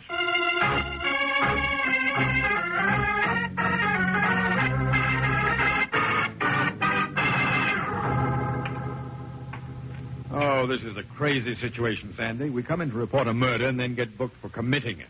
Darn these small towns. The judge is off at the other end of the county, and I can't even apply for a writ. We've got to get out of here. There's only one way that girl could have been poisoned, but we must get to San Francisco to prove it. Sandy, I tell you, we've got to get out of here. Well, there's Jake, the moronic jailer, sitting guard up there. But I don't think we can do much with him. No, he looks more in Edgar Bergen's line. Yet, did you notice he was reading detective magazines? He may be vulnerable. No harm in trying. Jake? I'm coming. What's the idea, Greg? Take your cue from me. I'll play it as it goes. What is it, fellas? My friend and I have been arguing, Jake. Oh. Well, if you call yourself friends, why do you argue? I can see that you have a terrific sense of humor, Jake. Hasn't he, Sandy? Terrific. That was an extremely funny remark. Oh, nothing, fellas. Just comes sort of natural, like. I'm sure it does. You must have your friends in constant stitches. How's that? Forget it, Jake. When I said my friend and I were arguing, what I meant was we were having a discussion about you. You see, Jake, I've always prided myself on my ability to read character. Now, is that a fact? Yes. You read tea leaves or something? No, not exactly. But I can tell if a man's smart the moment I look at him. I sized you up as soon as you walked into the sheriff's office. There, I said to my friend, is a really smart guy who's going places. Didn't I say that, Sandy? You certainly did. Well, what do you know? Say, you fellas like some breakfast? Settle our argument for us first, Jake, will you? You've got a little more on the ball than we have. I have? Mm-hmm. Well, you're pretty nice guys, too. What'd you argue about me? Well, here's the way it went, Jake. I noticed that you had a big stack of detective magazines over there, and you were reading them very seriously. Oh, read them all the time. Yes. Read them all the time. Uh-huh. I said to my friend here, there's a really smart deputy sheriff who knows a lot about criminology and wants to go ahead. Am I right, Sandy? Your exact words, Greg. Yes. Well, what'd you say next? Well, Jake, I knew you'd heard our story of the murder, and I figured that you were the smart kind of a guy who would say to himself, nobody's going to be such a dope as to walk in and report an undiscovered murder when he's the only suspect. So these guys didn't do it. Yes, Jake, that's the clever kind of man my friend thinks you are. Uh-huh. What else did you figure? Well, that you're smart enough, after hearing our evidence, to know darn well how the murder had been committed by slipping a red capsule of strychnine in among her red capsules of ephedrine. And then you'd say to yourself, I'll bet that was done in San Francisco, and that's where the case starts. San Francisco, huh? Yes. Well, maybe you're right, fella. Ah, you're a clever man, Jake. I'd never have been able to figure that out without your help. Gregory, that's amazing. Jake is certainly quick on the draw. Yeah. Oh, just a knack, fellas. Did I figure anything else out? Yes. Yes, I said that you'd follow the thing through logically and see where it might lead. I said that I'd bet you'd say to yourself, this Gregory Hood is kind of a detective, too, and he knows his way around in San Francisco, and if I let him go, he could solve the case and give me the credit. Me the credit? Yes. And then when the election comes around next spring, maybe I'd have a crack at Sheriff Turner's job. Me the sheriff? Yes. Didn't I say that, Sanders? Yes, you did. Word for word. You guys must sure talk fast. Was that the end of your argument? Nearly. But you see, my friend here maintains that you're just a dull, obedient deputy who takes his orders and then follows them out. Now, if he's right, you'll keep us here. But if I'm right, you'll let us go before Sheriff Turner gets back with the girl's body. What do you say? What do I say? Mister, I don't know how good a detective you are, but you're sure one swell judge of character.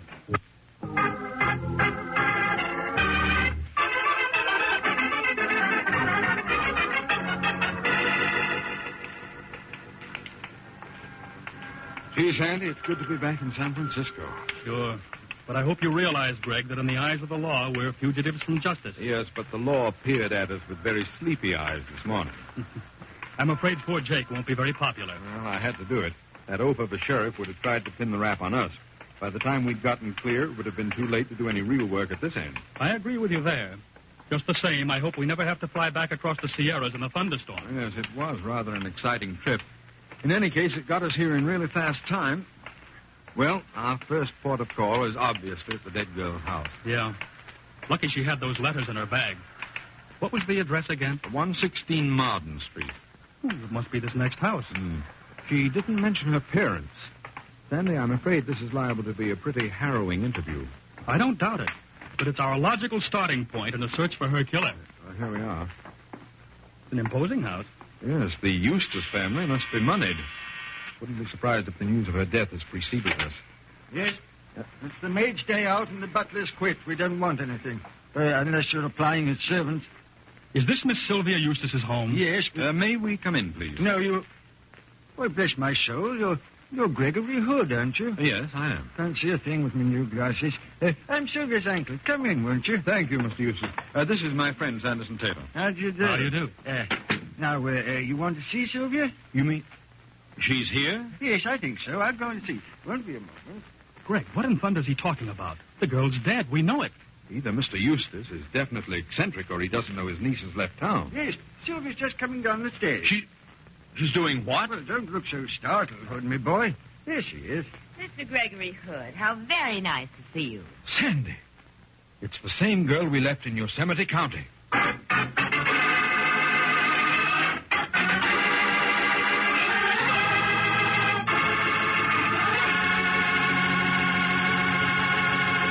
You'll hear the rest of Gregory Hood's story in just a second. And right now is a swell time for me to tell you about a red wine that's really marvelous with any kind of meat or meat dish. It's Petri California Burgundy. Petri Burgundy is a rich red wine, hearty and full flavor. A wine that can transform an ordinary meal into a real occasion. Tomorrow night, say, try serving a simple dish like hamburgers or a succulent beef stew with a glass of Petri Burgundy. Petri Burgundy is not only delicious itself, but it makes everything you eat taste better. So if you've been wondering just how much a good wine can do for a good dinner, you'll find the answer in a bottle of Petri Burgundy. Just make sure it is Petri Burgundy, because all Petri wines are good wines. Well, Greg, this is beginning to sound like a ghost story. You and Sandy see a girl die. You get thrown into the clink for a murder. You escape and then get back to San Francisco and walk into the girl you're supposed to have murdered. Doesn't make sense to me. Well, it didn't to us either, but of course the answer was obvious. The dead girl, whoever she was, had an exact double. It didn't take us long to find out who that double was. You seem very startled at seeing me, gentlemen. Frankly, I'm staggered. So am I. Miss Eustace, do you have a twin sister? No, but you must have met my cousin Hester. People are always astonished by our likeness.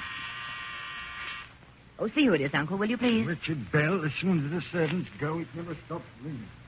Well, you still look puzzled, gentlemen. We are, Miss Eustace. You did say that your name was Sylvia, didn't you? Yes, I did. Why? Well, did you know that your cousin Hester had gone to the Sierras? Yes. She left 3 days ago. She's very fond of hiking, just as I am. Another thing. May I ask if you're both victims of allergies? As a matter of fact, we are. You're being very mysterious. Has anything... You're very, very popular today, Sylvia. Here's a Lieutenant Silvers of Homicides. Most anxious to talk to you. Afternoon, Miss Eustace. How do you do, Lieutenant? Do you know... Yes, I know them, thanks. Hello, Greg. Hello. Mr. Taylor. Didn't expect to find you here. I heard that you'd been detained in Yosemite County. Yes, Stan, we were. But only for a short while, fortunately. Well, we'll talk about that in a minute, Mr. Taylor. Right now, there's more vital talk. Miss Eustace, do I understand that you are Miss Sylvia Eustace? That's the second time I've been asked that question. Yes, Lieutenant, I'm Sylvia Eustace. Why? Well, because I've just received a notification from Yosemite County that the sheriff up there has found the dead body of Sylvia Eustace at this address. She'd been murdered. Oh, what in the name of thunder are you saying? Dead. I don't... She's fainted. I've got it. Leave her alone. You fellows have done enough damage. Here, I'll take her to her room. Well, Greg, you are in trouble, aren't you? I certainly am, Stan. You've had a report from Sheriff Turner, I suppose, Lieutenant? Yes, Mr. Taylor. They tell me the two of you broke jail and that you're wanted for murder. Well, we broke jail, all right, Stan, but you can't believe the murder charge. Well, no, of course not. I've known you both too long and too well for that. But officially, it's my duty to send you back there to jail, you know. But if we're wanted on a murder charge, whom are we supposed to have murdered? Sylvia Eustace. Oh. And who is the lady who just fainted? Sylvia... Oh, I get it. Exactly, Stan. This is a pretty complex case. Before you go shipping us back to death row in Yosemite, I think we'd better have a nice long talk.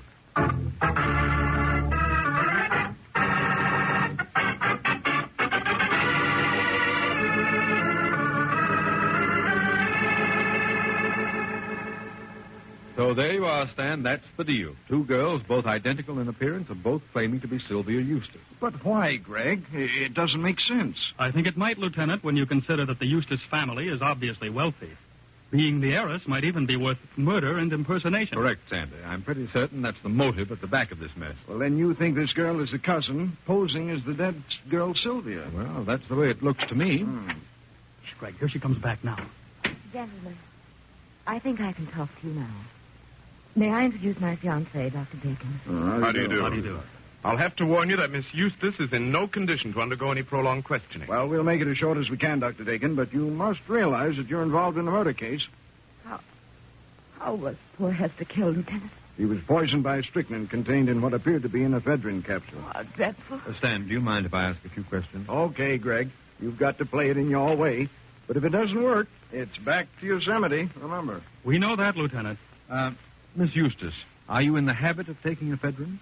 Fairly frequently, yes. What about it? Surely any person who suffers from allergies, as Miss Eustace does, would use the drug. Doctor, there's no need to get so heated.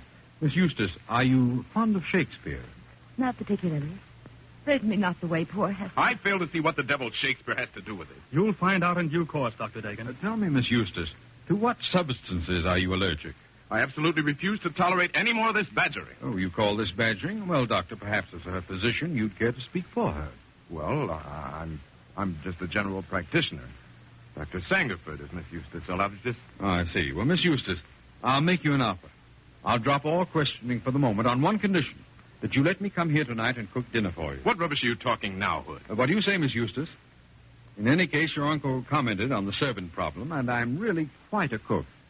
Well, nothing you're saying seems to make any sense, Mr. Hood, or else I must still be dizzy.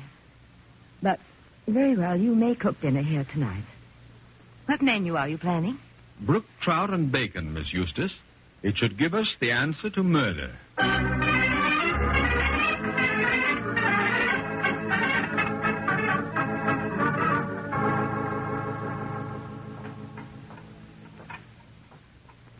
Slice up the bacon, Sandy, will you? Right you are, Greg. Greg, we've been friends for a good many years. If we hadn't, I wouldn't take the risk of stringing along with you on this case. Will you tell me what goes? Oh, now, don't look so harassed, Stan. We're on the last lap. Our question is, which is the real Sylvia? Now, the old uncle might be fooled. He's half blind. And young Dr. Dakin might be in cahoots. True. So we seem to have established only two positive differences between the girls. The cousin, Hester, loved to quote Shakespeare. So did the girl in the mountains. Now, according to Dr. Sangerford, Cousin Hester was allergic to trout, but somehow he'd never checked Sylvia. Oh, now I begin to see why you're cooking a dinner of brook trout. Yes, Stan, if she eats the trout and nothing happens, she's in the clear. Well, I hope you're right, Greg. Maybe I'm a fool for even letting you try it. I've got a nasty feeling that this whole business is one occasion when you've outsmarted yourself. At last, you're due to be hoist with your own... Oh, Gregory, a skillet full of bacon grease all over the floor. To blazes with it. I've outdone myself in idiocy. Quick, Stan. We've got to warn Miss Eustace. Get some warm water at once and some mustard. What's wrong, Dr. Dakin? It's Sylvia. She's just been poisoned.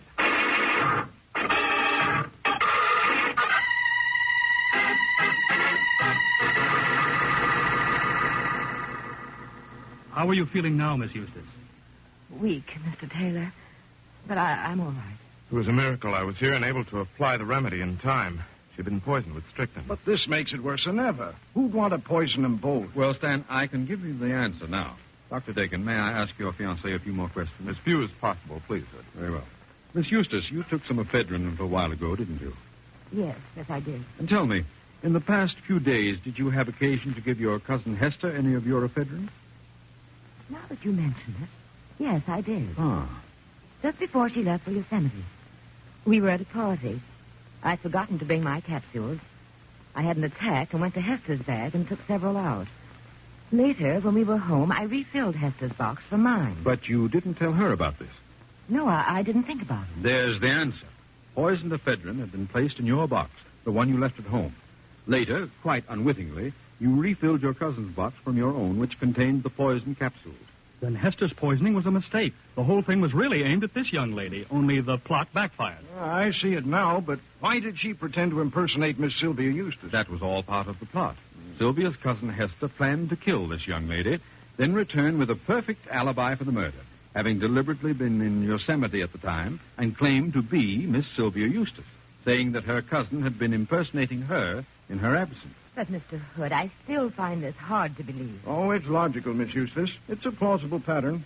What made you see it so suddenly, Gregory? Stan gave me the clue.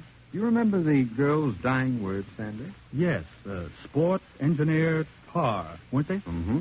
But I didn't spot it until Stan started to rib me just now when he said I was due to be hoist with my own petard. I remembered that Hester loved to quote Shakespeare and that speech came from Hamlet. For 'tis the sport to have the engineer hoist with his own petard. That's the Shakespearean version of the biter bit. She was hoist with her own petard and knew it. Mr. Hood, you're every bit as wonderful as I heard you were. I can't thank you enough. You're very kind, Miss Eustace. Personally, I think I bungled the job badly. Not a bit. Come on, Sylvia. I think you should rest for a while. All right. And perhaps after that you'll keep your promise, Mr. Hood, and cook that meal. It's a date. I'd like to find out if I do have an allergy to brook trout. See you later. Yeah. Goodbye.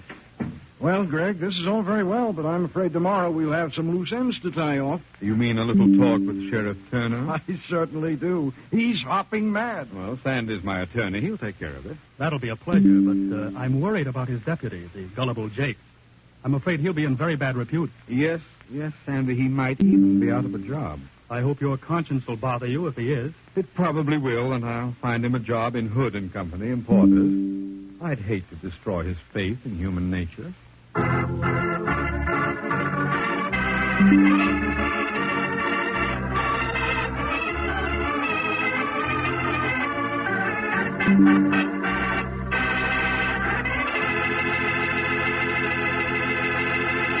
Greg, as usual, that story was a honey.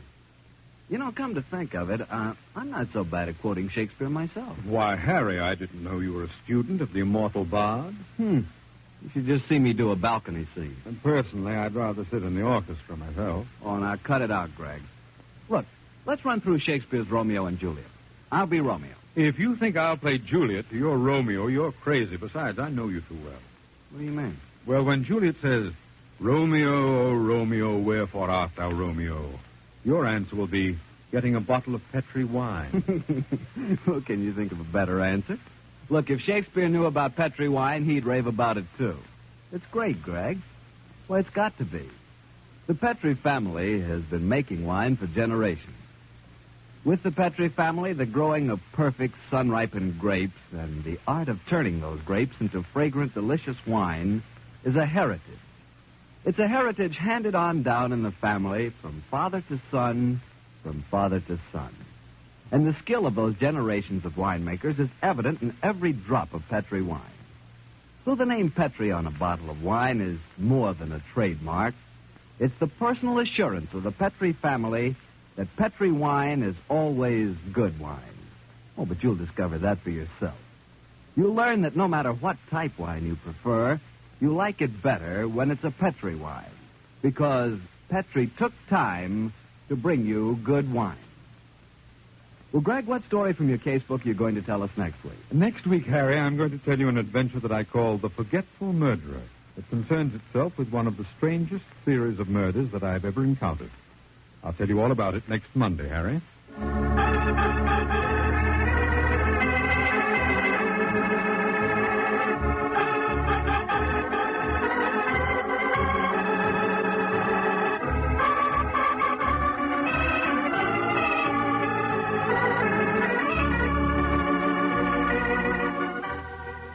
The Casebook of Gregory Hood is written by Dennis Green and Anthony Boucher. Original music composed and played by Dean Fossler. Gail Gordon plays the part of Gregory Hood, and Sanderson Taylor is played by William Bakewell.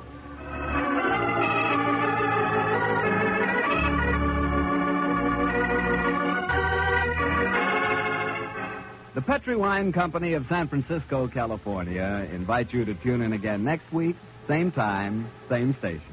The Casebook of Gregory Hood comes to you from our Hollywood studio.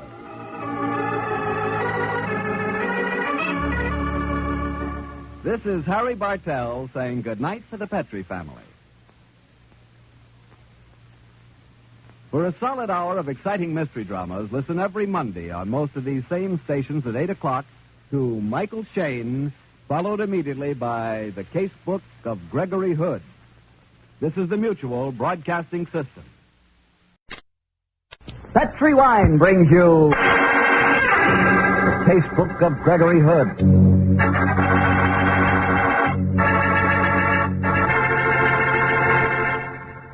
Tonight, the Petri, to bring you good wine, invite you to listen to the story of The Forgetful Murderer. Another exciting story from the Casebook of Gregory Hood. And if you don't mind, I'd like to repeat something I've said before. It's simply this. The best beginning a good meal ever had is a glass of Petri California sherry. Try serving for dinner and you'll know what I mean. That Petri sherry is a marvelous wine. Just look at its deep amber color, so rich and inviting. And as for the wine itself, what a flavor. Petri sherry has a flavor you know comes right from the heart of luscious, sun-ripened California grapes. And say, if you like your sherry dry like I do, you know, not sweet, Petri makes a delicious dry sherry, Petri Pale Dry. If you don't know which you prefer, the regular or the pale dry, don't buy one, buy two. Try them both. But remember, always buy Petri.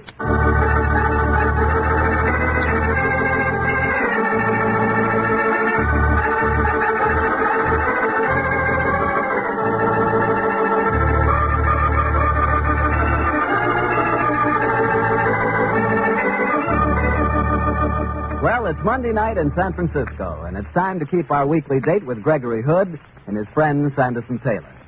Tonight's rendezvous is at one of this city's favorite and most colorful meeting places, the top of the Mark Hopkins Hotel. Let's join them there, shall we?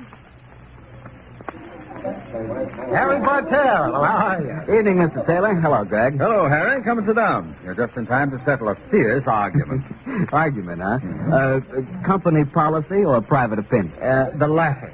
Gregory and I have been arguing as to what is the plural of mongoose. I say it's mongooses, and his boat has gone for mongeese. Now, what's your bet, Harry? Well, I think I'd go for mongooses, too, Greg. Ah, you're outvoted, Sandy. Uncle Wagnus will hear of this. Now, you mustn't be an obstinate old mongoose. Oh, how did you get onto the subject, anyway? Oh, it came up quite logically. A little earlier on, Sandy and I were shooting craps at the apartment. He threw 3 double aces in a row. A double ace is better known as snake eyes. From there, we began to discuss snakes, then the ways of killing them, and That was when Sandy made his fatal remark about monkeys. You call that logical? You'll find, Harry, that Greg's logic is always a little involved. Well, I'll forgive that if he'll keep up his record of good storytelling. How's about tonight's yarn, Greg? Well, Harry, I think I should preface the story by telling you that last year I decided to open a small but select retail store. And I may tell you, Harry, that it took all of Greg's wiles and personal contacts to wangle the rental. Yes, we finally secured a location on Post Street near the St. Francis Hotel. On the night my story begins, Sandy and I were at the new place talking over the final plans with our manager. We sat there quite late, I remember, and it must have been after 10 as we left the store and walked down Post towards where my car was parked. As we reached it, we noticed quite a crowd gathered outside a jewelry store. Naturally, we walked over to see what had caused the commotion. Well, hello. What's the excitement, I suppose, Greg? It looks as if someone's giving away nylons on the sidewalk. Let's go and snoop. Well, there must be trouble, Greg. The police here. Yes, and prominent among them is Sergeant Barton. Hello, Sergeant. Oh, evening, Mr. Hood. Move back there, please. Out of the way. You got to keep this clear. Doesn't take you long to smell out a murder, Mr. Hood. A murder? It's purely a coincidence as we happen to be passing, Sergeant. What happened? Store broken into. Jewelry stolen. Night watchman stabbed to death. Nabbed the killer? No. He was too fast for it. Made a clean getaway, Mr. Hood. Oh, can I come in and take a gander? Oh, Greg. Now, keep out of it. Let your curiosity alone for one. I'm afraid I've got strict instructions, Mr. Hood. If you call headquarters, I'm sure they'll authorize a pass, though. No, Sergeant, I won't bother. By the way, how's your wife? All over the operation? Doing fine, thank you, Mr. Hood. Good. Well, so long, Sergeant. Oh, night, Mr. Hood. Out of the way. Wonders one never sees, Greg. You're actually walking away from the scene of a murder. Purely commercial robbery murders like that aren't in my line, Sandy. In any case, I'm not in the mood for violence tonight. Let's go over to the Lick Grill and raffle a few dice. No, not me. I'm going to hie me home to Mary and the children. You're a very worthy citizen, Sandy. Now, here's my car. Can I drop you at the bridge terminal? No, thanks. It's near. I'll walk. Good night, Greg. See you in the morning, Sandy. Give my love to Mary. I will.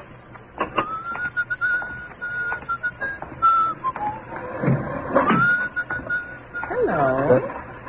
Hello. Did you get into the wrong car? I don't think so. You're Gregory Hood, aren't you? Yes. Well, that's what it said on the license card on the steering post. Who are you? Toffee? That's my nickname. Jump in and tell me where we're going, Gregory. Listen, you're sure you said Toffee? I did. Then listen, Toffee. I'm the kind of a guy who's more than willing to string along with the gag, but before I say where we're going, I'd like you to do one thing for me. What's that? Please switch on the overhead light inside the car. You want to make certain I'm not too repulsive, I suppose. There. Oh, what's the verdict, Gregory? Move over, Toffee. We're going just wherever you say.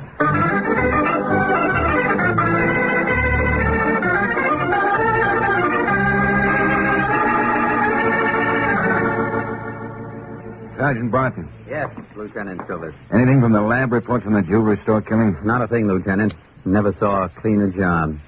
Looks like we've got nothing at all to go on. Yeah, nothing but this. It was found at the scene of the murder.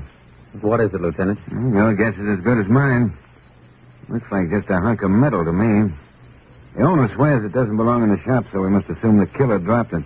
Can I look at it, Lieutenant? Sure you can. Yeah. Thanks. Piece of metal, about 6 inches long, thicker than a wire. Not much, sharp at one end, and a ring at the other. Could it be a meat skewer, Lieutenant? Don't ask me, Sergeant. 3 days since the killing now, and after exhaustive tests, all I've been able to find out is that the murderer dropped the what's-it. Maybe I should ask Greg Hood to come in on this one. He was on the scene a few minutes after the murder was discovered, Lieutenant. Oh? Take it, will you, sir? Police headquarters, homicide, Sergeant Martin speaking. Yeah. Yeah? Yeah. Yeah. You know what, Lieutenant? No, I don't. If I'd been on my toes, I guess I should have deduced from your conversation, but I didn't quite make it. What's happened? There's been another robbery killing. Sounds like the same guy down on Market. Well, let's get moving and keep your fingers crossed, Sergeant. Perhaps he's left another clue for us this time. A clue that we'll be able to pick up.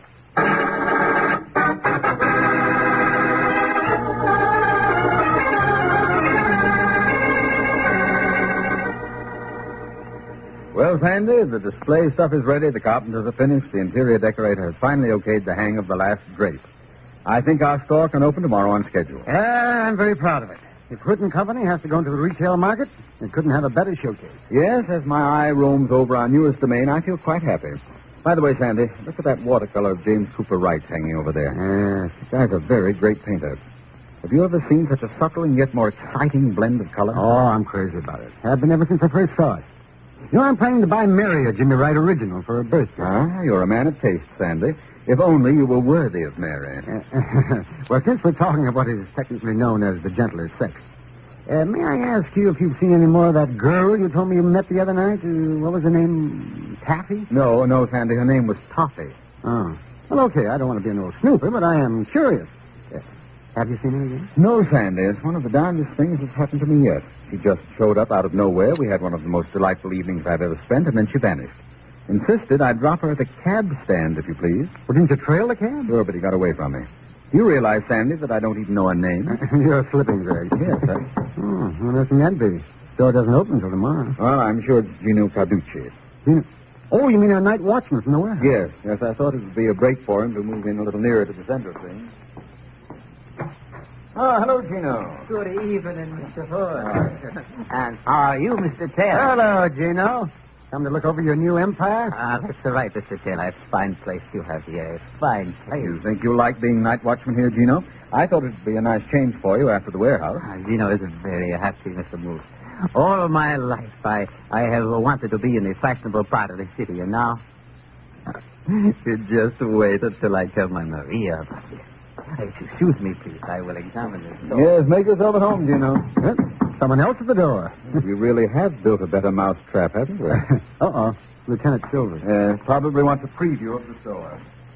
Hi, Greg. Hello, Sam. Good to see you. Well, what do you think of our new place? It's very nice. Good evening, Mr. Taylor. Hello, Lieutenant. You look worried, Stan. What's on your mind? This series of robbery killings, Greg, it's getting me down. No kidding. 3 of them now, and we haven't got a decent lead. Are you sure it's the same killer? Certain. Pattern in each case is exactly the same. And that pattern is? Store is broken into, stuff is stolen. Night watchman gets slugged. While he's unconscious, this dirty rat stabs him to death. That's the medical examiner's report. Strange. Your average thief doesn't kill unless he has to. Sounds like a twisted kind of mind at work. And here's another thing. At the scene of each of the killings, the murderers dropped something. Look, I brought you the collection. See if you can make anything out. Oh. Item 1, plain linen handkerchief, initialed with a C. No laundry mark. Well, that's a great help. Merely narrows it down to all the people in San Francisco whose first, last, or middle name begins with a C. I know. Well, at least that puts Greg and me in the clear. What's the item number 2? Well, it's a hard-shaped piece of rubber. Oh, looks like an earpiece of some kind. Yeah, it is.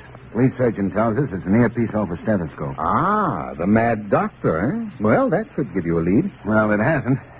Greg, have you any idea how many doctors there are in San Francisco whose initials have a C in them somewhere? Well, I can imagine. And the third exhibit? This funny-looking piece of metal. They found it at the scene of the first killing. Oh, it's not unlike a meat skewer. No, it's not that, Sandy. Funny. Rings a kind of a bell, but I can't quite hear it. Well, then hang on to it, Greg, until you do hear it, will you? I'd certainly appreciate it if you could help me out on this one. I'm going crazy. Okay, Stan, I'll take it and brood on the matter. You can have it back for Exhibit A, but I'll see if I get any bright ideas in the meantime. But don't pin too much faith on me. This really isn't my type of case.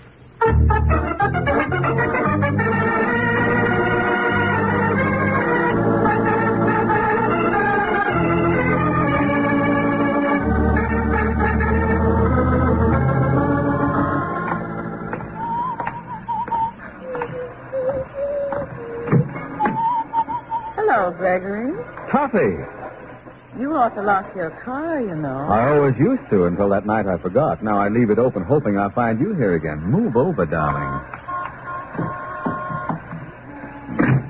Oh, where are we going? I think a bite of supper at the Palace is indicated. The lights are so discreet there, admirably suited to your mystery and your beauty. My, but you're in great form tonight, Gregory. And after that? After that, darling, we might take a drive up to Twin Peaks. The view from there is quite lovely. I doubt if you've ever seen it, Gregory, but come on, let's go.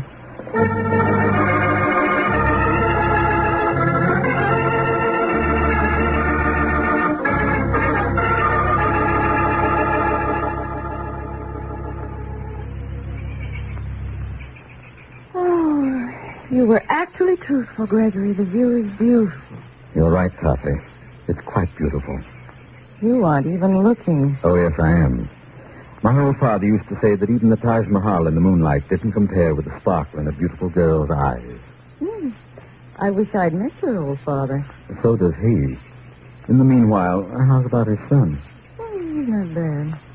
Darling. Oh, ooh. What's wrong, Toffee? What have you got in your pocket? The razor blade? Something pricked me. Oh, it must be this gimmick. See? A fine thing, sir. Carrying concealed weapons. This isn't a weapon, my sweet. It's the vital clue to a murder case. The only trouble is no one knows what it is. I bet I know what it is. What? It's a thing for cleaning pipes. Oh, no, darling. The gadget you're thinking of has a much shorter spike, and it's got little spoons for scooping out the tobacco and all sorts of other doodads on it. My father used to use one just like this. He had it specially made. It was for cleaning out the middle part of the pipe. You mean the shank? Mm-hmm. Say, you may be right at that. You're a bright girl, Toffee.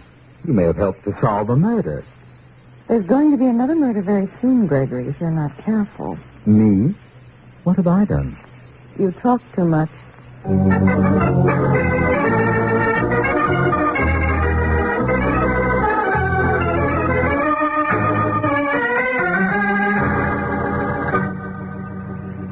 Hi, Stan. Oh, hello, Gregory. What brings you over to police headquarters? You get any brainwaves from that steel gimmick I gave you? Yes, Stan. I went out with a beautiful girl last night, and she gave me an idea. Nothing very surprising about that. Don't be coarse, Stan. I'm talking about the metal object found at the first murder. But this gal suggested it might be a rather special kind of pipe tool. I checked on it this morning and learned 2 interesting facts. Mm-hmm. The gimmick was made of surgical steel, and there were traces of nicotine on it. So we narrow it down still further, Stan. You're looking for a doctor who has a C in his initials, and he's also a pipe smoker. They're either CK or PC. You can take your choice, Greg. Not another murder, Stan. Yep, last night. You left a silver lighter at the scene of the crime.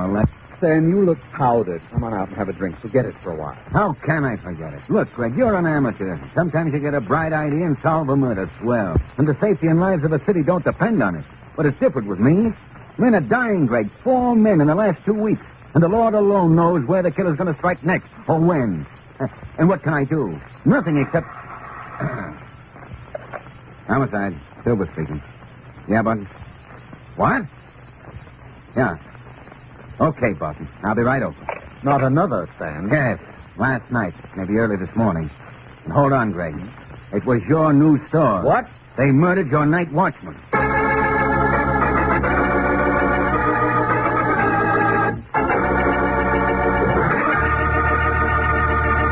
You'll hear the rest of Gregory Hood's story in just a second.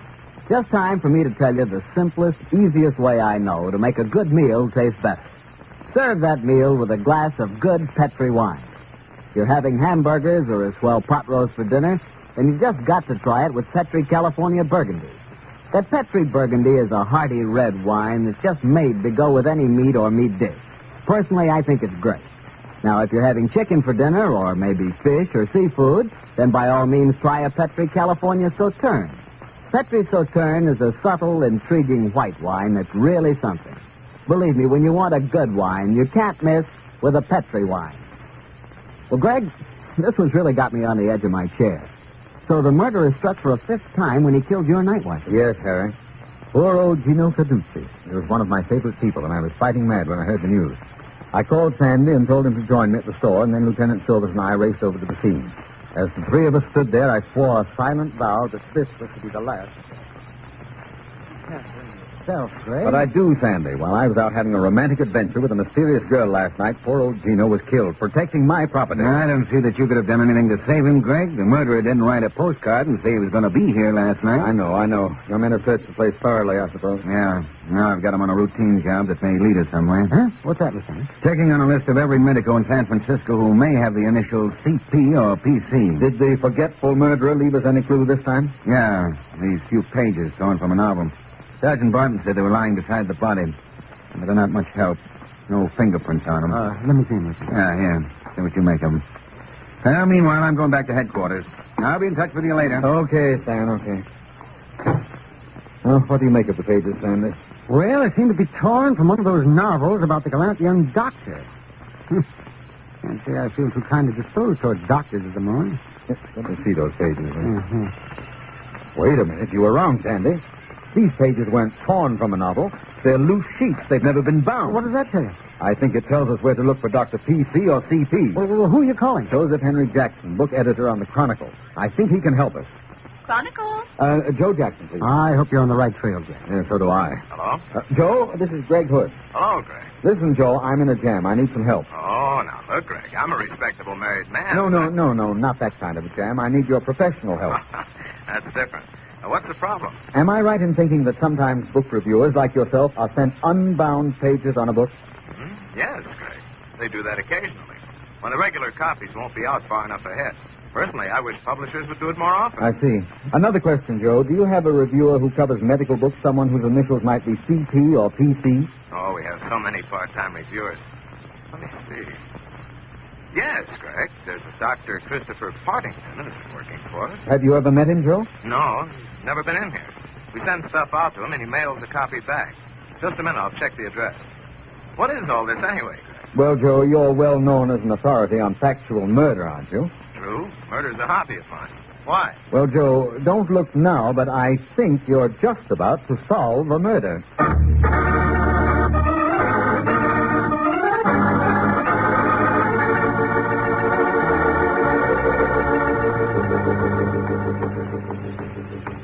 Well, Sandy, this is the house of Dr. Christopher Partington. Yes, very nice, too. You know, it's pleasant out here in the marina. Yeah. Aren't you going to ring the bell, Jim? Not since the door is unlatched. Surprise is always an advantage when you're dealing with a murderer. You really think he's your man? Well, the evidence would point that way. Come on, Sandy, and keep your eyes sharpened. This guy probably knows all the answers.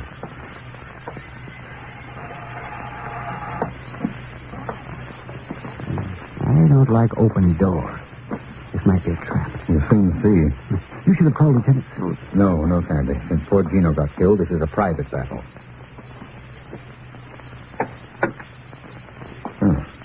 Here's the living room.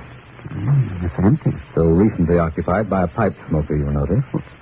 I don't see any pipes lying around. Look at that ashtray. Lots of ashes and burned matches, but no cigarettes. Who is left? Oh, hello, Gregory. Coffee. What on earth are you doing here? Well, I'll tell you that when you tell me how you tracked me here. Well, I have my methods. By the way, Toffee, let me introduce my friend, Sanderson Taylor. Well, how do you do, Mr. Taylor? Well, how do you do, Mr. Since your friend has tracked me here, he really should be able to tell you my name. While he's thinking about it, I'll go and get you both a drink. You look as though you could use one. Quick, Sandy, scram. Get the number on that phone, slip out of the house and go to the nearest public phone and call here. Ask for Dr. Christopher Partington. Oh, I get it. That'll smoke him out without your having to mention it. That's a good idea, Greg. And then I'll come right. Right. I have some sherry. Will that be... Oh. Where did your friend go? Out for cigarettes. We wanted some. I didn't notice any here. Oh, I'm a shocking hostess, aren't I? You'd like some sherry, Gregory? I'd love a glass. Toffee? Yes? Do you live here? Sure. With Dr. Partington? Yes. Here's your sherry. Thank you. Toffee, have you been reading about these night watchman murders in San Francisco? Yes, Gregory. I've been devouring the newspaper reports.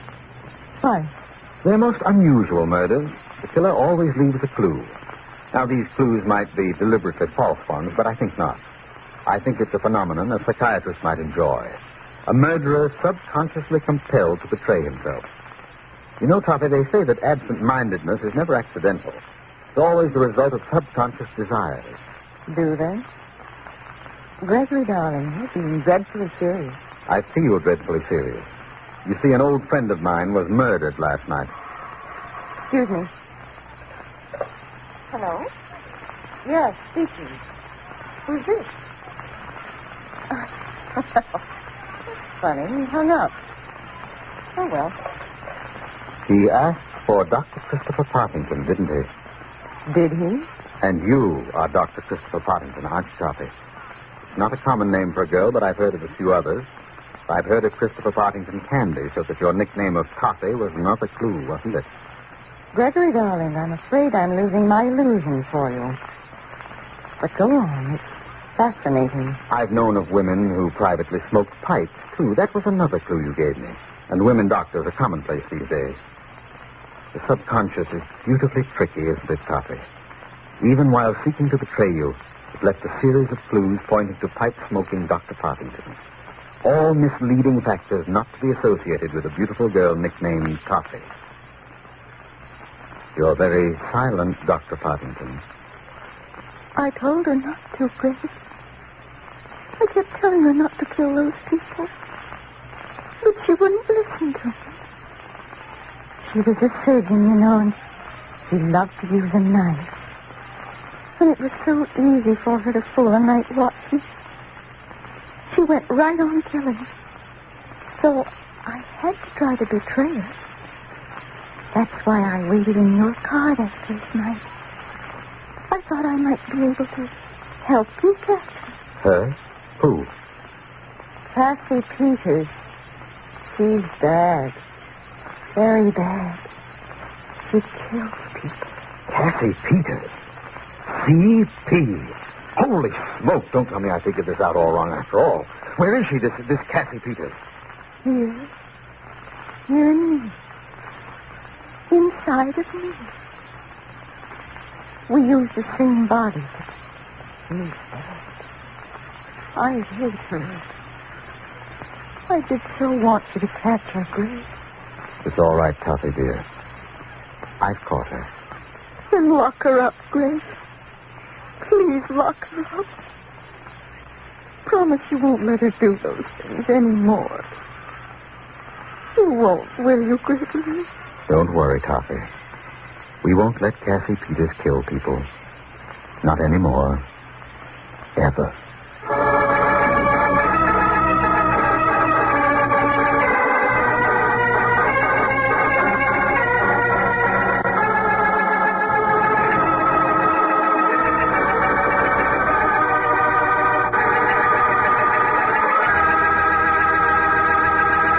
Greg, I swear this is the strangest case you've ever told me. And the saddest.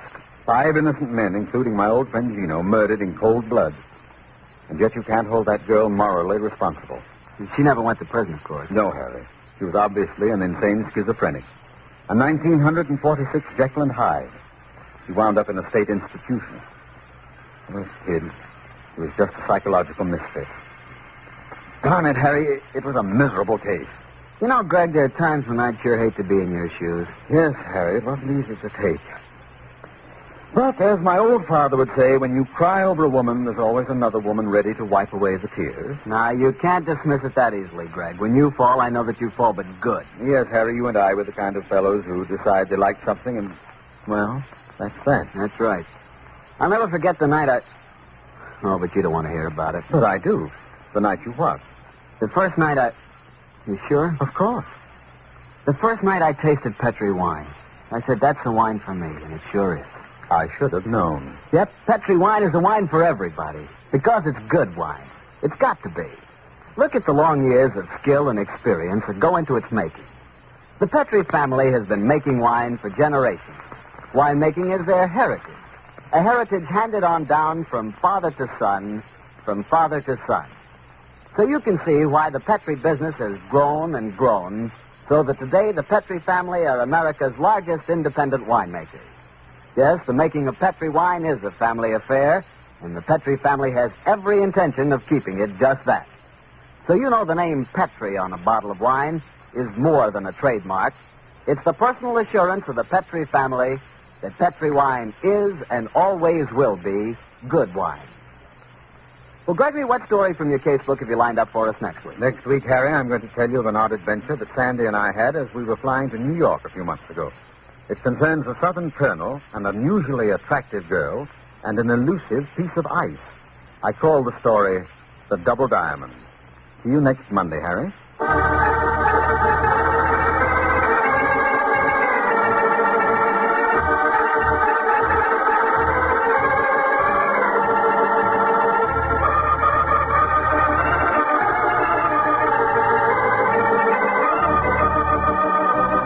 The Casebook of Gregory Hood is written by Dennis Green and Anthony Boucher.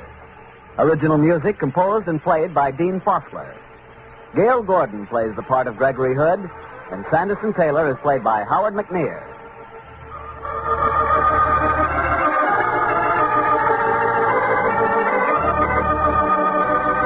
The Petri Wine Company of San Francisco, California, invites you to tune in again next week, same time, same station.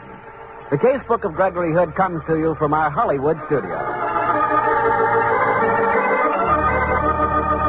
This is Harry Bartell saying goodnight for the Petri family. The Casebook of Gregory Hood.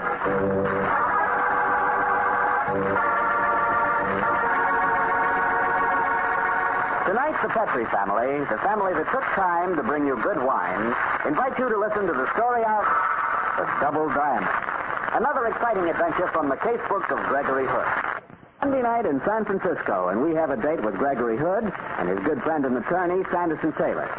Tonight's rendezvous is down on the city's colorful waterfront. There, with a backdrop of the bobbing, brightly tinted sails of the fishing boats, lies that mecca of seafood, Fisherman's Wharf.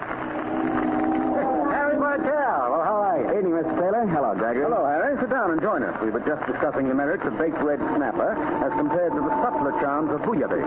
I'll be guided by you, Greg. I know this is one of your favorite hangouts. Well, I think you'd go for the snapper. They have a wonderful way of marinating the fish with lime juice, then icing it for several hours before cooking.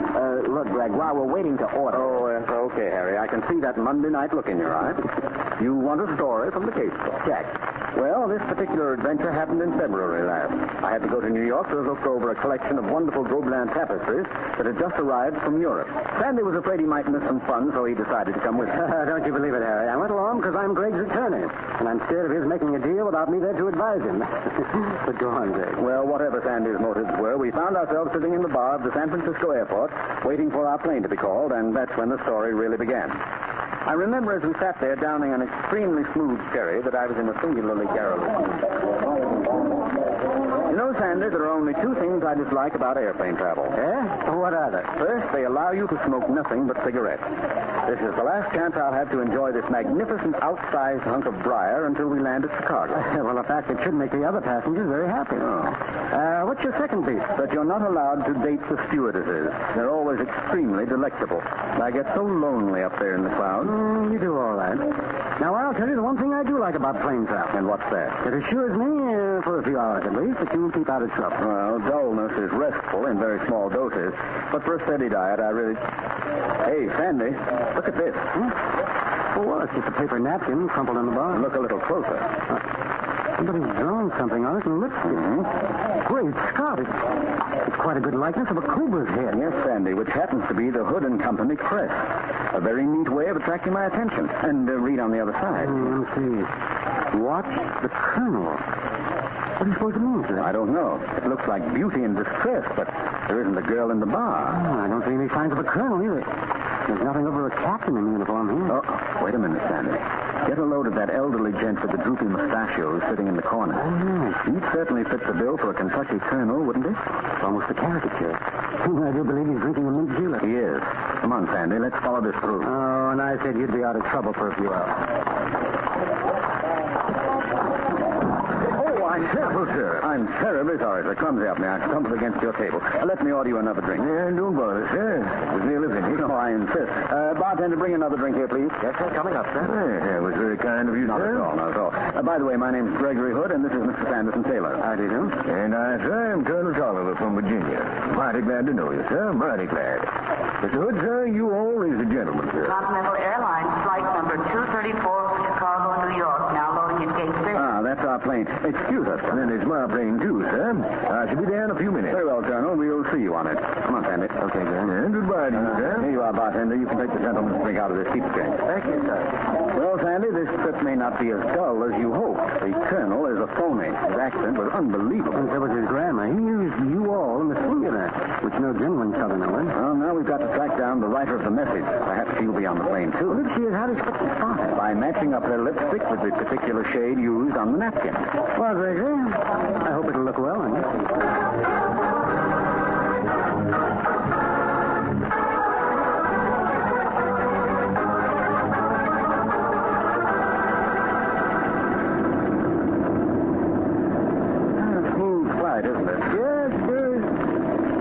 I've been watching the Colonel for over an hour now. Nothing's happened.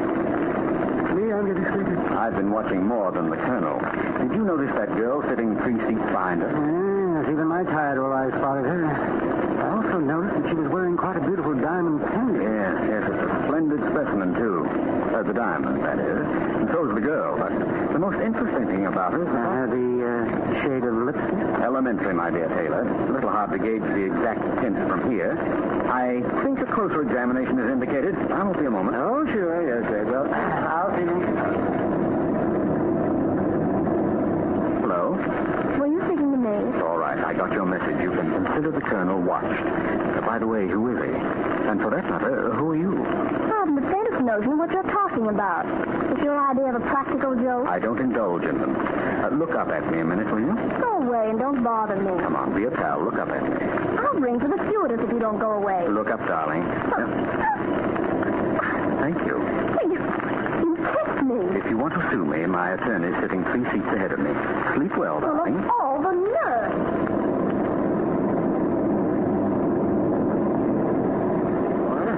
Back so soon, Greg? Don't tell me she repulsed. It's a funny thing. The girl pretended not to know me. Yet I'll swear her lipstick was the exact shade, which might prove nothing, of course.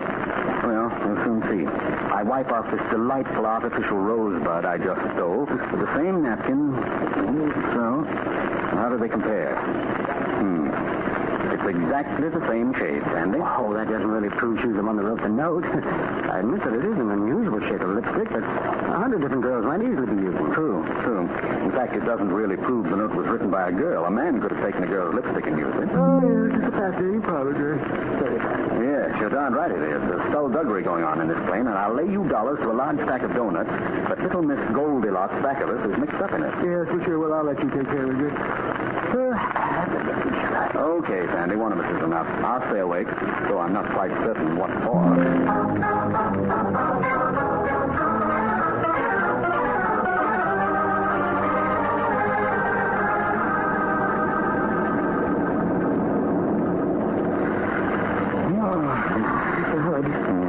Wake up, Mr. Hood.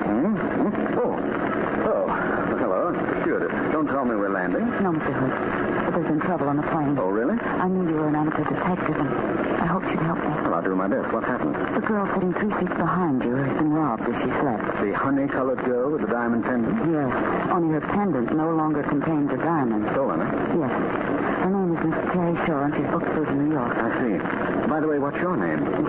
Jane March. Oh, well, tell me, Jane, there's a Colonel Tolliver on the plane. What's his destination? Chicago. How far out of Chicago are we now? Nearly an hour. Oh, then we have to work fast.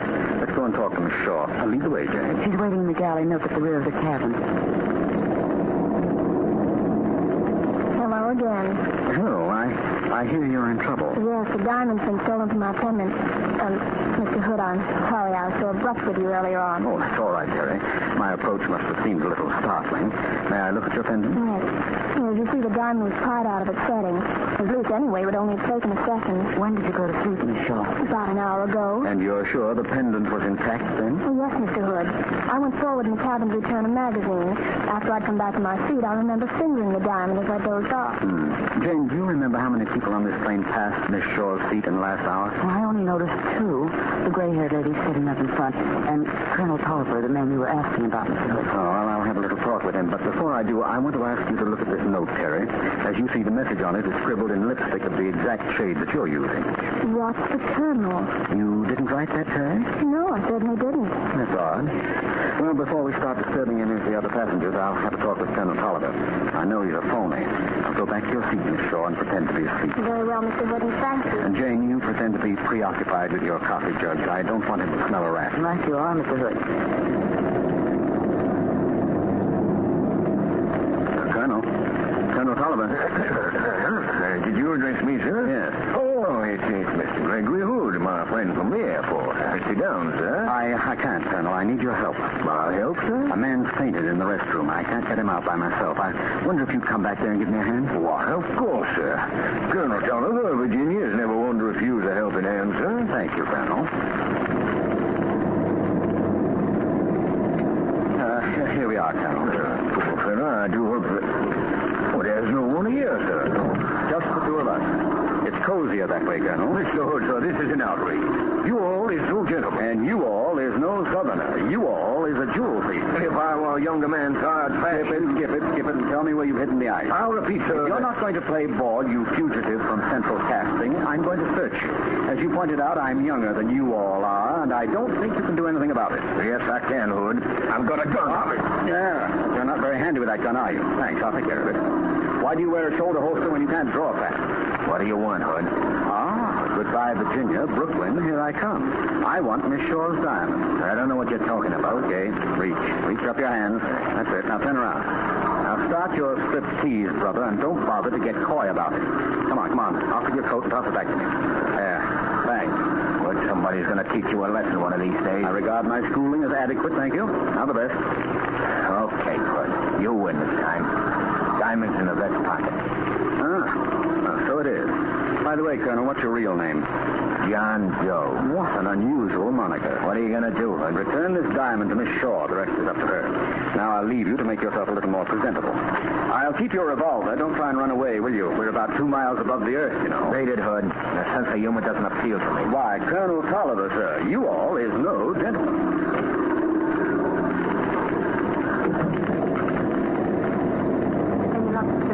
Yes, Jane, I got it. Oh, wonderful. Perhaps you can persuade Miss Shaw not to be prosecuted. Our airline would certainly appreciate it if you didn't. The publicity would be bad. I'll see what I can do. Oh, I'm so grateful to you. Oh, hello, Terry. Mr. Hood, what's happened? Call me Gregory, won't you? After all, I have a present for you. Oh, you recovered it. Gregory. Yes, here you are. It was reposing in the vest pocket of the so-called Colonel Tolliver. You're sure it's the same stone? Of course I am. Gregory, I'm so grateful to you. Grateful enough not to prosecute the thief? Oh, I won't prosecute him. I've got the diamond back. That's all that matters. Good girl. I'll go and tell Jane that the fine name of Continental Airlines has been saved, and I'll let the Colonel know that he can stop trying to make a parachute out of his shirt. Gregory, how can I repay you? Well, Terry, I can think of an appropriate reward. Oh? What is it? Your lipstick still intrigues me, you know. Does it? Well, then, why not do something about it, Dad? Thanks, Terry. I rather think I will.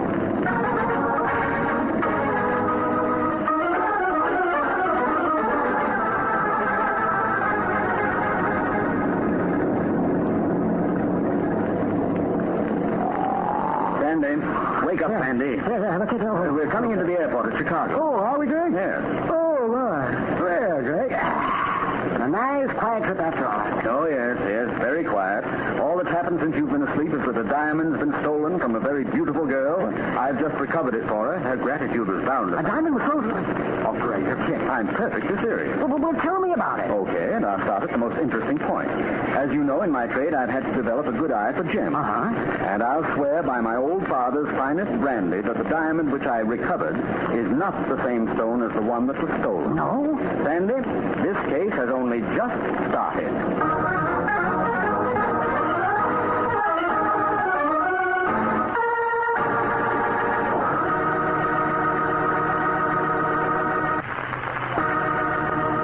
You'll hear the rest of Gregory Hood's story in just a second. And right now is a swell time for me to tell everyone who enjoys good food how to make chicken taste even better. And that is, serve it with Petri California Sauterne. Ah, yes, a glass of Petri Sauterne and chicken fried till it's crispy and brown, or roasted with a savory stuffing. What a combination. Petri Sauterne, you know, is an unusual white wine, beautifully golden in color. And what a flavor that Petri Sauterne has. Subtle, intriguing, really delicious. Believe me, you don't know how good chicken can be, or for that matter, how good fish and seafood can be, until you've served them with Petri Sauterne. And just make sure it is Petri Sauterne, because all Petri wines are good wines. Well, Greg, you had me fooled there. I thought your story was nearly over. So there were 2 diamonds involved. Yes, Harry, and one of them was still at large, the one that I'd seen originally in Miss Shaw's pendant. But why did she claim the wrong diamond as hers? That's what I had to find out, Harry, and that's why, as we filed out of the plane for a half-an-hour stop at Chicago, I tapped the supposed Colonel Tolliver on the shoulder. Huh? Leave me alone, Hood. We won't prosecute.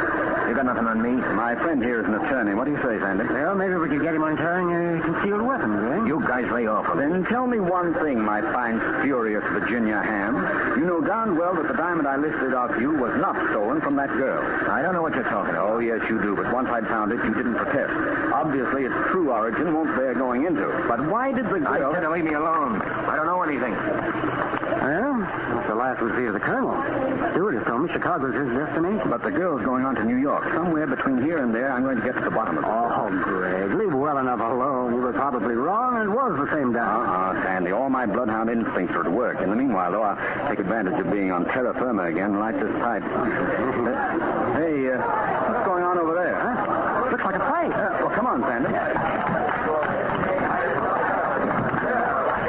Why, it's Terry Shaw. Somebody slugged her. Stewardess is bending over. Jane, what happened? That Colonel Tolliver. He struck Miss Shaw, snatched her bag, and got away. And that bag had the diamond in it. Let's see if we can catch him, Sandy. Not a chance. There he goes, Greg. Up the fence and into a waiting car. All part of a prearranged plan, darn it. Let's get to a phone and call the police. Is she going to be all right, Jane? Yes, she's just fainted. Oh, we'll look after her. We'll get to the nearest phone. Very well, Mr. Wood. We've got to try and head him off, Sandy. Yeah, sure, but how? We haven't got the license number of the car. We don't even know what he looks like under those false whiskers. I know, but he must be a known criminal in Chicago. I wonder if... Sandy, we watched him at the airport bar in San Francisco. Which hand was he using to hold his glass? Which hand? Yeah. The right. Exactly. And yet his revolver was in a shoulder holster under the right armpit for the left hand. Ambidextrous, huh? Then you better let me get on that phone. Why? You know your methods, Greg. Find out what you need to know and ask the right guy. Okay. There's a lawyer friend of mine who knows every crook in Chicago. At this hour, I should find him at Joe the Angel City Hall Bar. Give me a nickel, Greg. What? This is Hood Company business.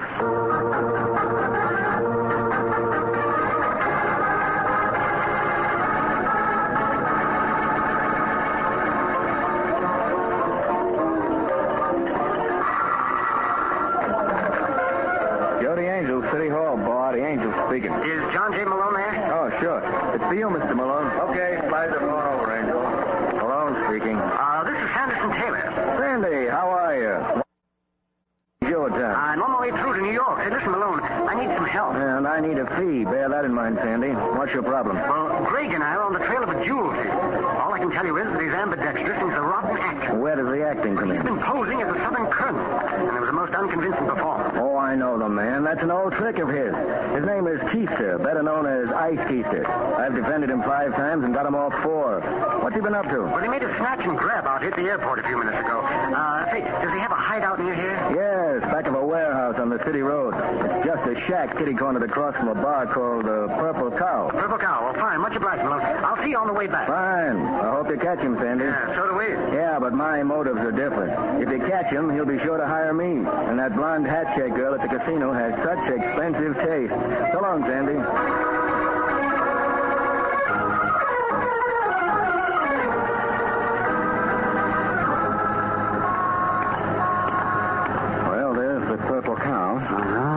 And here's the warehouse. Malone said his hideout was at the back of it. Come on, then. You still have his revolver? Yes, and I'll keep it handy. I'm afraid he'll feel a little frustrated when he sees us again. This must be the shack, then. Yes. And no lights on. Maybe he's not coming here after all. He might have driven around to shake off anyone tailing him, and we've gotten here first. Could be. But don't take any chances. Come on.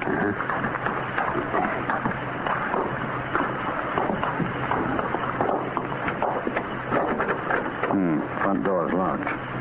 This window's open. Yeah. We can lift the lower sash. There we are. Now, behind me. Take it easy. Don't make too much noise. I'll strike a match, Greg. Keep it below window level. We don't want to advertise our presence. Well, I guess this is what passes for the living room. Let's sit down and wait for a minute. Here's the car now, Greg. And it's turning into the alley. Yes, it's him all right. We've timed this perfectly, Sandy. Got your gun handy? It's pointing straight at the front door.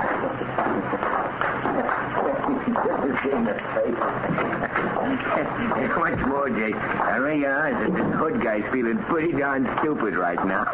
He doesn't feel so bad, Colonel Ice Keister. Good. Up with your hands, you all. We're going to prefer charges this time, Keister. A little matter of assault at the airport. But for Pete's sake, how did you track me here? I have an overdeveloped bump of location. And now, boys, you can tell us the way to the nearest police station. And I'm sure you won't need a street guide to do it.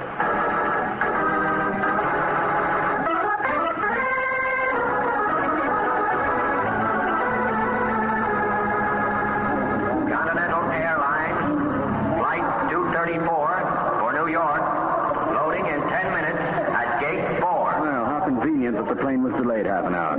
They might have gone off without us. As it is, we've time for a drink. What'll it be? Well, I'll have a glass of sherry. 2 dry sherries, please. Yes, sir. Hey, Greg, you still think there was another diamond? I know there was, Sandy. Where the heck is it? I wish I knew. Well, hello. Look who's coming in. Oh, well, it's Miss Shaw. Oh, Gregory, you really are wonderful. The stewardess tells me you got my purse back. Yes, Terry, and the diamond. Oh, do you care for a drink? We're not loading for 10 minutes. What are you having? Sherry. I'll have the same. Make that 3 sherries, please. Coming up. I feel it, Miss Shaw. That blow didn't do any visible damage. Well, I think I just fainted with fright. Well, I must say my chin's awfully sore. Oh, I'm glad you're all right, Terry. Oh, Sandy, do you have some tobacco? Yeah. In the midst of all this excitement, I've forgotten to have that pipe I promised myself. Have time for at least a third of the pipe full before we get on the plane. Before you light that monstrosity, I've got a reward to give you for getting my bag back. Can you hold a moment, Mr. Taylor, please? Oh, do you mean? Yes, good. Aren't you afraid of shocking the barkeep, Terry? His back's turned. Gregory. Turn around, Sandy. This is interesting, Miss Shaw. Your lips might make a man forget almost anything, but I think it's a little odd that the girl I'm kissing should reach for the pipe in my breast pocket. What are you talking about, Greg? You'll soon see. I'll smoke that pipe now, at last. But Gregory... Yes? Well, No, don't worry, darling. The heat won't damage your diamond. Well, Greg, what do you mean? Look at the result of my fondness for outsized pipe bowls. See what's been hiding in here, Sandy? Oh, great Scott. It's the original diamond. Sure it is. This cunning young lady went to the front of the cabin to return a magazine, she said. Actually, she slipped the diamond out of its setting, hid it in the bowl of my pipe while I was sleeping, and then reported it stolen. you must admit it was clever, Greg. Oh, it was brilliant. Too bad your cleverness has led you on the wrong side of the law. Yes, but Greg, why? Well, think what she accomplished. The searching of the colonel and the acquisition of his diamond. And she did write that message in lipstick. Sure, she put the finger on the colonel, knowing that he'd thereby become the first suspect. The prettiest hijacking trick I've ever seen. I was rather proud of it. You knew that Feaster was carrying the loot from San Francisco to Chicago, and you devised this plot whereby I, in person, should lift the loot from him and return it to you. But the original diamond, the one that she took out of her pendant and hid in your pipe while you were asleep. She knew that she'd intrigued me sufficiently to find an opportunity to get it back before I discovered it. Darn it, Greg, you've ruined a beautiful plan. Well, a young woman, in all my experience in law, I've never seen such complete self-possession. Well, you're an admitted thief. Have you no conscience? Absolutely none. What are you going to do, Greg? The original diamond is presumably yours. You may keep it here. The other diamond, the one I listed from Keister, I shall return to the San Francisco police. Doubtless they'll know where it came from. And what are you going to do? Not me. Sandy, you're my attorney. I imagine we can prosecute, can't we? Oh, yes, we can, but I know what happened. She'd simply say she'd made a mistake in identifying the jewel, smiled at the jury, crossed her legs a couple of times, and walk out. Here's your drink, folks. Oh, yes, thank you. Well, you asked me what I'm going to do with you, Terry. I'm neither a representative of the law or a moralist. But if you do get away with this, I warn you I shall be on your trail. Oh, sounds cozy. Crime really doesn't pay, darling. I'll make it my mission to prove that fact to you. Oh, conscientious, aren't you? In the meanwhile, I'm going to drink a toast to you. I pledge the good fortune which has presented me with such an ingenious and attractive criminal antagonist. It's been fun crossing swords with you. Thank you, sir. And I shall drink to return engagement, Gregory. And I shall drink to the amazing good fortune that has enabled Gregory Hood and Company to be successful when it's headed by a sentimental idiot. Amen to that, Sandy.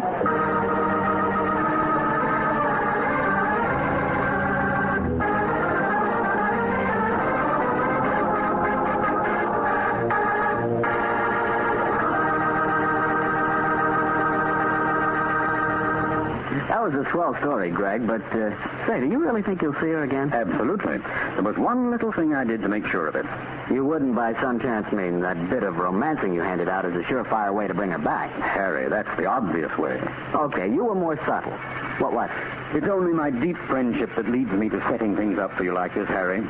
Remember that drink I bought her? Mm-hmm. Well, it wasn't ice water, old man. Smart stuff, Gregory. And if she's as smart as she seemed, she knows that the Petri wine you undoubtedly bought her is good wine. Why, it's got to be.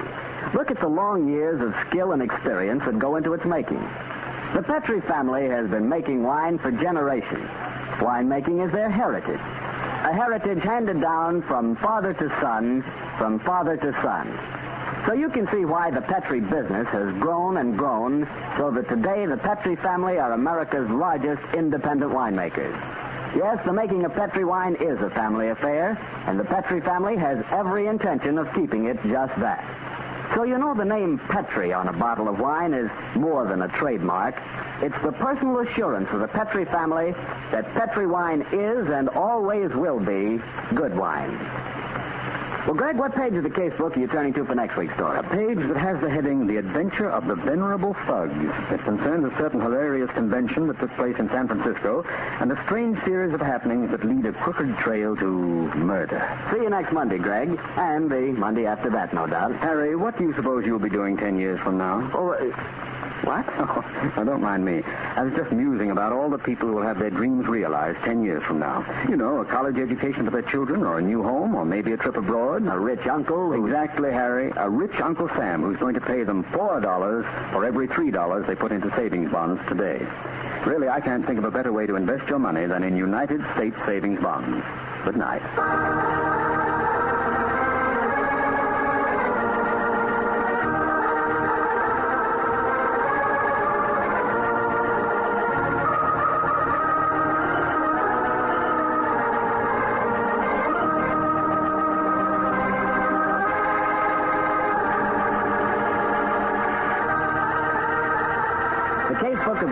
Is written by Dennis Green and Anthony Boucher. Original music composed and played by Dean Fossler. Gail Gordon plays the part of Gregory Hood, and Sanderson Taylor is played by Howard McNear.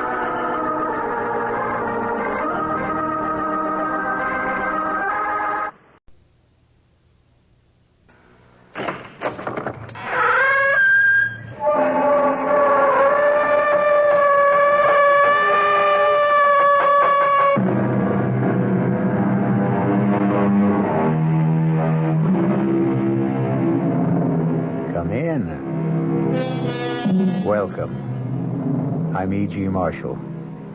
Welcome to the sounds of suspense. Welcome to the world of your own terrifying imagination. So many catastrophic things happen in this world because a lady asks a gentleman a question and then refuses to accept his answer.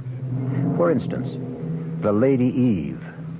What great harm could it do if I took just the tiniest bite of that apple? Or the lady named Pandora. Why would it be a calamity if I should sneak just a quick little peek into that box? Now add to the list a charming young lady named Millie. She also has a question. Why can't I have the bracelet, Kevin? It belongs to the temple. Oh, nonsense. It's been lying here in the jungle for at least 1,000 years. Who'd miss it? Its owner, the beast goddess.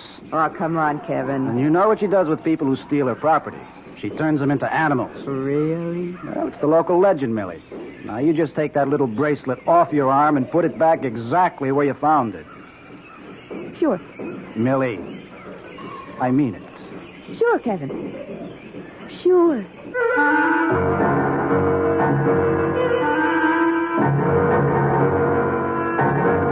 Our mystery drama, The Sign of the Beast, was written especially for the Mystery Theater by Sam Dan and stars Lois Smith. It is sponsored in part by Anheuser-Busch Incorporated, brewers of Budweiser. I'll be back shortly with Act One.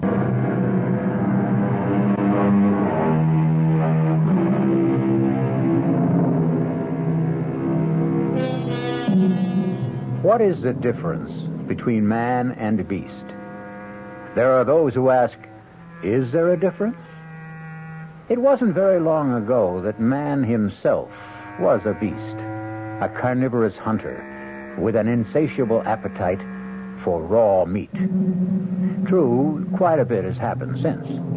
We've learned manners, we've invented civilization and culture, we've created a conscience, a code of morals, a system of ethics. But how deep do all these things go? Does the beast still slumber in each of us, waiting patiently, biding its time, ready at any moment to assert its mastery with fang and claw? This is going to be a very vital question for the very pretty and vivacious young lady who at this moment is riding in a helicopter.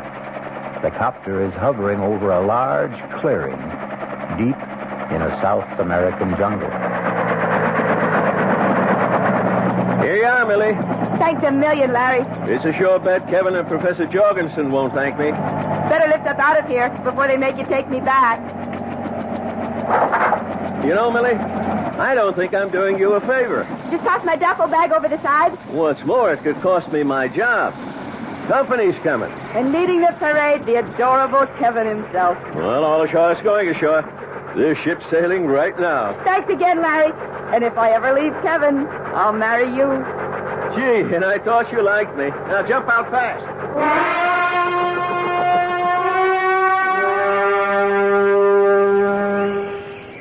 And furthermore, you haven't even kissed me. Look, I'm very angry about this, Millie. You could still kiss me, Kevin. You promised to stay at the base camp. That was last week. But we're moving into the jungle tomorrow. Kevin, we've already been through all the arguments. Category A, danger from animals. Well, I brought the 405